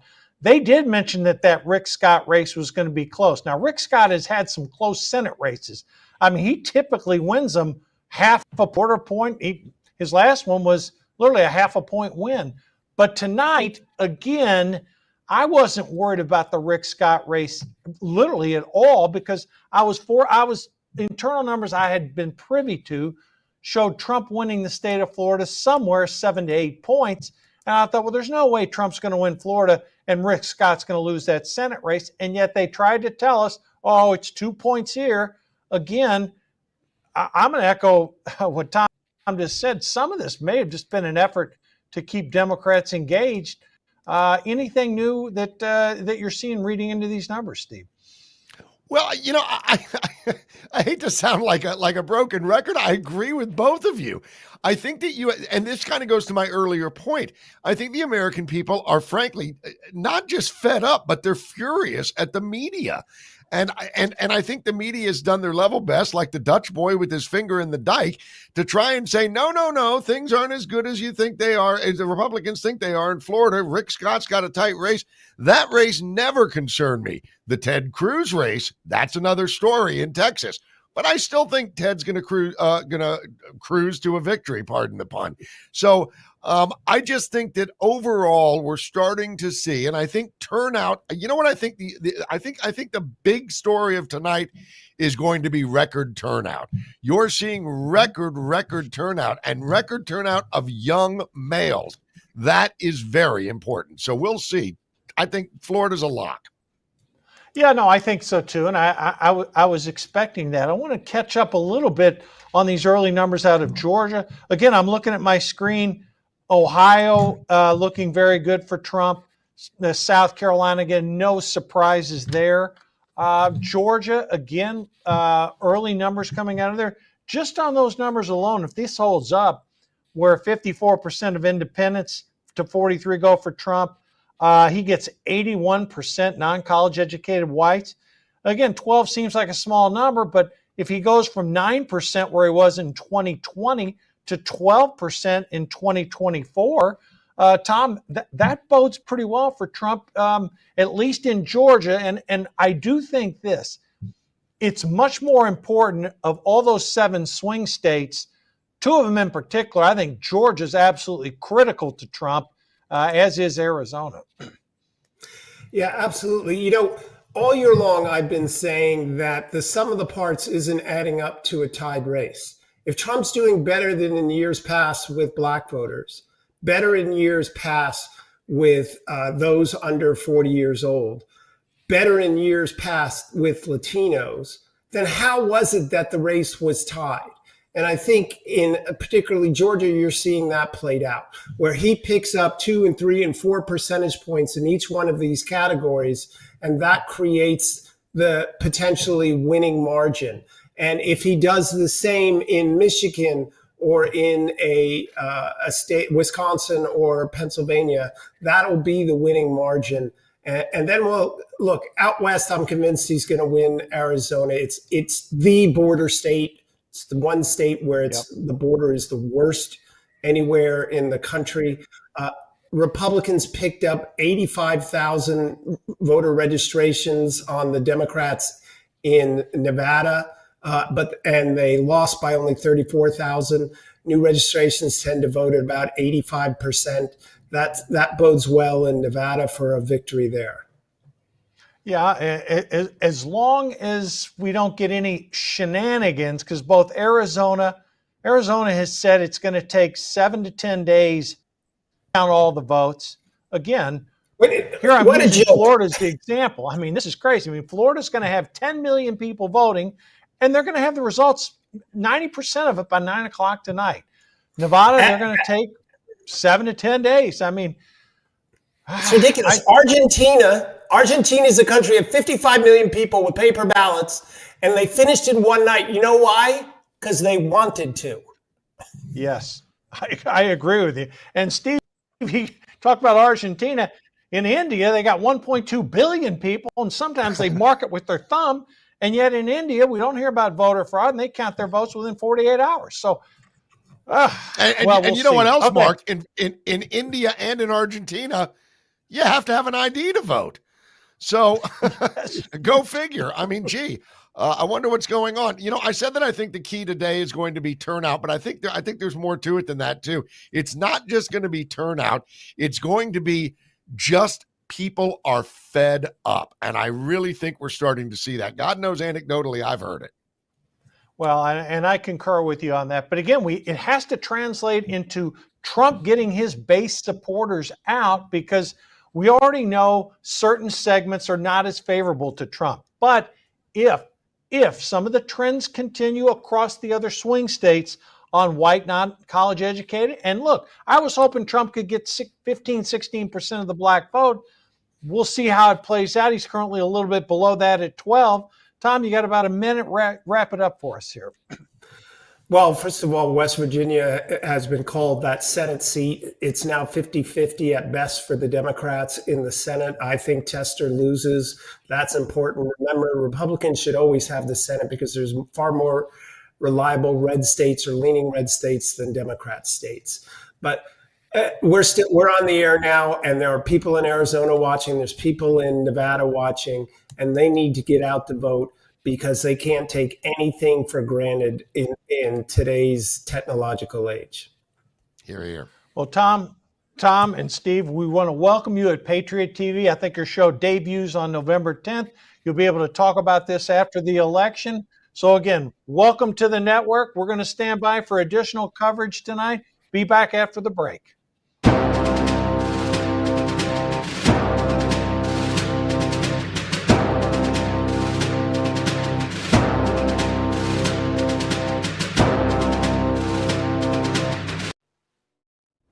My name is General Mike Flynn, and I want everyone to know that I stand fully behind Beverly Hills Precious Metals and its owner, Andrew Sorcini.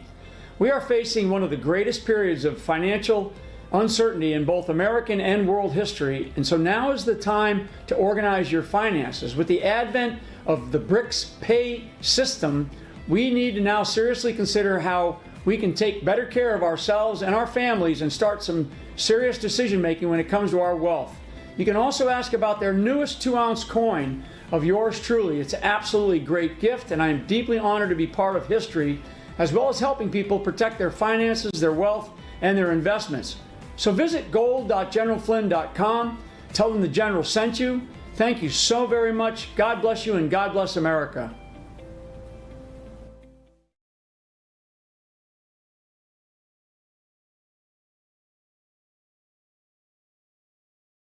Hi, fellow patriots. How are you today? No, really, how are you? If you're looking for a way to energize, depuff, revitalize your skin, and maybe soothe some sore muscles, look no further than the Patriot TV store and the Nu Skin Renew Spa IO system. This is not your basic body massaging system. Nuh-uh. This has adaptive microcurrent technology that goes through these wonderful nodes on the bottom to really get in there. When you use it, you feel it just gently tickling in there and massaging everything. It's marvelous. And not only do you get the device, you also get a free tube of the special conductive gel to go with it. So there you are. You can depuff, you can revitalize, energize, and not only that, contour, firm, and tone. And we all want that. So go to the Patriot TV store now and get yours today from Nu Skin, the Renew Spa IO system.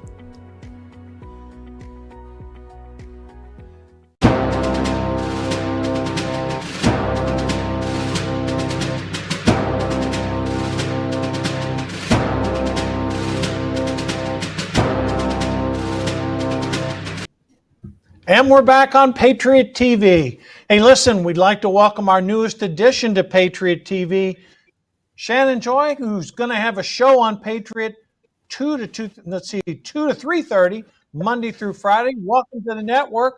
What are your impressions on what you've seen early part of Election Day? Well, it is so great to be with all of you, and I'm so thrilled to join Patriot TV. What an honor. And well, I think everyone is watching the energy and the excitement and the early returns, and it seems like there is a huge turnout, especially in the swing states. And I think, we're all at the same time a little nervous about what is going to happen at 12 a.m. in the morning or 1 a.m. in the morning when we hear about it taking multiple days or weeks. So, when I'm looking at social media and following all the coverage, you're thinking, okay, this is looking really good for President Trump. And I agree with, I think it was Mark's sentiment in the last segment that, that it's the economy stupid. When it really comes down to it, I think that the economic situation for so many Americans is so incredibly dire in terms of inflation everywhere. There was an astounding report out of Brownstone Institute that we featured on my show just a few weeks ago that looked at the real inflation rate in every aspect of American life. So rent and real estate, groceries, insurance, automotive, every single category was way higher than what the government is telling the people. And so I think that in a situation like this, when you have crossover voters, you have voters that are on the fence, that it's the economy that's going to push them over the edge. And I think also the concerted outreach to Democrats. I mean, one of the features of this campaign has been RFK Jr. and Tulsi Gabbard and bringing in Elon Musk. And so we saw this at the convention. Both of these things, by the way, can be a double-edged sword. Like if Donald Trump is elected into office, then he's going to inherit a very dire economic situation that is likely going to have to be addressed immediately. Same with the outreach to Democrats. I mean, there was a lot of effort into bringing Democrats in, and that had them softening on some of the traditional conservative issues like the life issue. So I think that outreach to Democrats, making it safe for Democrats to come over and vote for Trump, along with the election, are two of the areas where we really can see this country shifting. And again, I think it's that economic situation. Well, I'll tell you what, we're happy from 2:30 to 4. You're going to be joining Patriot Monday through Friday. Another Patriot host, Steve Friend. Welcome to the election coverage. Steve, what are your thoughts halfway into the evening tonight? Well, halfway, I think that's a little bit of bullish from you. I'm fully expecting this to go by Maricopa County standards, another 13 days. But okay, I'll cut it in that's half. true. And and also kudos and happy to welcome Shannon Joy aboard here. A big fan of your work, and I will do my best to get the crowd primed up for you as you will be following me at 2:30 Eastern time. So, that's cool. Which is a pleasure to actually get a chance to interact with you. I've been a listener for a long time. For me, cool. I kind of feel like the patient that goes into the doctor and is expecting a bad diagnosis but doesn't know for sure. It's the waiting that's the worst thing. Even if the doctor comes in with the cancer diagnosis, you're just kind of like, exhale, we got the news, and now we can adapt and survive as long as I have that information. I think it's really that overbearing sense that you do not know what's going to happen, and that we're all sort of in flux in that situation. And then also, it's sort of the tail end of a very long and stretched out period of time. This is the longest general election campaign that I can ever remember in my life. You had from the Iowa caucuses that effectively ended the Republican primary in January, and then except for Joe Biden stepping out, I mean, we were presuming that it was basically going to be a 10-month campaign. And I cataloged about 30 of the major incidents that happened in the last 10 and a half months and had a chance to review them today.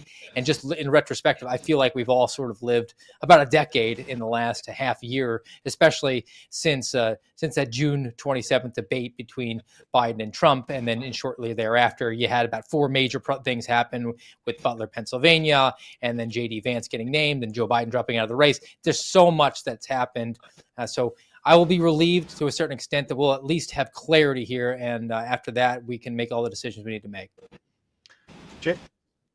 Jason, we've just been told that they've called Florida for Trump. Again, no surprise. Alabama, Missouri, Tennessee, West Virginia was called earlier for Trump. Harris has prevailed in Maryland, Massachusetts, District of Columbia. No real surprises anywhere on the map tonight. You've been keeping an eye on other media, other comments. What are you seeing that we're not talking about right now? Well, I think that you're correct. There are no surprises on the board. Fox seems to be a little bit ahead of MSNBC, but they're still playing this narrative. Just like Steve, I am relatively nervous of where this goes in the next several hours. I really do hope that I'm wrong. I would love to be wrong. I would love to see him run away with this, no doubt. But again, that's not the narrative I'm seeing. And you know, to his point of this feeling like the longest election cycle ever. Well, I mean, Mark, we've been talking about this now, I think, well over a year. Here we are. We're starting to see the numbers. But in reality, when you look at this administration, Trump's been running since like 2015, 2016. He campaigned all through his first term in office. I mean, he was holding these rallies. There was only a short, brief time where was he going to run? Was he not going to run? And I mean, now we're on the tail end of this cycle. Like I said, I'd love to be wrong. I'd love to be sitting here around midnight saying he's got it in the bag. We're on to the next step. But then that next step is inauguration on January 20th. And a lot of people forget that despite what happens here, he's also set to be sentenced in that New York 34 felonies trial that a lot of people have forgotten about and not spoken about. Now, what does that mean? Does that sentencing basically become affected by the outcome we're seeing? I'm sure in some way it does, but I don't know that we're going to have clarity. You know, to his point, 13 days later, I wish that was a joke, but it's not necessarily one, Mark. No, and again, I'm not expecting, I was sort of joking with you, Steve, about half over, but no, I'm not expecting a final result tonight. I mean, we can just see, look, there's been no surprises so far. Are things looking pretty good for Trump in Georgia right now? I say based on the early numbers, the answer to that is yes. I'm not seeing any evidence of anything favorable coming out of North Carolina. So, you know, you conceivably could see a situation where Georgia may be called tonight. But as far as North Carolina, I've seen nothing there. Pennsylvania, they don't even start counting them until today. We've seen nothing out of Pennsylvania. We've already heard guests previously talk about Michigan and Wisconsin. So, no, I think I would be shocked if we even have final results by tomorrow. Now, the caveat to that would be if Donald Trump has a lead in Georgia insurmountable, if he can eke out a win in North Carolina and win Pennsylvania by a few points, then it's a different story. But Jason, I am not expecting that at all. Shannon, what else are you hearing or seeing tonight from your sources? Anything, again, that's not making the news that you've picked up on? Well, the sentiment is just highly, highly optimistic. It feels like 2020, where everyone is moving throughout the night, and it just seems like a landslide victory. And sometimes I wonder if the social media algorithms are sending our people like a certain storyline. And I wonder if the Democrats, you know, if they're sending Democrats a different storyline, and they think that they're winning the election. So there are just so many variables. There's so much fraud. There's so much propaganda. And you know, I agree that you get the sense it's kind of like 1984 and Eurasia and Oceania are constantly battling. Like, we can't have elections in America anymore. They happen on one day. It's like constant, fighting over, who's going to take control of the Oval Office or the Senate or the House. And so it does, in terms of, as an American citizen, it does give you this unsettled feeling that even if there is a victory, what's going to happen in the next, 30 to 60 days? Are we going to have an economic collapse? Will we have a declaration of an emergency? We've seen this in our recent lifetime in 2020, where the rug is just completely pulled out from underneath us.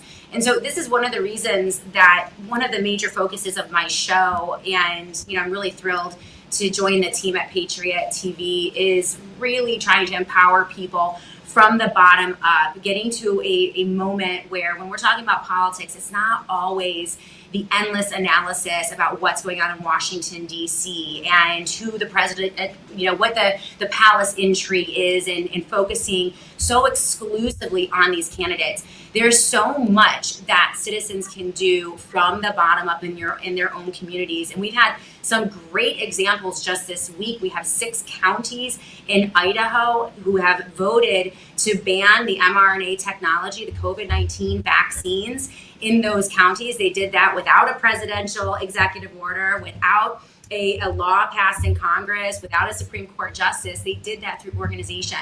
And so I think that if America begins to focus on that, because it's unsettling, it's not a good feeling, right? To work this hard for so long and invest so much time and energy into these elections, knowing that the shenanigans are going to happen. So, I encourage people to take your power back, fix your own community, start with your own life, your family, the people around you. We saw that with the Amish going down to North Carolina and doing what FEMA couldn't do with the building of the houses. And, I would love to see more of that in America so that we aren't at this moment where we are waiting with bated breath and feel so out of control of our own government and our own electoral system. Steve, as we've been talking, more votes are being counted. Again, this, for people that thought that this was a runaway, one candidate or the other, again, we're 3.5 hours into this. I'm not seeing anything that indicates that this thing's going to be anything other than very, very tight. No, I agree with you. And, for being the little black rain cloud that I typically like to be, and that is looking at the reporting that comes out of my lane, and that's with the FBI and the weaponized federal apparatus that we have here. And I was really disturbed even coming into today that towards the tail end of last week, we got the reporting coming out, Ryan J. Riley, who's a very well-known mouthpiece, sedition hunter for the FBI, publishing a piece that the FBI was just bemoaning the fact that the white knight was not coming. They just didn't quite have enough power yet to push down on what they perceive to be the biggest threat.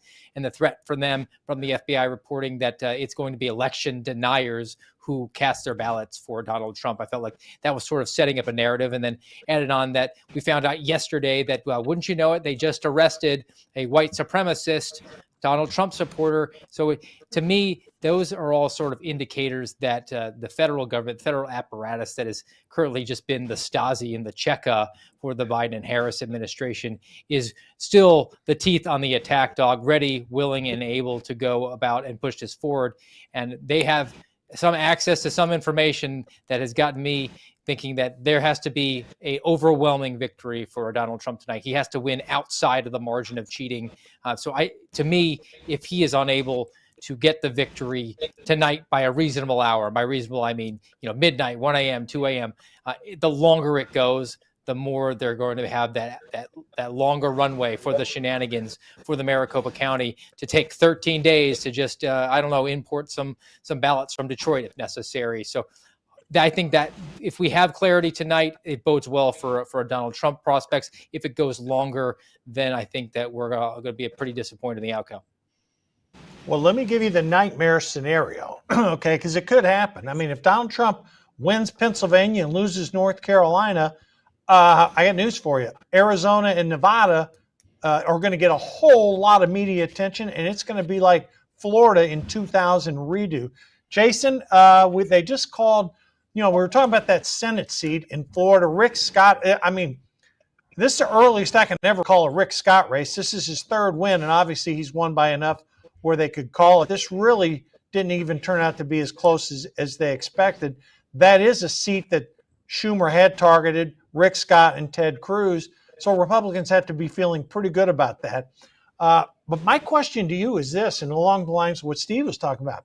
The White House put up extra fencing tonight. There are certain blue cities that, put up barriers and businesses boarded up. I mean, come on, we're supposed to have free and fair elections. Why is all this stuff going on? That really is a frightening trend, but not a new one for somebody that was at the Stop the Steal rallies in D.C. You saw some of that, but at the same time, you saw a large police presence. Now, when January 6th rolled around, you didn't see that police presence. You saw some of the boarding up private. But of course, you didn't see what happens post January 6th, which was really the most abhorrent to me. And that's where much of D.C. was barbed wired up. No longer was the Capitol, even parts of the outside of the White House where you were allowed to go, accessible to the general public. And like you said, that is a recollection of a banana republic, of a police state, and certainly not a reflection of the constitutional republic that we are supposed to represent. But then again, Mark, again, when you look at all this, and I don't want to be the dark one either, but we're still litigating large parts of the 2020 election. I would remind people that Tina Peters just got a prison sentence of 9 years for trying to do her job as an auditor. These are all things that if somehow, some way, he is able to overcome the margin of cheating, which I think that Steve rightly puts out there, then we've got to, day one, start bringing the system into account, doing what he says: one person, one vote, one day, voter ID, paper ballots. It's not rocket science. I've said it before. I'll say it again. You know, as cave people, we figured out addition and subtraction by scratching things on walls. I think that we can handle elections in the same manner tens of thousands of years later, but maybe I'm an idiot. No, you're certainly no idiot. You bring up some great points. Hey, Jason, anything you're seeing from social media? Any news, again, that we haven't reported on the network, or that you're hearing different things outside legacy media? You know, Stephen did bring up that quote-unquote terrorist attack that was foiled. But again, you scratch the surface of that, and you've got 5 federal assets on the inside with this guy. It seems to be another setup scenario where you get somebody that's a little kooky and you want to drum up this plot. And of course, he was going after our power infrastructure. That's a big deal. Obviously, you had the machine malfunctions in Pennsylvania early on. Supposedly 4 out of 5 of those sites, they somehow fixed the issue. And then, of course, you had in Georgia the Russian bomb threats. Look, Russia's only made a cameo appearance tonight in this election. Expect them to, I would say, get a sequel and maybe even a trilogy by the end of the week. I think we haven't heard the last from whatever Russia scenario the mainstream wants to put out via this election as well. But again, we're just past the 8 p.m. mark over on the East Coast. We got plenty of these exit polls coming up, and we'll see what happens. And again, I'm with Steve. I would love to see some kind of dominant performance by Trump and have that answer tonight and be able to sleep rather than stay up all night to be angrily not only disappointed, but really enraged that maybe our last chance at trying to restore the constitutional republic we once had is gone. Shannon, any surprises from your point of view into the election results tonight so far? Well, here's something new, and this is something that I've covered on the show extensively. To your point about our representative republic and our democratic process really just being thwarted, there are a little less than a dozen amendment and proposition initiatives in states across the country: Florida, Arizona, Colorado, Maryland, Missouri, Montana, Nebraska. They're all the Soros-funded, progressive-funded amendments that seek to thwart, especially in red states, the duly elected officials and initiatives that are put in place. This was most evident in Florida with Amendments 3 and 4, and we just have word now that Amendments 3 and 4 have gone down in flames in Florida. So that's great news. Amendment 4 would have opened the door. It was a response to the pro-life legislation and initiatives put in place in that state by Governor Ron DeSantis, and that went down. It would have opened the door to any abortion at any time for any reason. It would have allowed young girls to obtain abortions without parental consent or even knowledge. And then Proposition 3 was all about the pot and the marijuana. It was an amendment initiative backed by $100 million from an outside corporation, a pot company that wanted to come in and basically make marijuana available for anyone at any time in any way. But it was essentially a bill, or it was an amendment initiative that would have given them a monopoly. So you couldn't grow marijuana in your own backyard. It was essentially this corporate sponsored bill. So both of them went down, and that's really great news because these are direct. I mean, this is a way that the left can come in and thwart even elections, right? You could have a duly elected official or executive, and they could come in, dump $100 million, which is a drop in the bucket, and erase everything. And they tried to do that with Ron DeSantis in Florida. And so really have to commend him. He really went on the campaign trail for the past 3 weeks, came on my show to talk about, went all over, the news media to educate Floridians about what was happening, and it actually worked. So that's great news, and hopefully they won't try that again in other red states. No, I'm really happy that that both of those initiatives went down. I heard Governor DeSantis speaking on Mark Levin's show the other day, and he was adamant that, again, it's not just a change. These were changes, constitutional amendments in the state of Florida. And I don't have the final numbers, what they were, but that is great news that those two amendments to the Constitution were soundly defeated. And I'm really happy to hear that. Steve, anything else catching your eye tonight on social media or anything that's not coming across legacy media? Well, I'm down in Florida, so number one, love my gov. He did a great job there to stop Amendment 3 and Amendment 4. He went out there and actually, unlike most of the Republicans within the state who just shied away from that and refused to put their name on it, he and his wife and our lieutenant governor were out there fighting the good fight, even got our state surgeon general in on that. So I appreciate that effort there. I just want to comment on the pace at which the polls came in Florida. We have 2 time zones. We have a panhandle. They're in the central time zone. That's the only reason that you didn't have these results at 7 o'clock Eastern time. And this coming from a state that less than a quarter century ago, we made Broward County into a verb, right? The hanging chads are still a laugh line, and that has been completely rectified. So on top of just having the efficiency, now we have great leadership here that has kept this state, which 2 years ago reelected Ron DeSantis by record-breaking margins. And I was fearful that we might have actually elected Ron DeSantis and then 2 years later gone the way of Gavin Newsom to California as it pertained to social policy. So we've tiptoed through the raindrops there. And with all these ballot referendums, the state of Florida is remaining strong. So I'm a proud Floridian today. Well, there's a reason 600 people a day are moving into our state, and it is because it is a free state. And based upon results that have come out of Florida tonight, we could not have hoped for better results. Jason, again, I'm seeing some other things come across right now. Again, still too to tell, but things are looking reasonably good for Trump in Georgia. Again, votes are a little slow to come in. I can't get anything newsworthy out of North Carolina yet, but as we go throughout the night, I am expecting good stuff out of Pennsylvania, and then when it gets to Michigan and Wisconsin, boy, it's really a coin flip.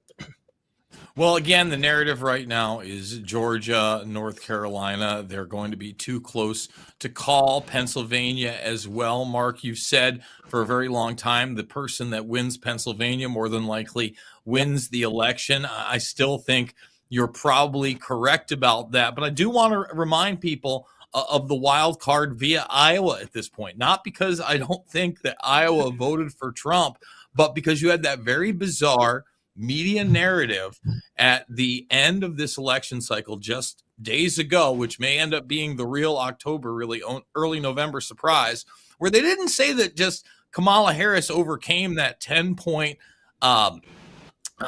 deficit that she had against Trump and beat him by a smidge or a point, but by 3 points. And then this woman was on a media tour.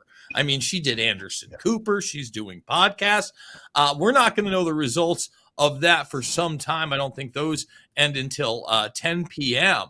But if you see, for some reason, literally hell freezes over and Kamala Harris takes Iowa, not a great sign for the whole election. I'm just going to put that out there. So people might want to watch that. No, and I concur with you, but I believe the truth is somewhere between -3 and +10 for Trump. So, as an election handicapper, my expectations are he may not win it by 10, but he sure as hell is not going to lose it by 3, because I will echo what you said. If it's anything, less than a 5-point win in Iowa, that's not going to bode great for him in Wisconsin. I don't think it has any effect at all on Arizona or Nevada. But if that race in Iowa is tighter than 5 points, Wisconsin could be rather challenging. And I've seen some early indications that Wisconsin's looking very good, for Trump. But again, those are polls, those are not votes. And what we're seeing tonight is the votes. And so far, again, things have gone pretty much according to Hoyle. Shannon, 30 seconds around the horn, starting with you. Well, I would also keep an eye on Project 65, which I believe is 65 attorneys in 22 states. That is a Democrat initiative that they're going to challenge. I mean, they're going to find as much as they can that they can challenge. So, yeah, it's just, I mean, we can't have nice things in this country right now. Like, at every turn, they have something that they're going to throw at us. So keep an eye on that. I really wish we had our own version of that, to be honest. Like, we would have prepared a little bit, but yeah. Steve, back to you. 30 seconds. Well, whatever Ann Selzer was drinking or consuming when she collected that poll out of Iowa, I think we could all probably use a little bit of that to get over tonight. Just have a smile on her face. I hope not. Okay, Jason, you got 40 seconds. Close it out for us here. Look, I think that once again, we've got a couple hours before anything meaningful is put out there. Fox has kind of been in the lead of declaring these states. But again, if the last election cycle is any hint to where we're going, I think that we're going to see some of those battleground states, if you will, contested well into the night and unfortunately maybe well into the rest of the week, unfortunately. And once again, we'll see where it goes from there, Mark. Well, Patriot TV will be covering it all night.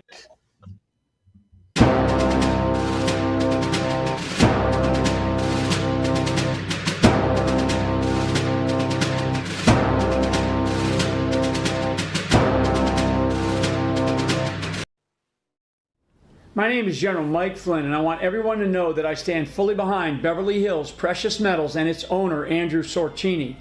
We are facing one of the greatest periods of financial uncertainty in both American and world history, and so now is the time to organize your finances. With the advent of the BRICS pay system, we need to now seriously consider how we can take better care of ourselves and our families and start some serious decision making when it comes to our wealth. You can also ask about their newest 2-ounce coin of yours truly. It's an absolutely great gift, and I am deeply honored to be part of history, as well as helping people protect their finances, their wealth, and their investments. So visit gold.generalflynn.com. Tell them the General sent you. Thank you so very much. God bless you, and God bless America.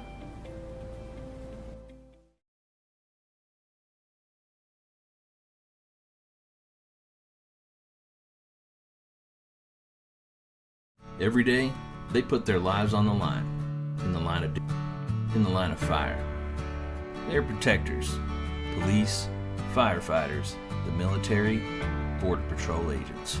They protect us, so Old Glory Bank is protecting them with Old Glory Protect.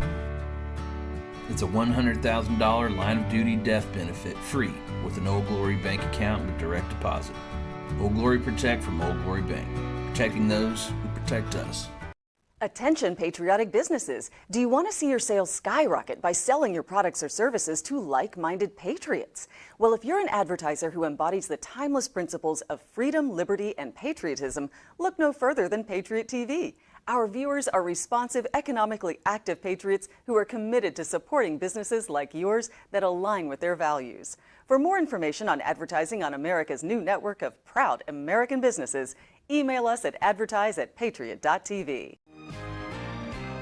I couldn't give anything a higher endorsement. I would be remiss had I not include Cardio Miracle on my very short list of secrets. It's the real deal. It's a real product. It's not another supplement. I'm operating about 6 to 8 hours, and I've noticed that being on this Cardio Miracle has made a huge difference. Since I started taking Cardio Miracle about 8 months into it, the benefits have been fantastic. You know, if I get hungry, then I just have a Cardio Miracle. Not only is it safe, but it's necessary to take Cardio Miracle to stay well. This let me sleep. It's showing up more energy, more get up and go. And it's all because of what this company does. For me as a doctor, Cardio Miracle is a staple. Cardio Miracle to me is hope in a glass. To try Cardio Miracle for yourself and get a special fan discount, go to the host page right now and click the link for Cardio Miracle.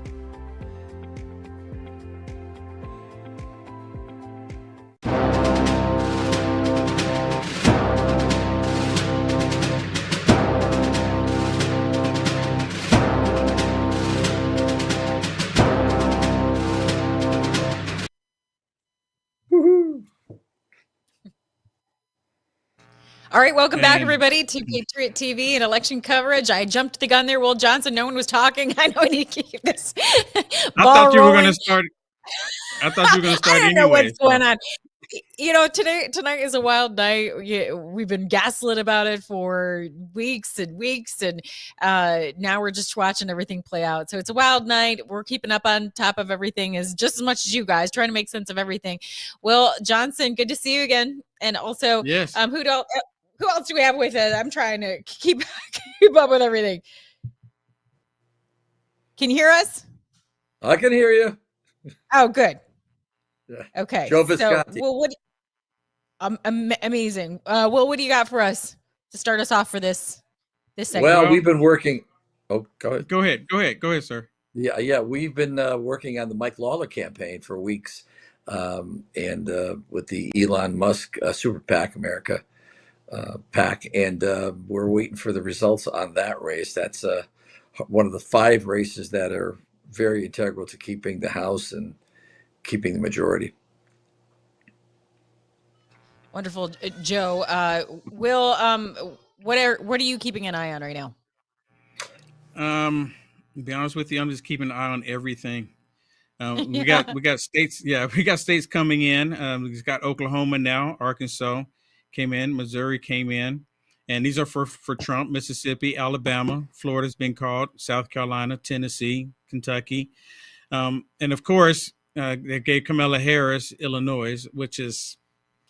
I was kind of hoping that one's going to flip because of all of the illegals that showed up there, but nonetheless they went ahead and called it, and it's still personally it's still close. It's close enough. I think they're only reporting like 7% in, so I don't know why they just went ahead and called it for. But again, I think they're gonna do as much as they can to try to call it for her, because they're trying to fight President Trump along the way. All of the people that's doing the reporting personally. Yeah, I did see an early lead for Trump coming out the gate with a high lead, so they couldn't let that last for too long without making it look like it was a close election. We've got Scott McKay now with us, joining us now. Scott, I'm disappointed to see that some of those that we were kind of hopeful about. New Hampshire, Pennsylvania, Virginia, some of the oddballs at last check. And again, this is changing as we speak, but at last check, it did look like they were leaning blue so far. What's your take on everything? Yeah, that's a tough thing. Watching elections for 30 something years now, I missed 2022 only because I knew what the outcome was going to be. I didn't want to ride the roller coaster.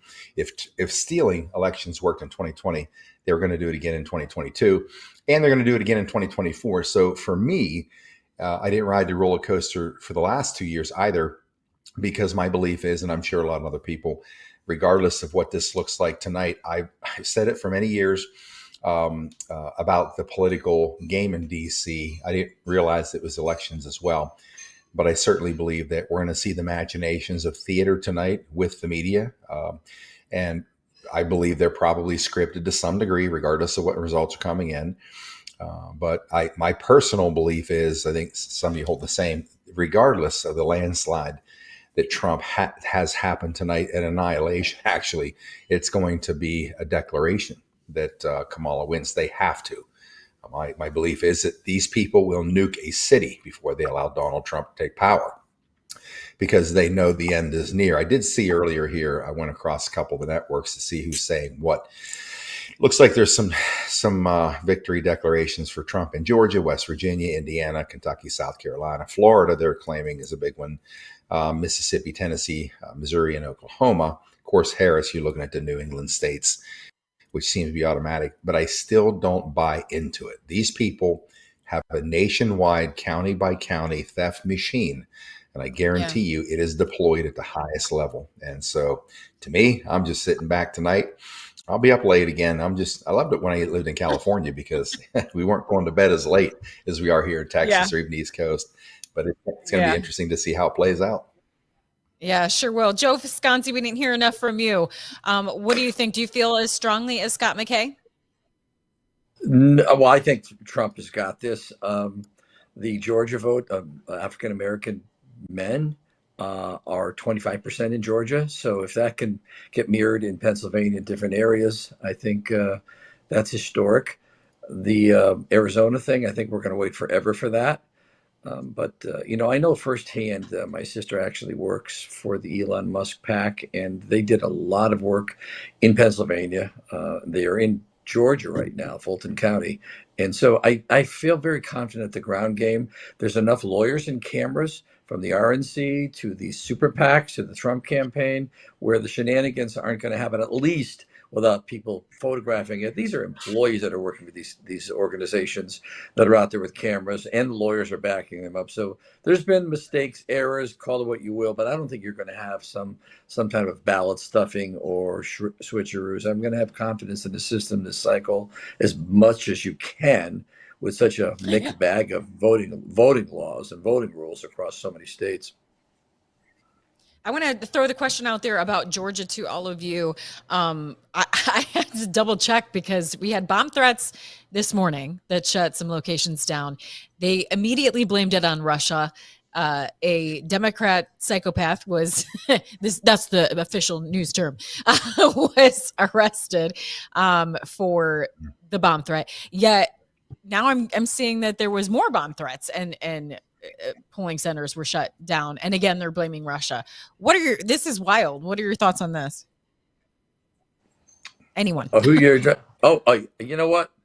That's what I said. There's going to be shenanigans. There's always anomalies, people calling up. But I just really think there's enough litigation that can occur that there won't be anything largely organized, onesie twosies, things that people can get away with. I think that'll happen. I'm just really concentrating for myself on Michigan, Wisconsin, Pennsylvania, and finally Georgia. I don't know if they've called it yet. I'm on the air with you guys, so I don't know if Georgia's been called yet, but those are the ones I'm looking at. And then the one I'm crossing my fingers with, really worried about, is North Carolina. I mean, I don't want to see that go. And I don't know. It looks like the governor really crushed the Republican candidate. That doesn't mean it'll transfer over to the presidential race, but and the New England states, this is something. I'm right here in Connecticut right now, and our U.S. Senate candidate, he's run a bunch of times for different offices. He normally got, I think, 35 to 40% against Chris Murphy. He just lost 25% of the vote to Chris Murphy. And of course, it's a blue small state, but that's historic. That's a crushing. So the blue states are really, they have really put it out. They thought, I think if they lose the presidency, they can't have anything come into their home turf of Rhode Island, Massachusetts, Connecticut, and even New York, which is why the Mike Lawler campaign, and we're just biting my nails right now to see the results of that. We've worked really hard on that. It's Hudson Valley and Ghost Spring Valley, New City, New York. It's a big, the 17th district. But this is important. These are important House races. I think the Senate, I think we're going to go up 2, 3, maybe 4 before this is over. So I got to remain positive, and I have to remain, vigilant. And it's difficult for so many people. I mean, I'm in blue state, and I have to tell you one thing. I've done a lot of flag waving in the last few days, beta testing our town, which is a communist town, and I call it communist West Hartford, but the vitriol and the hate and the anger aimed at anyone wearing this kind of stuff, Trump flags, is insane. I don't think they'd be that hateful if they were winning. Yeah, that's a good point. Will Johnson, I want to ask you about this. Obama did his tour, inspired by Biden, maybe. You ain't black unless you support Kamala. He did the whole black man shaming tour. Trump felt pretty confident that he had won over enough of that demographic, predicting maybe 16%. Now they're saying maybe not quite, looking like maybe 12%. What are your thoughts, and how do you feel about that? You're not a black man because you didn't vote for Kamala. Yeah, I voted for President Trump 3 times now. So, they sent out Obama because they're starting to panic. Right, they're realizing that the black community is no longer supporting the Democrat Party as they once have, and now the shift has changed, and I think it's high. I think it's up into 30%. Actually, they're just not saying anything. They're not saying anything because they're tired of it. The Democrat Party has done nothing for them. And I'm still looking at these numbers in like Illinois. I'm just really, really shocked because you look at Illinois right now, they're showing that it's 8% in, and President Trump is 43%. They have Harris at 55%, with 8% in, mind you. And then Georgia, they said is 52% in. President Trump is up 55% and she's down 44%, but they're not calling Georgia for some reason. So why won't they call that one versus the other one? How is that possible? How can you have 8% counting or 8% reporting and they already call Illinois? That's yeah. Well, that's like the Fox News calling Arizona. Right, like they're just expecting everybody black to go ahead and support Kamala Harris. So they're like, okay, we'll call it as black people there. They're going to go for her anyways.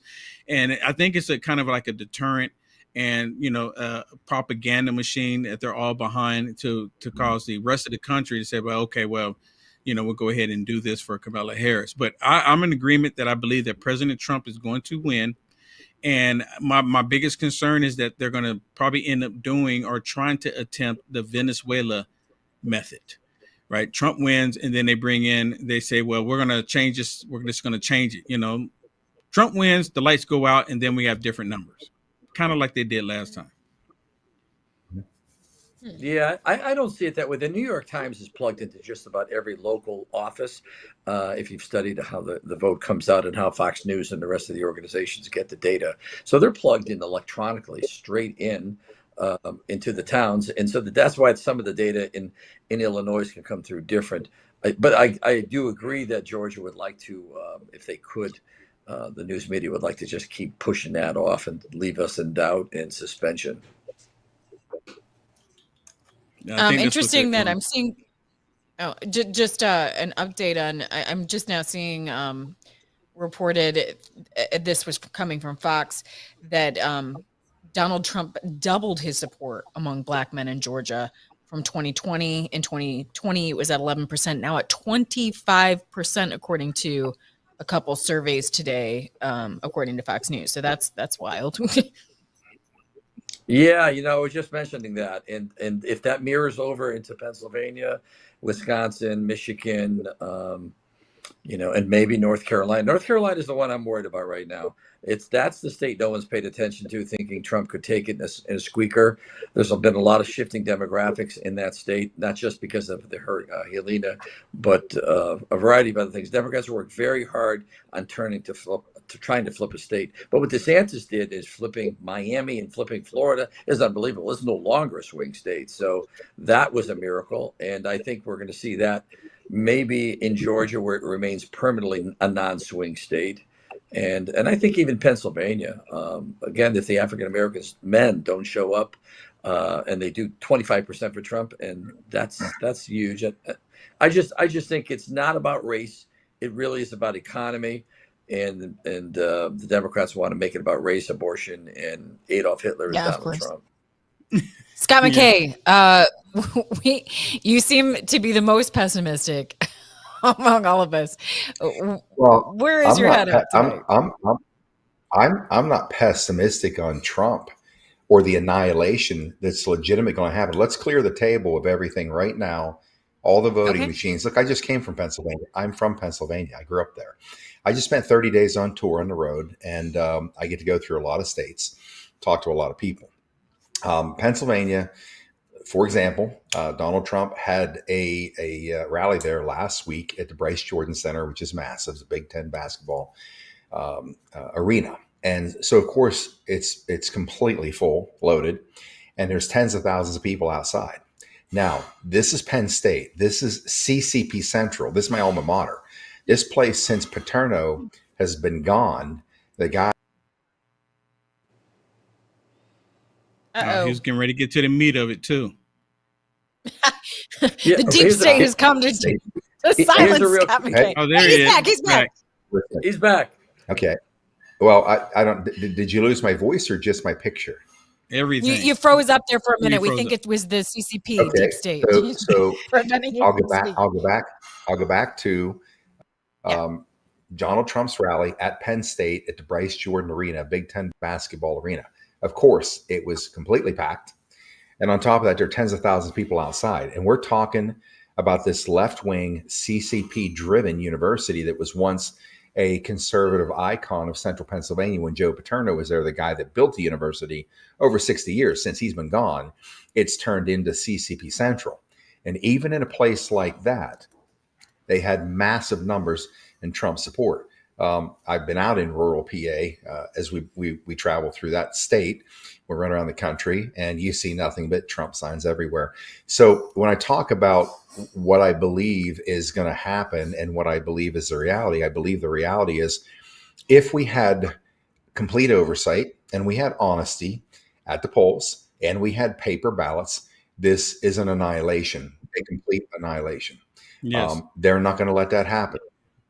They can't let it happen. They cannot look, anybody that thinks that this is not a captured operation hasn't been paying attention to elections for 30 or 35 years, because everything we saw in 2020 and 2022 was more the same. Look at Raffensperger, Secretary of State of Georgia. Would I trust that guy or Kemp? Would I trust these people based on how they even handled Georgia? They're Republicans. Absolutely not. And I know this is Patriot Street Fighters somewhat radical as a platform, but we were able to wake up 100 million, around the world, 100 million people to the truth about the entire architecture of elective politics, not just here, but in every country that goes on around the world.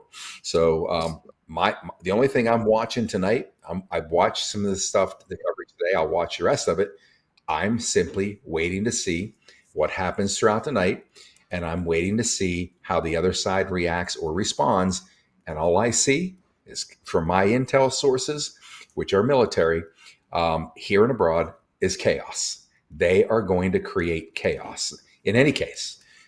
So all I'm doing is kind of mentally preparing for another Antifa BLM style uprising, as these criminals always do.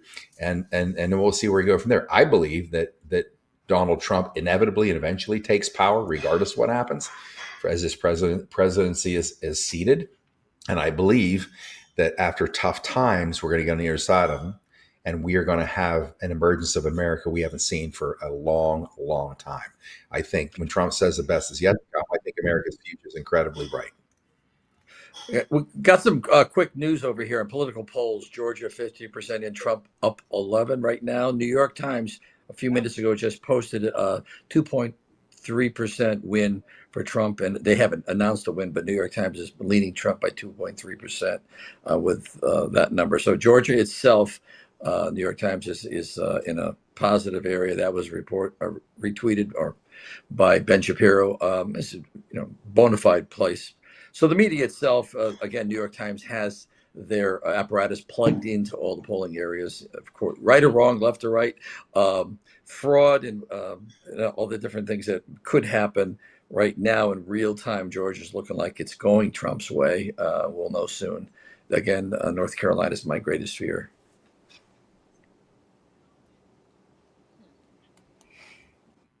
Yeah, as of right So now, as it stands, has AP, Trump. yeah. Go ahead, Will. I was just going to say, as of right now, it has Trump in Georgia or North Carolina up at least just over 100,000 votes as of right now. But I agree with you. I mean, and they're not calling it yet 23% in, but they're showing that Trump is at 53.26 and Kamala Harris is at 45.77. Yeah, I don't know. But even Georgia, it shows President Trump almost 200,000, right at 200,000 up in Georgia. Yeah. But again, we don't know what they're going to do. The numbers are constantly changing. But I'm still going to be positive and believe that President Trump's going to pull this through. And I agree. Trans-Tifa is what I refer to them, Trans-Tifa and BLM. I think they're going to gear up to be extremely violent. They're going to be extremely violent, and as soon as it comes out that President Trump won, they're going to be mad, and they're going to make some excuse to go out and be violent towards anyone that they can see that Trump flag. If they guess that you're a Trump supporter, I believe it's going to happen. It's going to be worse than the Summer of Love 1.0. Well, I got to remain positive here. Yeah, I'm looking at Pennsylvania. It Let, is let, let, me, let, me, let me concerning. say this in terms of being positive. Yeah, no, go. It doesn't matter to me who the clear winner. It doesn't matter because inevitably Trump is going to take the seat because of the machinations that are happening now. Not maybe. This is absolute. I've been watching this for a couple of weeks. Right down the road. I live in Texas. I'm right outside of Dallas. In Fort Worth, as of late as a week ago, they have machines printing out people's vote tallies. And I did that today. I went downtown Dallas and I voted. But these, when they give you your vote tallies as you bring them out of the computer, people are having their votes switch from Donald Trump to Kamala Harris.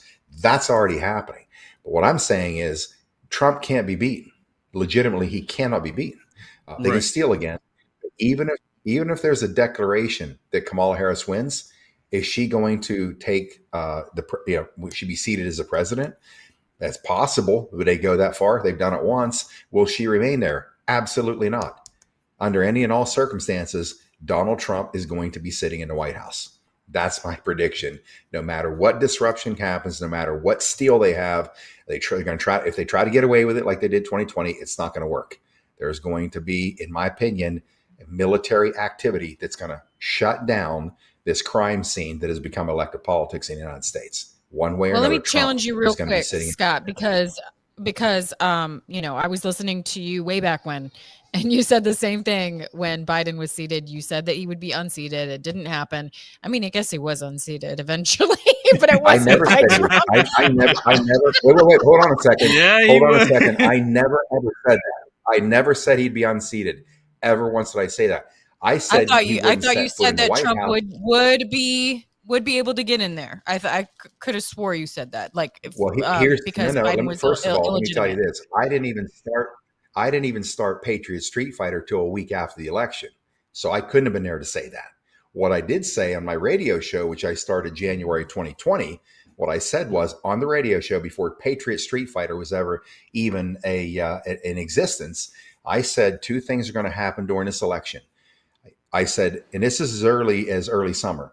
I said, Trump is going to win the election, hands down, but all day long, the media is going to claim that Trump has lost and Biden won. And I also said, before this thing is all over, Fox News is going to stab Trump in the back. And they did on election day by calling Arizona. Yeah. Therefore, those predictions came. And then after this happened, on November 11th or November 12th, 2020, which was a week after the election, I launched the very first podcast I ever did in my life, and it went nuclear. And it was laying this whole thing out. This is what's going on. Calm down. This is a de facto military operation that most people know nothing about. The NSA had talked to Trump under Mike Rogers, who was a commander, about what was about to take place. And they had been preparing for this for a very long time. And so whenever this thing went down, January 6th came, January 20th came, people were coming at me and saying, you said that Biden would not be inaugurated. I'm like, I don't know where you people get this. I never said any of that. I said, what you're going Scott, to let me see say this. Let me just say this. There's many like me that were listening to people like you talking about military action, and you are maybe absolutely right that we lumped you in with others that were saying that because a lot of us were drinking some opium. Like we were like, something's got to change, and some people were, and you may have gotten lumped into that. So I apologize if I misinterpreted what you were saying and lumped you in with some people that were saying similar things and actually going to the extent of saying like, don't worry, Trump will get seated, and then that didn't happen. So yes, I just wanted to clarify that. Give my disclaimer that some other people might have misunderstood because you were part of a group of people that we were listening to, like hoping that something would change. But go ahead. Yeah, I was going to say, unfortunately, the podcast world has become news central. And where the world who really is waking up to this reality are going to the podcast world for information. Unfortunately, in the podcast world, it itself has done a great disservice to the people because people were making all this crap up, saying Trump's going to be seated by July the 4th. All this nonsense was being talked about from our medium, and it upset me as well, because this is not what the nation needs to hear. They don't need sensational BS. They don't need predictions. I don't make predictions. I haven't made predictions for the last 4 years. I made them tonight. This is going to happen. Maybe I'm wrong, but inevitably, my belief is that one way or another, this term of the presidency is going to be seated by Donald Trump.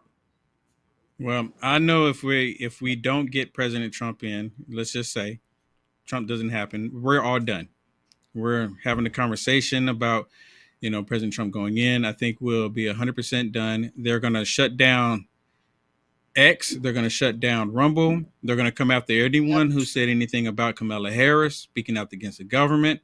They're already talking about shutting down free speech, mandatory buybacks. They're going to go full on communist on the United States of America. They're going to lock up people. Anyone who resists them, they're going to use them as an example by locking them up, so that way they'll get other people to comply. It's going to be nasty, but I don't want that to happen. I don't believe it's going to happen. I believe that we are going to rise to the occasion, and we're going to be able to stop all of this. I really do. All right, we got about 30 seconds. Take us away, Joe.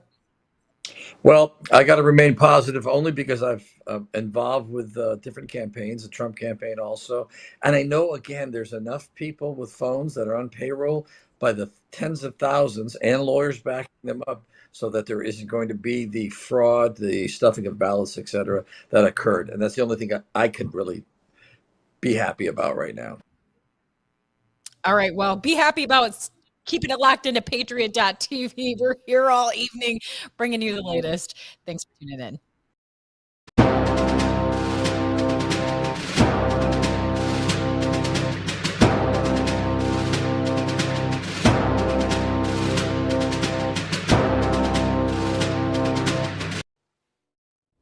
My name is General Mike Flynn, and I want everyone to know that I stand fully behind Beverly Hills Precious Metals and its owner, Andrew Sorcini. We are facing one of the greatest periods of financial uncertainty in both American and world history, and so now is the time to organize your finances. With the advent of the BRICS pay system, we need to now seriously consider how we can take better care of ourselves and our families and start some serious decision making when it comes to our wealth. You can also ask about their newest 2-ounce coin of yours truly. It's an absolutely great gift, and I am deeply honored to be part of history, as well as helping people protect their finances, their wealth, and their investments. So visit gold.generalflynn.com. Tell them the General sent you. Thank you so very much. God bless you, and God bless America.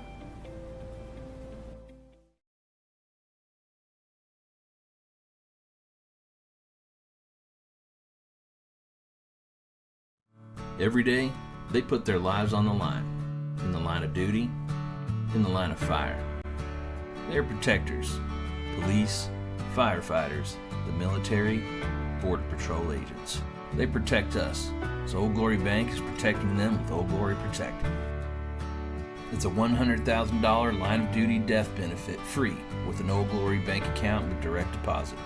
Old Glory Protect from Old Glory Bank, protecting those who protect us.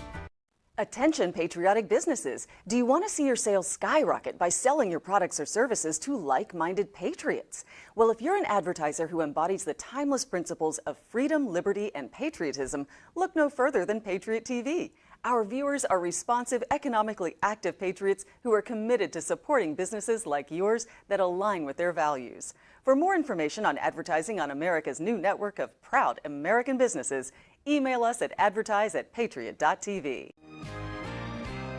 I couldn't give anything a higher endorsement. I would be remiss had I not include Cardio Miracle on my very short list of secrets. It's the real deal. It's a real product. It's not another supplement. I'm operating about 6 to 8 hours, and I've noticed that being on this Cardio Miracle has made a huge difference. Since I started taking Cardio Miracle, about 8 months into it, the benefits have been fantastic. You know, if I get hungry, then I just have a Cardio Miracle. Not only is it safe, but it's necessary to take Cardio Miracle to stay well. This let me sleep. It's showing up more energy, more get up and go. And it's all because of what this company does. For me as a doctor, Cardio Miracle is a staple. Cardio Miracle to me is hope in a glass.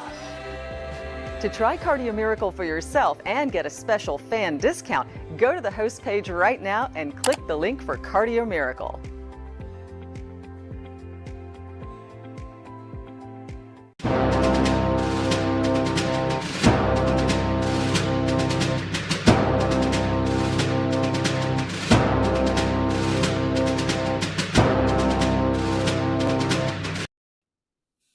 So let's do it by the numbers so far. Now, again, there are conflicting reports, but according to Fox News, President Trump is up 178 to 113 against Kamala Harris. They are calling North Dakota, South Dakota, Wyoming, Nebraska, Kansas, Oklahoma, Texas, Louisiana, Mississippi, Alabama, Florida, South Carolina, Tennessee, Missouri, Indiana, Kentucky, and West Virginia, as well as South Carolina, in case I missed it, for Trump.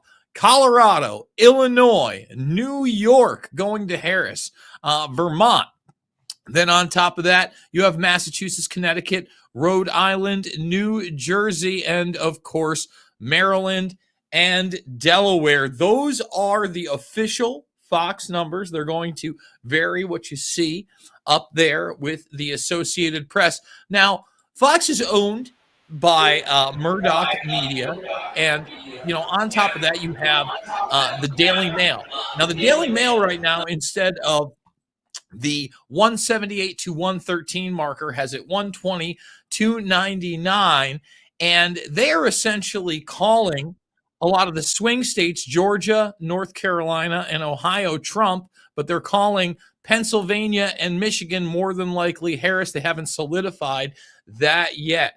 It sounds like we have one of our guests in the background. I believe General Flynn is more than likely with us. General, how are you doing tonight, sir? And what are you seeing out there in the mainstream? It does seem like in some of these results, you're seeing Trump pull away a little bit, but there's still a lot of questions surrounding Pennsylvania, North Carolina, and Georgia in particular. So, let me just go over what I believe we're going to see. I do believe that Trump is going to pull off Georgia. Okay. I do believe he's going to pull off Nevada. I do believe he's going to pull off North Carolina and Pennsylvania. I'm hopeful on Michigan. Michigan is going to be a big decision point here for the direction that the country will go with this election tonight. I just know that the excitement level from Harris is just not there. The problem is that when you start talking about urban centers and their ability, the Dems' ability to get the vote out is extraordinary. This is an area where the Republicans have not been able to break this out. And I will say that the early election voting, the numbers were way down in the urban centers. So that's an indicator to me that it wasn't proper excitement for Kamala. And the rural areas was very high for Trump. So we see a lot of turnout. The turnout today was very good. One of the big issues coming out of the post-voting polls that they're taking is the economy and the direction of the country will matter. So I'm here with my buddy Clip, and Clip is another guy who's been eating up big time real estate, mega real estate. So, what's your thoughts on the election? Well, I remember in 2020, I had a huge event, and I left that event at 2 o'clock in the morning. And when I left that event, we were winning. So that night, I learned there are 3 things that aren't real. And one of those is Santa Claus that comes in the middle of the night. One thing is a tooth fairy. And the third thing is Democrat votes that come in the middle of the night are not real. So I'm highly concerned about what may happen. Hi. But it looks good. And one other thing from my standpoint is that this is the time now, tonight, at this moment, right? I'm looking at my clock here at 9 o'clock, right? Polls, for the most part, are going to start, all polls are going to be closed here very, very shortly. And then whenever the lines are, those people will be able to continue to vote. So this is going to be a kind of witching hour. The witching hour in national elections. So we're going to start to see numbers coming in. I will tell you, having been there in 2016, the Trump campaign, they generally will know. They'll know inside of the campaign, the micro targeting, the micro polling, the people that are showing up to vote. Inside the campaigns, they know right now kind of the direction that this thing is going to take. And so what I'm hoping for is that we have a concession tonight. If we do not have a concession, which I've been saying we're not, I've been saying that for a while, we won't know what the outcome of this election is tonight, which is a shame. There's no reason why we shouldn't. We probably are not. Again, I hope that I'm wrong.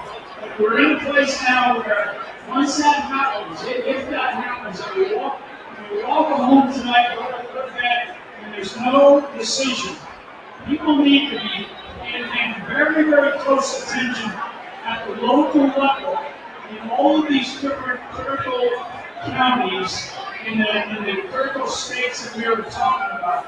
So Madison County, Wisconsin, up in Detroit, Manchester, Pennsylvania, Dover's another one in Pennsylvania, places like Maricopa County, DeKalb County, Georgia, Fulton County, places like the Raleigh area, Charlotte, in North Carolina, all of these places in Richmond in Virginia. So all of these places matter, and folks, you can't go home. Or if you go home, you get like 2 hours of sleep, and for those people who are sort of local participants, local volunteers, go back to where they are now and stand there and help them count. Make sure that the count is done legitimately and fairly. And you can't have this craziness that we get dragged through for another 2 or 3 weeks or another 2 months, leading up to another 6th of January. We're just going to have it. American people are up to anything. Yeah, I think it's astonishing in this day and age when I can send you a message from here to across the world in like a millisecond. When we can't find out how an election has happened in like days. They're not bringing these votes via a train or a covered wagon, or they're not riding in on a Pony Express. Why can't these cities, and why is it always the Democrat cities that cannot count votes? It's always the Democrat cities that can't count votes. Those are where the votes are coming from, like these weird anomalies. And I think that what's made like the American people skeptical about what goes on. We should know. We should know immediately what's going on. We should know what's going on. Florida gets it right for everything. Like we know Florida 100% or 95% of the county. I just find it astonishing. Most Americans don't understand why it takes so long. Hey Jason, let me do a shout out to a couple of things here.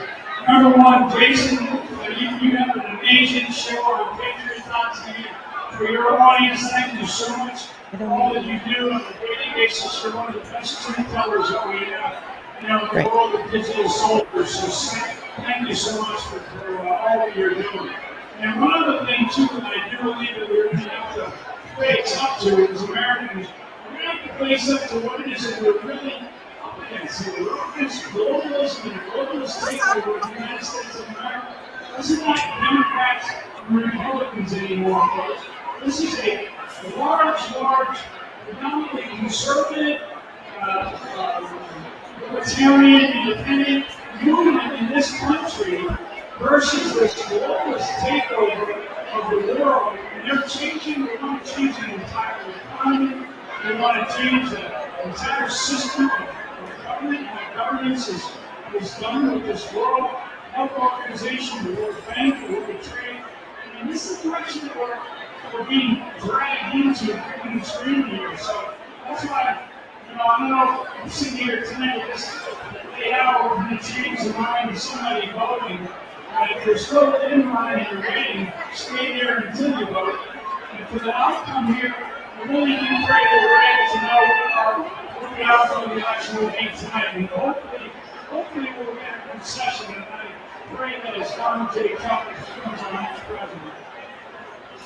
Well, let me Yeah, absolutely. Let me just first reiterate that I believe that you're correct, that if we do not get a concession and a result this evening, that does not bode well for a free and fair election where we get the proper result. Yet that is the current media narrative across MSNBC, CNN, ABC, CBS, etc., that indeed we are not going to get those results tonight. And we might not know where this is going until the morning. This is extremely problematic. At the same time, we are seeing quite a few people projecting swing states like Michigan and Pennsylvania for Kamala Harris.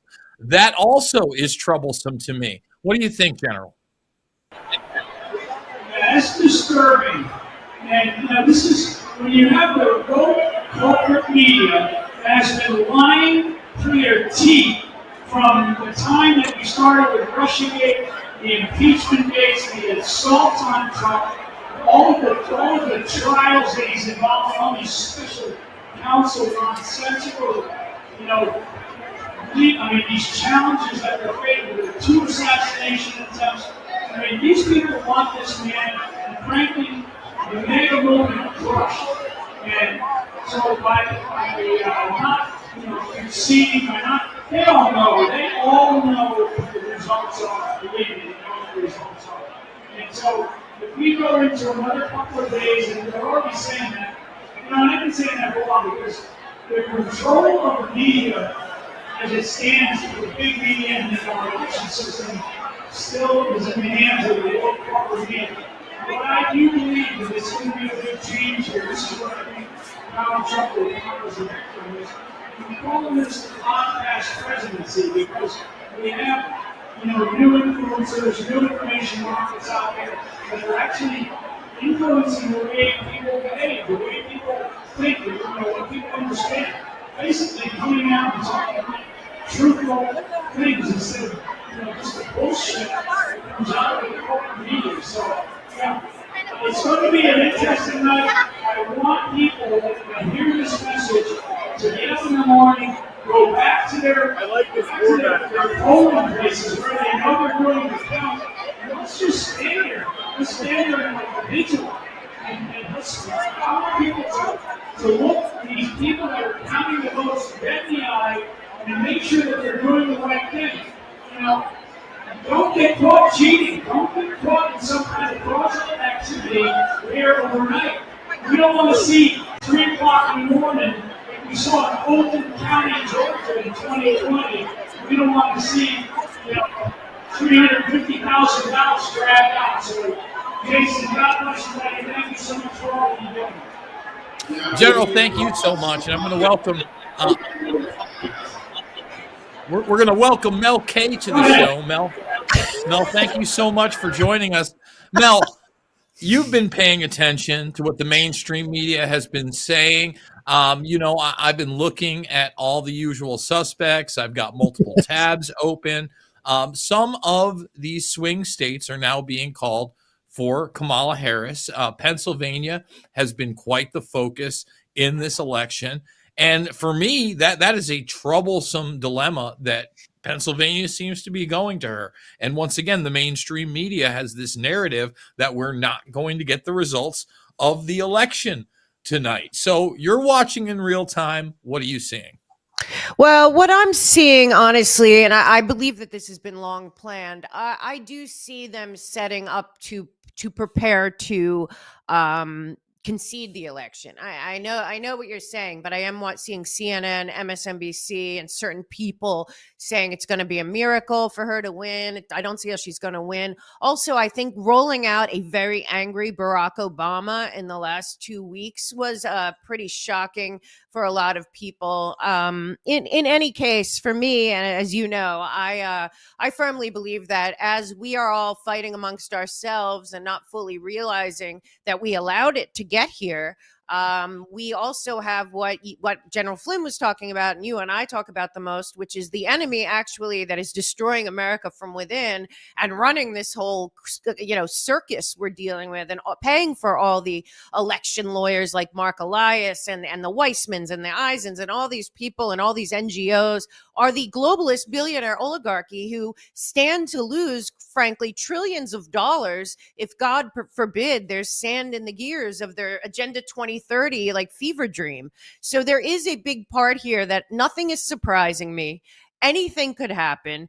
And but I know these people, they have playbooks. You look at what even back to Democracy Matters playbook and all the things that were coming out of Brookings Institute, and Mary McCord on MSNBC saying even if Trump wins, we're going to be ready with lawsuits and impeachments, and we can still put him in jail. So regardless of what happens, I believe that the next 76 days, I personally do think Trump will be declared the winner. But I think that that's part of what they want. I really see this kind of lawfare. We're not going to do it, tearing the country apart. And then the Pentagon announces that they're going to test a hypersonic missile tonight. I mean, these people are frankly insane. They are terrified for their own futures, their own fortunes, their own plans being messed up. And I don't think they care about any American citizen. And whatever happens here doesn't really matter to them. So whatever happens in this, our job as the people of the United States starts tomorrow. It's not about Trump winning. It is seriously about us watching this happen. And also, Jason, in 2020 or even 2022, people weren't watching the cheat in real time. Now you have giant celebrities that are football players and all of that being like, they're cheating here, they're cheating there. So they're also on the world stage being watched very closely. I mean, because you and I know the real danger here is World War III turning nuclear. And yet all these people on the left are voting either against Trump or for, abortion at 9 months. And World War III is like, hi. And then the Pentagon wants to put out a supersonic missile or whatever they're doing on election night. I just really think these people above our country are the problem. And Trump is the way to just kind of stop the flow. But we have to step up. So for me, whatever happens, tomorrow is the day that the American people better start taking back their country. Well, Mel, let me just say, I think it's a lovely evening for a hypersonic missile test. Let's have a baker's dozen. Why not? I think we should do it every November 5th, every 4 years. If it's not hypersonic, let's get into some other type of weapon system. Mwah! I love every bit of it. Look, I don't want to get ahead of myself. I would love to be, again, I haven't been able to watch the mainstream media as much in the last couple hours because I've been in and out on this coverage. If they're already starting to concede, that is a great thing. However, when I'm looking at this thing right now, Fox has it 195, 113 Harris, Daily Mail 177, 299. Now we haven't gotten to the big daddy of California with those 54 succulent votes, but New York has gone blue. And, as far as anything in reality, if we had free and fair elections, I really truly believe that was a battleground state. At the other side of that, and again, folks, California could flip this whole thing because of their large scale population depending, but Trump is actually ahead in the popular vote. You always hear about the popular vote. Right. We're about a third of the way through this thing being counted up.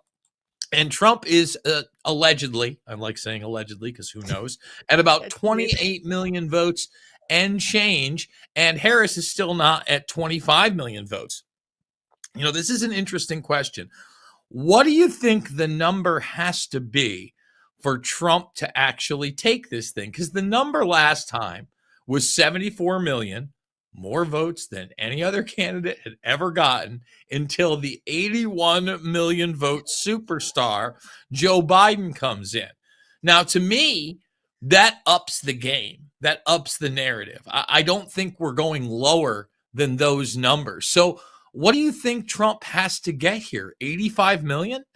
Well, here's the thing, Jason. Did you see today that they put out a thing from all the swing states, and it was like they had urban, women, and then rural, and all the urban and the women in all the swing states were down like 100,000 less people to 400,000 less people voting in those sections in those states, Georgia, elsewhere. And then rural was way up. And I'm looking at these crazy numbers and I'm saying, so 400,000 people that voted in 2020 in Georgia are not, 400,000 are not voting in this election. And all I started to think was, wait a minute, maybe that is the cheat of 2020 votes that weren't real. So there isn't this much of a disparity. Just the sunlight is shining on the fraud that was 2020. I know it sounds a little out there, but I'm telling you, there was this, I wish I had the chart, but it came up earlier. It was all over Twitter, and it was like showing how many less people were voting in Wisconsin and Michigan and Georgia.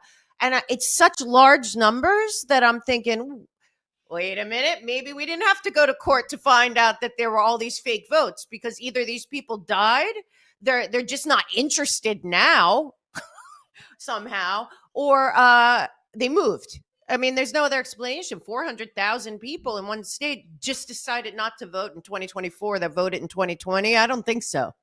So But I think a lot of people were more motivated even this time around. Forget about the COVID 1984 nightmare. I mean, look, a lot of people have been paying more for gas, more for groceries, more for rent, more for everything. And the economy really is the great motivator across every political, economic, and cultural spectrum. It is the economy, stupid. It doesn't matter if you're a man, a woman, a person of color. When it hits your wallet hard, you get motivated to get out there. Now, I haven't brought this up yet, but this was kind of the surreal post-truth, almost post-parody moment of the day, where Kamala Harris, in front of an audience today, pretended to be on the phone, and then to let everybody know that she was on the phone, because she doesn't know what she's doing. She's a cackle monster. She flipped the phone around, and instead of her phone being on a phone call, which she led everybody to believe, it was instead on her selfie cam. Now, that seems like literally something you would see in an episode of HBO's show Veep, where Julia Louis-Dreyfus is there on the eve of the election and makes a huge gaffe, and the whole thing is tongue-in-cheek. But that really happened today. That's a real thing, Mel. And what else really happened was that she also had the people that she did the door knocking last night in Philadelphia, outside of Philly, reenact it, and they caught it on camera and put it on. It was rehearsed. What I'm telling you is, I went out to LA and like 19, 20 years old. She's an actress. I am telling you right now, all of the money from Hollywood, her big Hollywood lawyer husband, her. And let's not. Oh, it looks like Mel just got knocked out by Trevor Loudon, who is coming up in the next segment. You're not going to want to miss that. I assure you, it's going to be a great one. If we've got Mel back, let's get back to what she was saying. We do not have Mel back, and that's fine. So let's talk about that aspect. There has been nothing genuine about this woman. She has been a social and political climber. Let's not forget, a lot of people, at least in my neck of the woods, will talk about the fact that she politically climbed by being Willie Brown's mistress, a man 93 who is much more intellectually competent than Biden is at the moment, and still praises the woman. But one of those other relations she's had was a very Hollyweird relationship, and that was with Montel Williams. And not surprisingly, Montel did not back Kamala Harris this time around. Do we got Mel? There she is. Yeah. Go ahead, Mel. Oh, so what I was saying was she's a trained actress. Like, if you're a filmmaker for 20 years, she's reading lines. I feel like that week before the debate, she was like with the best acting coach in LA. She had the writers from Grey's Anatomy. She's looking how to look at the camera so that she shows empathy. It really is like the Truman Show, but Katzenberg's running her entire campaign, as is Hollywood, obviously. And apparently most of the speakers are from Sean Combs' list. So I'm not sure what they're pulling there, but it does feel like a Hollywood production. And I think people are insulted by it, to tell you the truth. I mean, look, the Sean Combs thing has kind of broken into this political campaign. You've got people like Donald Trump Jr. talking about it, J.D. Vance talking about it, and it's hard to get away from when a lot of this stuff in that time period is when with Combs is with Jennifer Lopez, and Jennifer Lopez is sitting there endorsing Kamala Harris. Just because you mentioned that, and we are live on the air, and no one else is going to be talking about the state, although there's Trevor and not Mel yet again. It's our first political rodeo live for an election evening, folks. But I do want to acknowledge this. Conor McGregor's rape trial, where a lot of the things that I've been talking about the last 5 years, some pretty gruesome details, have now hit the public arena. And although it did trend today on Twitter and some people are talking about it, obviously that is being overshadowed by the election. So did you hear that about McGregor? Oh, yes, I did. And I was very proud of you because you have been standing up all this time. I saw Vedmore shared it. This is important, but all of this has to come out. And I'm telling you, seeing Oprah up there and hearing John of God and also her relationship with Trump, or, how Rogan didn't want to play when he went on the View. People have to think, what is this about? It's not about Trump. It's about these people trying to keep power by any means necessary. And look, I just think that a lot more people are awake and aware of what we are seeing right now, and they feel insulted and degraded. And that's why I wrote Americans Anonymous, because it's time to just rip the Band-Aid off and let's have some justice. So that's another reason I think people are voting for Trump. And also, I think the lawfare backfired really bad. I think small business owners and other people are watching like Bannon come out of jail, and it's just crazy. I just think people have had it. I really do feel positive about today. Well, let's see where it goes. It is extremely early on as far as the lawfare. Let's not forget, no matter what happens tonight or what's projected in the next couple of weeks, we do have the sentencing on those 34 felonies in that New York case just before Thanksgiving. Folks, you're going to want to stay tuned. We are here all night long. Patriot.tv coverage continues after this.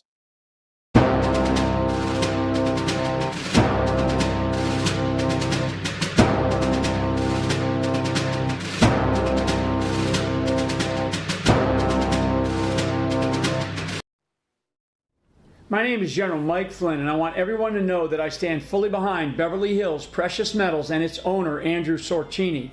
We are facing one of the greatest periods of financial uncertainty in both American and world history, and so now is the time to organize your finances. With the advent of the BRICS pay system, we need to now seriously consider how we can take better care of ourselves and our families and start some serious decision making when it comes to our wealth. You can also ask about their newest 2-ounce coin of yours truly. It's an absolutely great gift, and I am deeply honored to be part of history, as well as helping people protect their finances, their wealth, and their investments. So visit gold.generalflynn.com. Tell them the General sent you. Thank you so very much. God bless you, and God bless America.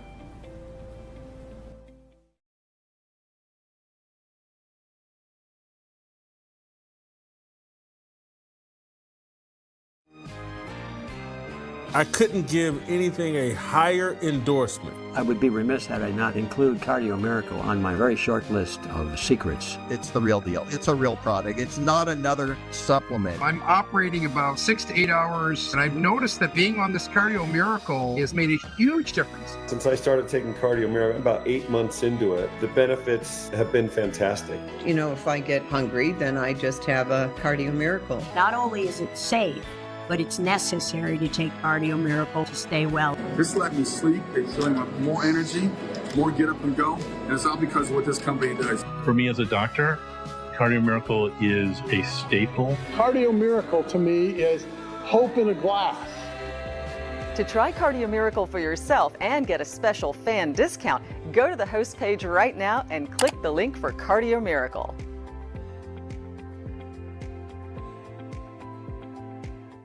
Attention patriotic businesses. Do you want to see your sales skyrocket by selling your products or services to like-minded patriots? Well, if you're an advertiser who embodies the timeless principles of freedom, liberty, and patriotism, look no further than Patriot TV.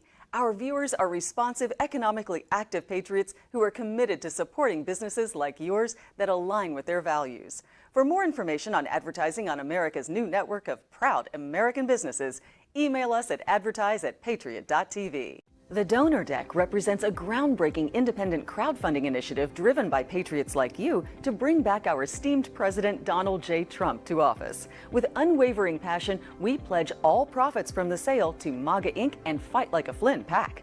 The exquisitely detailed challenge coin is a timeless collectible to be passed down to generations. It symbolizes your continuous dedication to assisting President Trump in his quest to rejuvenate America to its former greatness. Get your Donor Deck now. Go to the Patriot.tv store and click on Donor Deck.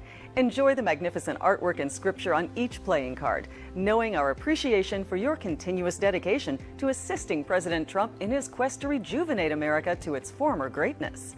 You'll get this keepsake collectible challenge coin acknowledging your support for Donald Trump's run back to the White House, and the Donor Deck of 52 exquisite playing cards, plus a beautiful display case to show your challenge coin. Go to the Patriot.tv store and get your Donor Deck now. Looking to give your wardrobe an upgrade? Well, look no further. Here at God Country & Kin, we've got you covered from head to toe, from shoulder to shoulder, and everything in between. Introducing our brand new Patriotic Collection, designed to display your patriotic spirit with a stylish look that's sure to turn heads. And the best part is, you don't have to break the bank to be your best you. Why wait? Visit us online or in-store today and elevate your style with God Country & Kin. God Country & Kin, where patriotism meets style. Shop now. Visit the Patriot TV store and look for the God Country Kin banner to find the perfect outfit, shirt, accessory, or maybe a great hat. You can totally see yourself rocking this hat. I know you can. And check out all the great stuff we've got to show your patriotism at patriot.tv.store. Click that link above that says store and join me there at the Patriot TV store.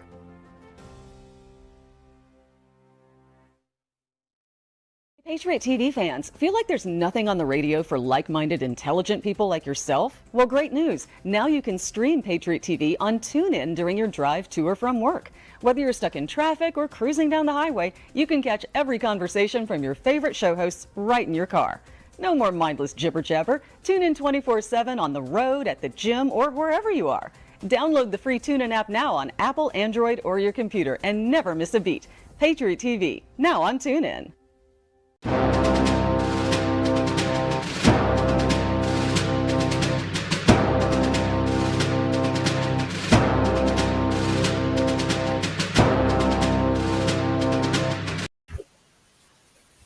Welcome back to Patriot.tv coverage of the election. We're in it for the long haul. Well, I mean, at least until we must go to sleep.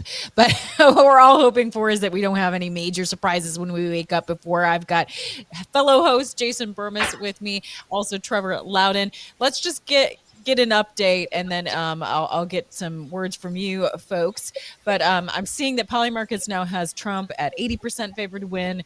We got Predicate 73% chance of winning. We've had Texas call President Trump as the winner, which is interesting because we were gaslit very recently that was quite possibly going to turn blue. We've got President Trump declared winner in Ohio. Some surprises. He's taking the lead in Virginia right now. Let's not get too excited, but I don't know if you guys saw this. There was a major projection for Kamala Harris to win in a particular area. I didn't see this coming. This is worrisome. I think we should just pull that up. Winner, Ukraine is calling Kamala Harris as the winner. Obviously, this is for some lighthearted humor to break up the night. What do you guys think? Well, obviously, I'm still a little bit nervous. I haven't actually been able to hear what the mainstream media is saying, but I've got in my peripheral right now MSNBC saying all the swing states are too close to call. And again, that media narrative surrounding this election, whether it be MSNBC, CBS, ABC, CNN, etc., is that we are not going to get a definitive answer this evening. However, if there is one thing that is making me maybe a little bit optimistic, it is those betting markets, right? Those betting markets are now higher than ever that Trump is going to take this. But I would love to get Trevor's take on what he's seen so far and what he expects well into the night. Because look, if we actually get a result and we get somebody conceding, which I think is a Hail Mary miracle, I'll be able to go to sleep at night. If we go into this not knowing what the media is going to say tomorrow, well, then the game begins. Yeah, well, thank you, guys. Look, everything's going as expected right now. Trump is ahead, quite considerably ahead in North Carolina and Georgia, and in Wisconsin, I believe. Michigan is too little to tell. Pennsylvania is too little to tell. Up in Virginia right now, but as you said, it's we don't want to get too excited about that one. But it's looking good. We need a bit more information out of quite a lot more information out of Pennsylvania and Michigan, and then we're looking at Arizona and Nevada. So Arizona, I think, will be good. So it's going as we would expect for a modest Trump victory. That's what I see. And then we're going to get the litigation. Look, especially probably from Pennsylvania and Michigan. And then we mustn't forget that the left are probably going to go ballistic tomorrow and have riots all over the place. So that's another thing to look forward to. But it's on target. And if I was Trump, I'd be pretty happy right now. And if I was Kamala, I would not be very pleased. That's how I see it right now. Christy, what do you think? One of the things that's annoying to me is when you look into how much is reporting and Illinois was only reporting at 8% when they called that for Kamala, which, I mean, that's just annoying and weird to me. And it's just like Pennsylvania and Michigan are huge ones that we're keeping an eye on. Michigan is only 13% of the votes counted. I mean, when you have some that have already counted practically all, I mean, it's suspicious. Pennsylvania, you got 30% of the votes counted, leaning blue, which is hard to believe because, I mean, man, I thought we did a really good job getting out there for the early vote there in Pennsylvania, and even surprisingly, the Amish coming out in full force for Trump. So it's just that's the thing is you can't trust the funny business that they're up to, right? Well, when I'm looking at these polls, go ahead, Trevor. I was just going to say too, Pennsylvania, that's Pittsburgh and Philadelphia that's coming in. That's not the red counties coming in yet. You're going to see switch, and that doesn't mean it'll be one, but it means it's going to look a lot better fairly soon, I would say. Well, one of the things I'm looking at that, again, I'm going to keep going to it, not only because it is my home state at the moment, Iowa, but right now, the Daily Mail is reporting that Harris is leading in Iowa, and I am highly skeptical of that poll that came out just a few days before the election saying that Harris was going to win this state by 3.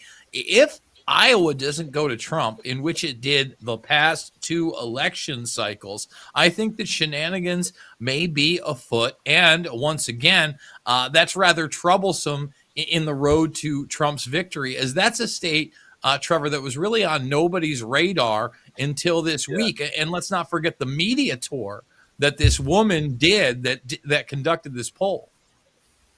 Yeah, look, Trump's going to win Iowa. I wouldn't be worried about this.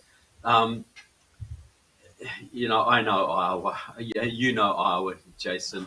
It's not going to go that way. I don't know how much of the vote is called yet, but it might be they might have just called all the votes from the polling place outside Whole Foods in Des Moines or something. But that's not hard in Iowa. 15% counted. 15%. I was going to say, here in the Quad all. Cities, there is no Whole Foods. We got a Natural Groceries and a Fresh Time, and I'd like to keep it that way. Hy-Vees all around everybody. But again, these narratives that are projective are what's worrisome to me. Because, again, I don't think that we had free and fair elections in 2020. A lot of that stuff is still being litigated. And, again, that media narrative that has surrounded this whole thing has been extremely uncomfortable. So, Trevor, if we do get that concession tonight and Trump is in there, what does that mean for the country? What does the country look like in the next 2 months or so before he's sworn in? Well, look, the Freedom Road Socialist Organization, which is the pro-Chinese communist group that organized all the Black Lives Matter rioting, have called for nationwide, well, they call them protests for Palestine, but that means riots starting tomorrow, regardless of who wins. So you're going to have that. You're going to have litigation. If these main, Pennsylvania, Wisconsin, or Michigan are close, you're going to have litigation. You're going to have all that kind of thing. Jamie Raskin's going to come out there and try and decertify Trump because he's an insurrectionary. So there's going to be, I think, look, this is what I say. If you need medicine, get stocks. If you need food, get stocks in, because we could see, I think, 2 months of a lot of turmoil, potential strikes, power outages, and even terrorist incidents. You've got maybe 100,000 Chinese nationals of military age floating around the country, plus Hezbollah, plus Hamas, plus, Chechens, and plus a whole lot of other, ne'er-do-wells. So I think Trump wins on the night, or it's pretty clear it's leaning that way. But the Democrats aren't going to just say, thanks very much, you ran a great race, here you go, President Trump, you take over the country. Pigs will fly before that happens. Unless Pennsylvania, Michigan, and Wisconsin, by some miracle, have blowout numbers, real blowout numbers. So I expect to see turmoil. I don't tell it to people to discourage them. Just be prepared. The left are insane, and they're going to throw tantrums when this comes down. I would love to hear from you, Trevor, and even you as well, Jason, weigh in on the bomb threats that have come in. We saw in Georgia, I think Arizona as well. And I saw that the FBI had posted that the bomb threats were coming into polling locations across the country, several states, and appear to be from Russian email domains. So here we are again, blaming Russia on election interference. And it'd be interesting to see how they really make that connection and how credible that is. Any thoughts on that? Unfortunately, I think that, this Russia thing with the bomb threats is just like the cameo before the star performance of contesting this election. I expect, especially if they are going to contest it, some kind of Russian narrative to try to weave its way into this, that the election was stolen, etc. As far as Raskin goes, Trevor, it is alarming to me, not only that you have people that are kind of presenting that narrative, or the narrative that Trump is going to use the military against his political enemies and the people and all these absurdities. But at the same time, when you see this, you've had literal people, in my opinion, that have committed treason. Michael Vindman, Peter Strzok, amongst them, running war games on January 6, 2023 with that voice, in which another insurrection happens. But this time, the Steve Bannon and Roger Stone type characters, one of which is played by William Crystal, by the way, are directing violence with this domestic terror group.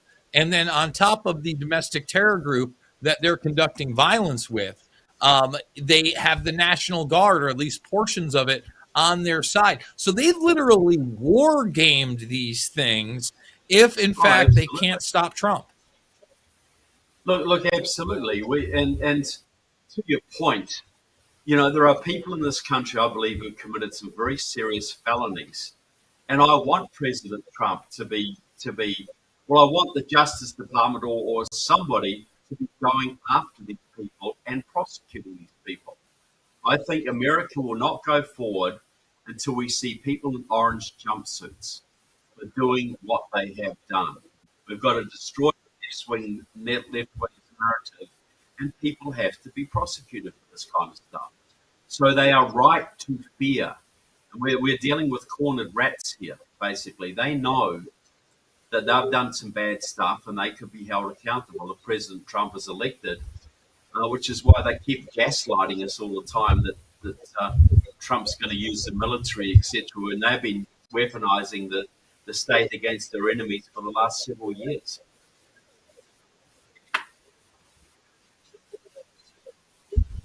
I'm hearing a lot of background noise. I'm not sure if that's coming from. Yeah, no, I'm also hearing it. I think it's coming through on the director's end. I don't believe that's any of us, unfortunately. Okay. I hope that the audience is not hearing that because it's quite distracting. This is a little bit distracting to hear. Like, okay, I think it looks like they've cut it. There it is. The magic has been cut. Woo! All right, we're back in the mix. Thank you, Trevor, for being able to speak through all of that. If we are to get an actual decision tonight, when does it happen? Does it happen, 1 o'clock, 2 a.m. Eastern time, or can we get it before the morning show? Look, the Pennsylvania, the Secretary of State there has already declared they're not going to declare a result tonight. And it may come down to Pennsylvania. So we may not get a result on the night. If Trump does well enough for Pennsylvania not to matter, I think we'll get a result tonight, probably about 1 a.m. That's what I think. But if it all comes down to Pennsylvania, we're not going to get a result tonight. Well, I think that Maricopa County will also prevent Arizona from being called, which is wild because that's the one that was called by Fox like super early. Now they're saying like we will most definitely not have a result tonight. It's like, oh wow, they didn't have any problem calling that for the Democratic Party real quick, jumping the gun on Arizona before Florida. Here we are. Pennsylvania, they've got how many million people? Well, Florida's got 23 million. How long does it take to call them? How long do they? Yeah. Florida has their elections wrapped up by 11 o'clock every night, every election cycle. No problem. 23 million people, big population centers like Miami-Dade, Orlando, but no problem. So why does Pennsylvania have the problem? Makes one a little suspicious, does it not? Well, I'm ultimately suspicious of the entire system because the entire system, in many ways, has been gamed in a multitude of ways, whether it be the mail-in ballots now, the ballot harvesting, the fact that they don't want voter ID and they are stopping any kind of audit. And then, of course, the machines come into play. And again, early on, we had the reports of machines malfunctioning in Pennsylvania, that pivotal state. Trevor, Christy, if we do get a Trump administration and there's been a lot of rhetoric surrounding 1 day of voting, voter ID, paper ballots, the results that evening, is that a reality if he's able to get in there? I think so. Absolutely. I think he'll move heaven and earth to make that happen. Trump's a very results-oriented guy. He wants to fix problems permanently. And he's not going to allow that to fester. The election integrity and the public's mistrust of elections, particularly conservatives, is a massive problem for us because it depresses our votes. So, I think it's very realistic that Trump is going to do everything he can to make sure that all federal elections are conform to a certain standard. And I think he'll be able to do that. And I think it's time that we make a federal holiday. We make it so that there is this time off work work should have like make it be like a paid holiday, so that there's just really no excuse for people not to set aside this time and have the ability to vote in this way. I mean, if there is a room for like absentee ballots or mail-in ballots, it needs to get back to the previous intention where it is for people that absolutely really need it. And it shouldn't just be willy-nilly. Anyone can be sent a voting form, whether you requested one or not. I mean, we need to get back to logic-based voting approaches. I mean, these are just pure logic. I mean, of course we would want voter ID shown. We're like, what, one of only 2 countries that doesn't show voter ID to vote? I mean, this is stupid. Let's just get back to logic-based voting, make it a holiday, so there's no excuse, there's no room to say there's suppression, and I think that Donald Trump would follow through with that. Yeah, absolutely. I think this is one of the look. He's had an election stolen. You think he's not going to address that issue? Look. Every country in Europe, every country, Canada, New Zealand, Australia, most countries in the world, voter fraud's not an issue. It's only really an issue in a big scale in the United States. The world's most powerful country has this big problem with vote fraud and lack of confidence in elections. And that has to be restored by voter IDs, paper ballots, getting rid of machines, and prosecutions for vote fraudsters. If you do those things, you'd only have to put a few people in jail, and that alone would solve most of the problem. Well, I certainly would like to see those type of prosecutions. Outside of the presidential race, it does seem like many of these races, Senate and congressional, are trending red. Do you expect this to continue? And if Trump is able to get the trifecta, can we kind of expect a fast tracking, or does this kind of bode in the situation that turmoil and disaster over the next 2 months, really anything to keep him out of office is more of a likelihood? Well, they're going to try, but I think Trump's going to get the trifecta. We'll certainly get the Senate, and I've seen at least a couple of pickups in the House that look to me like they're going to be pickups now. I cannot see the Democrats taking on the current trends, any Republican seats.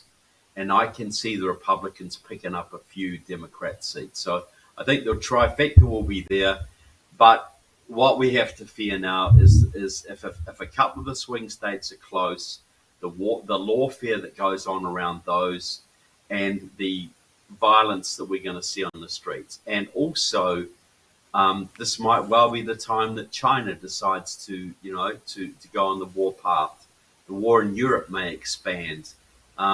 Iran may go on the war path. Anything could happen in the next 2 months, because all the bad guys of the world are looking at the United States right now, and they do not want President Trump in office.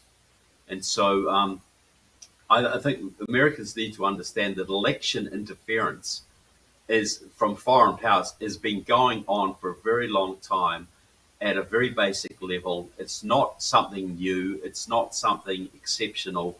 It has been methodical, especially from China, for many, many years now. And we got to clean that problem out. And voter integrity is a big part of that, because you will start to find Chinese and other foreign connections. When you start to prosecute people, you're going to find China in the background.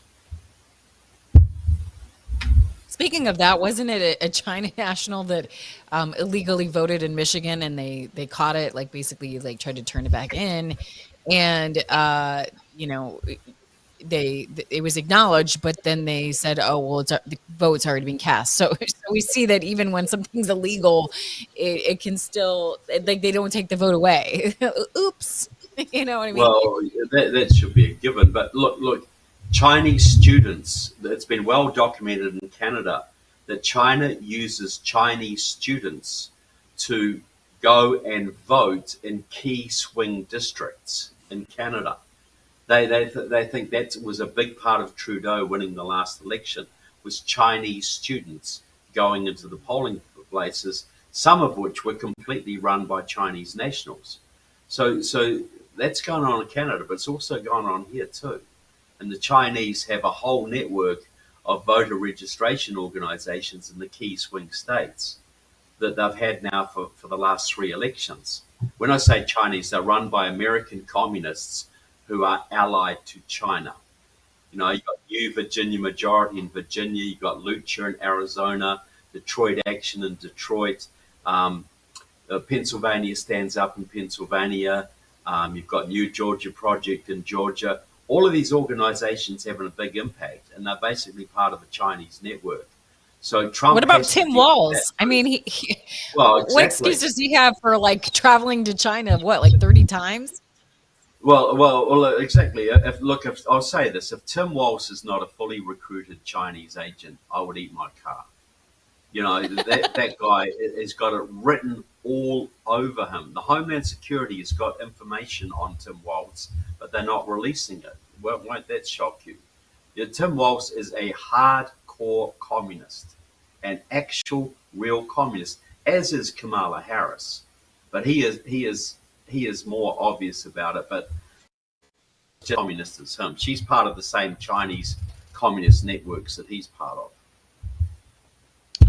Trevor, you mentioned the possibility of litigation in some of these swing states if it is razor thin. Can we expect that litigation to take place right up into January 6th, where they certify the election? Yeah, I think that, like, if it looks like the Democrats are losing, they'll try and delay things. Their goal is chaos. Their goal is just chaos. So yes, they will. And Jamie Raskin will try and get Trump decertified. Their goal is not to actually win these things so much. If they can win the presidency, they will. But Jamie Raskin's goal is not to win, really, to defeat Trump. It's just to create chaos in America. You know, Jamie Raskin's father, Marcus Raskin, was a founder of one of the main KGB fronts in the country. You know, so this is what you can expect. These people are revolutionaries. These people are destructive. They will do everything they can to make sure any transition does not go smoothly. Well, Trevor, I want to thank you. Christy, do you want to close her out? No, I was just gonna say that it looks like, you know, some are calling North Carolina for Donald Trump, but I mean, the AP certainly isn't. So well, they should. That's the latest there. But yeah, I think that Trevor is right that no matter what, we're going to be seeing lots of litigation. They've already prepaid, if you will. So we will be watching for the rest of the night, although we probably will not have an answer unless God intervenes. But we'll be keeping an eye on it. Keep it locked in here at Patriot.tv. We'll see you after this quick break.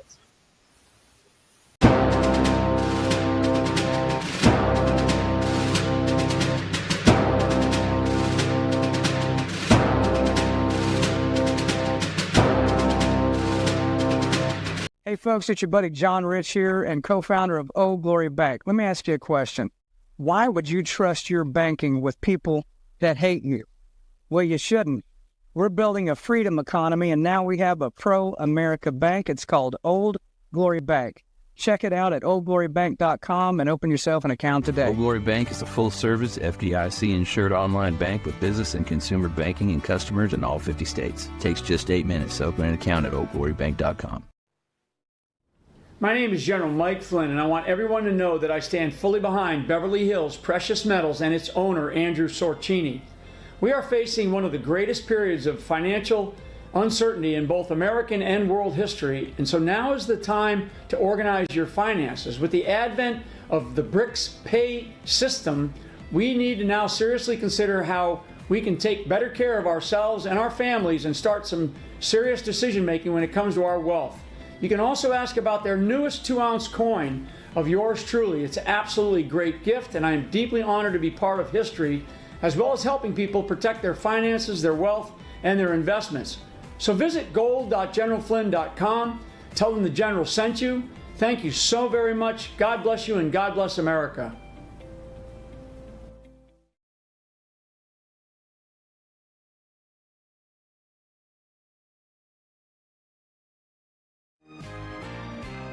I couldn't give anything a higher endorsement. I would be remiss had I not include Cardio Miracle on my very short list of secrets. It's the real deal. It's a real product. It's not another supplement. I'm operating about 6 to 8 hours, and I've noticed that being on this Cardio Miracle has made a huge difference. Since I started taking Cardio Miracle about 8 months into it, the benefits have been fantastic. You know, if I get hungry, then I just have a Cardio Miracle. Not only is it safe, but it's necessary to take Cardio Miracle to stay well. This let me sleep. It's showing up more energy, more get up and go. And it's all because of what this company does. For me as a doctor, Cardio Miracle is a staple. Cardio Miracle to me is hope in a glass. To try Cardio Miracle for yourself and get a special fan discount, go to the host page right now and click the link for Cardio Miracle.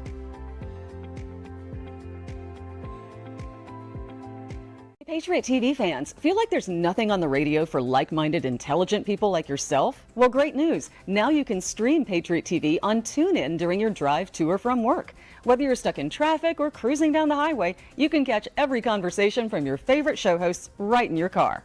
No more mindless jibber-jabber. Tune in 24/7 on the road, at the gym, or wherever you are. Download the free TuneIn app now on Apple, Android, or your computer and never miss a beat. Patriot TV, now on TuneIn. The Donor Deck represents a groundbreaking independent crowdfunding initiative driven by patriots like you to bring back our esteemed President Donald J. Trump to office. With unwavering passion, we pledge all profits from the sale to MAGA Inc. and Fight Like a Flynn PAC.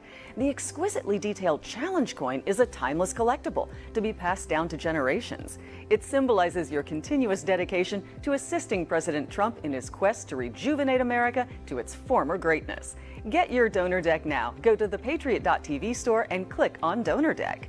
Enjoy the magnificent artwork and scripture on each playing card, knowing our appreciation for your continuous dedication to assisting President Trump in his quest to rejuvenate America to its former greatness. You'll get this keepsake collectible challenge coin acknowledging your support for Donald Trump's run back to the White House, and the Donor Deck of 52 exquisite playing cards, plus a beautiful display case to show your challenge coin. Go to the Patriot.tv store and get your Donor Deck now. Hi, fellow Patriots. How are you today? No, really, how are you? If you're looking for a way to energize, depuff, revitalize your skin, and maybe soothe some sore muscles, look no further than the Patriot TV store and the Nu Skin Renew Spa IO system. This is not your basic body massaging system. Nuh-uh. This has adaptive microcurrent technology that goes through these wonderful nodes on the bottom to really get in there. When you use it, you feel it just gently tickling in there and massaging everything. It's marvelous. And not only do you get the device, you also get a free tube of the special conductive gel to go with it. So there you are. You can depuff, you can revitalize, energize, and not only that, contour, firm, and tone. And we all want that. So go to the Patriot TV store now and get yours today from Nu Skin, the Renew Spa IO system. Patriot TV fans, feel like there's nothing on the radio for like-minded, intelligent people like yourself? Well, great news. Now you can stream Patriot TV on TuneIn during your drive to or from work. Whether you're stuck in traffic or cruising down the highway, you can catch every conversation from your favorite show hosts right in your car. No more mindless jibber-jabber. Tune in 24/7 on the road, at the gym, or wherever you are. Download the free TuneIn app now on Apple, Android, or your computer and never miss a beat. Patriot TV, now on TuneIn. Attention patriotic businesses. Do you want to see your sales skyrocket by selling your products or services to like-minded patriots? Well, if you're an advertiser who embodies the timeless principles of freedom, liberty, and patriotism, look no further than Patriot TV. Our viewers are responsive, economically active patriots who are committed to supporting businesses like yours that align with their values. For more information on advertising on America's new network of proud American businesses, email us at advertise@patriot.tv.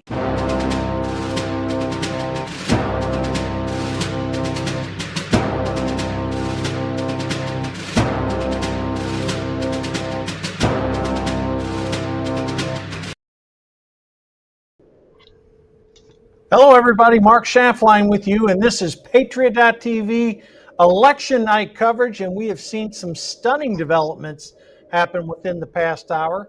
I'd like to welcome back Jason Burmis as my co-host, Jasmine Dodd and Hannah Faulkner. Happy to have all of you with us today.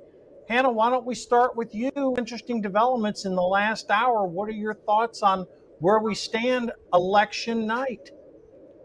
Oh my goodness, I am really hopeful. I have to say, last week I went to some college campuses, and as someone who can't vote this election, I'm 17. I was a little bit in distraught. I was a little bit, left without hope. As I left these college campuses, talking to these voters, and they were all confused on Kamala Harris versus Donald Trump, and most of them were planning to vote for Kamala Harris. But tonight, just looking at the polls, so many young people coming out, voting for President Trump. North Carolina, a state that we never would have thought coming out in droves for President Trump. And I just saw Mr. Whatley post about how in Pennsylvania, they were talking about counting ballots overnight and kind of prolonging the process. And he said, if you guys do this, if you guys go against state law, we're going to sue you. And so they backed off and they said, okay. And I think that's what it takes is, is just being real with them. If you are going to break the law, if you're going to, be fraudulent in these elections, just laying it down with them. So I'm really thankful for, these patriots that are coming out and just saying enough is enough. I think that's what it takes. I really was hoping for a little bit more in many of these states, but I'm excited and I'm hopeful for what's to come tonight. Hannah, it's interesting you mentioned about North Carolina. Again, the major networks have not called it, but Scripps did call North Carolina for Donald Trump. Now, the other ones have not, so I don't want to jump ahead. But Jasmine, early indications very favorable towards Trump in North Carolina. If that happens, it's likely going to carry over to Georgia too. And then Trump's path to the presidency could run through Wisconsin and Arizona. How do you see things at this hour? Well, the election results are coming in as more polls are closing, and we are seeing Donald Trump perform even better than he did in 2020. Arizona has not been called yet. Maricopa County, which of course was the center of a lot of drama back in 2020, lawsuits, miscounted ballots, there were a lot of allegations that I don't want to get too far into here on this program. But, they came out and they said, we won't know a full count for at least 10 to 13 days after election night, after the polls close. We might not know who won Maricopa County for another week. That's including the Senate race with, Kari Lake. Again, about 3 months ago, Ruben Gallegos had about a 10-point lead on Kari Lake, and about a month or two ago, she caught up and it closed to about a 4-point lead.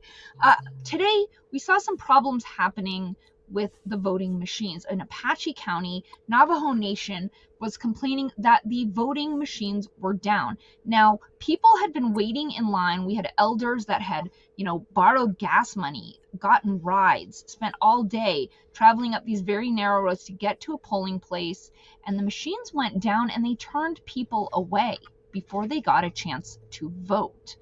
That was very concerning to me when I heard that. And then they ran out of provisional backup ballots. They didn't have any provisional backup ballots in Apache County.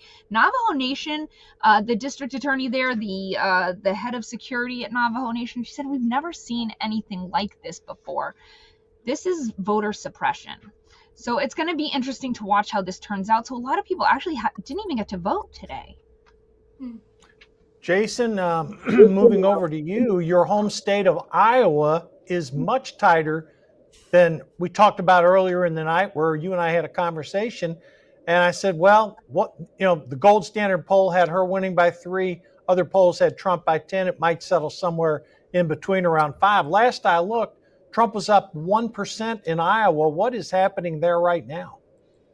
Literally neck and neck. And I am watching that. And again, I think that if somehow, some way, Iowa gets called for Kamala Harris, overall, this does not bode well for the evening. It was just brought up that Arizona, Maricopa County in particular, we're not just talking about days, we're talking about possibly well over a week before those results. And look, it's past 10 p.m. on the East Coast. I'm old enough to remember a time where when we got to this time period, the media would usually have almost a lock on where this election was going. That's not the case. I mean, again, if you were watching MSNBC and all the other mainstream, they're saying all the swing states are too close to call. So we've got no word right now on North Carolina, Georgia, Virginia still very much in the mix. So I'm going to hold my breath. You know, like I've said, I want to be popping champagne bottles as well. But I think at the end of the evening when we close shop, I think at 1 a.m. here, live on Patriot.tv, unfortunately, it looks like to me the trend is we're going to have more questions than answers, Mark. You know, it's possible, but I want to go back to North Carolina again. Scripps and the person who is working on the network, Steve Schmidt, formerly nicknamed the Bullet. Steve Schmidt's been in presidential politics for decades. He's not the type of guy who would go on the air and claim North Carolina was going to go for Trump, I think reputationally wise. But again, that's just one network that's called it. Others have not. So if the trend continued, and Hannah, this really question goes towards you, if that trend continued with North Carolina, with Georgia, then that could set us up for an excruciating time frame, as we mentioned earlier in the night on Patriot TV, where if this election comes down to Arizona and Nevada, the United States voters are going to be waiting 7 to 10 days to find out who their president is. Yeah, no, and I think if that comes down to that, I think a lot of, American patriots are going to be, like you said, there's going to be a lot of questions that are going to be asked. I think a lot of people, unfortunately are going to get really angry. I mean, they need to be, but really angry of what's happening. I mean, what our federal government as a whole has done to, these American patriots right now that are in prison, for peacefully protesting on January 6th, which of course is another issue. But so many things, I mean, you look at of all that's happening in our country, like you said, I'm 17. And so even 5 years ago, I remember watching an election. 4 years ago, I remember watching an election, and it was, local election. It was a school board, and it was fast. Within an hour or two of the polls closing, we were starting to get answers. And as time, as I've gotten older, as I've, progressed it and watched these elections, it's like it's taking a lot longer to get these results. And I think that should frighten every single American. I think that should get every single American on their heels, asking questions, what in the world is happening? And I think, like you said, I mean, if this takes a week or two, and we're still looking at the ballots, we're still counting ballots and wondering, where the states are at, that's going to make a lot of Americans angry. Yeah, no, there's no question about it. Jasmine, there's also reports coming out of Milwaukee and Wisconsin that Vice President Harris is underperforming President Biden's vote totals in Milwaukee, in a state that is so razor tight as Wisconsin, the ultimate swing state. If these polls, not the polls, but if these voter analysis on North Carolina and Georgia, assuming Trump would win those, and again, they haven't been guaranteed, if she underperforms in Wisconsin and Trump wins there, his path to victory is clearly opened up.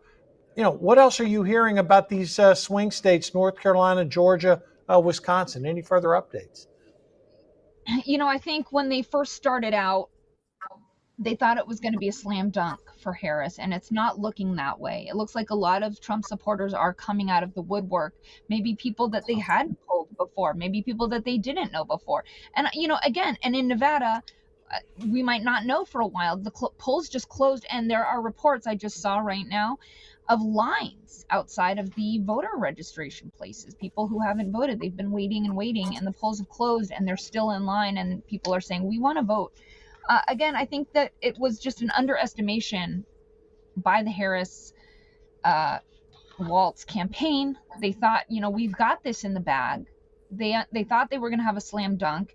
It's so close.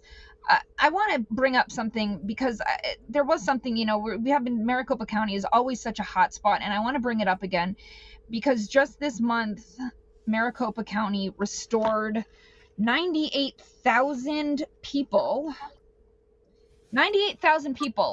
who are not confirmed citizens. They restored them onto the voter rolls. I don't know if that concerns anybody else, but they restored 98,000 people onto the voter rolls with unconfirmed citizenship. So this is this election, I've never seen anything like this in my lifetime. And I lived through the Hanging Chad's election. You know, this is absolutely what is happening in our country. And Hannah's right. There was a time when we would go to sleep and we would know who was president.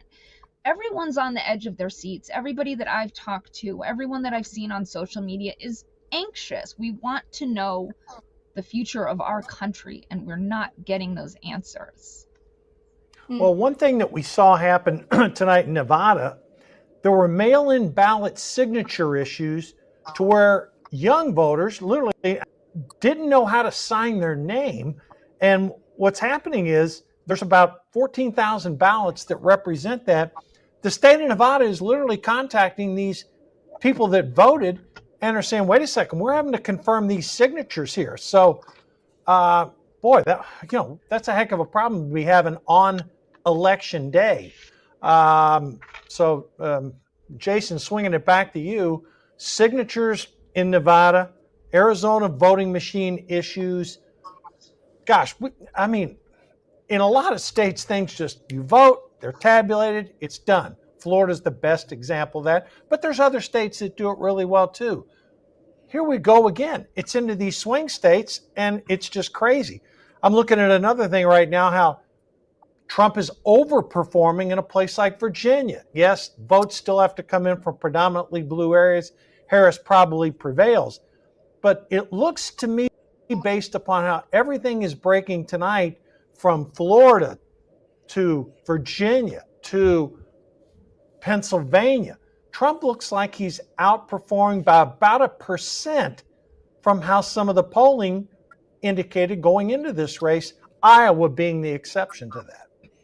Well, let me just say this. The one thing that has given me maybe the warm and fuzzies and putting me on the optimistic side is that Trump has never done better in the betting odds that are currently out there. And Vegas doesn't like to lose. So that's a positive aspect to look at all this. Now, at the same time, I've been asking all night, what is the magic number that Trump is going to have to get? Because we know they got 74 million votes, which was the most of any presidential candidate other than the 81 million vote man, Joe Biden himself. Now, right now, which might be somewhat surprising, again, we haven't gotten to California or really the West Coast yet, Trump is kind of dominating in the popular vote. He's at 43 million and change, and Kamala's not even at 39 million. So, my question is, despite, the states, the electoral college, what's the number this guy actually gets when it comes to the popular vote? Because obviously I question those 81 million votes for Joe Biden. And I would posit that if Donald Trump got 74 million official votes, he probably got even more than that in the last election. So I'm expecting record turnout and possibly Trump to hit maybe 85 million when it comes to the popular vote, Mark. Yeah, well, that's possible, and he is leading in the popular vote right now. You and I talked earlier this week on Election Edge. I thought Donald Trump would end up getting 48.8%. I thought Harris would get slightly more. And other candidates maybe 1.5, but that 1.5 is not materializing. The third-party candidates may get 1 at most. So you could end up seeing Trump win that popular vote. Again, California's, it's going to be later in the evening, much later, because they vote for days out here. But having said that, a couple things are looking favorable. You mentioned the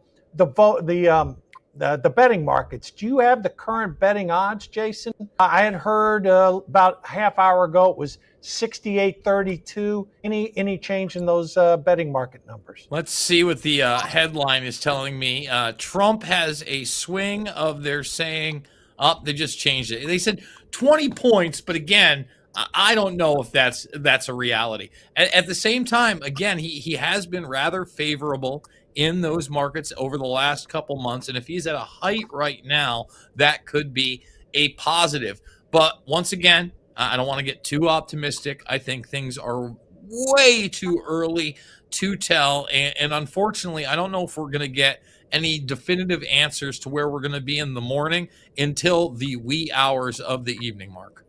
Oh, I agree with that 100%. And the only thing that could obviously change there, I mean, I think we will learn North Carolina tonight. The others, Georgia, Pennsylvania, Michigan, Wisconsin, probably not. Although early indications are favorable for Trump in Pennsylvania, favorable for Trump in Wisconsin. So again, I understand why the betting markets would be at around 68, 69% for Trump right now. But again, so many things could change.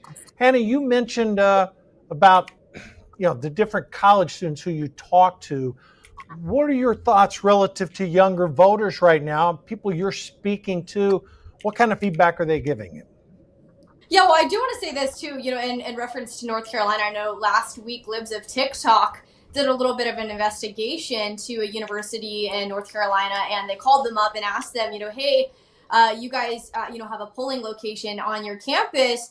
Are people able to vote just with their student IDs and recognize it as a voter ID? And they said yes. So, I mean, we've been seeing the fraud start weeks in advance. I know you guys probably saw the ballot boxes being burned in a couple of states. So this stuff has been happening, for the past several weeks, and I think that should alarm every American watching this tonight that cares about the future of our country. Talking about the youth vote, I have to say, talking to these young people on my show, I have a lot of debates with people like Harry Sisson or Adam Mockler, who's a big CNN guy, and he, they come on and they'll debate these issues. They've never seen what an abortion looks like. They don't really know exactly what they're defending. And here's the thing that I always talk to, with these young voters that are voting for Kamala Harris or voting for the Democrats, is that in communism, you are not safe on either side. And I know this is, this is election day, so the votes, are already in. Like you can no longer get to the polls and vote anymore. But for those listening, in communism, you are not safe on either side. But Kamala Harris has called young people stupid, and I'll tell them, listen, Kamala Harris called you guys stupid. Lenin under the Soviet Union also called the young people useful idiots. So the Democratic Party is happy to use these young people, the next generation, as useful idiots for their agenda, as puppets for their agenda. And I think, when I'm having these conversations with these young people, they're like, wait a second, that's what Lenin said under the Soviet Union. Kamala Harris called me stupid. And so you start to see their gears shifting in their brains, like, wait a second, I'm not going to vote for someone that thinks I'm stupid. And then you start getting into the issues like gun control. And you start talking, about, well, where do these mass shootings happen? In gun zone, gun-free zone spaces, right? And so you start talking to them and asking them, well, what are real solutions? Instead of just putting a Band-Aid on this problem, let's go to the real issue. Instead of imposing red flag laws, let's go to the real problem, like this mental health crisis that we're seeing among our youth. And why is there a mental health crisis? Well, maybe it's because of all these ideologies that we're pushing and pumping into this next generation through the educational system, Hollywood, and the media. So I think that's the questions, that I really enjoy asking, this next generation, especially on college campuses, because they're being faced with this lie and propaganda every single day on college campuses. But I have to say, I know that in Michigan, we were seeing the young male vote come out for President Trump. And again, it is early, like you said, Jason. So we definitely don't want to be too optimistic, but I think there is definitely some hope to be found, especially with the young vote coming out for President Trump. That's good news to hear, Hannah. And again, we welcome those thoughts, and we hope that those trends continue, because ultimately those young voters, they get their patterns early and they tend to vote similar. Jasmine, anything else you're seeing social media right now? Any updates from any of these swing states? I'm seeing right now Trump slight lead in Wisconsin, slight lead in Pennsylvania. Again, North Carolina, pretty healthy lead. Georgia, big batch of votes getting ready to be released. Well, so far with the electoral votes, I just checked. Trump's at 195, Harris is at 91. That's as it stands right now. Of course, as everyone has said, I'm going to echo all of you guys. It is early. It's a little too early to call. This is not one of those elections where it is a landslide. It is so close. There's not just one major issue. We have got Israel we've got the border. There's the abortion issue. There's so many different issues. You know, and I would tell people, like, don't be a one issue voter. Like, there are so many things. The economy is like number one for almost everyone that I've talked to. It's been the economy and the border. Those are the two main things. And, you know, as far as the Jewish vote, Trump has the Jewish vote. He's always had the Jewish vote. Kamala Harris, when she came out and supported the protests on campus, she lost the Democratic Jewish vote. So she blew that one. You know, we're voting strong this year. You know, we've got people who are being held. We've got American citizens who are being held hostage. We need a strong leader who's going to go in and bring our people home. No, that's a great point. Ultimately, that's going to be a big factor in how Michigan votes, and you know, we're still too early to see that. Jason, anything else pop up on your radar screen while we've been on the air? Yeah, I've actually got the numbers, and let's end on a positive note. This is Forbes reporting that a lot of these markets have it almost 90% for Trump. Polymarket, 88%. Kalshi, 84%. Predict, 86%. And then Robinhood Interactive Brokers, almost a 90% probability, 88% on Betfair and Smart Markets. This is actually a real positive thing. Somebody who lays down a few bets now and then on the fights. So again, I'm hopeful. I don't want to get too hopeful. Let's see where we're at in 2 or 3 hours, Mark. Well, I'm telling you what, that is great news that you just relayed on the betting markets, because what you just showed our viewers and listeners is multiple betting sites, and that range 80 to 90%. That is a very, very favorable development for Donald Trump. I remember 2016. When we started the night, it was 98% Hillary, 2% Trump. And gradually, as the night went on and on and on, and we started seeing those faces in New York, I think, you know, wherever she was holding that rally, and they turned to frowns, and it went 98, and all of a sudden it just inverted. If these numbers are at that level, again, on a personal basis, I think they're being a little optimistic, because what the bettors are not taking into account is some of the shenanigans that could take place. But I am much more confident upon Laura Trump, Michael Whatley, and the attorneys that the RNC has imposed that at least it's a fair fight. Hannah, I'll give you and Jasmine 30 seconds. Close it out for us. Yeah, absolutely. Well, I just want to thank you guys and Patriot TV ultimately for putting this on. This is incredible. You know, it's rare, honestly, to find, especially with mainstream media outlets, you know, outlets like you guys, Patriot TV, that are just a free speech platform, encouraging people to speak their minds, to get out there, to vote, to get involved. There's a quote, you know, the best defense against tyranny is an educated society. So educate, you know, get active. Hopefully all of your listeners here have voted and put their ballot out there for President Trump, rightful President Trump. I'm excited. I'm hopeful for the future. So appreciate all of the work that you guys are doing, and all of your listeners for tuning in tonight. Thank you guys so much. God bless. Jasmine, we're out of time, but again, thank you. Thank Hannah, Jason. Thank you all. Patriot TV's coverage continues. We'll be seeing you throughout the night.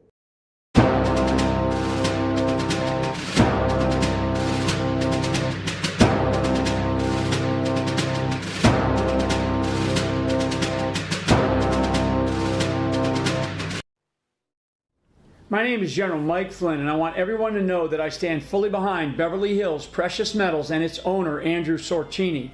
We are facing one of the greatest periods of financial uncertainty in both American and world history, and so now is the time to organize your finances. With the advent of the BRICS pay system, we need to now seriously consider how we can take better care of ourselves and our families and start some serious decision making when it comes to our wealth. You can also ask about their newest 2-ounce coin of yours truly. It's an absolutely great gift, and I am deeply honored to be part of history, as well as helping people protect their finances, their wealth, and their investments. So visit gold.generalflynn.com. Tell them the General sent you. Thank you so very much. God bless you, and God bless America.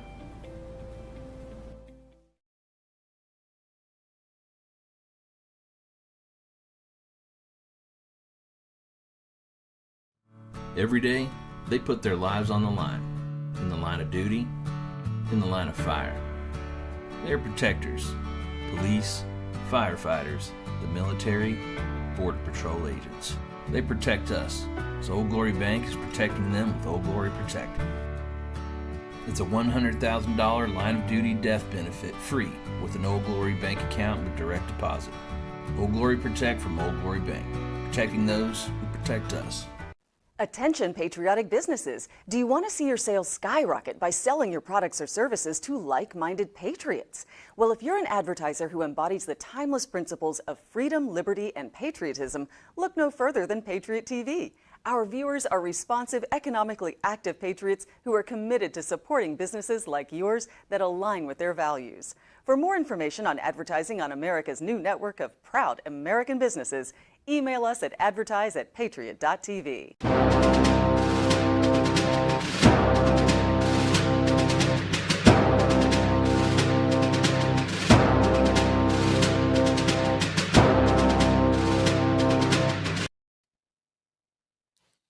All right, welcome back to Patriot.tv.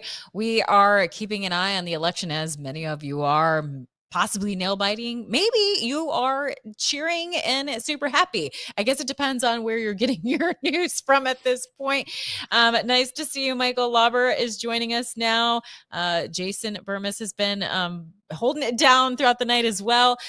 Guys, I was just looking at the projections, and AP has currently Donald Trump 198 to Kamala Harris 112.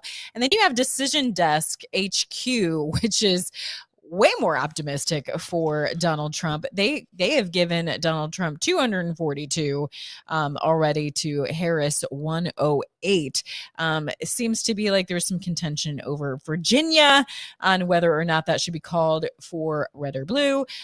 Iowa, they have called at Decision Desk HQ, but they're not willing to call that for the AP. And then, of course, you go to MSNBC and the rest of the fake news media, and they're all saying, it's just too close to call. There's no way we're going to have any answers tonight from Pennsylvania. Pennsylvania seems to be the hot state to really keep an eye on, leaning towards Donald Trump, but they're definitely not willing to give it to him anytime soon. So how are you feeling at this point? I'm feeling much more optimistic, but again, it nags on me that they say like, oh, it's going to seem like he's got it in the bag, but don't worry, we're going to fix things overnight.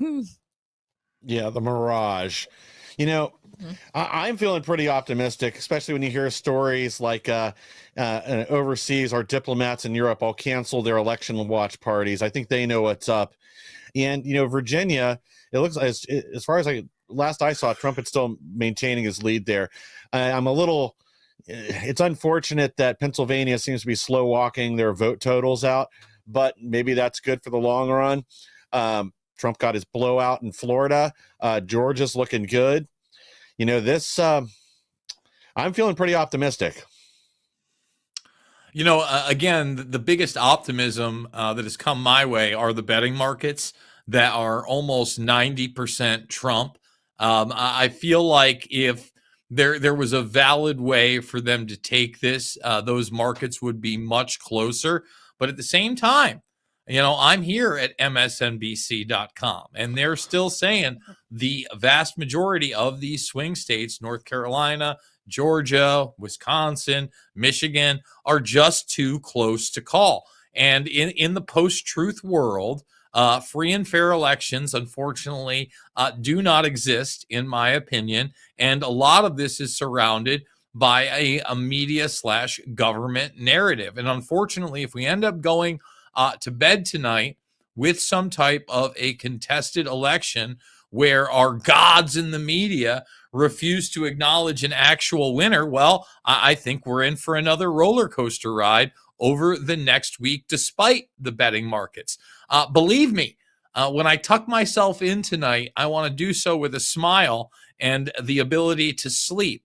But I think it's going to be a long evening and quite a cold shower in the morn to get ready for a very disappointing day.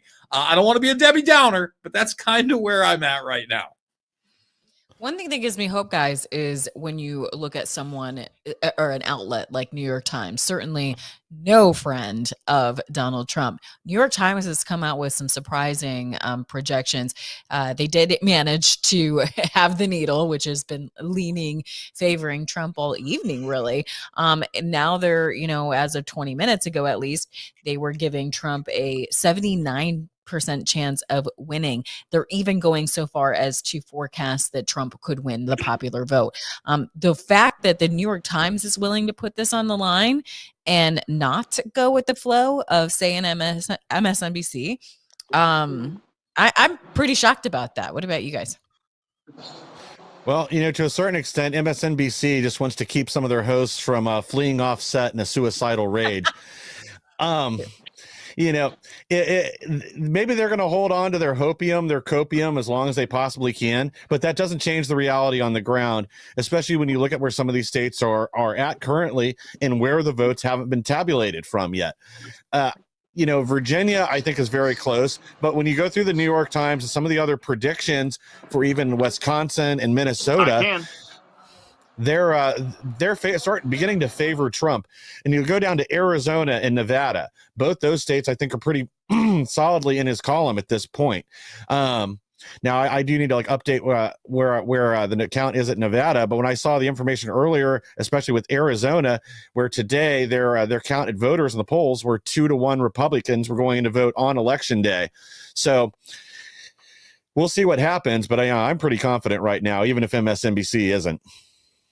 Well, the New York Times. I already have an update. New York Times jumped from 79% to 81%, so it's getting more and more in favor of Trump. But go ahead, Jason.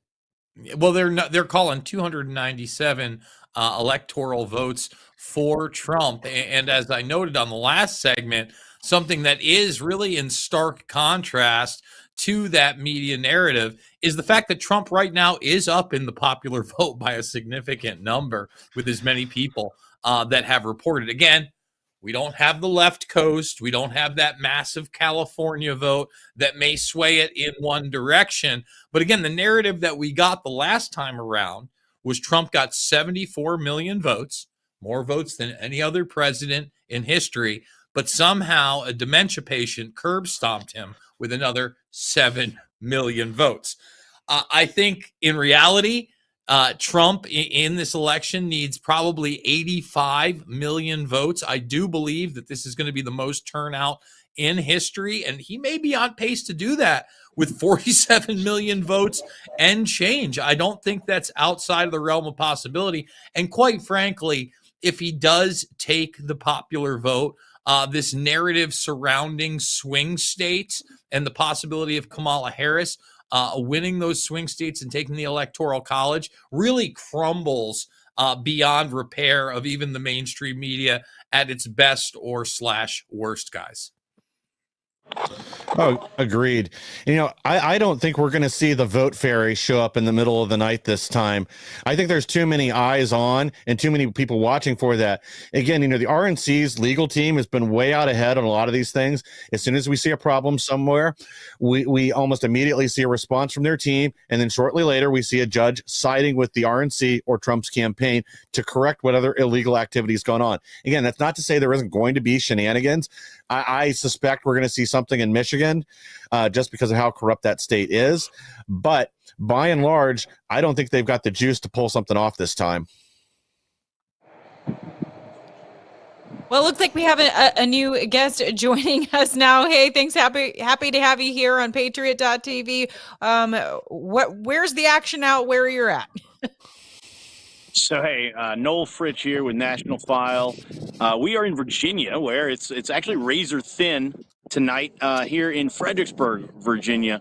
And Hung Cao has lost to Tim Kaine, but it does look like Trump is actually outpacing the Northern Virginia military man in Virginia. And so we're out here outside of Gourmelt's. Gourmelt's is a famous restaurant here in Virginia. The blackface Klan hood governor of Virginia, Ralph Northam, of course, was shutting down the entire state. And back in during the shutdowns with this the fake COVID thing. and then the shots. And then the crazy part is the owner, Matt Strickland, is a great guy. We had a regime change. We got rid of the blackface Klan hood guy, and we got Fairfax. We kicked him to the curb. He was going to be a future Barack Obama. We clipped his nads over at Big League Politics, which was a project before National File that I worked on. And Youngkin and Miaris, the Republicans who won governor and AG here in Virginia, came hard after Matt Strickland with all of their nonsense with the AG's office and the liquor licensing and fines and yada yada. The Republicans here in Virginia did that. So look, if Donald Trump doesn't win here in Virginia, I think you got to blame Youngkin. You got to blame Glenn Youngkin. If Donald Trump doesn't win Virginia, it's razor thin. It's really close. The cool part I'm hearing from some sources is if it's within, I think, about a point. I've run a few statewide campaigns here. I believe it's 1%. It might even be as high as 1.5% in Virginia. It triggers an automatic recount. Wouldn't it be great to go to like Richmond, okay, and have a recount in Northern Virginia in Fairfax County with 1 million votes in Fairfax County? I guarantee you we can toss out some votes in Fairfax County, Virginia, maybe get some electoral points, electoral votes here. I think it's 13 in the state. It might be 11 in the state of Virginia for Donald Trump. But I just heard that Georgia it's looking good in Georgia. 88% of the votes are in Georgia. And all of my sources in Georgia tell me that they think Georgia goes for Donald Trump. It's going to be up to Michigan, Wisconsin, Pennsylvania, and Arizona, guys. I think that's really what we're looking at tonight. Well, there you just saw the numbers at 242. I'm sorry, go ahead. Well, I was just going to say that they have 242 there across the board. You've got really Trump at 200 plus, 211 over at Fox, 210 over at the Daily Mail, and I believe even 210 over at the AP and MSNBC. And they're calling Iowa red, which is a great development in my opinion, but every single pivotal swing state in every single mainstream media outlet is saying it's too close to call. So I'm just going to say, hey, I like the betting odds. I like the direction that this is all going. Maybe we are going to be able to pop those bottles of champagne in a couple hours. But let's see where the narrative goes surrounding Georgia, North Carolina, Pennsylvania, Wisconsin, Michigan in particular, before we even get to the left coast and Arizona and Nevada, guys. I think Pennsylvania is really the state to watch. I think that's going to be a big decision maker moving forward. And there's been a lot of funny business, but as you have been saying, at least we have a better legal team, one that we can trust a little bit better, than when Ronna McDaniel was in there. So my thing is I want to get your opinion on the particular shenanigan of the Russia blaming. Do you think that they're trying to create these narratives now so that they can contest those factors and say that there was foreign interference? Yeah, well, they're going to look for some method to cope if Kamala loses. And I've already seen, who was it? I don't remember if it was Andrea Mitchell or who it was now that said, oh, Kamala didn't have enough time to properly introduce herself to the voters. It's always some excuse when they lose. It's never policy. It's never the candidate. It's never the positions they took. It's never, obvious things like the support for transing our kids or other social issues that kept Democrats home and brought Republicans out to the polls. It's never them or their positions. They always have to have a scapegoat.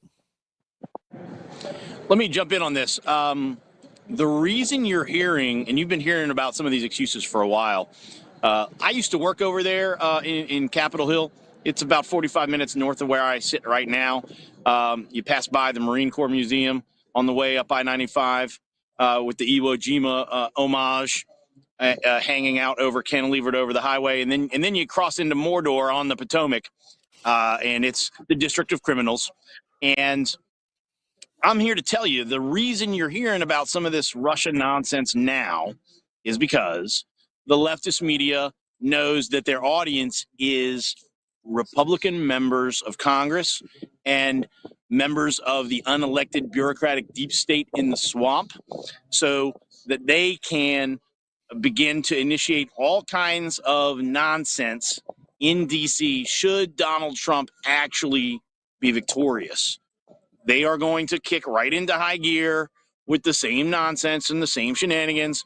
You guys might remember obviously we had the Mueller and the Durham and everybody, there's thousands of sealed indictments, all this nonsense. And people thought that Trump was still in control, but Mueller was going to come and he was going to investigate and everything was going to turn out, at first it was bad, then it was good, and nobody knew. It was just a bunch of chaos for years and years. Okay. They're going to gear up to do it again. They're going to try to hamstring and hobble a Trump administration right out of the gate.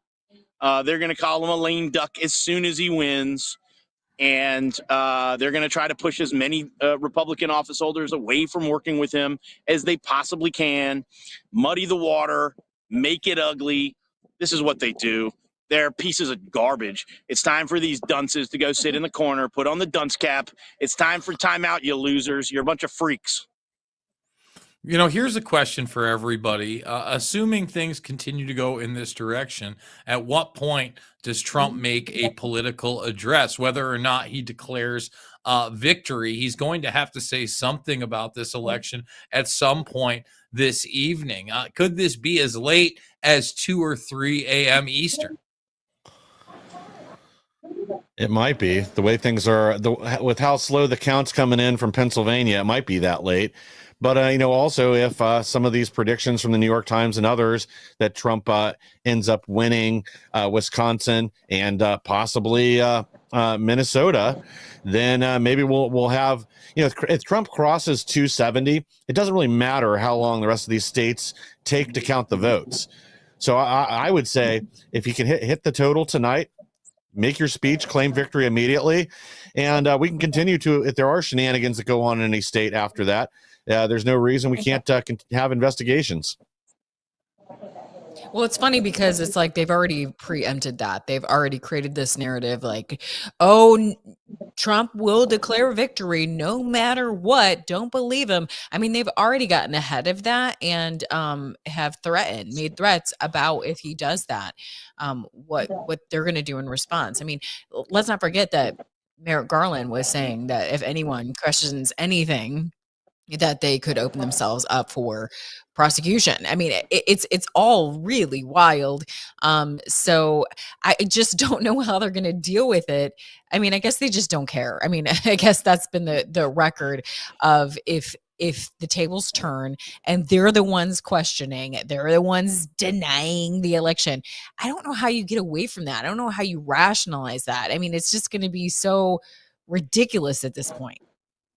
Do we end up seeing a rash of internet censorship via the social media platforms if there is a contested election only in the direction of the Trump campaign and the Republicans, if that's the case?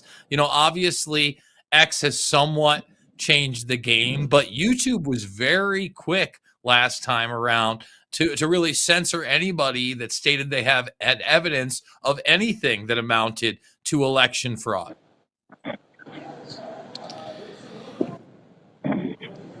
No, go ahead.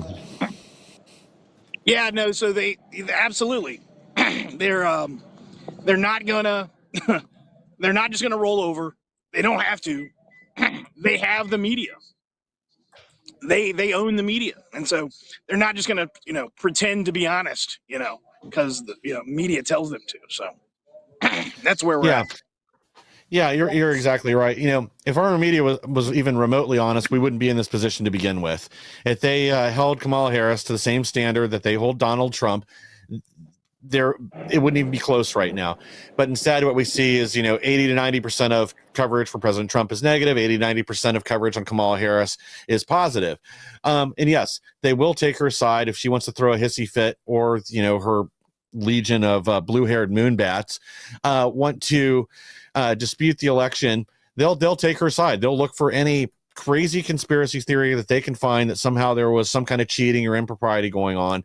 And yes, if it's the other way around, even when it's blatantly obvious, they will ignore the facts, suppress the truth, and continue with the narrative to hammer that over and over again until the normies just don't care anymore and believe the lie.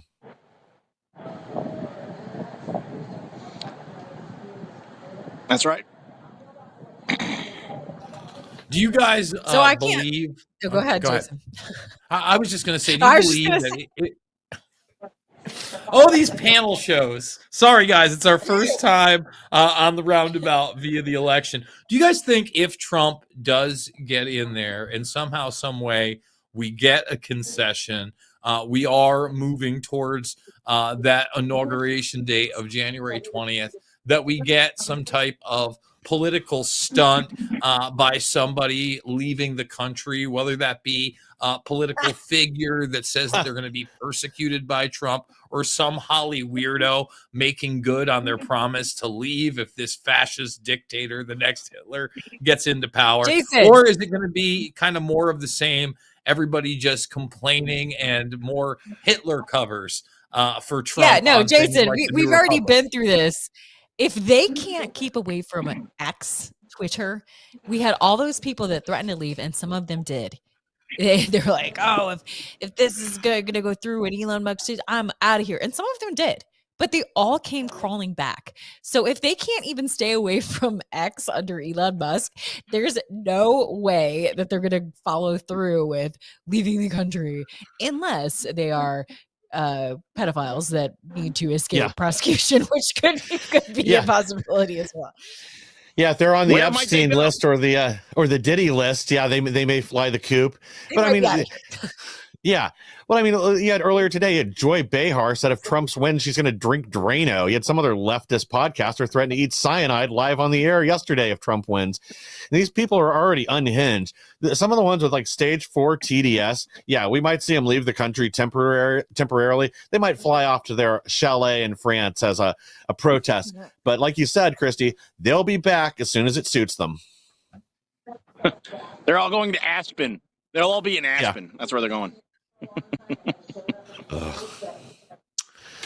Where does this leave the country after this election, should things go our way? Obviously, a lot of people have predicted civil unrest. We just had this arrest of, again, this white supremacist domestic terrorist that was supposedly going to blow up our infrastructure and try to cut the power. But then when you read into it, it looks like another Fed setup where they had 5 informants and people working with the feds on the inside. This has been a long-standing narrative. You also have the narrative that Trump should not be allowed because, of course, he led an insurrection. The Raskins of the world saying that they're not going to certify this, etc. Are any of those likelihoods or realities? Jason, I want to ask you, I want to ask you, Jason, and the rest of you, how on earth are they going to get away with trying to prevent the peaceful transition of power and try and use this insurrection narrative if Donald Trump wins the popular vote? I mean, that's going to be insanity, because if you have not only the electorate but the popular vote, and even New York Times is conceding and estimating right now that he could win the popular vote, how can you blatantly be like, no, we know better, we're going to stand in the way of the people's vote and prevent him from taking office? That would blow my mind. I don't know how they could get away with that or have be that shameless. They actually, at National File, we've actually been predicting that it's possible that you could see a scenario where Donald wins the popular vote and then the electoral goes to Kamala. And so the reason for that is because these commies need to get rid of the Electoral College. And they have one major impediment to getting rid of the Electoral College. That is, well, they have half the country that basically supports getting rid of it, or largely in the Democrats, because there have been a couple of those elections where, they won the popular but then lost the electoral. Imagine what you would need to do to have the other half of the country support getting rid of the Electoral College. That would be a Trump popular election vote win and a Electoral College vote loss. That is a scenario that they absolutely are interested in pursuing so that they can pursue further these Civil War-like scenarios and environments that Raskin is talking about. This is what these folks do. They create chaos because out of chaos comes opportunity, just like the old Rahm Emanuel, that's the resident rat faced Yes. little guy that used to work for Barack Obama and run the city of Chicago as well. That's Rahm's thing. You never let a crisis go to waste. So they create crises so that then they can come back and take advantage of the ruins. Well, excluding a scenario where Trump were to win the popular vote but lose the Electoral College, because I mean, especially with the states that have already been called and where things sit right now, like I don't see that happening, at least in this election cycle. But I do agree with Noel. That's something they would love to have in the future. I mean, think about who we're talking about. These deranged, stage 4 TDS people. Consistency isn't exactly something they care about. They don't care about standards. Double standards are just fine for them. They will find their own reasons to justify it if they need to preach to the public through their arms in the Mockingbird media why Trump can't be allowed to be seated as president. And again, their mouthpieces will go along with whatever narrative they craft, no matter how insane it sounds to the rest of us. I actually did discuss this possibility last segment, and I think it's very, very hard to sell the idea that somehow Donald Trump wins the popular vote but loses the Electoral College. But again, I'm not putting anything by the wayside, because here we are still biting our nails on literally every single one of the swing states. I do want to end it on a positive note. When the New York Times right now has it leaning almost 90% Trump, when the betting markets are as heavy as they are, I want to say I see a light at the end of this tunnel. But let's say we get this win tonight. Well, then, like I've said before, the fun and games really just began. I think we're going to be in for a lot of litigation, a lot of talking points, a lot of surprises. And then we've got to get to that journey where somehow this guy survives up to January 20th and he's actually inaugurated. And then it's a whole nother beginning. Who's in the administration? What are the day one policies? What was rhetoric? And what is reality? Because quite frankly, I hope a lot of that rhetoric becomes reality. The JFK files, the 9/11 files, which I'm not expecting, the Epstein files, which I'm not expecting, the hopefulness that we can end this Ukraine-Russia conflict, the hopefulness that we can actually stabilize the Middle East again. These are all the things, the issues that I want to see some type of resolution in a short period of time. And look, I'm still skeptical about that. No fan of Mike Pompeo, and Donnie T is still talking him up. So we got a long journey ahead of us, and this is just almost a bump in that road, everybody. Yeah, well, you're not wrong, Jason. One thing that does make me nervous is there's a reason they moved Donald Trump's sentencing date in New York until after the election. I don't know if that's their ace in the hole to try to say, well, he's a convicted felon. We're going to have to kick this to the House. Then we end up with a compromise candidate, like, say, Nikki Haley, somebody the neocon rhinos can agree on and the Democrats can hold their nose and support. What a night. That just made my stomach turn. Thanks for that, Michael Love. That's what I'm here for. Jason's trying to end it on a positive note, Mike. Yeah, I was trying. All right, guys, Well, listen, we got 20 seconds until we hit a commercial. I want to thank both of you guys for joining us. Christy Lee, I think that we'll be joining each other together in about an hour. A few more hours of coverage right here on Patriot.tv, where the truth lives. You're not going to want to miss it. Stay tuned for more coverage after this.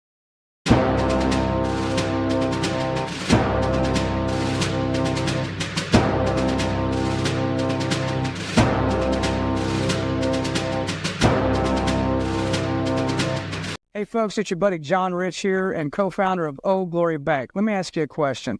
Why would you trust your banking with people that hate you? Well, you shouldn't.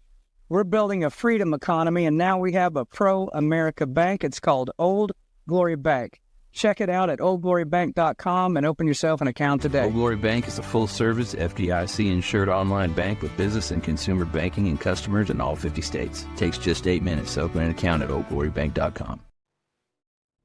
My name is General Mike Flynn, and I want everyone to know that I stand fully behind Beverly Hills Precious Metals and its owner, Andrew Sorcini. We are facing one of the greatest periods of financial uncertainty in both American and world history. And so now is the time to organize your finances. With the advent of the BRICS pay system, we need to now seriously consider how we can take better care of ourselves and our families and start some serious decision making when it comes to our wealth.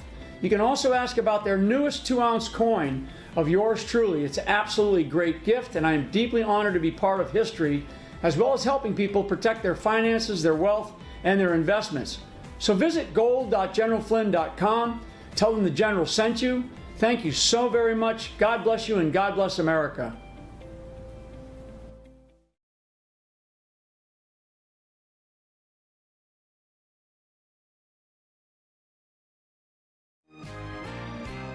I couldn't give anything a higher endorsement. I would be remiss had I not include Cardio Miracle on my very short list of secrets. It's the real deal. It's a real product. It's not another supplement. I'm operating about 6 to 8 hours, and I've noticed that being on this Cardio Miracle has made a huge difference. Since I started taking Cardio Miracle, about 8 months into it, the benefits have been fantastic. You know, if I get hungry, then I just have a Cardio Miracle. Not only is it safe, but it's necessary to take Cardio Miracle to stay well. This let me sleep. It's showing up more energy, more get up and go. And it's all because of what this company does. For me as a doctor, Cardio Miracle is a staple. Cardio Miracle to me is hope in a glass.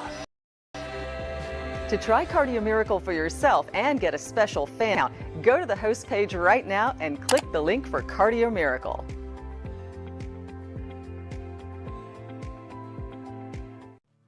Every day, they put their lives on the line. In the line of duty, in the line of fire. They're protectors, police, firefighters, the military, border patrol agents. They protect us, so Old Glory Bank is protecting them with Old Glory Protect.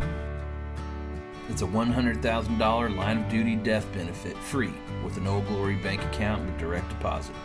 Old Glory Protect from Old Glory Bank, protecting those who protect us. Attention patriotic businesses. Do you want to see your sales skyrocket by selling your products or services to like-minded patriots? Well, if you're an advertiser who embodies the timeless principles of freedom, liberty, and patriotism, look no further than Patriot TV. Our viewers are responsive, economically active patriots who are committed to supporting businesses like yours that align with their values. For more information on advertising on America's new network of proud American businesses, email us at advertise@patriot.tv. The Donor Deck represents a groundbreaking independent crowdfunding initiative driven by patriots like you to bring back our esteemed President Donald J. Trump to office. With unwavering passion, we pledge all profits from the sale to MAGA Inc. and Fight Like a Flynn PAC. The exquisitely detailed challenge coin is a timeless collectible to be passed down to generations. It symbolizes your continuous dedication to assisting President Trump in his quest to rejuvenate America to its former greatness. Get your Donor Deck now. Go to the Patriot.tv store and click on Donor Deck. Enjoy the magnificent artwork and scripture on each playing card, knowing our appreciation for your continuous dedication to assisting President Trump in his quest to rejuvenate America to its former greatness. You'll get this keepsake collectible challenge coin acknowledging your support for Donald Trump's run back to the White House, and the Donor Deck of 52 exquisite playing cards, plus a beautiful display case to show your challenge coin. Go to the Patriot.tv store and get your Donor Deck now. Patriot TV fans, feel like there's nothing on the radio for like-minded, intelligent people like yourself? Well, great news. Now you can stream Patriot TV on TuneIn during your drive to or from work. Whether you're stuck in traffic or cruising down the highway, you can catch every conversation from your favorite show hosts right in your car. No more mindless jibber-jabber. Tune in 24/7 on the road, at the gym, or wherever you are. Download the free TuneIn app now on Apple, Android, or your computer and never miss a beat. Patriot TV, now on TuneIn.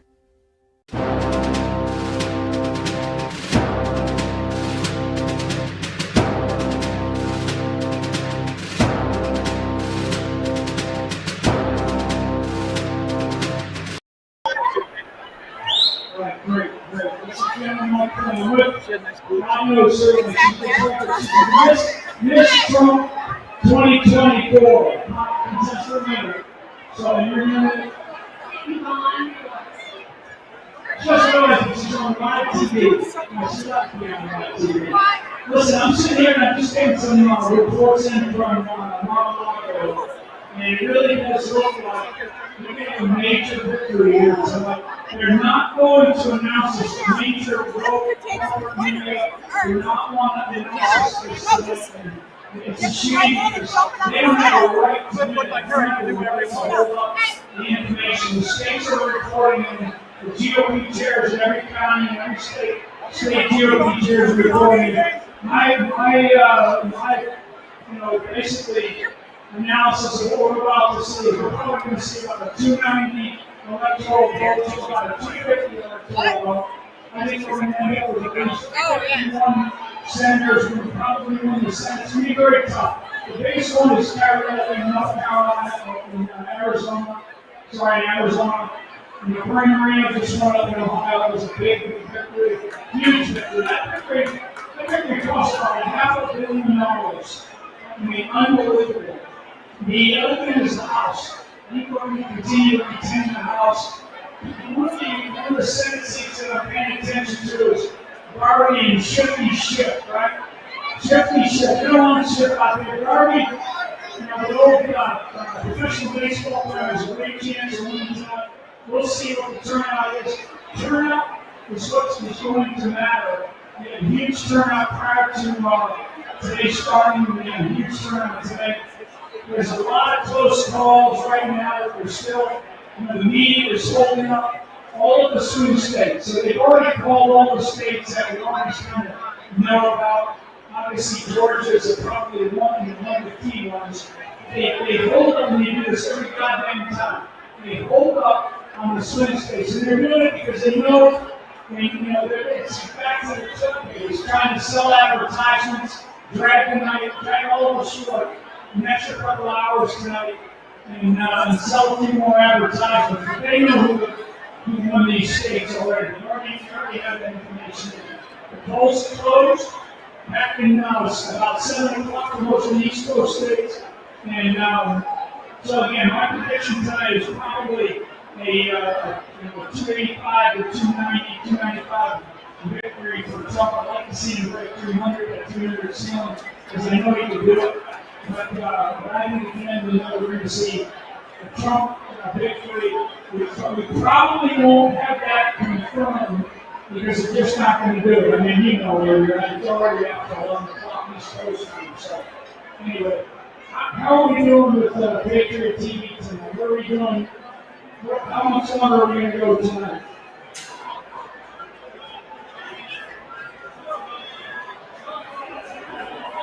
Okay.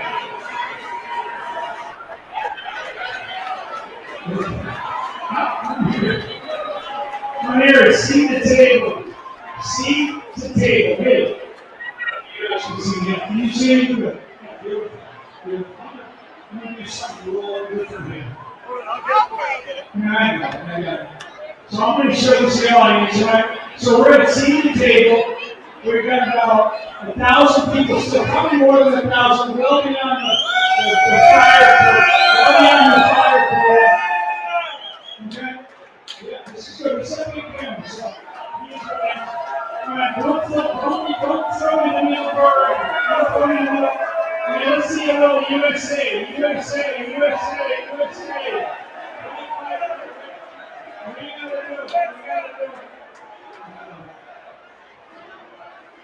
Lion's not cheap. Healthy's missing a milk carton. Okay. All right. Patriot.tv, right? I don't know what's happening. Okay. Listen. What I want people to understand and watch this is that to make sure that everybody take a deep breath here. Everybody take a deep breath. Whether it's over the larger audience out there, some sort of TV, podcast, we've had an amazing victory, historic victory. We're going to win this thing. We're going to fight through this. We're going to fight through the objective, like we say, on the battlefield. And the real hard work is going to begin. Real hard work is going to begin once Trump takes office. And what we need is everybody to pray for that man, because they will try to kill him again. I mean, these people are evil. They're not going to give up power easily. Remember, tonight is one night, it's election. They're already looking at sentencing this guy on November 26th. That's another piece that is going to happen that has not happened in the history of the United States of America, where a president and a fully elected president then has to go for sentencing for 34 felony counts.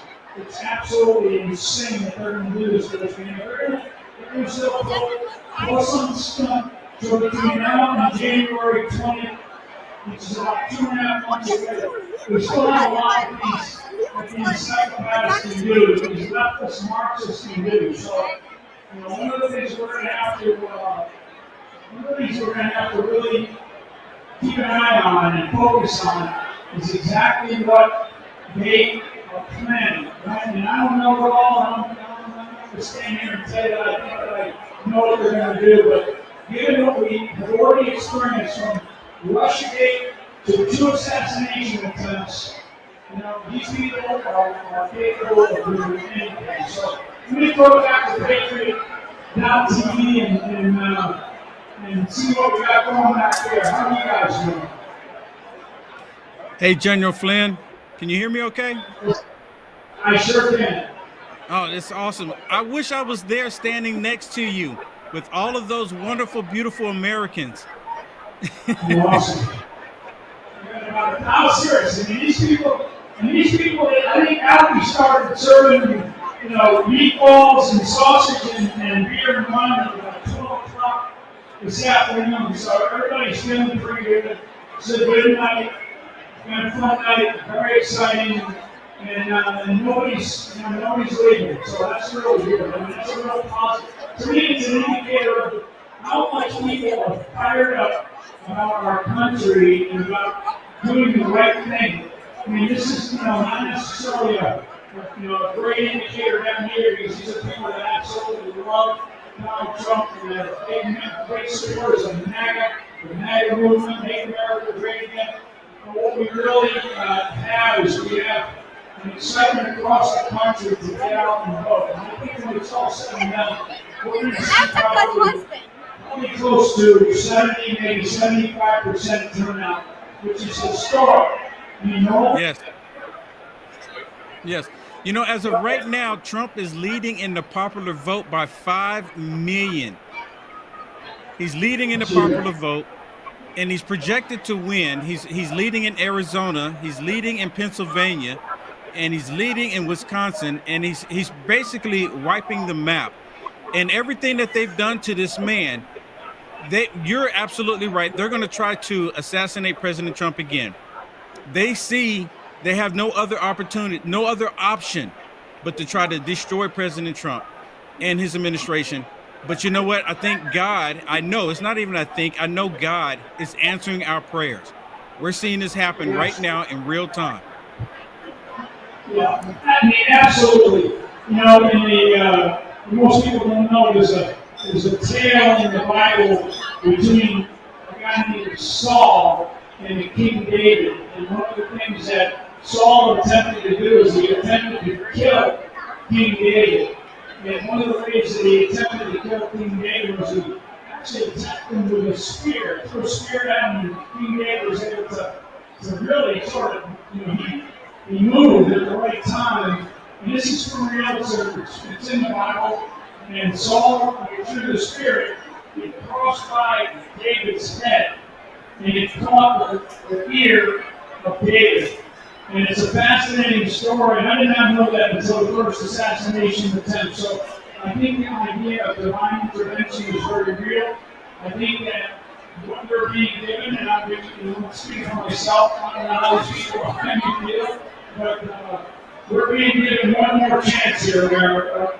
And if we don't take this chance and turn this country around and sort of retake the moral high ground, we could be in big trouble here. Donald Trump is going to give us some breathing space, and that breathing space means that we've got a lot of hard work ahead of us, and every American's got to get involved. Every American's going to have a piece of this. Every American's going to have some level of responsibility to take. We cannot sit here and just wait for somebody else to do the work. So there's a lot of work we're going to be involved in, a lot of work ahead, and it's going to be put the pressure on us as we go forward. So, I really appreciate you guys doing the big.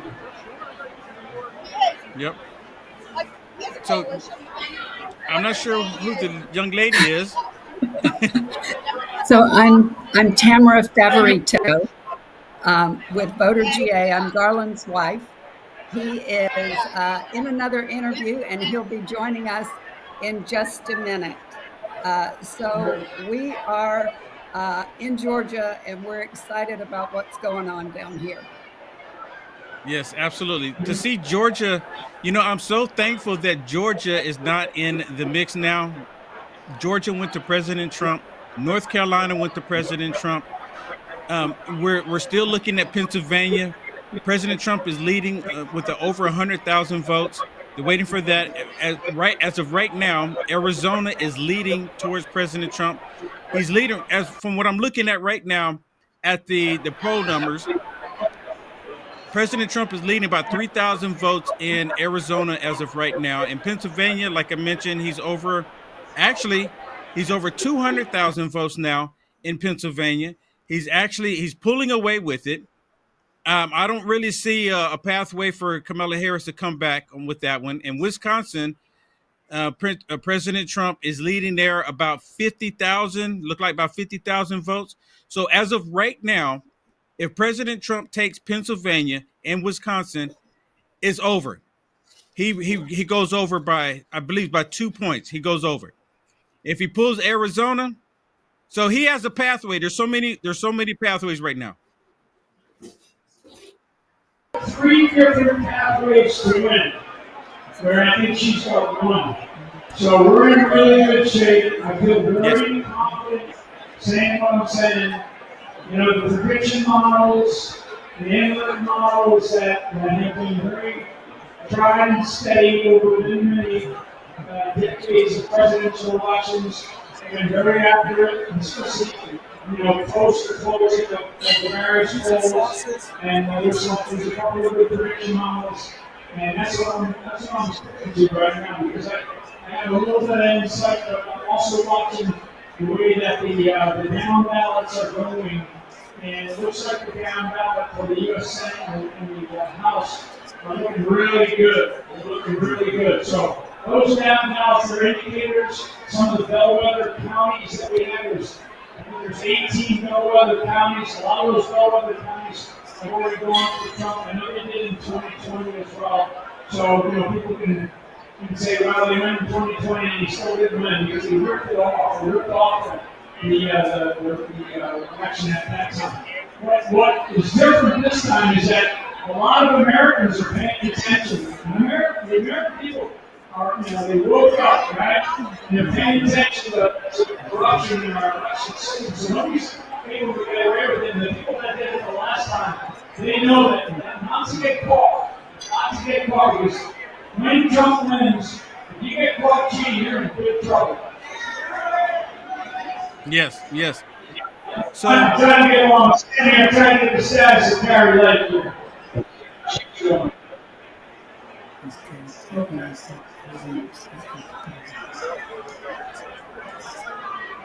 Okay, now Garland has joined us here. General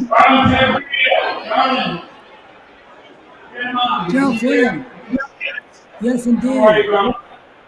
We owe you a great deal of thanks. We're on the verge of winning Georgia with having a clean election.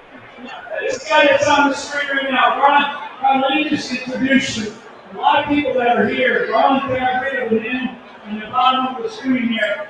This is one of the guys most people in this place don't know, and I don't care if you're listening to me or not. Okay. Did we lose him?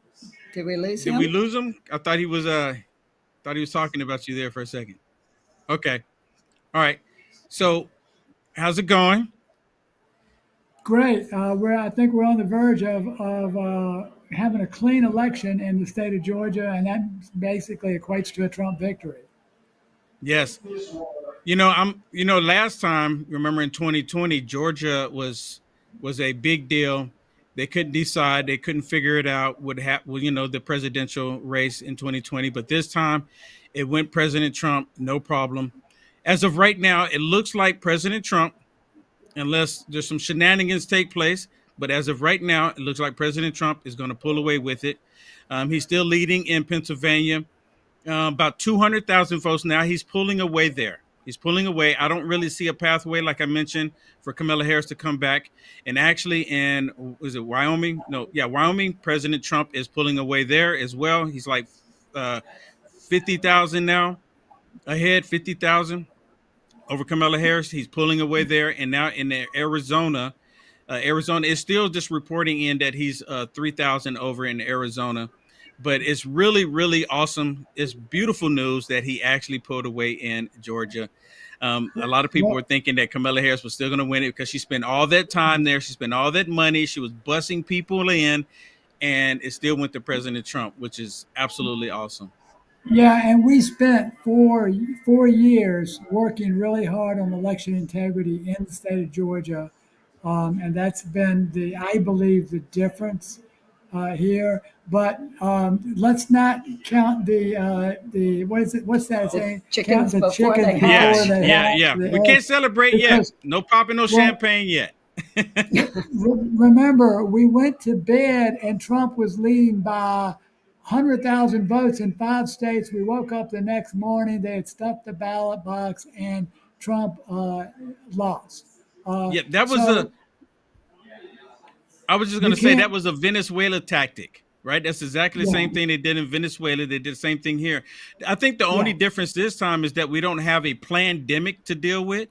So they really can't use that as an excuse, but I guess they could have another, urinal down the street, have a leak. I mean, I guess they could do that too, right? Yeah. And a lot of those boxes were stuffed late at night, and those ballots were shipped in. So we're not quite over the hump yet, but it's looking really, really good. Yes. It's looking wonderful, actually. But again, can't celebrate until he actually crosses that finish line. And as of right now, looking at the Decision Desk HQ, he's sitting at 246. He's sitting at 246, and it's really close. Again, in Maine is leaning red, and I think he can. There's 2 because they split those there, so he'll probably get 1 there. But again, if he gets Pennsylvania and he gets Arizona, it's done. It's done. There's no pathway for Kamala Harris to come back. Right. Mm-hmm. Yeah, he can get Pennsylvania and Georgia, and then pick up 1 seat in either Maine or Nebraska, 1 more than he got last time, and that would be enough. That would give him 270. Yeah. Again, every one of us, we're sitting on the edge of our seat, and we're excited by the numbers, what we're seeing. And, me personally, I'm keeping in prayer that this evilness in this world doesn't come in and do what they did in 2020. I think right now, a big part of this is because we actually have Laura Trump, which is working with the RNC. If we had Rona there, I think we would have a different outcome as of right now. So I'm very thankful that Laura Trump is there this time, working with a team of lawyers. They're the poll watchers. They're making sure as much as possible everything is legit, right? As much as possible, but we know how the Democrats are. But I think this is part of the reason why we're seeing the wonderful results that we're currently seeing right now. And again, long as they don't shut everything down, we will. I think this is a done deal. But again, I'm not cracking those eggs. remember 2020? We thought that was a done deal too. But it actually was a done deal. It actually was a done deal. They just did the shenanigans. They cheated, right? I mean, we're not crazy. There's too many eyes. The thing is, there's too many eyes on them, and they're not going to be able to pull this off the next time. Yeah, I think that's right. And I totally agree with you about the RNC. They have attorneys in Georgia that have been right on top of every issue that's come up. And there was one tonight, DeKalb County has about 56% of reporting And they say they've stopped counting because of a threat. I have no idea what that means, but the RNC attorneys were jumping right on it. So I think we'll hear that whatever the problem is has been sorted out. So the attorneys for the RNC have been really helpful. So I think you're right on point about the team that we've got. Yeah, there was a couple bomb threats in Georgia, the different polls they were saying. And of course, it's Russia, Russia, Russia. And come to find out, I heard that it was actually a liberal that was doing the bomb threats and actually been arrested. I mean, so seriously, that's right. Seriously, but they came out and they did an actual news report and said they've confirmed that it was Russia. So I don't know who it was, but the guy that did that news report, they should arrest him as well for actually coming out and say that it was Russia, knowing good and well it wasn't Russia. Well, Brad Raffensperger, our Secretary of State, jumped on that story immediately, and he said we have evidence that it is Russia. That's and who it was. Raffensperger, yeah. He thought that sounded convenient, but they got to the truth of it, and it was a liberal poll worker. And it was 5 precincts, and they ended up extending the voting time tonight anywhere from 10 to 45 minutes in those precincts. So it really didn't have a big effect. So, my question to him, I would love to know the answer to is, where did he get that information from? Who told him that? Who told him that? Did he just, oh, that sounds good, and just run with it? I would really like to know the answer to that, Yeah. Yeah. Russia has become the scapegoat for the election issues. I mean, Russia's become the scapegoat for everything, for election collusion, for World War III, Ukraine, Russia for everything. Mm-hmm. Russia was even blamed for our gas prices in the United States of America when Joe Biden killed the XL pipeline. But it was Russia's fault. Blame Russia. Yeah. Blame Russia for everything. Of course. So, well, we do have, our bluest counties still have a pretty good percentage of reporting to be done, but I don't think they can catch up at this point. Yeah, I'm not seeing it happening. So right now, actually, Arizona now is up. Trump is up in Arizona by 5,000 votes now. It was sitting at 3, and now it is at 5,000. And President Trump is still leading in the popular vote. It's gotten to look like it's still about the same, about 5 million difference there.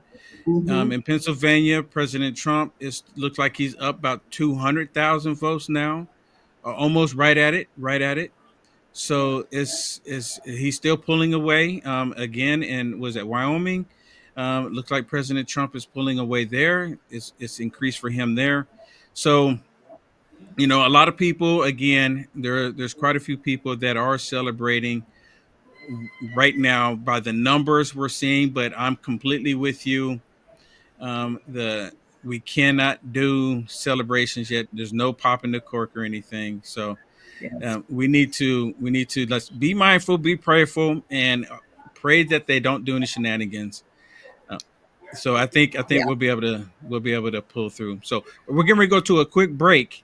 And when we come back from this break, hopefully we'll have another dump and more. Hopefully we'll have some more information coming in.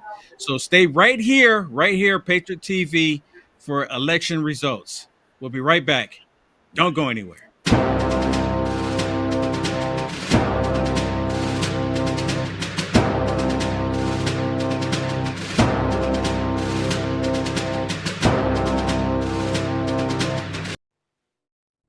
My name is General Mike Flynn, and I want everyone to know that I stand fully behind Beverly Hills Precious Metals and its owner, Andrew Sorcini. We are facing one of the greatest periods of financial uncertainty in both American and world history, and so now is the time to organize your finances. With the advent of the BRICS pay system, we need to now seriously consider how we can take better care of ourselves and our families and start some serious decision making when it comes to our wealth. You can also ask about their newest 2-ounce coin, of yours truly. It's an absolutely great gift, and I am deeply honored to be part of history, as well as helping people protect their finances, their wealth, and their investments. So visit gold.generalflynn.com. Tell them the General sent you. Thank you so very much. God bless you, and God bless America.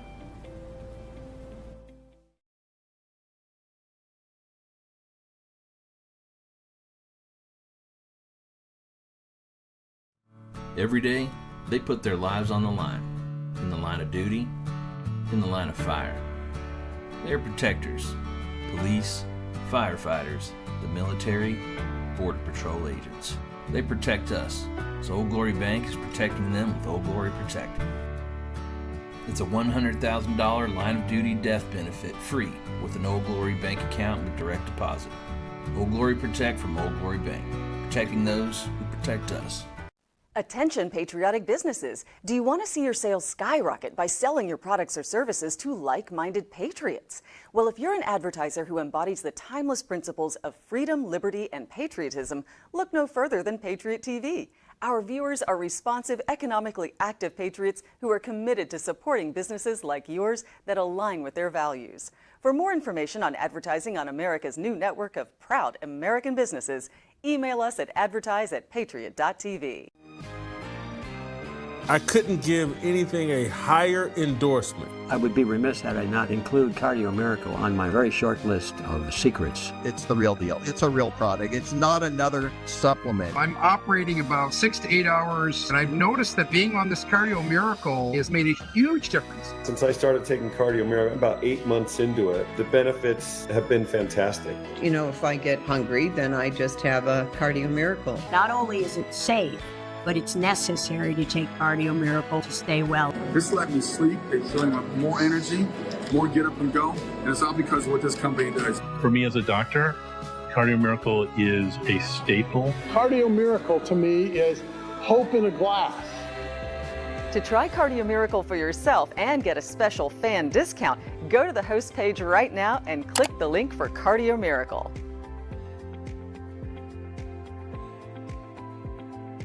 Patriot TV fans, feel like there's nothing on the radio for like-minded, intelligent people like yourself? Well, great news. Now you can stream Patriot TV on TuneIn during your drive to or from work.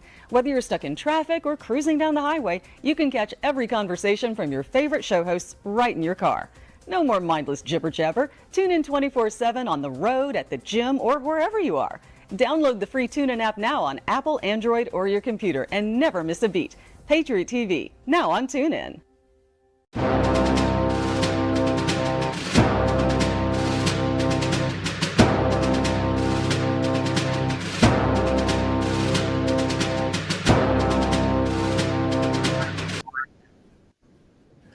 And we're back at Patriot TV. We've got some very special guests on tonight.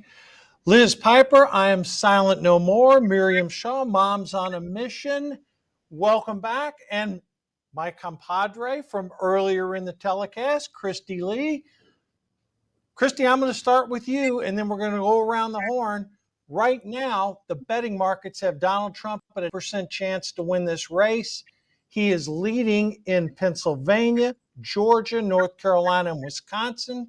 He's closing the gap in Michigan. Christy, throw some shade on what I'm talking about now.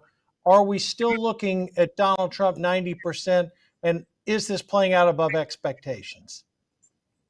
I do think it's playing out above expectations, but I want to remind everyone it's not over until the fat lady sings, or in this case, the fake news media shrieks. So we are still in for a long night.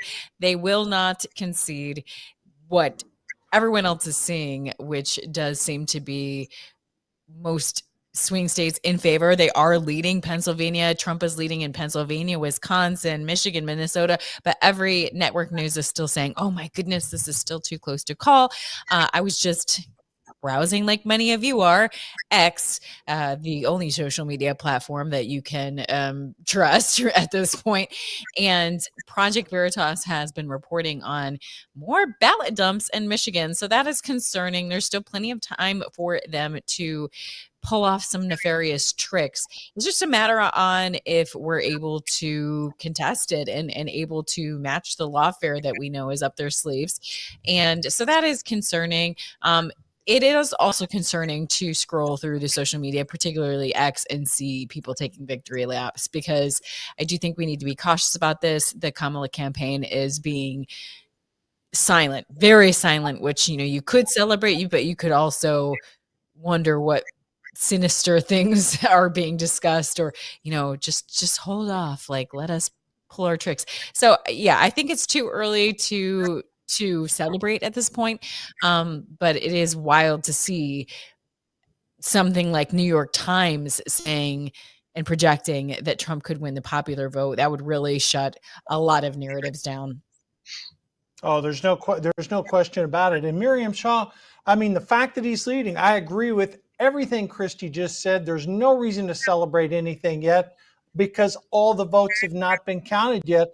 But you've got to look at this statistic that the dwindling number of votes available in the particular states. The Trump campaign has got to be feeling good about this. The Harris campaign, the spokesperson, Jen O'Malley, said there's going to be no decisions on anything tonight. We're not expecting anything tonight. Give me your handicapping assessment. How do you see things? And what did Trump do right and what did Harris do wrong?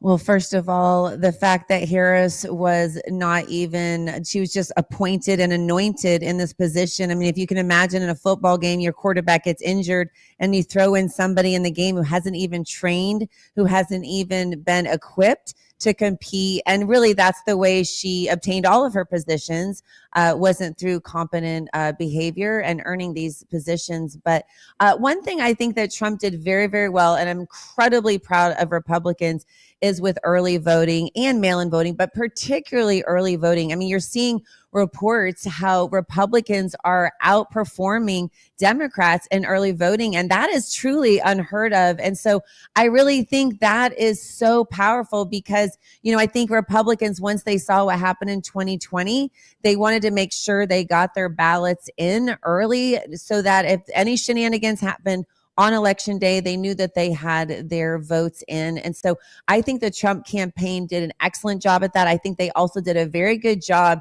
at targeting women and Latinos. I know that in the past, the women vote has not really been super strong and they had some room to grow there. And I think they did an amazing job. I think Kamala Harris and the radical Marxist left movement did a great job at helping Trump do that and pushing women into Trump's arms when they were just taking such horrible care of them and promoting transgenderism and things like that. I really can't think of one thing Kamala Harris has done well. I mean, really, she's butchered every interview. She's lied. She can't speak when a teleprompter goes off. I mean, just the fact that this race is even close is mind-boggling and absolutely disturbing to me. And it just goes to show you that this war of narratives is a real war. You bring up great points, but I do want to counter one little thing. And Liz, I want to go to you. At this point, Trump is winning the popular vote. And Liz, if he ends up on the projection that he is right now, again, we know things can change. But if Donald Trump ends up on this projection, taking Pennsylvania, Wisconsin, North Carolina, and Georgia, and he wins the popular vote, I mean, this will be an absolute repudiation of the far left-wing radicals. And the decision to bring Kamala Harris on this ticket with no votes has to be questioned by many Democrats, including two that are sitting in the White House tonight, Jill Biden and Joe Biden. Absolutely. I mean, look, President Trump has done a great job since 2016 capturing the heart of America and understanding, how we feel about the government being in our hands and not in the bureaucrats. So I think he's really captured that and where he relates with the people, boots on the ground, he's able to, really empathize with where we're at. I mean, I've met him only a few times. Every single time I meet him, he's always asked, how are you doing? How can I serve you? It literally, and second time I was at Mar-a-Lago with my husband. This is the type of public servant that people envision, just like our founding fathers. So I think he's really captured that, and it's been a massive move from the beginning. Christy, we just got some numbers, and I'm really happy you said that, Linz, because I've had a chance to meet President Trump a couple times, and I've told people this. You get around him, he's got a great sense of humor. He's funny. He'll make you laugh. And I think the American people, if these results hold up tonight the way we're seeing them right now, Christy, I mean, the campaign Harris started, the joy and the vibes. Well, I'll tell you where the joy is going to be at 1600 Pennsylvania Avenue in January when Donald Trump is sworn in, and maybe some joy will finally return to the White House. That would be nice. I hate to say this, trust me, but you can't, okay, you guys might be able to, but I can't help myself from feeling a little bit sad for Biden. I mean, like they literally like locked him away. He hasn't been seen, in the little times that he's been let out, he's basically sabotaged Kamala's campaign.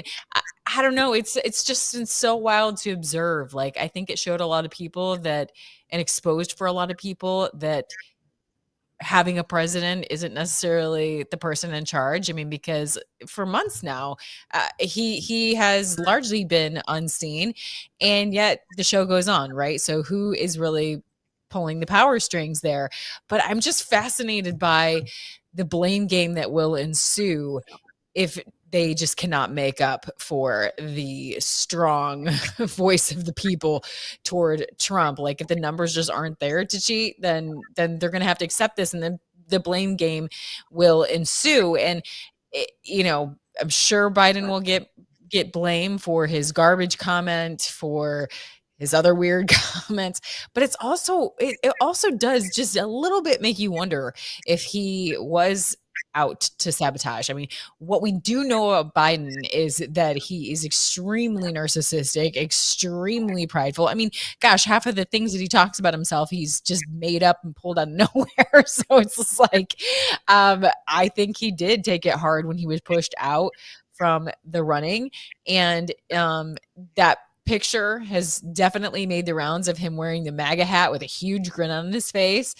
His wife, Jill, wore a fully red suit to vote today. It just makes you wonder, is this like a little bit of a sign of like, yeah, see what you guys did? Screw you, So it kind of almost adds a little bit of a comic element to it all.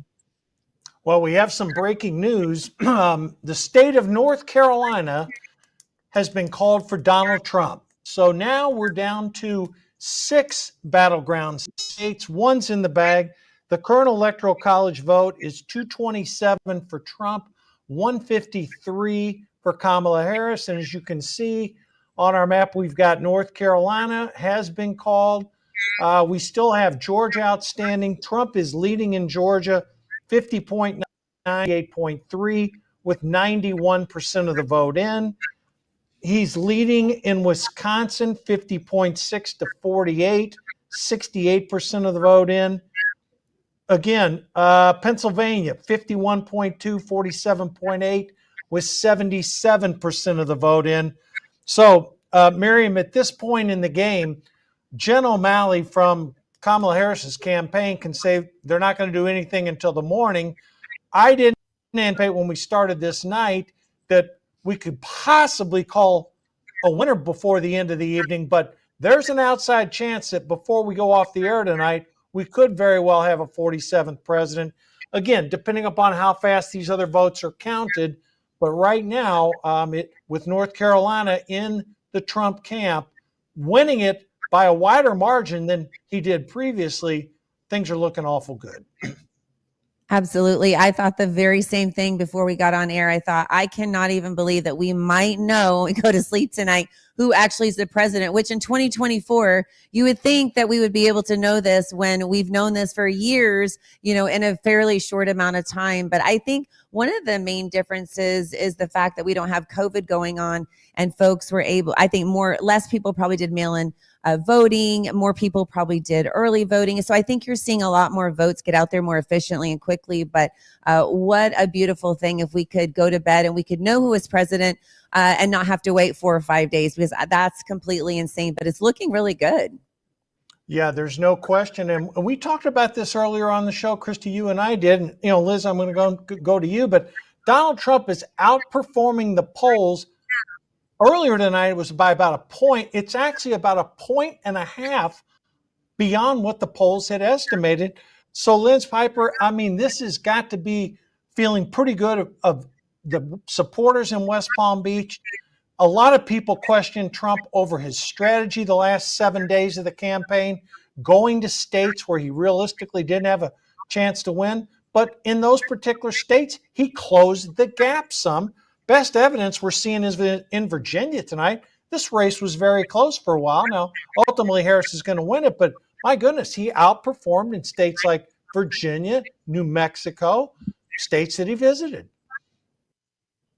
Yeah, I have a hard time watching the polls because, it's based on measurements that, depending on the results that you want to get. I'm not saying all pollsters are like that. I'm not dissing them. So I always kind of stay away from that. But what I love is that, again, he is meeting the people where they're at.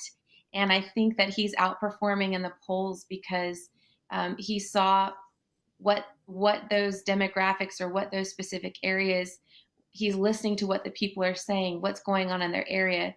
Some of these different endorsements that he's received, whether it's the vaccine injured, people that lost their jobs because of that, the moms like myself that have been fighting against the tyranny in the schools and in other areas, whatever the issue is that is the hot button for that area or for that group of people, he's listening to them and doing less talking and doing more listening. And I think that resonates so much with the American people. Christy, you've been on social media tonight. What kind of comments have you been looking at over the past 30 minutes? And, what are social media users saying? I mean, this broadcast, Patriot.tv, we're streaming on X, we're streaming on Truth Social, we're on Rumble. What are they saying on social media tonight? Yes, please show us some love on your True Social, your Rumble, and your X, as you said. Make sure you're following Patriot TV. But I think that we haven't talked enough probably about the races, the House and Senate races. And one thing I'm just ecstatic, thrilled beyond measure to see is that Bernie Moreno there in Ohio kicking Sherrod Brown out. I am from Ohio, born and raised, before I had a brief stint in California and now living in Texas. But obviously that's my roots. That's where I'm from. And as a news anchor and a longtime reporter in Ohio, there was many a time that I interviewed Marcy Kaptur and Sherrod Brown, and I did a good job at hiding my disgust. I'll say that. I don't think anybody could have known how I hated the career politician people like him. He's been in there far too long. He needed a reckoning, and this is so thrilling for me to see on a personal level that he finally got booted out, him and his smug self. So very much celebrating that. Good news for Ohio. That gives me hope for Ohio, my home state. And then Ted Cruz, now that I'm here in Texas, Ted Cruz winning handily. Man, I realized that I fell victim to the propaganda of what? Texas could really go blue, or Ted Cruz could really get kicked out. I definitely was worried about that. But it looks like it didn't need to be. So that's inspiring to see. It's crazy how even Drudge Report is still trying to say that they'll be able to hold on to the House or Senate when it just isn't. It's just not looking that way. Rag is still up there. I mean, that is just a bogus.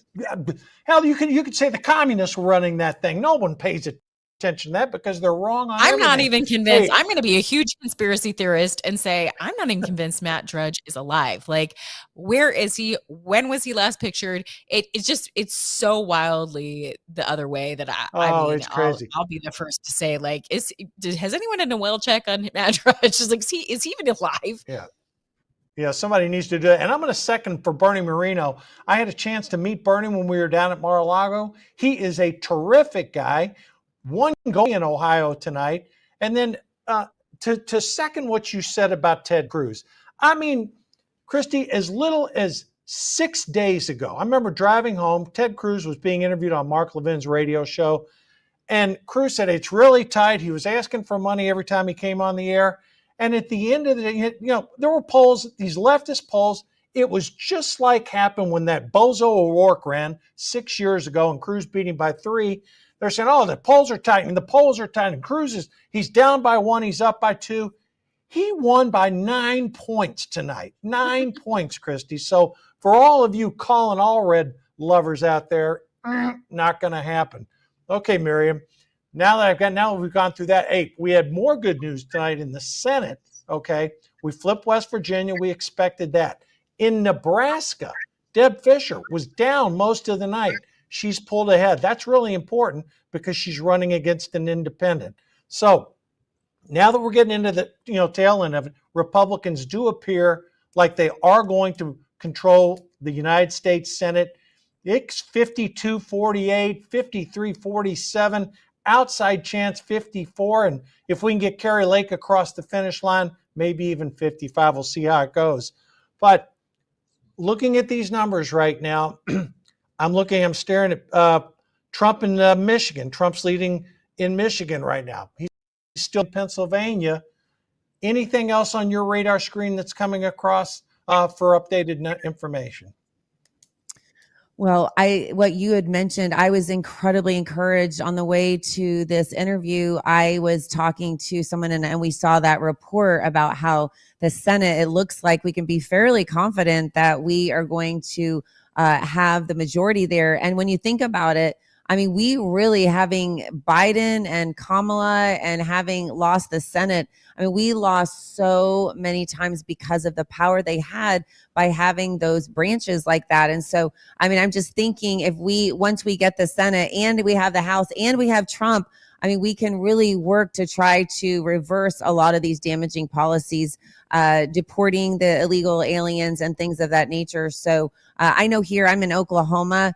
And our race, we called it for Trump very early on, but we had a really hot situation going on here. I don't know if you all had heard about this, but our Supreme Court here in the state of Oklahoma, we had 77 counties vote for Trump 2 years in a row, 2016 and 2020. But we have the 4th most liberal Supreme Court in the nation. And so this year this election cycle, we had those 3 radical left justices on the ballot. And right before I came in, I learned that we weren't able to unseat 2 of them, but we did unseat one of them. And that was a very, very big deal here in Oklahoma. We all have been working tirelessly to try to unseat these radical left liberal justices. So we were thrilled that we at least could unseat one here in Oklahoma. Well, we're really happy about that. Yeah, go ahead, please. Christy, go ahead. No, I was just going to say, I think we need to talk about Kari Lake. I'm really concerned about what's going on with her. I feel like I have this connection with her because she's also another longtime news anchor that left because journalism is no longer present in the mainstream media. And so she left, went the politics route, which I said I would never do. So God will probably have me do that sometimes because I said I would never. But anyways, Kari Lake, I'm still so sad and appalled that she had the governor position stolen from her. It was so obvious. Thankfully, we had early voters to combat. Like they knew that everybody was going to vote on election day as far as the Republicans went, and they took advantage of it. And you will never convince me that they didn't just outright steal that position from her. Never. And so to see her struggling now to get this Senate seat is really making me upset because all signs point to favorability of voters coming out in full force for Trump. And you're telling me that not only did they not vote for Kari Lake as well, but they voted for the other guy? That's just not adding up for me. So I hope that there's another look that can be taken for that, because something's fishy in Arizona again. Linz, what are your thoughts on some of these Senate races? I mean, we talked presidential politics a lot tonight, but we've got a Senate that we have to win and a House of Representatives. What have you been hearing about other races? And has any information come out about control of the House of Representatives? The only thing I've really seen, I've been keeping track online as much as I can on X. That's where I've been engaging the most tonight, and I'm seeing the same races that you're seeing for Senate. I think we're going to see the Senate, that we'll have the Senate. I think we'll have the House, and I definitely think we'll have President Trump secure his seat as well. I think I'm probably more of a upbeat, hopeful, we're going to win this. But I also think that Kari Lake, looking at what she's going through right there, there is so much happening. I know they were just reporting, I don't know if it was who it was, but I think I saw something just not too long ago, right before I hopped on here, where they were capturing some illegal activity there in Maricopa. So I think because we have all these attorneys, boots on the ground in these different states, and now we're seeing these things in real time, thankful to Elon Musk and this free speech platform, that we are able to report these things, and we're seeing all these lawsuit wins and such. So I think we're going to see wins across the board for all three. Christy, if we end up winning that Kari Lake seat, I just saw some numbers on Montana. Those are looking very good. You can see we have a 54-seat Republican advantage in the United States Senate. And, right now the House is too close to call, but Republicans clearly will be able to implement Trump's agenda if we can maintain control in the House, where all the spending bills are initiated, and you get up to 54, 55 in the Senate. Even a handful of senators that would be Rhino would not be able to stop the Trump agenda. Yeah, I mean, that would be beautiful to see him not impeded. That we can expect that they will try everything they can to impede him, but it certainly would weaken their ability if we take the House and Senate.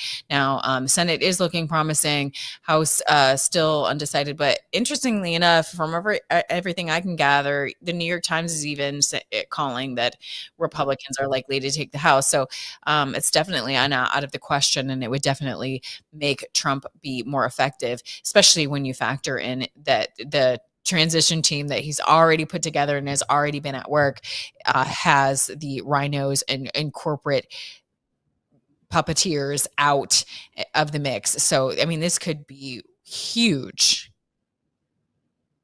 Oh, there's no doubt about it. And I just got some updated information in my ear. Republicans have flipped 3 seats in the House of Representatives tonight. Ironically, all those were in North Carolina. The Democrats have flipped 2 seats, so it's +1 Republicans right now, and we went into the evening with a lead. So right now, races actually counted 170 for Republicans, 125 for the Democrats. Miriam, you got about 30 seconds, and I'll hand it over to Linz for 30 to close us out here. Yeah, I'm incredibly grateful for this opportunity for us to even be able to vote. My son turned 18 this year, and so I got to take him to the poll, show him how to vote, and it was just the greatest honor. And, as a mom, podcast Moms on a Mission, I think that's the best weapon we have against lies and the radical left, is to train up the next generation and to prevent them from being indoctrinated in these government schools, and to teach them the truth. And it's brought no greater joy to me than to teach my child. And I think that's the way we're going to take back America. And I know Trump is doing an amazing job in the education department as well as everything else. So I'm so incredibly grateful. I'm very optimistic, and I'm looking forward to Trump being president in 2025. Linz, 10 seconds. Sorry to cut you short. 10 seconds. No worries. Just want to tell you all, don't give up. Keep up your faith, and we're going to win this. Perfect.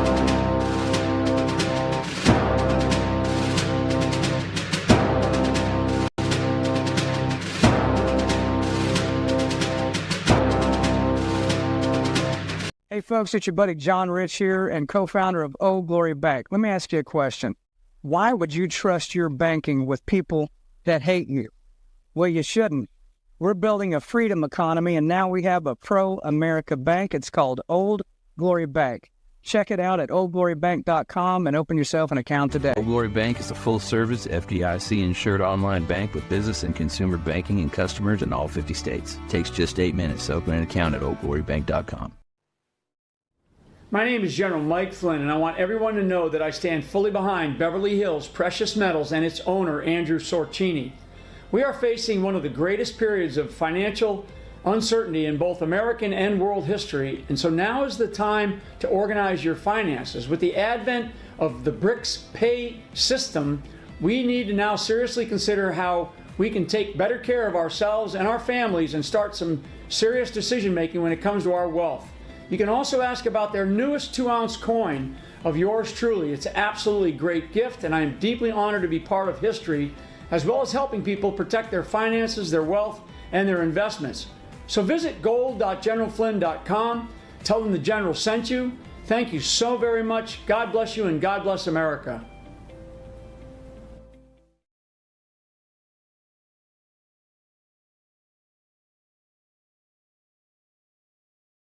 Patriot TV fans, feel like there's nothing on the radio for like-minded, intelligent people like yourself? Well, great news. Now you can stream Patriot TV on TuneIn during your drive to or from work. Whether you're stuck in traffic or cruising down the highway, you can catch every conversation from your favorite show hosts right in your car. No more mindless jibber-jabber. Tune in 24/7 on the road, at the gym, or wherever you are. Download the free TuneIn app now on Apple, Android, or your computer and never miss a beat. Patriot TV, now on TuneIn.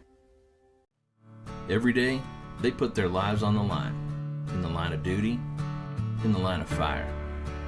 They're protectors, police, firefighters, the military, border patrol agents. They protect us, so Old Glory Bank is protecting them with Old Glory Protect. It's a $100,000 line of duty death benefit free with an Old Glory Bank account with direct deposit.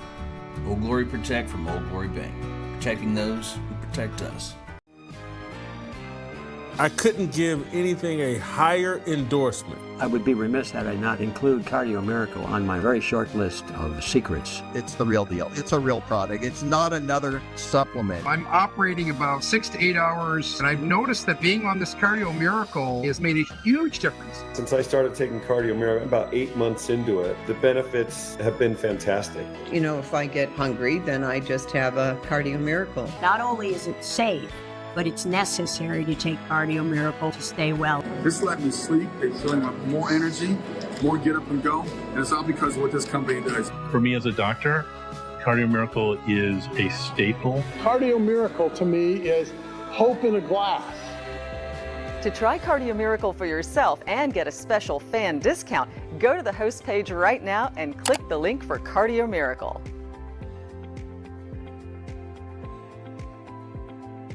Patriot TV fans, feel like there's nothing on the radio for like-minded, intelligent people like yourself? Well, great news. Now you can stream Patriot TV on TuneIn during your drive to or from work. Whether you're stuck in traffic or cruising down the highway, you can catch every conversation from your favorite show hosts right in your car. No more mindless jibber-jabber. Tune in 24/7 on the road, at the gym, or wherever you are. Download the free TuneIn app now on Apple, Android, or your computer and never miss a beat. Patriot TV, now on TuneIn.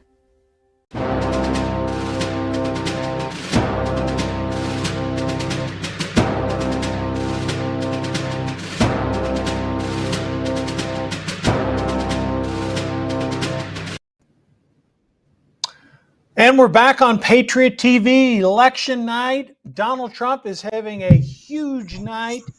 The Republicans in the United States Senate are having an even bigger night, and it's looking pretty good in the House of Representatives. Boy, we have a 7 boxes with us here tonight. Jason, let me start with you. Listen, that Des Moines, Iowa poll was basically the garbage that we talked about, no pun intended. Trump ended up winning Iowa by 10 points. He's up 95% in the betting markets right now. Jason, all the Democratic pollsters, the hype, the bending of the numbers, it doesn't appear to be working out for him. It doesn't. Right now, MSNBC seems to be one of the only ones hanging on to all of the swing states. Basically, Georgia should be called right now for the Republicans. Pennsylvania also leaning in that direction. Really, Michigan is the almost the one too close to call. Trump's still up in the popular vote right now, as almost half of California reports. Yes, the distance has been closed a little bit, but we may actually be seeing the too big to rig election that Donald Trump was hoping for, and really the landslide that I think that the American people, if we had totally and completely free and fair elections, would have seen across the board. I'm not trying to put the hopium out there in the last hour or jinx it, but when you have the New York Times at one point saying 93% chance victory for Trump, dropping down to 90, Polymarket hitting 97% in all the major markets at over 90% right now, this would have to be the biggest bamboozle, aka rug pull in history for this to be flipped for Kamala Harris at this point, Mark. Oh, no, I'm with you 100%. And listen, I do want to have a shout out tonight for Rasmussen Reports, Atlas Intelligence. Those were two pollsters.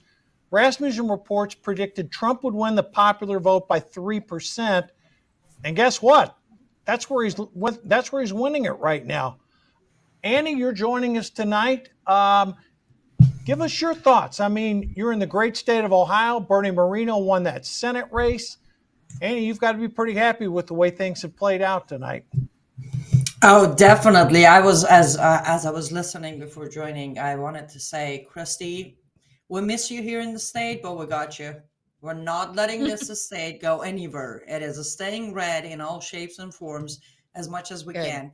Yes, we're definitely very happy here in Ohio with almost all the results, and my cats are still safe, so that's another reason to be happy.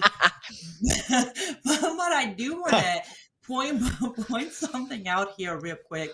I'm glad you talked about, Chris, you talked about Kari Lake in Arizona, but I had my eyes very closely on Arizona, and for last 2.5 hours, it's been sitting on 52% reported and not moved even a single vote.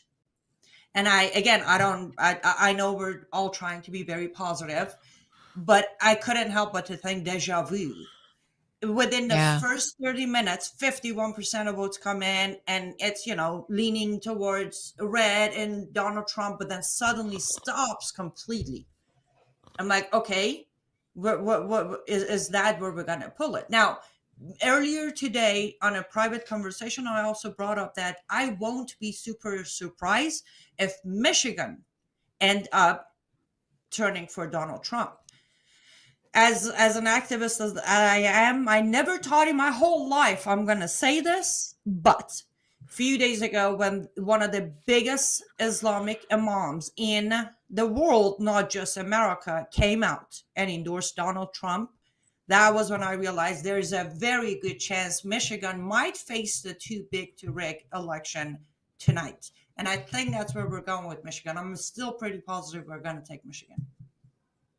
Michael, do you share Annie's optimism? I mean, right now in Michigan, we're looking at 51-49, Donald Trump leading.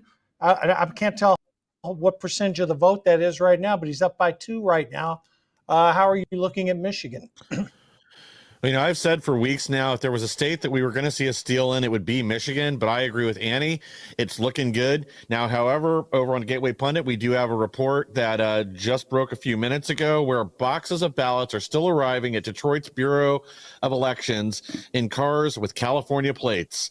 And this was as of a little after 11 p.m.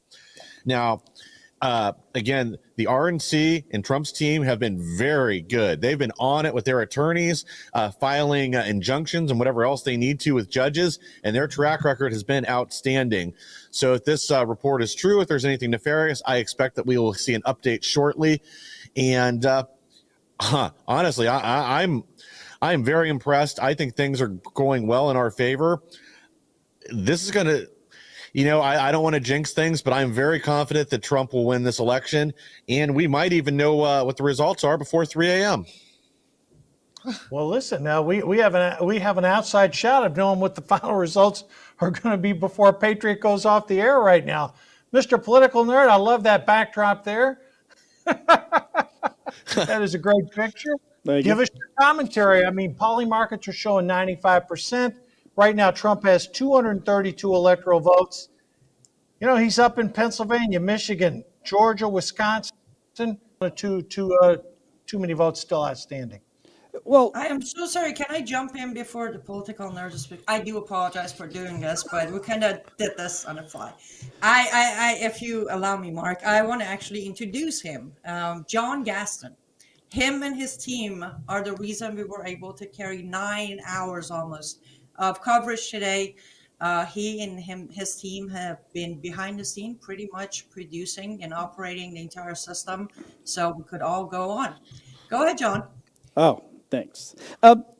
So I'm coming from the nerd side. I'm not deep like you guys are. I'm blown away when you guys are talking because you really know everything. But I'm coming from the nerd side, right? And the nerd side, we're the kind of guys that we pull back. We're not really out there. We're not right in your face, or we're not really talking about it. But I'll tell you, after these last 3.5 years, and again, this is why I come from the nerd side of it, we can't do the cons that we used to do. We can't go to those events that we do. It's cost too much. It fuels too much, travels too much. The actual hotels are too much, and so it's really become a burden on that side. And so when I can actually sit there and listen to these people that I have known for 20 years, that are all been Democrats. I mean, heavy Democrats. They're all going, I think I'm going to vote for Trump because he's just going to bring our world back together so we can afford to go to our events. John, you've also got someone working with you who's done an outstanding job producing the election results tonight. And that's Austin, who works with you. So let's give a shout out to him, too. He's done a great job. Often embarrassing him sometimes. He had no idea I knew who Charlemagne the God was. But we do keep up with things like that. And so you get a little bit of surprise every day. Okay, Christy, back up to you in the right-hand box. I feel like we're on network here. Look, some things. They haven't Brady Bunch. Hi, guys. Hey, over there. It's getting late. This is where we start to go crazy. All right, they haven't called Pennsylvania yet. 85% of the vote in. Trump's up 50.8 to 48.1, a 2.7% lead. What else are you seeing tonight? What are the comments? Again, I asked you this last hour about social media. What other comments are you hearing bandied about tonight? Well, I am notorious for sometimes being Debbie Downer, but I don't know. There's also a contrarian in me. Like, I'm seeing all these people like celebrating, and I'm just like, it's not over till it's over. It's not good to see the video of ballot boxes being brought in to Michigan. It's like, seriously, we're here again. And then, as Annie pointed out, to see numbers not moving, numbers not making sense in Arizona again, it does not make sense. How is Trump have a lead but then Kari Lake is still so down? It just doesn't make any sense. And then the numbers not moving. So highly suspicious of the shenanigans that are continuing to go on. I think some of us have the trauma of 2020 where we're like, yay, and then we go to bed and then we wake up and we're like, what the heck?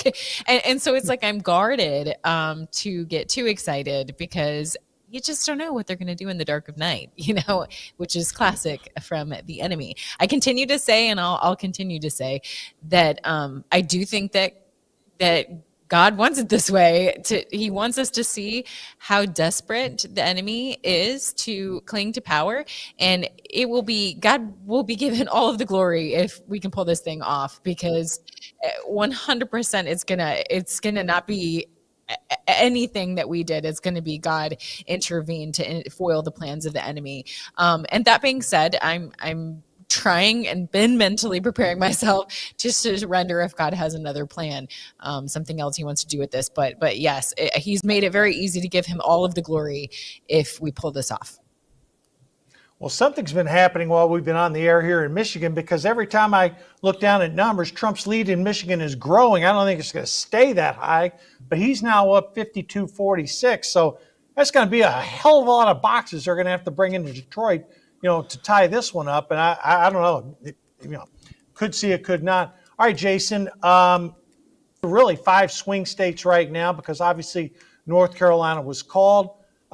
Anything else you're seeing on social media, or any numbers I'm missing here? Because these other, if we take Michigan out of the equation, because only 50% of the votes been counted in Michigan, these other swing states are looking really good right now.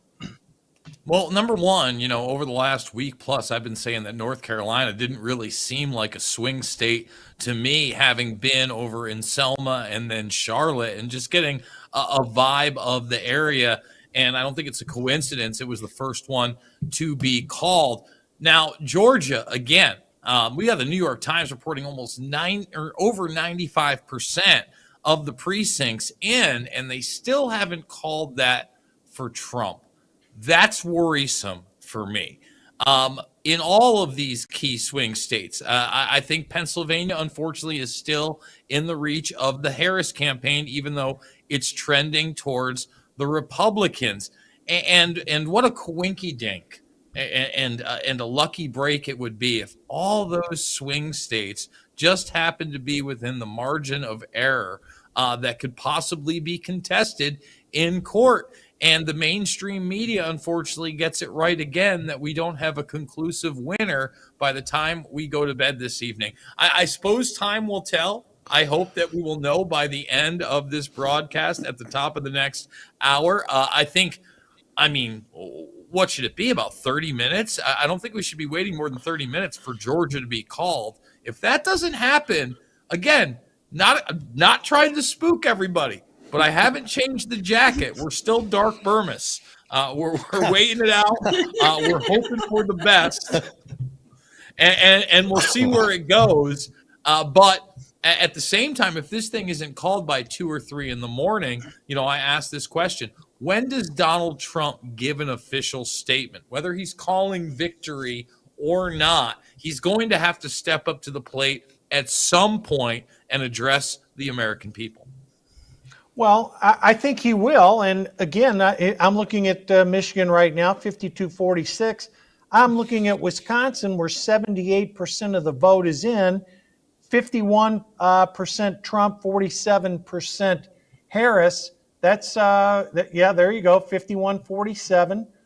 And that is with 78% of the vote counted. So again, that we'd have to look and see where the outstanding vote is. But for right now, yes, they are going to drag it out. And most states have a rule where if it's less than 1%, then they have things called automatic recounts. Annie, right now, outside that recall provision in all of these swing states, one thing that they said that Harris campaign warned Trump might declare victory earlier. That was before they got the shellacking they got tonight. But I don't sense that Trump's going to do that. I really believe that if Trump ends up winning this thing, all the negative comments about him, I really believe Trump will try to be a president for all the people. He will do what he said he's going to do. But I do not think he's a type of guy, a stick the finger in the eye type, second time around. Well, I would say definitely after the first assassination attempt on his life, he has definitely been a lot more humble than he used to be. We all noticed that.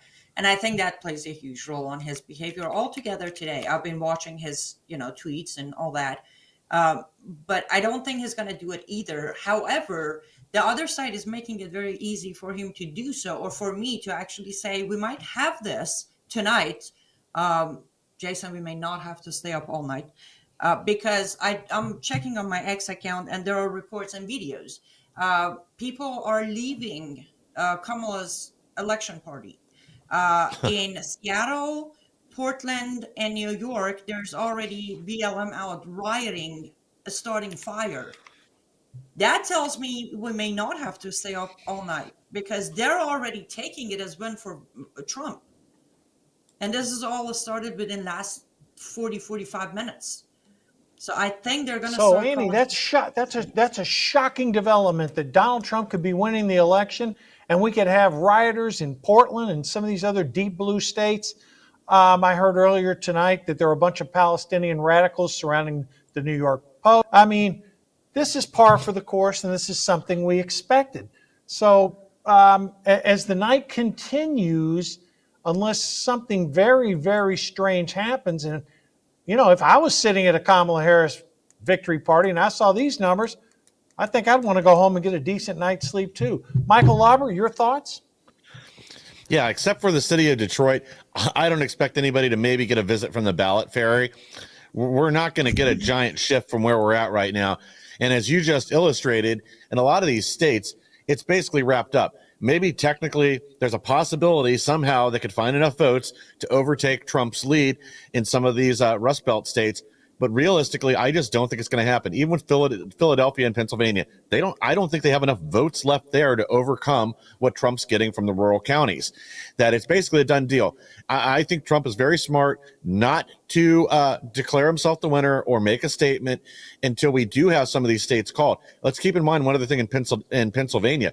They did try to stop the counting earlier, and the GOP's lawyers were on hand and forced them to continue, as the law in Pennsylvania now requires. They are not allowed to stop counting the votes in the middle of the night and restart the next day. They have to go continuously till it's end. I heard earlier that Florida's counted their ballots for a second time just for fun.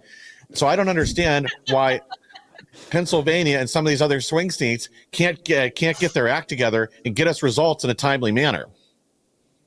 No, and that's something I hope by the time we get to 2028 is fixed, because you're right, Florida, I said earlier today, by 9 o'clock tonight, earlier in the night, Florida's votes would be counted, and there's 10 million people that vote there. So, I mean, this is symptomatic of a bigger problem. John, we had talked about the fact too big to rig, and hopefully it ends up playing out that way tonight. But again, Harris hired 5,000. And I will share one thing with everybody who's listening and viewing right now. And Michael, you alluded to this. Laura Trump and Michael Whatley have done an outstanding job contesting some of these irregularities. And it's completely different atmosphere than in 2020, where Republicans are getting results when they challenge some of these things, such as you mentioned in Pennsylvania, Georgia, and other places. Well, so you go back to 2016, the man, he ran for president, won, and literally, I'm not trying to be the downer guy, but kind of didn't know what he was doing, right? So he got in there, he did what he was told to be done, and that kind of backfired on him. Now, come 2020, I personally, this is my comment, is, it was a stolen election, and he got blindsided, kind of really didn't know why and how it happened. So this time going in, now they're ready. He knows he's put a cabinet together. He has got, just like this other side, everybody's got their lawyers ready to go. So it's now they're prepared. Truly prepared, because they won, they lost, it got taken away, and now all of a sudden, he knows how to go forward. That, to me, that's a big deal. And I agree with you. By 2028, we're way now. Now we're stepping into my world where technology. Oh my God, all we have to do is just implement it. We've already got the technology in place where it can be not hacked. not pushed around, not manipulated. So why we're not doing it now, I don't know. Maybe that'll be something that the Trump administration will go in and go, look, let's get this fixed and make this easier. There's no reason that any of us have to go anywhere. We literally can vote from our house and it be truly protected. Yeah, no, that's a really good point. Christine, to you and then over to you, Jason. Are you seeing anything new? I mean, anything from social media, any comments? I mean, prediction markets are still sitting at 95% right now. And one thing that has been in Trump's favor throughout the night, he has really delivered with the Hispanic vote tonight. Yeah, absolutely. Again, we've said it over and over again all evening. If this was a normal election, we'd all be popping the champagne, but it's not a normal election, and you have to continue to look at what the enemy is doing. There is a memo from the Kamala camp sent out to their team, and it's a little bit creepy to read, talking about continuing to see numbers trickle in. It says that we outperformed in Pennsylvania, but it's still going to be take hours and hours. This is in Michigan. It says they won't report until midnight. It says we've seen a strong turnout in early vote, but they're still awaiting a significant amount of votes to come in. And then you have that video of that Project Veritas, them just bringing in all those boxes. So that's concerning. They're predicting complete results won't come until between 3 and 5 a.m. in Wisconsin. Does that sound familiar? Overnight. Because there's a significant amount that still needs to be counted there. So just hearing what they say and signal to their own commie partners is concerning, and we need to keep an eye on this. I mean, at the end of the day, it doesn't do any good for us to sit up and watch, really. I mean, it would if we were the poll watchers, but I mean, for us, it really doesn't. But I think I'm seeing on social media all these people saying, I don't want to go to bed, because people have legit trauma from going to bed and then waking up to horror in 2020. So there's a lot of people that are just I can't do it. I can't go to sleep. I don't want to wake up to the end of the world, So that's interesting. Christy, before we go ahead, Jason, please. Christy, my good friend Adam Johnson has a great comment out there on Twitter right now. You guys may know him better as the lectern leader. He's the guy that was carrying the podium on January 6th. So he says, I'm going to bed. Let me know if I'm stealing another lectern in the next month or two. I don't think that's going to be a possibility. And look, I'm a Tucker Little Thomas. I want to go to bed. But here we are. Georgia still has not been called. I'll tell you what, again, would have to be the biggest rug pull. New York Times still at 93%. And I'm on the X. It's what the kids go on. I'm looking at the trending topics. Kamala for president was trending, but didn't even get 50,000 posts. That should show you the reality of that campaign and how many people are actually behind it. Now, on the flip of that, a newer trend, Harris HQ has almost 20,000 posts, which is almost half of that. And scrolling through that, you are seeing videos and you are seeing snapshots of what look to be a pretty, glum bunch. But again, not trying to jinx it. This thing is still in play, and they've told you since the beginning of the night, before C-SPAN was even covering it, all the way up until now, we just don't know what's going to happen in these most important swing states. And if we get into the morning, I think we have that big possibility, like Stephen Friend was talking about earlier, that this gets into the field of litigation, and we may not know for days or even weeks. Well, we've got about 50 seconds left, and I want to give a huge shout out to Annie Cypress. Annie, you put this together tonight for Patriot TV. You gathered all the show hosts, you gathered all the guests. So a special shout out to you, to John, to Austin, the entire team of people behind the scenes, in front of the scenes, for putting this on. We got another half hour to go. But again, wanted to personally thank you for an outstanding job tonight. Close it out for us, Annie, 20 seconds. Well, I appreciate that. Thank you so much, Mark, for great leadership that you have shown that made it possible for the team to pull together tonight's program. And since we're going to take an ad break, we need your support. So watch these commercials and click on those links.